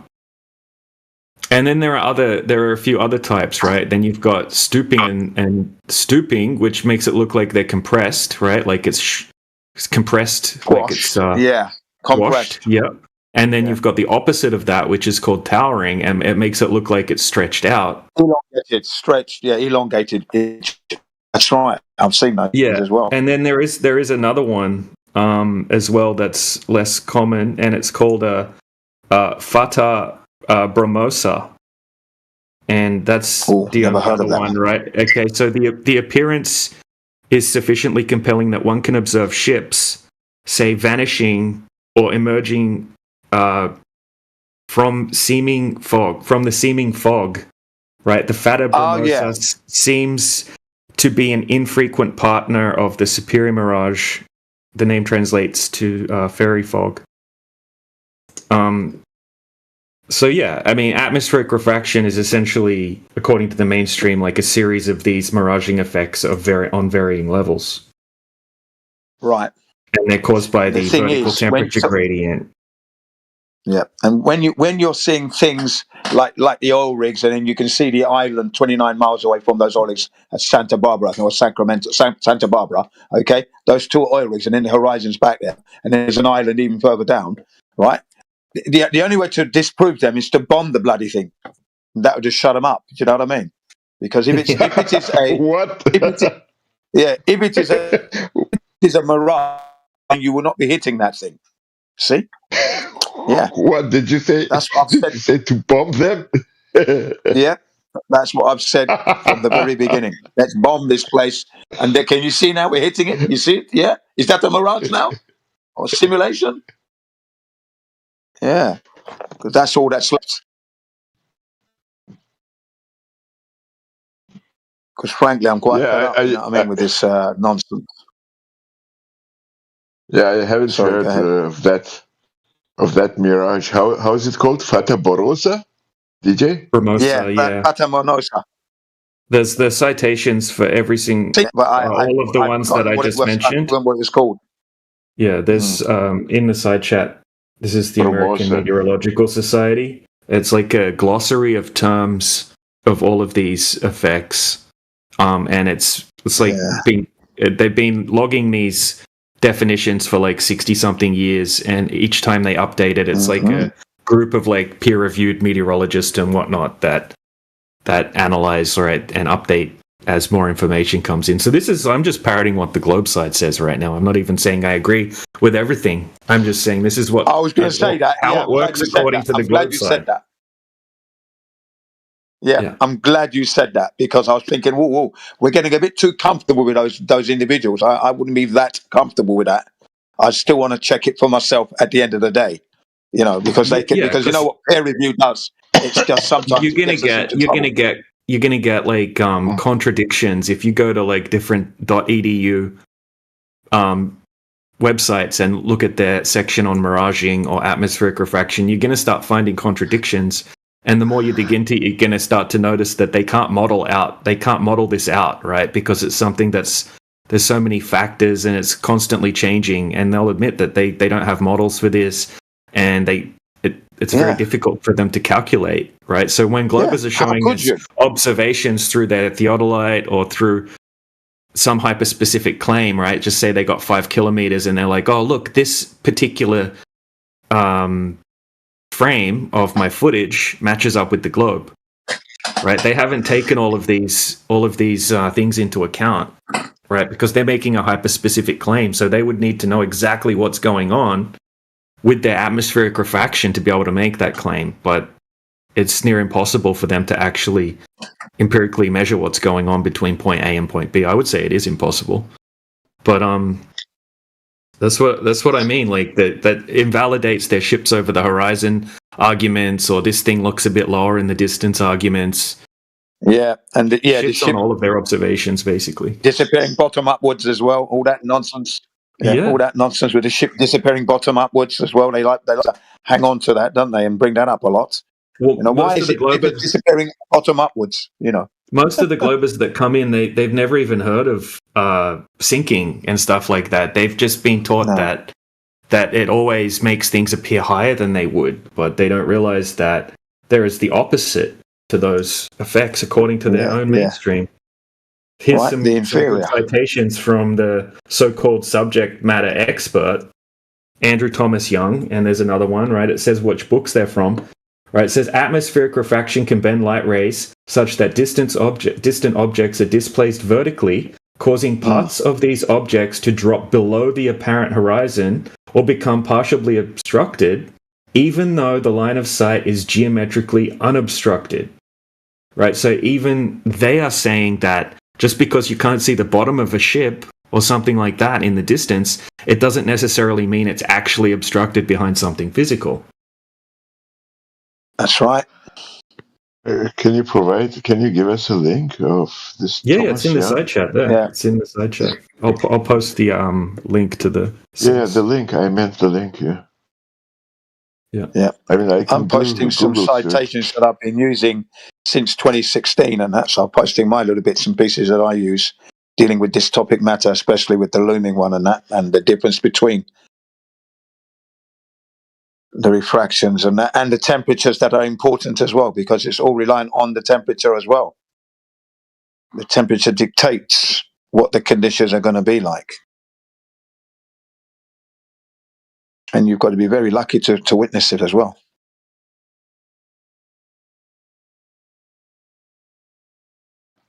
Everything's on that Andrew Thomas Young .sdsu.edu website there. It's in the side chat there. Thanks. Yeah, so I saw a video from Mick West where he was using one of the simulators and playing around with the temperature gradient at different layers, and he was only moving it like a couple degrees here and there. It wasn't anything extreme, and he was able to replicate the black swan.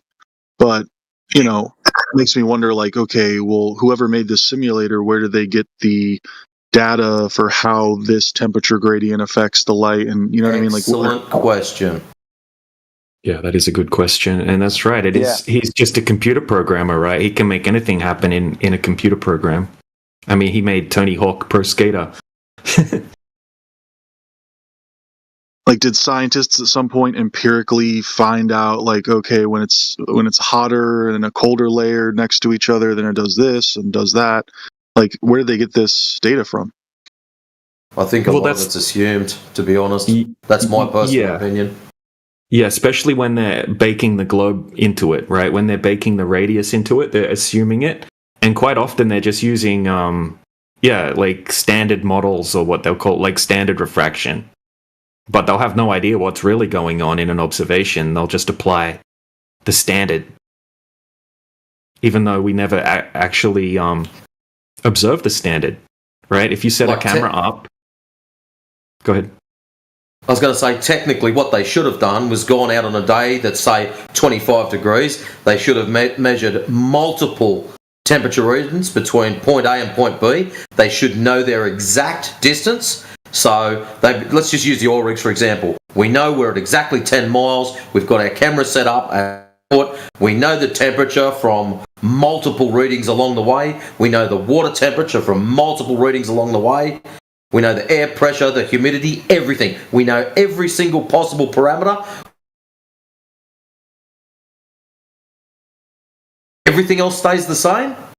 We take another photo. Wait to go up another degree. Take a photo. Everything else stays the same. And then they plot out each one of those photographs to compare to the data that they've collected. And then out of that make a composite and show how it affects as the temperature goes up and down.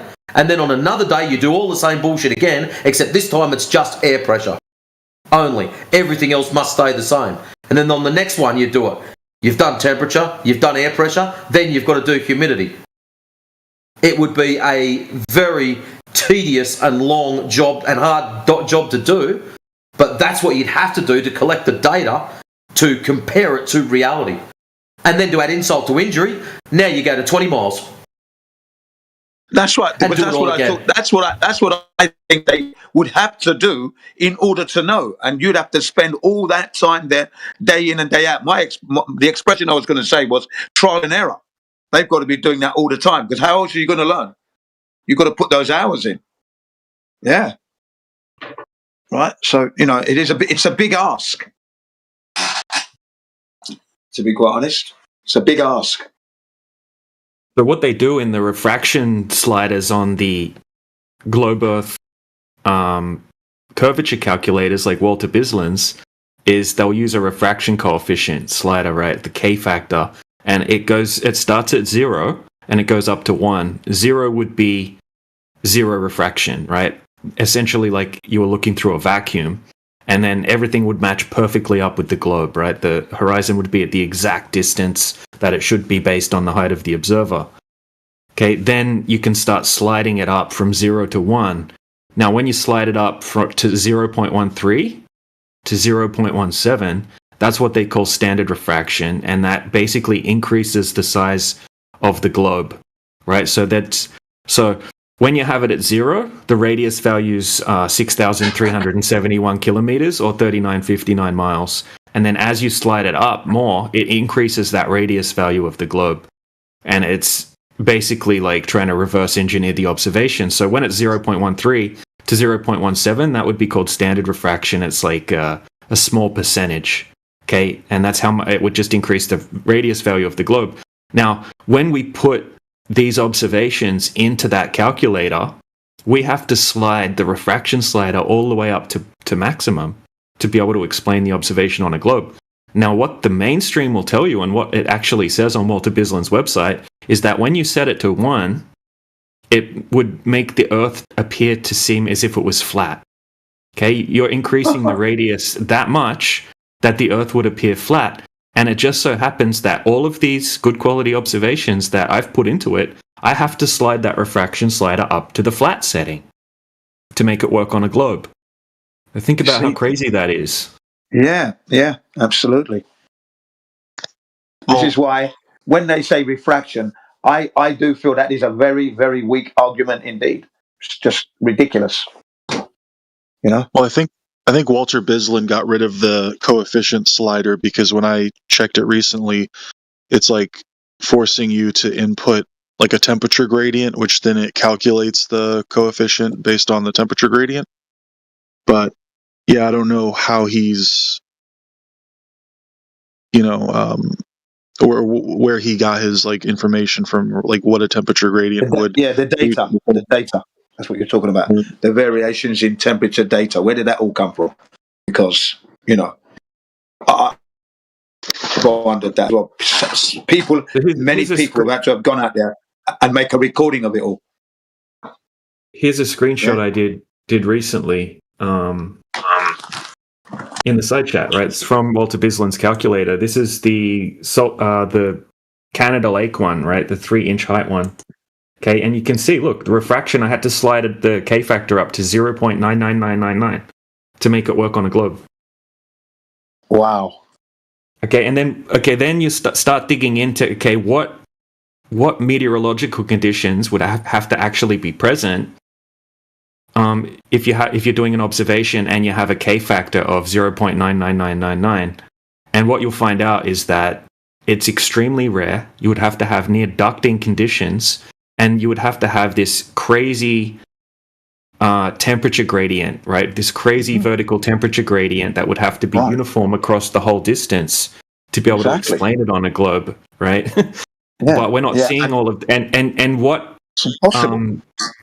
would you be seeing in the distance, right? Would it look clear, or would you be seeing all sorts of crazy distortion? And what you'll find out is that you'd be dealing with crazy miraging effects, right? You'll have inverted objects, you'll have things look like they're floating, you'll have crazy miraging effects. It's not going to look like a just nice, normal, clear image like we're showing in these observations. That's why I say it's completely impossible on a globe. Right. That's why it's a very rare condition indeed that what you're describing there. I've often said it that it's unpredictable. You cannot, when they say they've got these gradients. No, what is it? They've got these refraction numbers all dialed in. I say you can't have the dictate.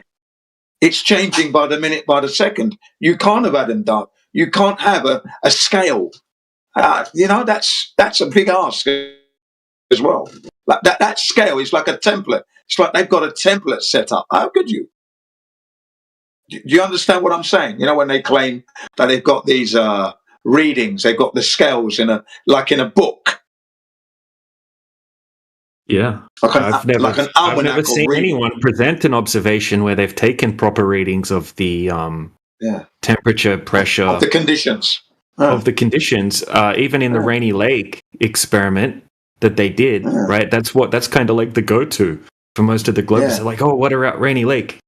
And when you actually read in, okay, how did they account for refraction? They just used a computer model. They just put the image into a computer model. There you are. You see? And the computer model said the computer model said the refractive coefficient is 0.24 instead of the standard 0.17. They're like, oh, it's 0.24, and that makes it work on a globe. But it was just done by a computer model. They didn't empirically come up with that. So you see, for us to get some kind of reading, we would have to have ships in a line. Let's say you have 20 ships in a line in a given area with these massive long masts, 3 times the mast. So you've got lots of readings through that height, and leave it there for days, months, recording and having it all reading the computer numbers all day long, every day for a whole year of surveillance, wouldn't you? That would give you some serious data, wouldn't it? Do you understand what I'm trying to say? Yeah, definitely. You know, in that, you know, that way you'd have, you know, one in front of the ships, one in front of the other in a line with the equipment up, and then you're just recording the conditions to see if or not you're going to get these numbers, and you put it down and you see what happens. Yeah. That's what people have done. That's what people have actually done, right? We have the actual temperature. We know what on the day of the black swan observation, we know what the temperature of the water was, and we know what the temperature of the air was, and there isn't much of a change. It's like a 1.2 degree Celsius change in the difference between the heat of the water and the heat of the air. So how would it be possible to have this crazy change in temperature that would cause this observation to be possible? It isn't possible. And same with the John D one. The water was 18 degrees and the air was 21 degrees. So it's not possible to have such a crazy conditions that it would make the Earth look flat because there's so much refraction. That's hopeless and desperate plea for the globe, isn't it? You know, they're really desperate when they start saying that. It's making it look flat. Like I said, if I had my weapon of mass destruction, I said, okay, you see that island there? Everyone's, now, but it ain't. What's this? You said it's a mirage? Boo! Boo! There you are. There's your mirage. It gets worse than that. Every one of these observations that we make, they're saying that really there is a geometric horizon at X distance, but because everything's just bending up to make it impossible to see the horizon that's there, and it's bending up a different amount every distance, right? So at 10 miles, it's bending up 66 feet, and at 20 miles, it's bending up 266 feet, and everything in between to just make the entire surface look completely flat. Yeah, that's stupid. That's just no, it's not. And we have instruments that can prove that on the ocean, because if that's the case, then our instruments should follow that curve, ignoring the mirage, of course, because you're on the ocean now. So you'd be sailing through the mirage. You know what I mean? If someone's seeing a mirage, right? They say, okay, that's been lifted up. Okay, let's sail through that. Get a submarine on there. Get a ship. Let's go right through that. That means we should then be following the curvature of the Earth, should we not? Whilst we sail through that mirage. So if an object's been lifted up, we should be able to sail through that and follow the curvature of the Earth. You get my meaning? Yeah. So like if you had technically, just hypothetically, if you had a line of sight projectile and you looked through the scope and say it's the oil platform, and you shot that line of sight projectile at what you can see, the bullet would just go straight through it because it's not really there. Exactly. Yeah, that's why I say let's do that, because that's what I've been saying from 2016 when I heard refraction. Because I was listening to what happened was I was listening to Anthony Riley when he was talking about looking at the Isle of Man, seeing it from the mainland England across the Isle of Man, and he was embroiled in an argument, and he wasn't being assertive enough. And I thought, wow, come on, Anthony, these guys are talking crap, And I just kept listening, and then when I met him in a live stream, I said, the next time you've got to be more assertive, because what you said was true. Everything, but you let them kind of dominate the conversation, I hated it. And it was shortly after that I got myself on an account and got there properly and started mucking in. Because shortly after that, the Globe Live tour started. So I was really surprised at how these people pushed this refraction thing, and it was just a lie. Couldn't believe what I was hearing. Really annoying. I started to say to them, if I had my weapons of mass destruction, that mirage you got there, if I fire, I shouldn't hit. It should go right through, shouldn't it? Shouldn't it? You're talking out your ass, I said. That's a joke. I'll blow those oil rigs up straight away for you to see. You can blow them up because they're there. It's not a mirage. Silly asses. Really annoying, you know. And I never did like that first Black Swan image. You know, the one which is mostly yellow with the ocean, and then that horizon's very barely visible there, that one. And then the arm is broken down refraction. Yeah, I didn't like that one. It wasn't a good image. It wasn't clear. Much prefer the one that Anthony Riley gave to Mark Sargent. So the one that you like is Anthony Riley's one, by the way. Okay? With the pink line showing the horizon and the arrows. That's Anthony Riley's one, that one. I'd love to see the Black Swan redone again, Jen, with an IR camera. So go there, standard shot, IR shot, side by side. So even better if you could have one of each camera, side by side, both P900s or P1000s, pick your poison, doesn't matter. Two of them, one of them full convert over, running black and white IR, the other fella just a standard. Take the shots just so you can compare the difference, and so you can go, by the way, boys, this is what it actually looks like through the different light spectrums. Yeah, I would agree with that. If I was in that situation, I would love, that would be something worthwhile doing. Do you know what I mean? Instead of playing Minecraft all the time, get out there, do that. Yeah. Have you seen the observation where they did do that? Not at that location, but they set up the P900 next to the P1000. One of them had infrared and one of them didn't, and they looked across 20 Mile Lake side by side. No, I haven't seen that. Please show it. Yeah, I'm just scrolling for it now. Yeah. Nathan Thompson did it with someone else. That's going to be good then, isn't it? Yeah, I'll do it. At night time, it'd be pretty tidy too. Oh, yeah. How do you get infrared on a P900? You can get it converted. Oh, you can put filters on, and then you get you can do a full color conversion. Yeah. And what it does, inside on top, on the sensor, there's a little, basically it's a little sticker on some cameras, that's all it is. And it blocks IR and UV light from coming through onto the sensor. So what they do is they take that off, then you've got access to the full spectrum. And then what happens is you put other filters on front of it, so you block out blue, block out green, block out everything else, and just leave the IR or UV. So you get some pretty cool colours, a full spectrum conversion. Just jump on YouTube and look up full spectrum conversion for cameras, and you'll see some pretty cool stuff if you're into photography and that. So this has nothing to do with FE or Globe Tardia. This is just cameras. Yeah. So and then certain Black Earthers have done that. They've had their P900s converted so they can do that, right? And it's quite interesting. They send it away to be done. Yeah, so one or two Flatters have done it themselves. That's the other thing as well. I looked at doing it myself, but I thought, my hands aren't that steady. I'm not a watchmaker. Exactly. It's a watchmaker's nightmare. Look pretty fine, some of the stuff, and you got to do soldering and that in it. And there's no way I'm going to buy a brand new camera just to rip it apart and desolder shit. That's not happening. No. What some of these Flat Earthers have done, they sent it off to get it done, and then they give it back to them in a couple of weeks, and they're ready to go again. There's a couple of companies in the States that do it.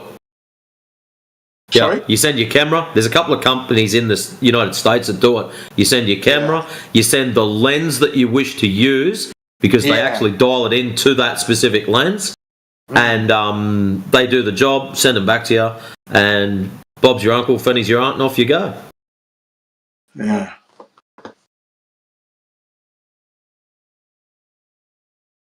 But no, I've been looking into it. I think it'll be pretty awesome.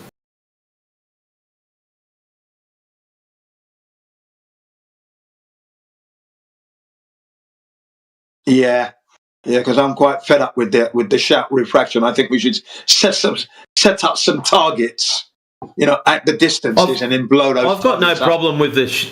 I've got no problem with the shout, Jen. But the issue is the guys that are barking it out don't know what capabilities are. Like, you've got DJ who's been looking into this shit for probably the last 6 months that I know of, maybe even longer. No, longer, I would say, because I've been here about six months now coming up. So, and he's been talking about it all along. So he's probably been doing this about a year, probably, or more. So, yeah, like I like said, that's I've got no understanding issue. what they. That's understanding what they say about how light should behave, right? If the Earth is a ball, etc. Which is totally begging the question. And like I said, you might as well just go with the ball, right? If you're just going to allow refraction to just make whatever excuse, for the globe, just give the globe all the passes you like, and just go with the globe, bro. You're not seeking the truth. You just want Earth to be a ball. That's it. So what they do in reality is they shoot light out from a source, and then they say, well, it's in line with that thing over there that we've got. Here's the point. Here in the distance is where that light would hit if it was unobstructed or unaffected by anything, right? It's just going to go in a straight line, straight out, and it's going to hit here. And then if it doesn't, if it hits somewhere else on their storyboard or whatever, they can then say, well, it was this far, it deviated this far from where we thought it would hit, because, like, from the straight line that it should have taken. That is how much it deflected. That is what you would say, well, for want of a better term, refraction. Right? That's your change of the path of light. That's how much it's deviated in its straight line path, right? They're saying when it hits the target, it's refracted. That's right. That's the point. That's the point right there, yeah. It's retarded. Yeah, I know. Yeah, that's why I said I want to blow the target up with a projectile. Because a projectile doesn't refract, does it? It just goes and hits and destroys. That's it. Don't bend. You don't bend the projectile. Well, the way refraction works is when you have light passing from one medium to another of a different density, right? It deflects to a certain angle. So, in theory, if it just so happened to be the right densities of, based on the temperature of the atmospheric layers, it could potentially keep deflecting downwards, right? So which way are these layers facing? There, yes. Hold up, Jen, hold up. Which way are these layers facing in order for this continuous bend to happen? I'll post something up for you. I think old dude posted it up earlier. I'm pretty sure he did, because he normally does too. Where it is? Yeah, exactly. Yeah, they'd have to be vertical. Refraction. That one. Come here, you. Right. So, Kiba, you don't have separate layers in the Atmo? Have a look at this image here. This is what you need to happen to get your light to bend around a ball tard. Now, the issue is, you guys will come in and say, the atmosphere is layered, but they're all stacked on top of each other. So instead of the lines being vertical, the lines are horizontal. Yeah. So see what the problem is?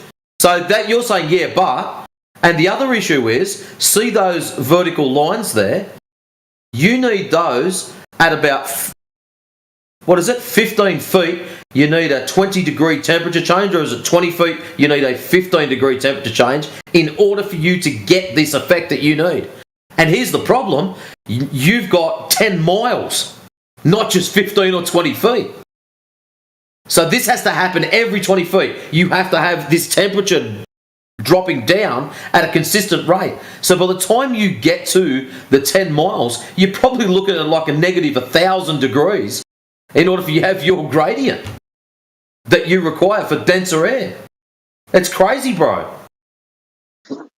Yeah, also, Kiba, when you have this really steep change in temperature that's going to affect the refractive index gradient, You're going to have miraging effects that go along with it. You're going to have distortions that go along with it. It's impossible for you to have a clear line of sight and no distortion, no miraging effects, and still have this extreme refraction. So much refraction that it would have to make the Earth look flat. It doesn't work. That's why I say it's impossible. Look into the meteorological conditions that would have to be present for what you're claiming is possible to exist. Can I ask a question? Consistently. Sure. Why are you saying it's impossible for refraction to happen without mirage? That's not true. No, I didn't say that. Right? Maybe You did. You said if there's no detected mirage, I didn't say that. You came in late. First, you came in late. Clarify. You caught the back end of his sentence. That's all. Yeah, let me clarify. Right. So in these observations, there's so much. There would have to be so much refraction that it would make the Earth look like it was flat. Okay, and all I'm saying is that meteorologically, you would have to have certain conditions that would be present to have that much refraction, and along with that much refraction, you would have crazy miraging effects. It would have to be there, right? You can't have extreme. Why would there have to be that much? First of all, which picture are you talking about when you're saying the Earth looks flat? Okay, there's I'll give you an example. Tons of these observations that have been done. For example, 21 miles across the Great Salt Lake from a 5-foot observation height, and we can see the shoreline on the other side of the lake that should be hidden behind 223 feet of Earth curvature. And I'll put an example of it in the side chat. Okay, and what is the angle of the camera? It doesn't matter what the angle of the camera is, but it's just facing straight forward, 5 foot. Well, Posting hang on. a picture of the camera in this setup, video, you can see that the horizon. No, you don't see the horizon. All right, so let me show you what it looks like on the other side of the lake. All right, this is a close-up now that I'm posting of the other side of the lake, right? This is what it looks like over there, 21 miles away. Now, on a globe, the horizon should be at 2.7 miles. Okay, so let me show you where the horizon should be on a globe. Right, this is where the horizon Wait, would but have hang to be on. on. I don't.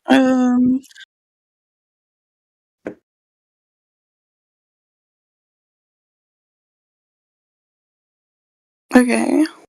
All right, so if we go to any Earth curvature calculator, we can put in the height of the observer, 5 foot. Okay, and then we got the target distance, 21 miles. That means the horizon distance is 2.7 miles. And then the target, which is the shoreline on the other side, right, that target hidden height is 223 feet. Okay, so it means you ain't going to see that smokestack. Yeah. Yeah, so think about this. And for example, I cannot see which picture. Mm-hmm. Hang on. So which picture is proving that it's visible? Okay, so the zoom at 50 minutes after the hour. Right, I'll repost it. You mean the first picture? It's a GIF. It's a video. Yeah, this is all from a high definition video. I've reposted it. Yeah, the first GIF. Okay, the first GIF. Okay, let me look at it.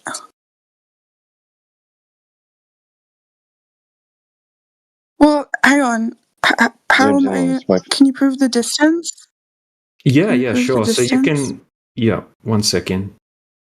Okay, so this is where he's standing. Okay, so 1 second. Just let me upload the picture. Okay, so here's a top view. And what's the height of that building?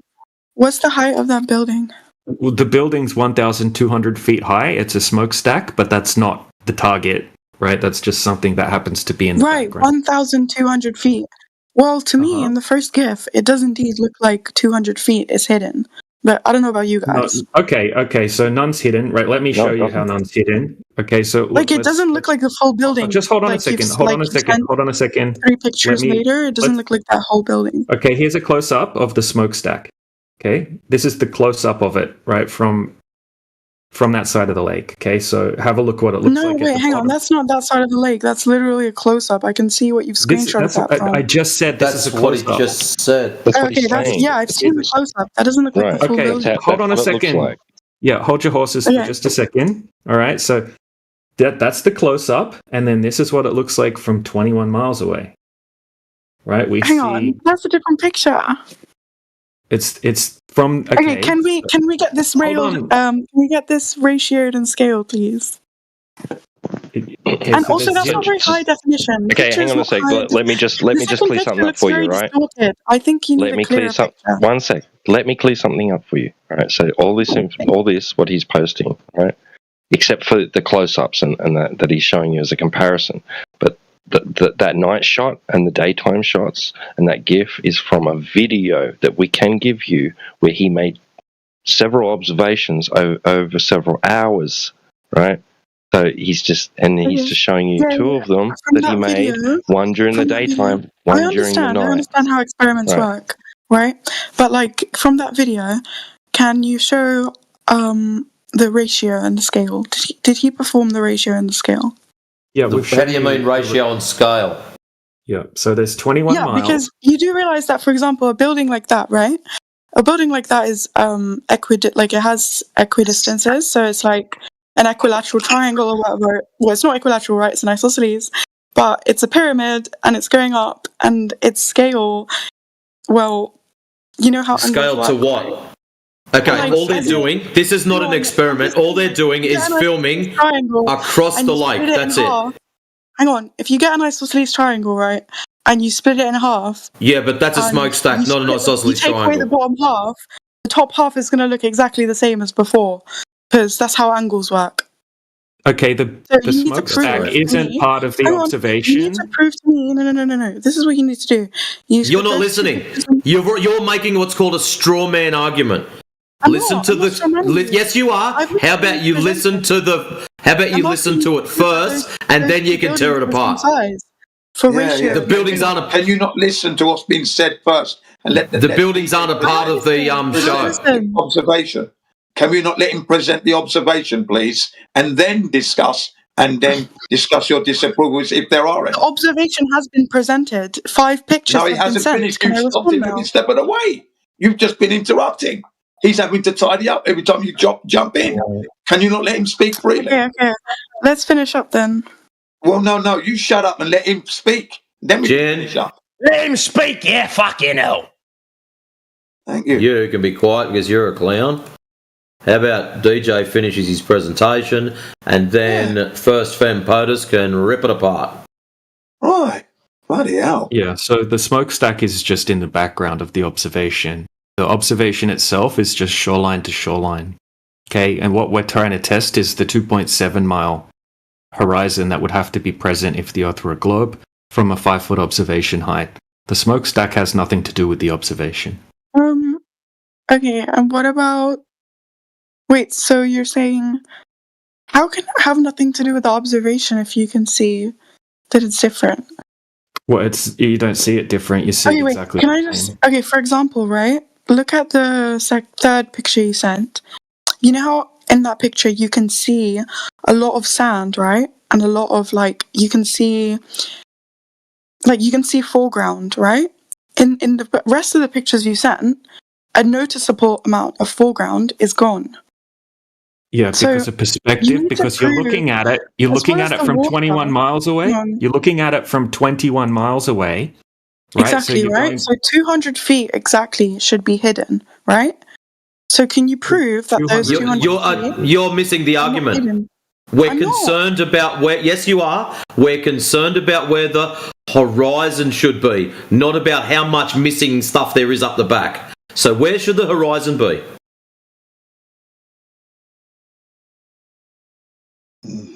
It should be 200 feet up. No, the horizon. No, it should be 2.7 miles, as it is in the next one. You know, the sand picture you're looking at, the one after that. The distance to the horizon. Till the horizon, right? But correct. There's still going to be curve after the horizon. That's not... So, in the long range bits, where is the horizon? What? So, what do you mean the long range bits? Sorry. In the long-range photos, the ones that you say that the stack doesn't look correct, where is the horizon in the long-range ones?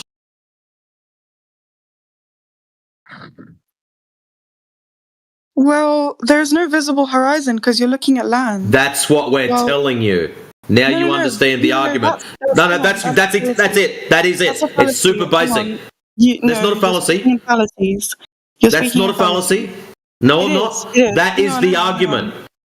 The argument is that the horizon, if the ball is a certain size, the horizon, based on your elevation, should be at a very particular spot.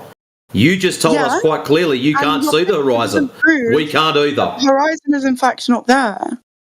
That's what we're saying. So the horizon is there. Hold on a second. Let me just go over this really quickly. What do you mean that's what you're saying? You're proving Yeah. So hold on. Let's go over the. Stop talking for a second and let me explain it to you. Okay, just a second. Okay, so let's go over the horizon argument now. Okay, so here's what a horizon would have to be if the Earth is a globe. So have a look at this diagram. Okay, so a man standing on a sphere would observe the physical geometric horizon at a certain distance, which on the diagram is represented by the red and yellow circle. The physical geometric horizon is the maximum distance that the land, sea, and sky can be observed to meet. Yes. Do you understand?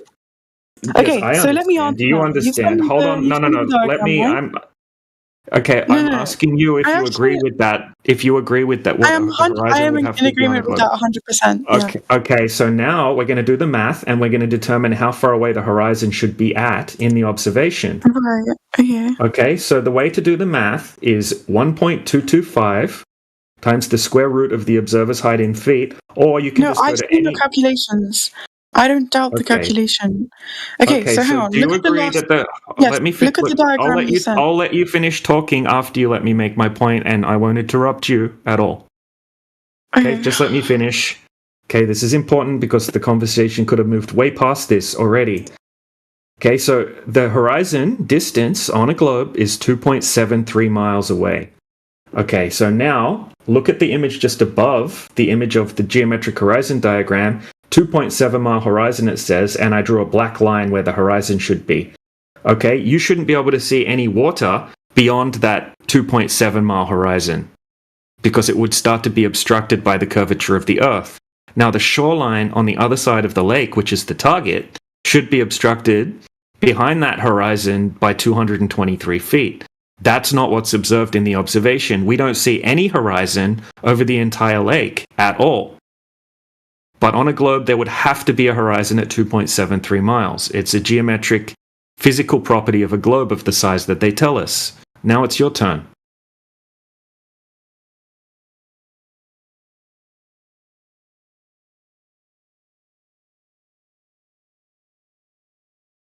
Well, what she's thinking there, DJ. Nice one, mate. Alrighty, guys. I'm going to nick off to bed. Have yourselves a good one. Peace. Catch you later, Matrix. See you guys. Okay, so the answer here is very simple, right? You're treating the geometric horizon as if it's the visual limit of observation, which it is not, right? It's the geometric limit to where you would be able to. That's where the horizon. That's where the physical horizon would be on the globe. Yeah. Okay, so if the observer's eyes are 6 feet above the surface, right? Yeah. That's where the geometric horizon appears without refraction. Do you understand, right? Yep, at 3 miles, not 2.7. So atmospheric refraction would extend that, first of all, by about 15%. By how much? 15%, I'd say, 8 to 15. Okay, yep, that's what the mainstream says. 15 would be extreme refraction, okay? But 8 would be standard. Right. Okay, so let's go with 15. Let's go with 15. Okay, so 2.73 plus 15%. Okay, so 2.73 plus 15%. Now we have the horizon distance at 3.1 miles. Okay, now we've accounted for refraction. Right, but we have 21 miles also, of what water, about and sea level? So what about the water level on either sides of this horizon, right? Because that also the water matters, level right? is level. Okay, so it's level, and it's 4,000. No, it's like waves exist, right? And sea level so isn't there's still. no waves. There's no waves. This isn't still. the sea. This is a lake. This isn't the sea. This is a lake, and there's no waves. Yeah, it's crystal clear conditions, and there's no wind. So on a lake, when you don't What have about wind, you don't have terrain any waves. curvature and distance elevation? Okay, so it's level because it's water, and the elevation. So terrain curvature is like yeah, but we're not. land level in comparison to sea level on either sides of the water. So like they're standing on something, right? Yeah, but Did the they put water is the level. camera on Do you the agree water? that the water is level? Yeah, it is, but that doesn't make the terrain on the other side level.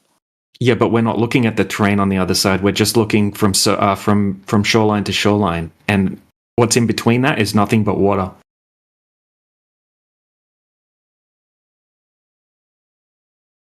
No, so like if the hidden portion, right? We've already established that it's less because of refraction, and the horizon will also be more distant. So you have to redo your calculation. No, we just did that. We just did that. No, we just did that, and then now we've accounted for refraction. Now we've accounted for refraction. It's 3.1 miles. That's where the horizon would be now. 3.1 miles, and now we can minus 15% from the 231 foot that should be obstructed. So 231 foot minus 15%, giving you your refraction. Okay, so now it's 196 feet missing. It's still a skyscraper building. Yeah, and the skyscraper is 1,000 feet. No, we're not talking that. No, I'm saying 200 foot is like a 20-story skyscraper. The smokestack is not part of the observation because we're just looking across from shoreline to shoreline. But yes, the bottom 200 foot of the smokestack should be missing, but we can see the bottom of the smokestack. No, you can't. That's what I'm trying to tell you. Yes, you can. Let me show you. Okay. You literally can't. I can see a visible curve. Just look. I can see a visible curve between the shore and the bottom of the building. You haven't ratioed and scaled the building like I asked you to before. Look, you can see the lights under the bottom of the smoke. I can't see the bottom of it. What do you mean you can't see the bottom of it? Yes, you can. Look at it. Look at the images I just posted. If you couldn't see the bottom of it, different. Okay, is there smokestack going all the way down to the bottom of the frame or not? It's not clear. It's from 21 miles away. Have you 21 miles? Think about how far that is. Of course, you've got a lot of air. Telescopes can take good pictures from Mars. Hey, bro. Where are all those lights? What are all those lights you can see at the bottom? Yeah, lights can travel distances. That doesn't matter. Yeah, what is all that at the bottom of the smokestack? Looks like more buildings, lights on tops of other little tinier towers, and lights coming from buildings and things, and a shoreline there in front of it. No, so look at the image just because, right now that I posted. I just need to show you again, okay? Just because the geometric horizon is there, it doesn't mean you can't see beyond the tangent point. It means the line tangent to the sphere touches there. Do you understand? At 2.7 miles. Yeah, we don't see any horizon over the entire 21 miles. You can't see beyond. You would see no water beyond. Yeah, you can't see water beyond. You can't prove that water level. Hang on. You can't prove that water level you see in the video, right? Is not 3 miles away. Yes, you can.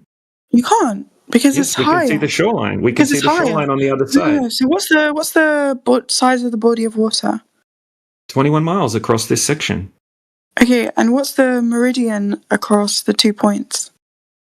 Well, if you've picked a second point, that is. What do you mean the meridian?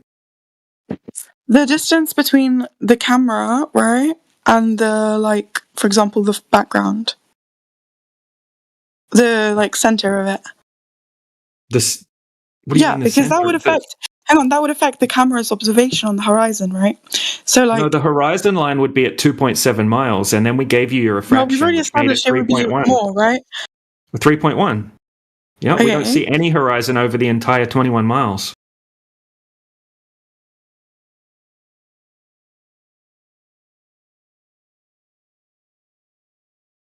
Yeah, but you can still see it doesn't mean anything. Like, you can still see shoreline beyond the tangent point.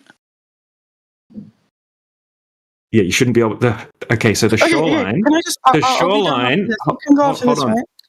No, please, you just said something. Let me reply to what you just said, and then you can go again. Okay, so you said we can see shoreline on the other side of the lake, right? That shoreline should be hidden behind the horizon, right? Behind the curvature of the Earth by 221 feet, 196 feet after accounting for your extreme refraction that I gave you, right? In good faith. Okay, that's a 20-story building, right? So if you had a 20-story building sitting on that shoreline, you wouldn't be able to see it. It would be hidden, right? If the Titanic was docked over there, you wouldn't be able to see it because it would be completely hidden behind the curvature of the Earth. But we see the shoreline like you just agreed. Impossible on a globe.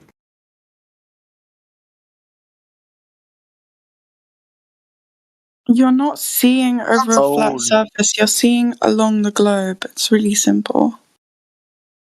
Well, it doesn't match up with the globe at all, does it? It just looks flat. No, it does because it's assisted by refraction. No, we accounted for refraction, and that only changed the distance to the horizon from 2.7 to 3.1 miles. There's no horizon at 3.1 miles or at all over the entire 21-mile body of water. Would you like to see another observation that's even better than that one and clearer than that one?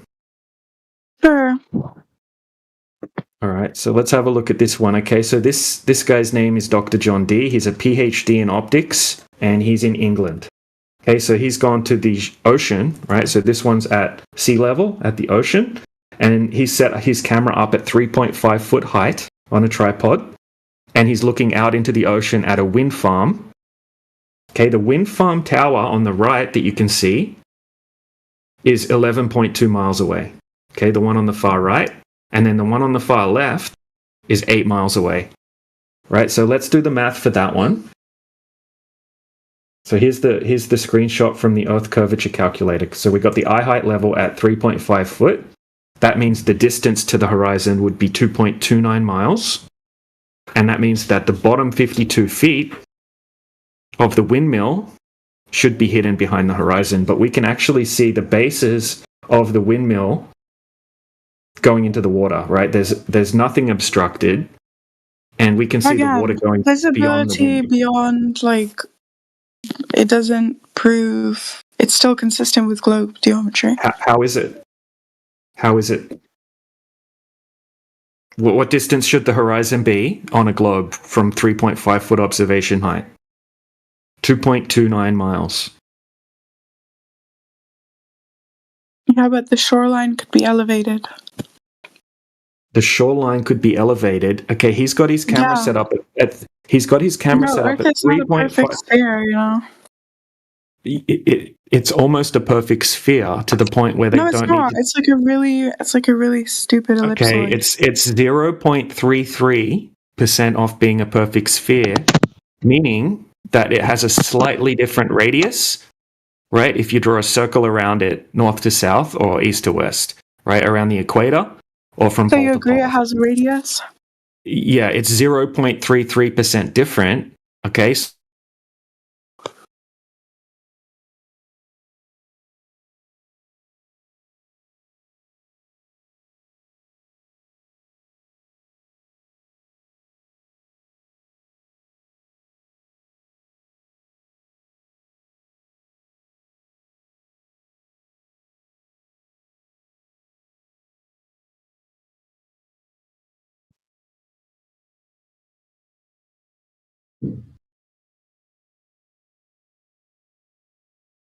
What happened? Hello? Yeah, what happened? Where's the DJ? I couldn't hear anything. Where's DJ? Did he get cut off? Oh, there he is.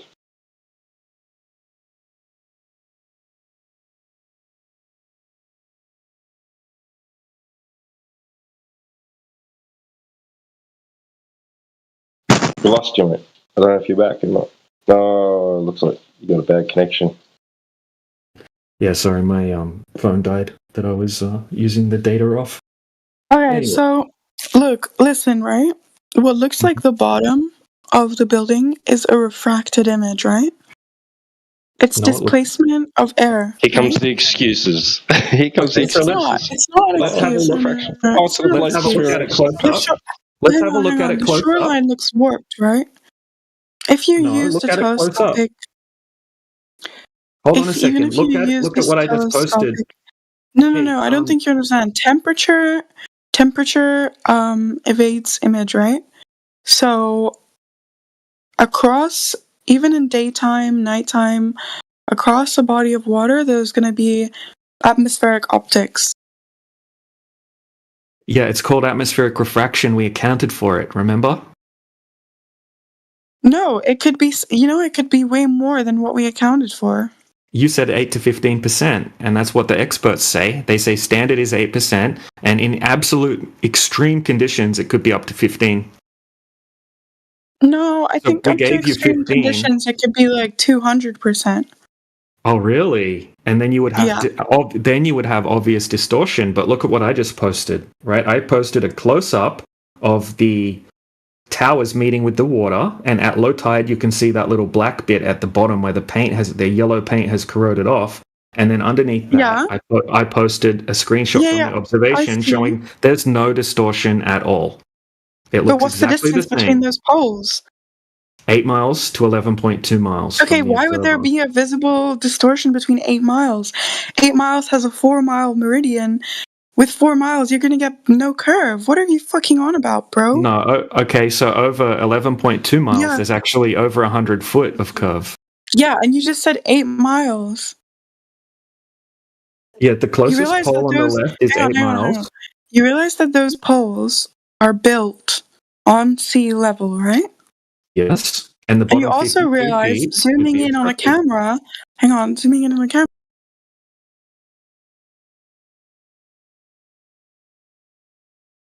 Okay, so I've just put the Earth curvature calculator that shows the exact amount that would be hidden for every single one of those poles. Right, it's in the side chat there. Okay, there's 0 hidden of any of the poles. The 11.2 mile pole would be obstructed by 52 feet.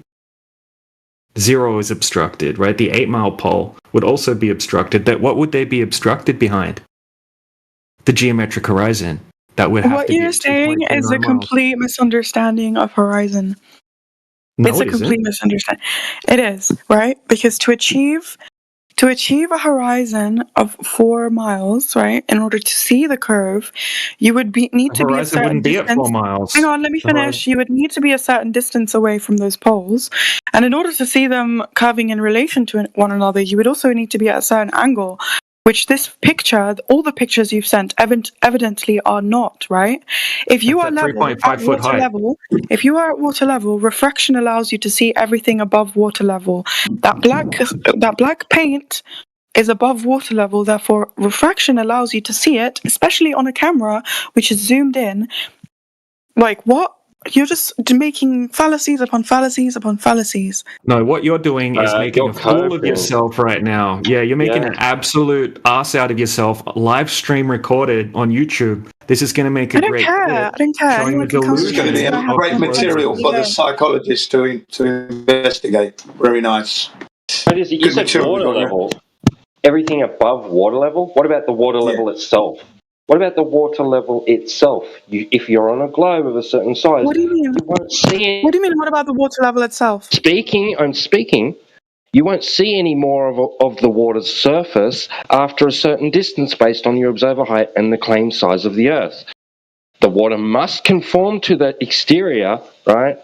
It has to, the way that the globe says gravity works and everything. So if it was a sphere of a radius 3,959 miles, and gravity works exactly the way they say it does, then the surface of that water is going to curve, and you won't be able to see any more of it at some point.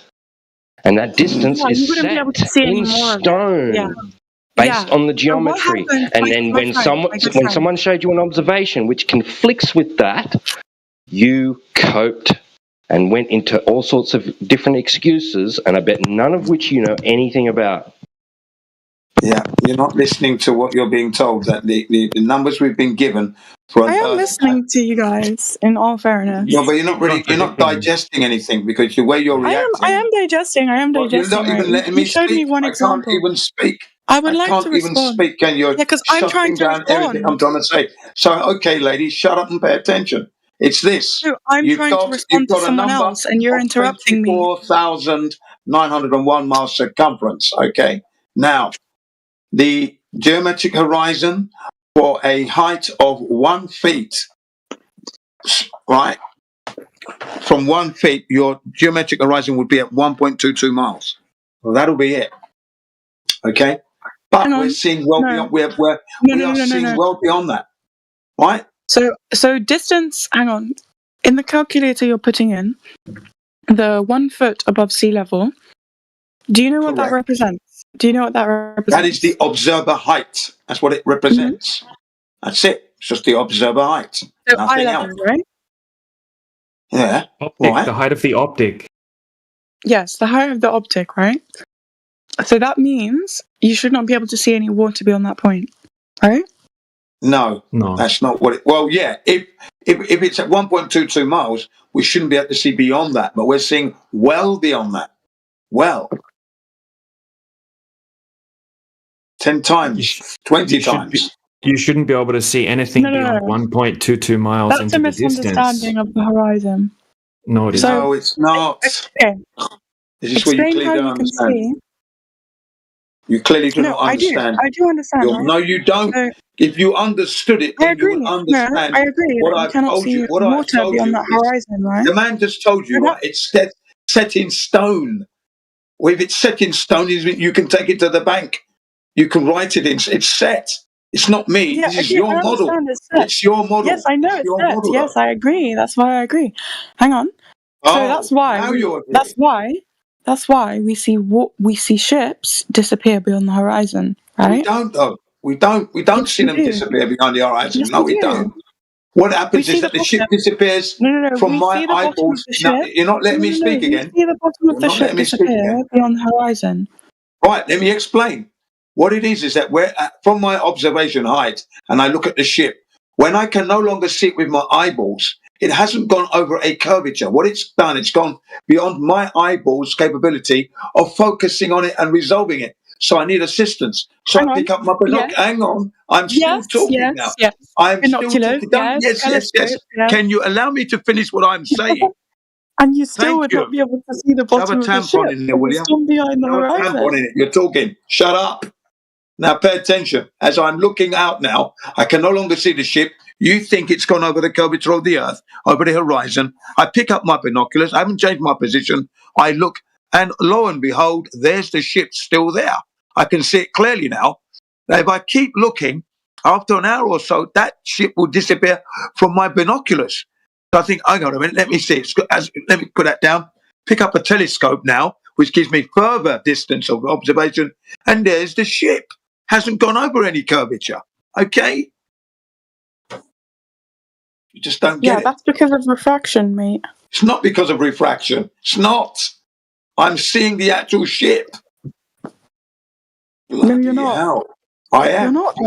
I am. You're not. Seeing that ship. It's got nothing to do with refraction. Your experiment. It's got nothing to do with this refraction. I'm able to see the ship moving away. Jen, can you show me your experiment? You just said. So what are you seeing? One sec. What are you seeing there? You're saying you're seeing like a hologram or something. No, I'm saying if he were able.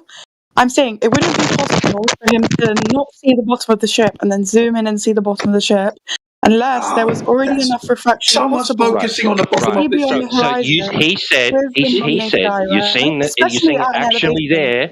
Hey, he said you're seeing the boat actually there or whatever it is you're looking at, and you said no, you're not. You're not actually seeing it. So are you saying that it's like no, because I'm illusion. Saying that wouldn't be possible. That wouldn't be possible unless he. But we do. This happens. This is why we're here. Okay, so let me see. You just got shown one example, 2 examples.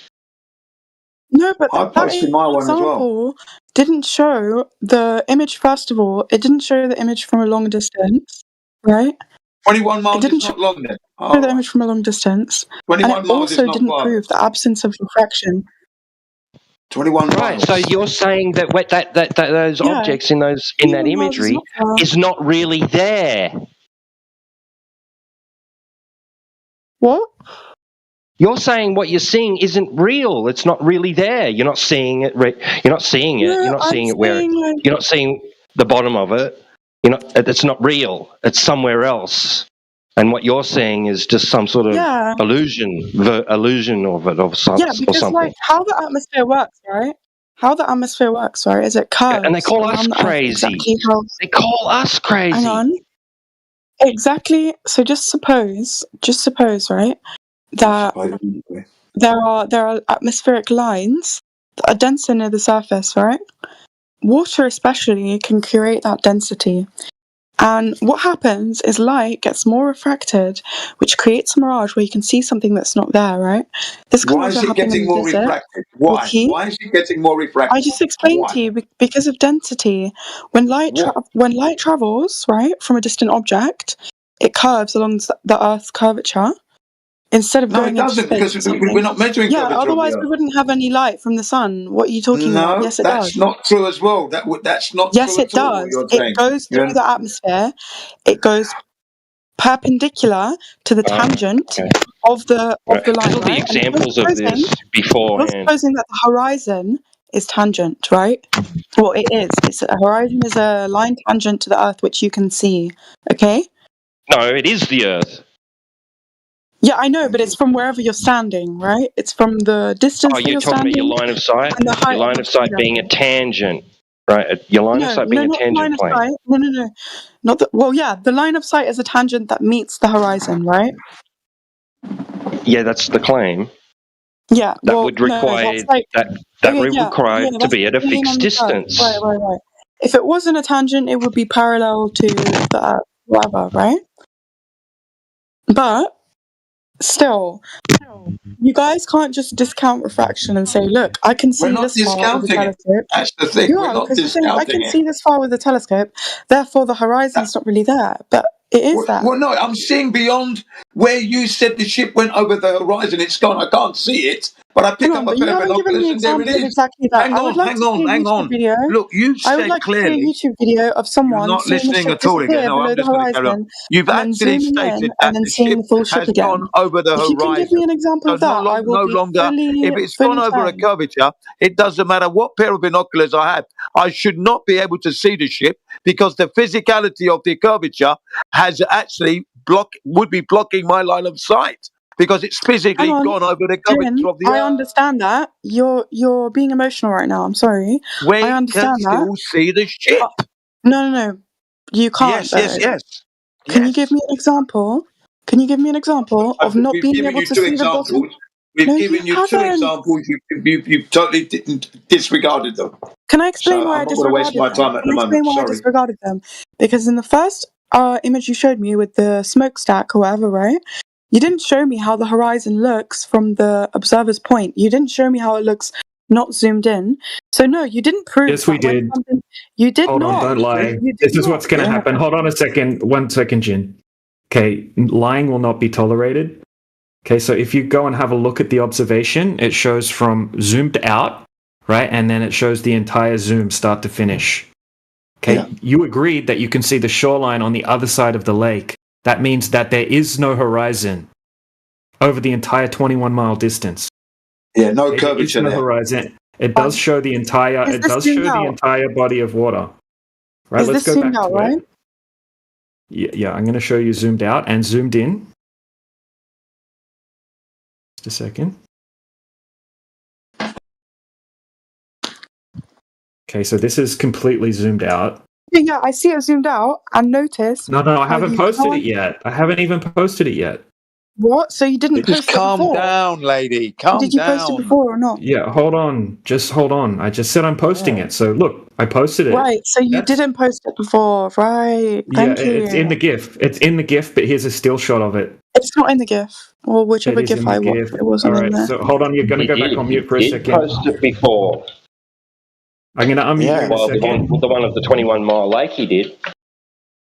Yeah, hold on just a second, right? So I've posted a still shot of it completely zoomed out. I didn't post this image earlier. What I did post was the GIF that shows it completely zoomed out, which is uploading again right now for the third time.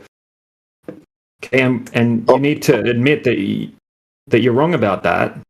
Okay, so here it is, completely zoomed out, and this same thing is seen in the zoom, right? See there, right at the start of the GIF, completely zoomed out, no horizon at 3.1 miles, and that was me granting you your extreme refraction that you spoke about, right? Because you said you have to account for refraction 8 to 15%. You said that very specifically. I'm like, all right, let's just give you your 15% because it's really not going to make a difference. Okay, so that extended the horizon from 2.73 miles to 3.1 miles. Okay, and we don't see a horizon over 21 miles over the whole lake. Okay, again, if something is physically hidden behind the curve, zooming in cannot restore it. It cannot restore it. What curve? What curve? No, I'm saying zooming in doesn't What change curve? geometry. There is no curve. I'm not going to mention the curve. Zooming in There doesn't is no change curve. geometry. I agree Listen with to what you. I'm You saying. can't. If there was a Listen to what I'm curve, saying. hold Zooming on a in second. doesn't change geometry. Hold on a It only second. Look, this you're just extremely difficult person to spiraling have a out of conversation control, with. yeah. Hold on a second, Jin. 1 second. Okay, if the Earth was a globe, and something physically went over the horizon, you could not obviously zoom it back in, right? Obviously not. No one's denying that. But the Earth is not a globe, and there is no curvature.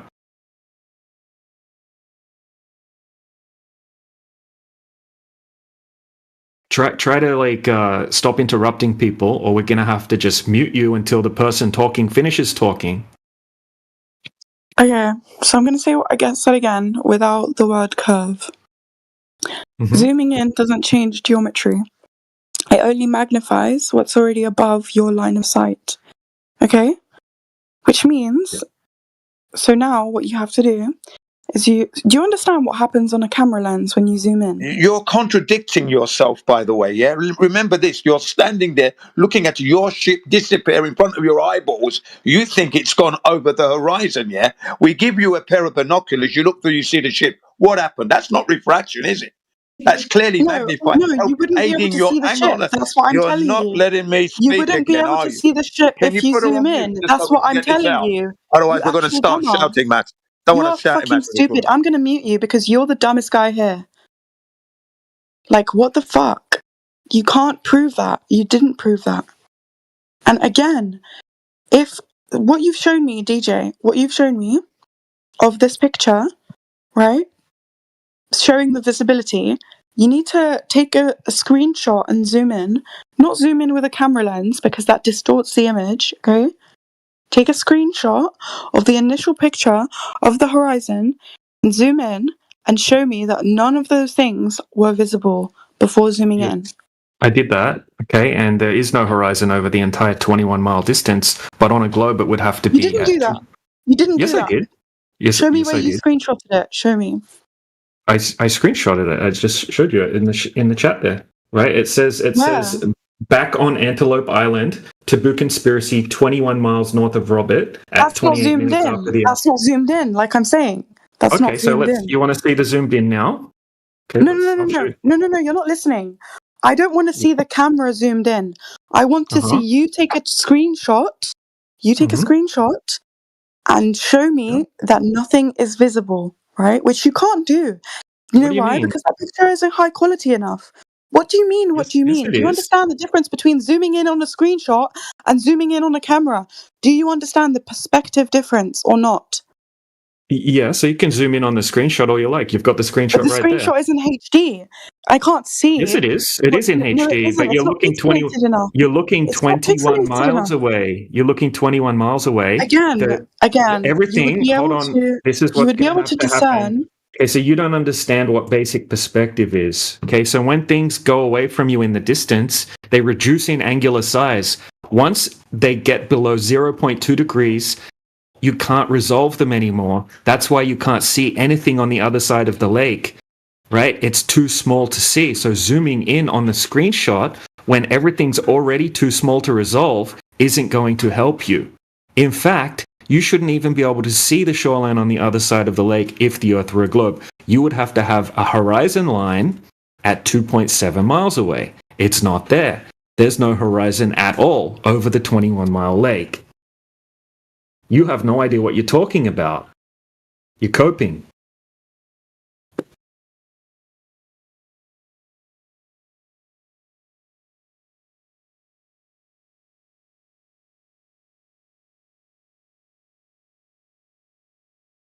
You can't see the shoreline, and if you could see the shoreline, then you just debunked your globe. The shoreline would be hidden by 223 feet behind the horizon.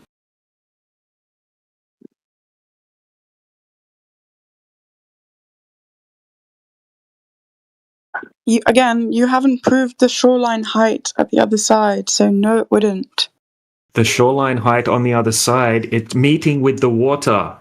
So it ranges from 0 height above the water. Yeah, and I can see that from the zoomed out picture. When I take a screenshot and zoom in, I can still see the shoreline, which proves refraction is present.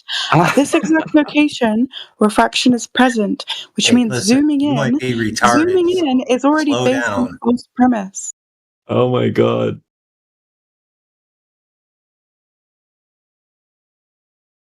I can see the other side of the lake because the Earth is flat, not curving, dummy.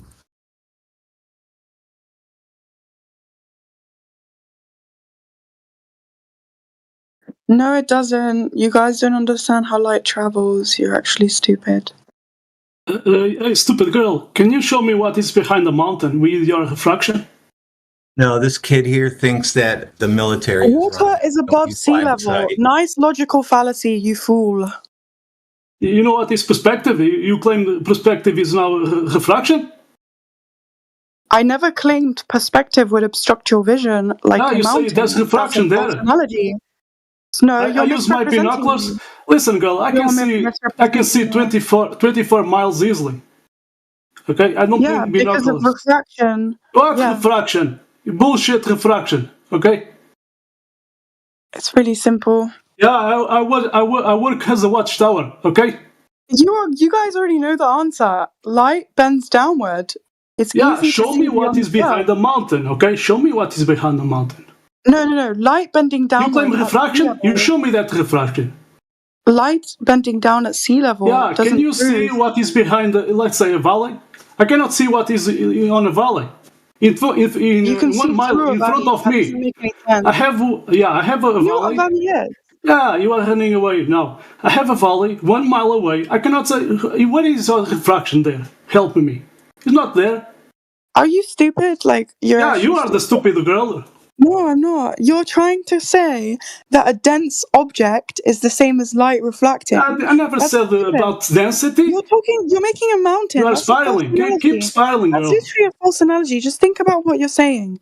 I'm saying light refracts above sea level. It makes you see beyond that sea level because the sea level aligns with the curve, right? It's parallel to the curve. That's your story.